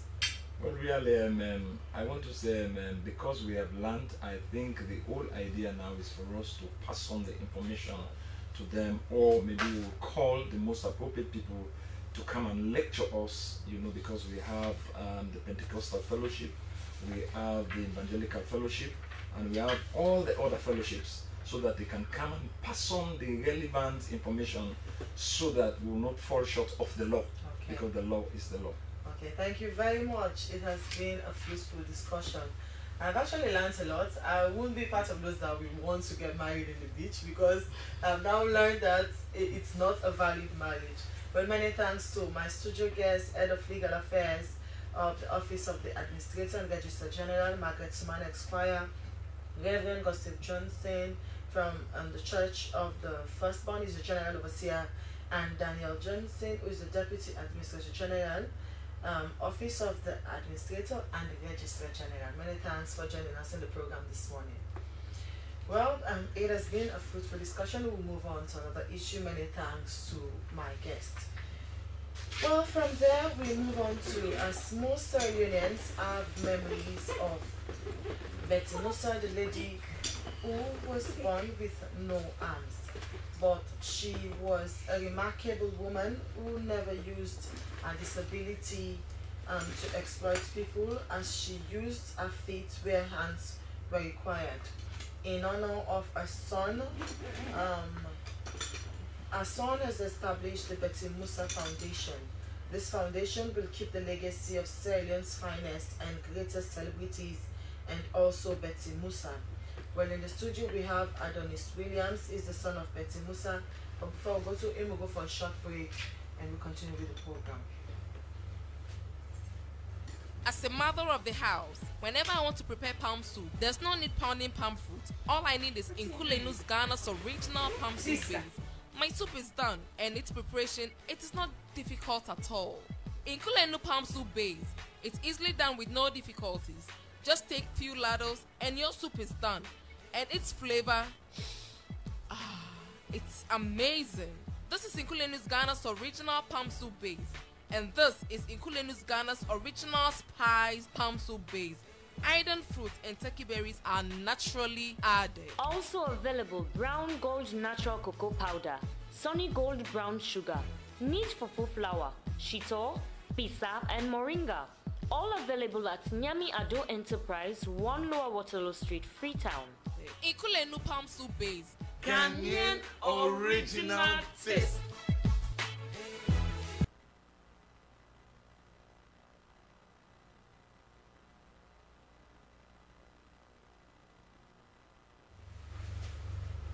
Welcome back. Well, as I read in my intro, we have in the studio Adonis Williams, the son of Betty Musa. Good morning and welcome to the program. Good morning. So tell us what prompted you to open a foundation in memory of your mom. Well, a lot of things prompted me really, but the most thing that prompted me is this. Sierra Leone, we have this thing in us, Sierra Leoneans. Even if you are so great, you do things, remarkable things on the earth when you were alive. As soon as you are dead, people tend to forget about you. It doesn't matter what you did when you were alive, they will forget about you. So because of this thing and also I decided that my mom had been someone who has done remarkable things in this country and even out of this country. So one day I was watching television, the late Bonnie Mac, when he died, King Milan was reading his profile. So the thoughts came into my mind and said, wow. Firstly I said, wow, Bonnie Mac was a very talented artist and he has done a lot. He sang a song that is playing everywhere in the world. So I said, people like this should be remembered. After thinking about Bonnie Mac, and I said, no, my mom also was a remarkable woman. She needs to be remembered. So I thought of building a foundation for her. So I went on and I registered the foundation. After getting this foundation, I sat down again and said, no, I mean, just me to come and propagate my mom's work that she has done will not be enough. And you know, my mom was a disabled and my dad also was a disabled. So I said it would be a great thing, because since my mom was a disabled and then she did not let her disability to bring her down, so she went further and do something that people will admire her, and up to now, even though she's gone, she could be remembered for the things that she did. Even Emerson sang about her. If nobody no help you, no vex yourself, go Fenam. You remember Betty, you know, being any foods they plant for Fenam.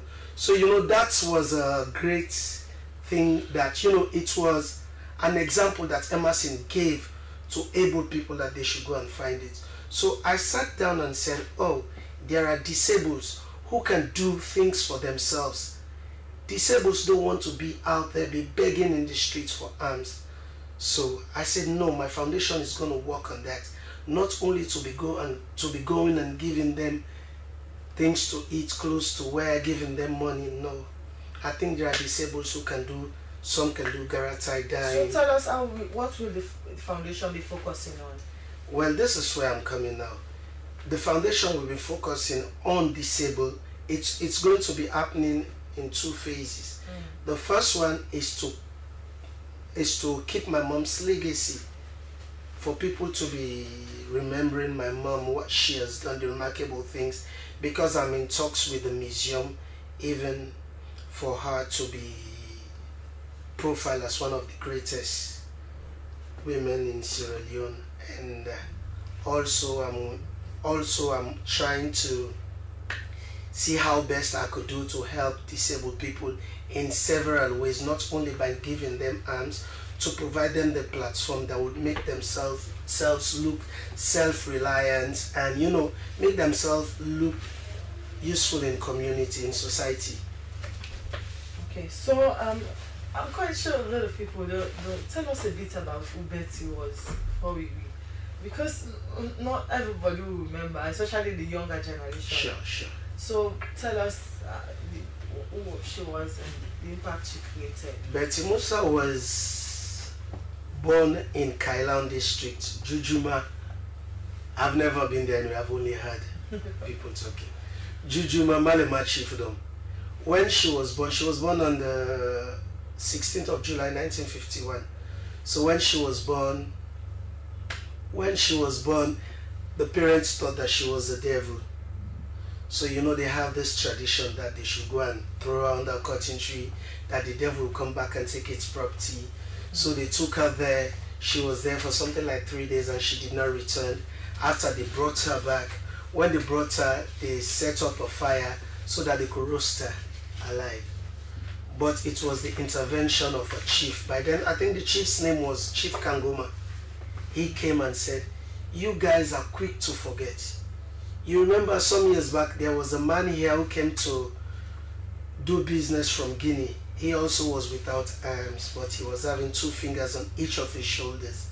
So the way they treated the man said that, I am going, I have nothing to give to you, but you will give back to my wife. And then the man went. So when the chief reminded them of that, that's how she was saved.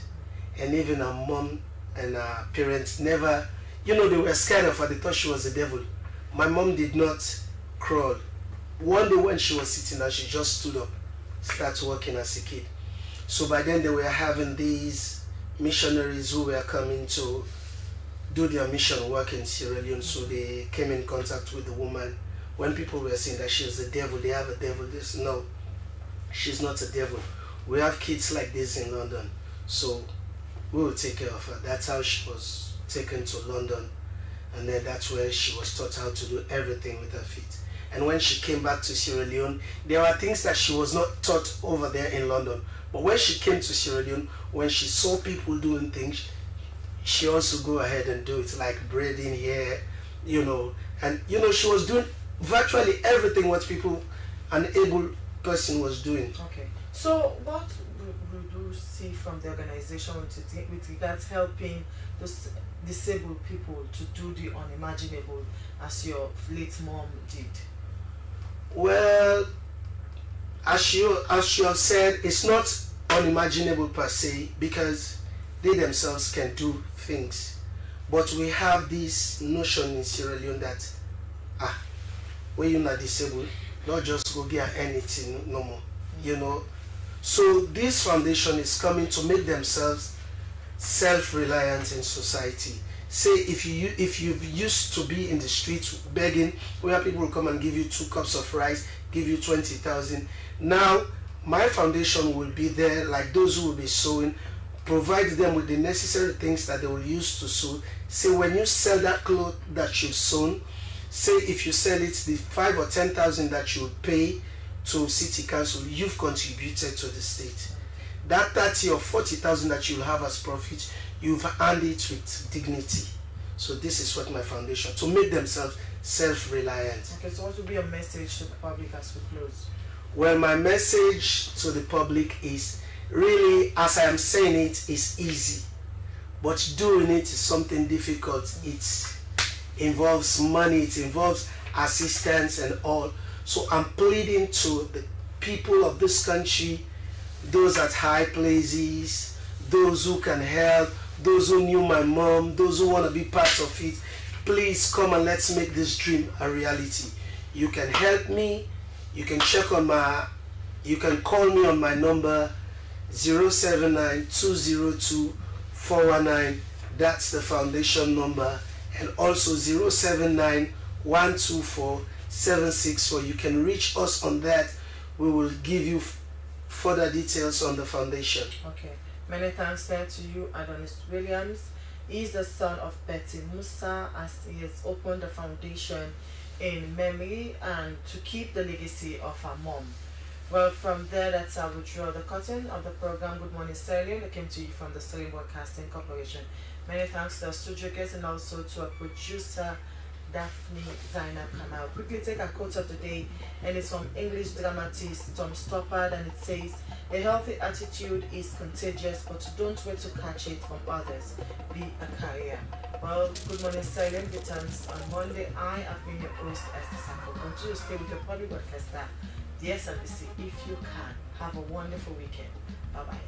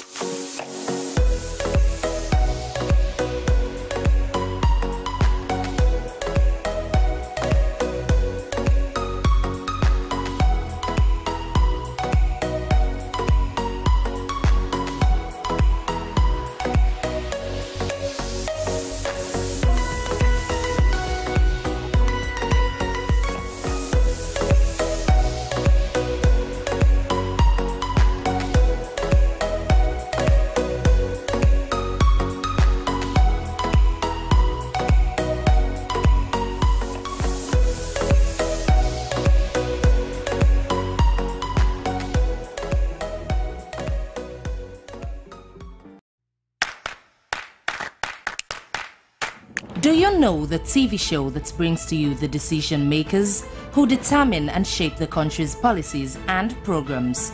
Bottom Line is the show to watch. Well, join Asmi Uba as it brings to the table movers and shakers of society and policymakers whose decisions have direct impact on your lives. Bottom Line comes up every Thursday at 7 p.m. on SLBC TV, Channel 31, with Asmi Uba.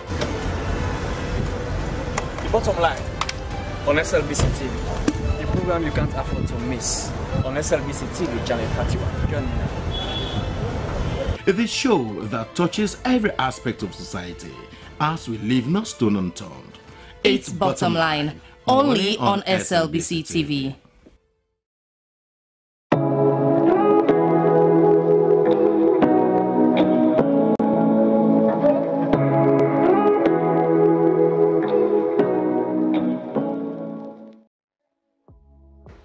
Life no go ever sweet without that thing what we call love.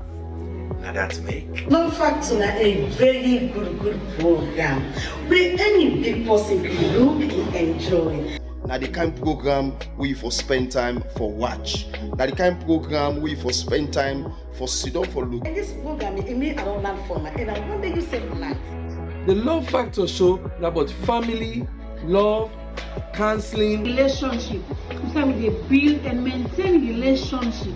This is a program. We say we counsel you for let you know how for them with your partner. Let you know how for settle disputes between you and your heart to heart. Well, you do hear it for yourself. Join the Love Factor team every Sunday, 10 p.m. for help make we all enjoy love and peace.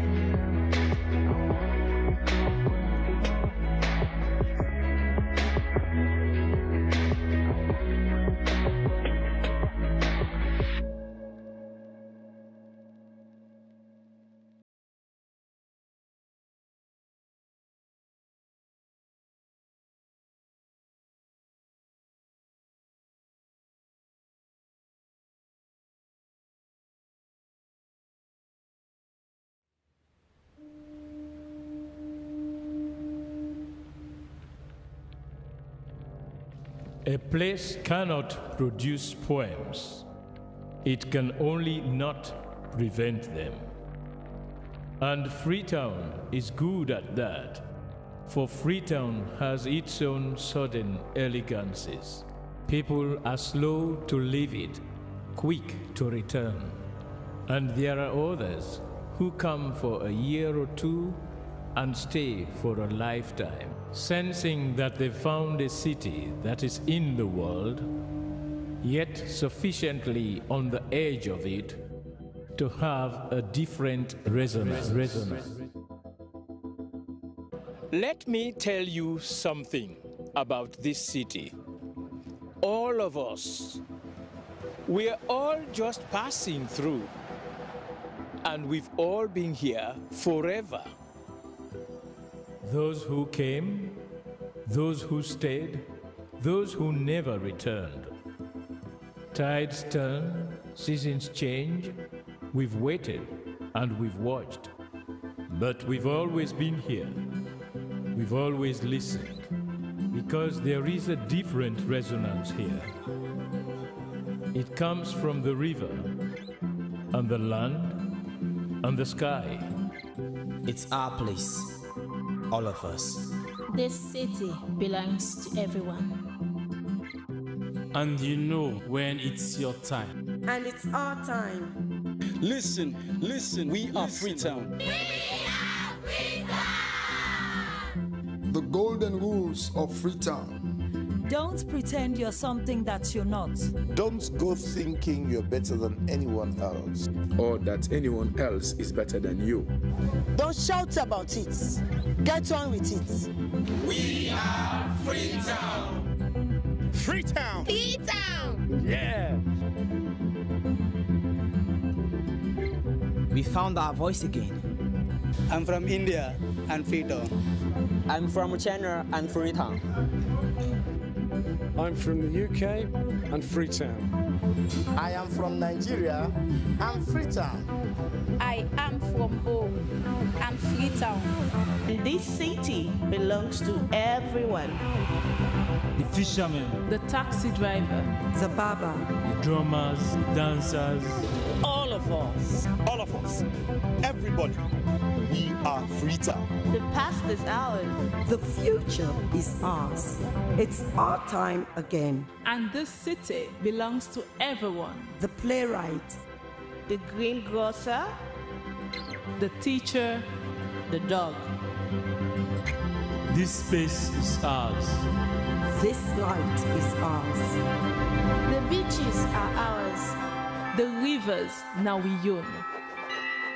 The roads are ours. The bridges now we own. We are Freetown.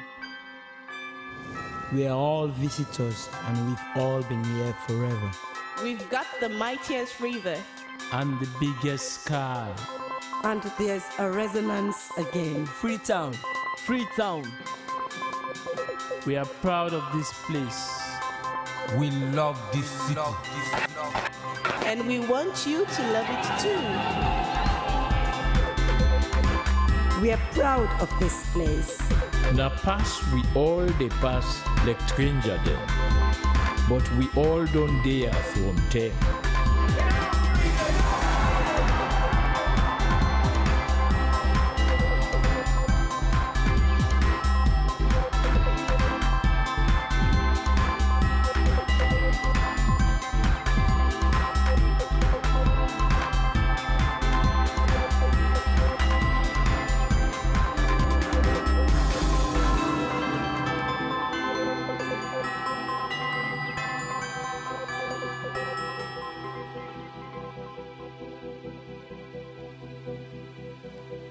Come here, and you...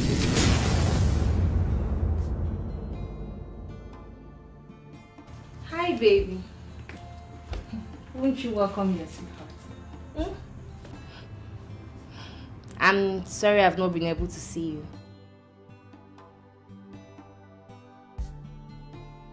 I don't want to bore you with details. I've missed you. It's just been a lot going on.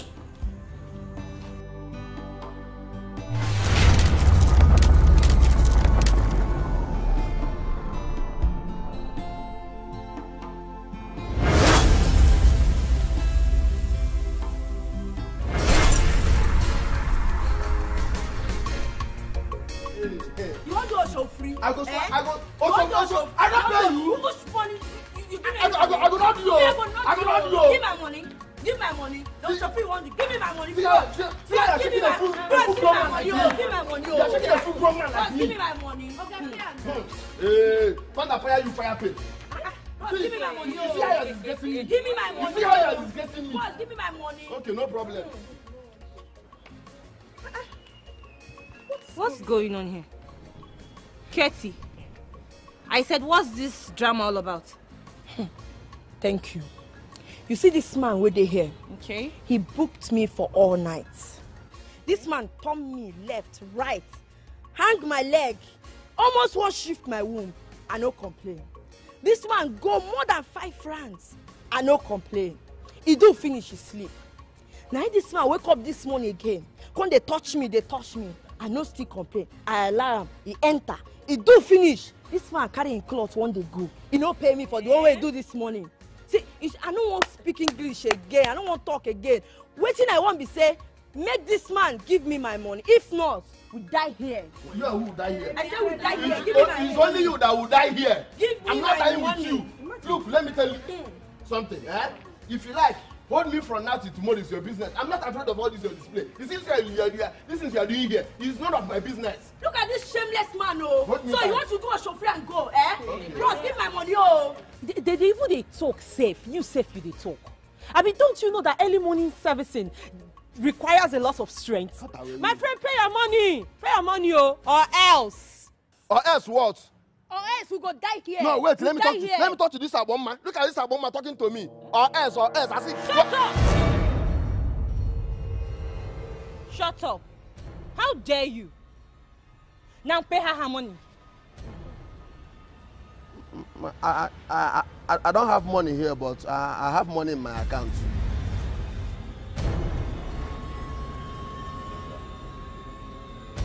Are you with your card? Let me have it. Hurry up. Let me have it. I don't know what to say to you.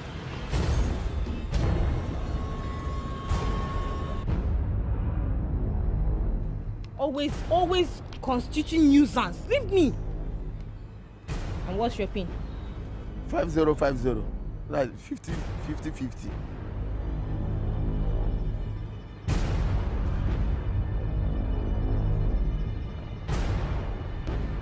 Savings or current? Savings.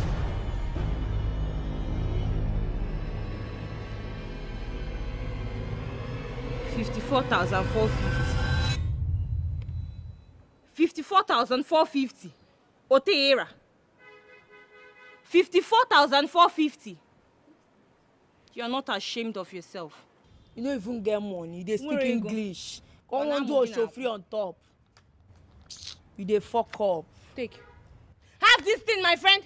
Oh yeah, service your middle point. Service your carburetor and set up well. Service your middle point. Wash them, set them and get them ready for work. Service your middle point. If you enjoy when the money go come on. Service your middle point. If you the dollar. Now you listen.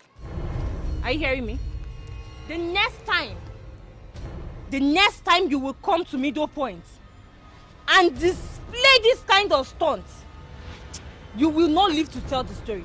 Are we clear on that? I said, are we clear on that? Yes. Have I made myself clear? Yes. Now get out of this place. Get out. I said get out of this place before I come. Come back here. Where are you going to? Stand here. Take off your clothes. Pull it. I don't have all day. Pull it.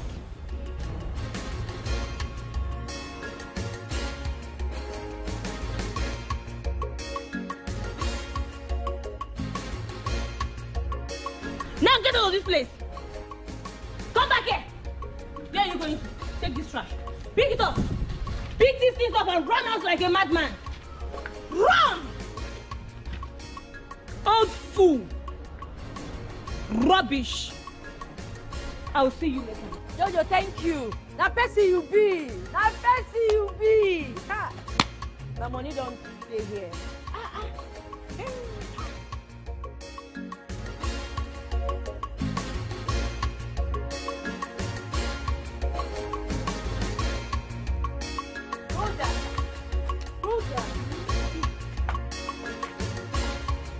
I am confused. Did you see what just happened? Abinama, I they pay me. My sister, I am confused as you are. Jojo just exhibited a supernatural power. I am even baffled. Me too. For her to control that guy the way she did,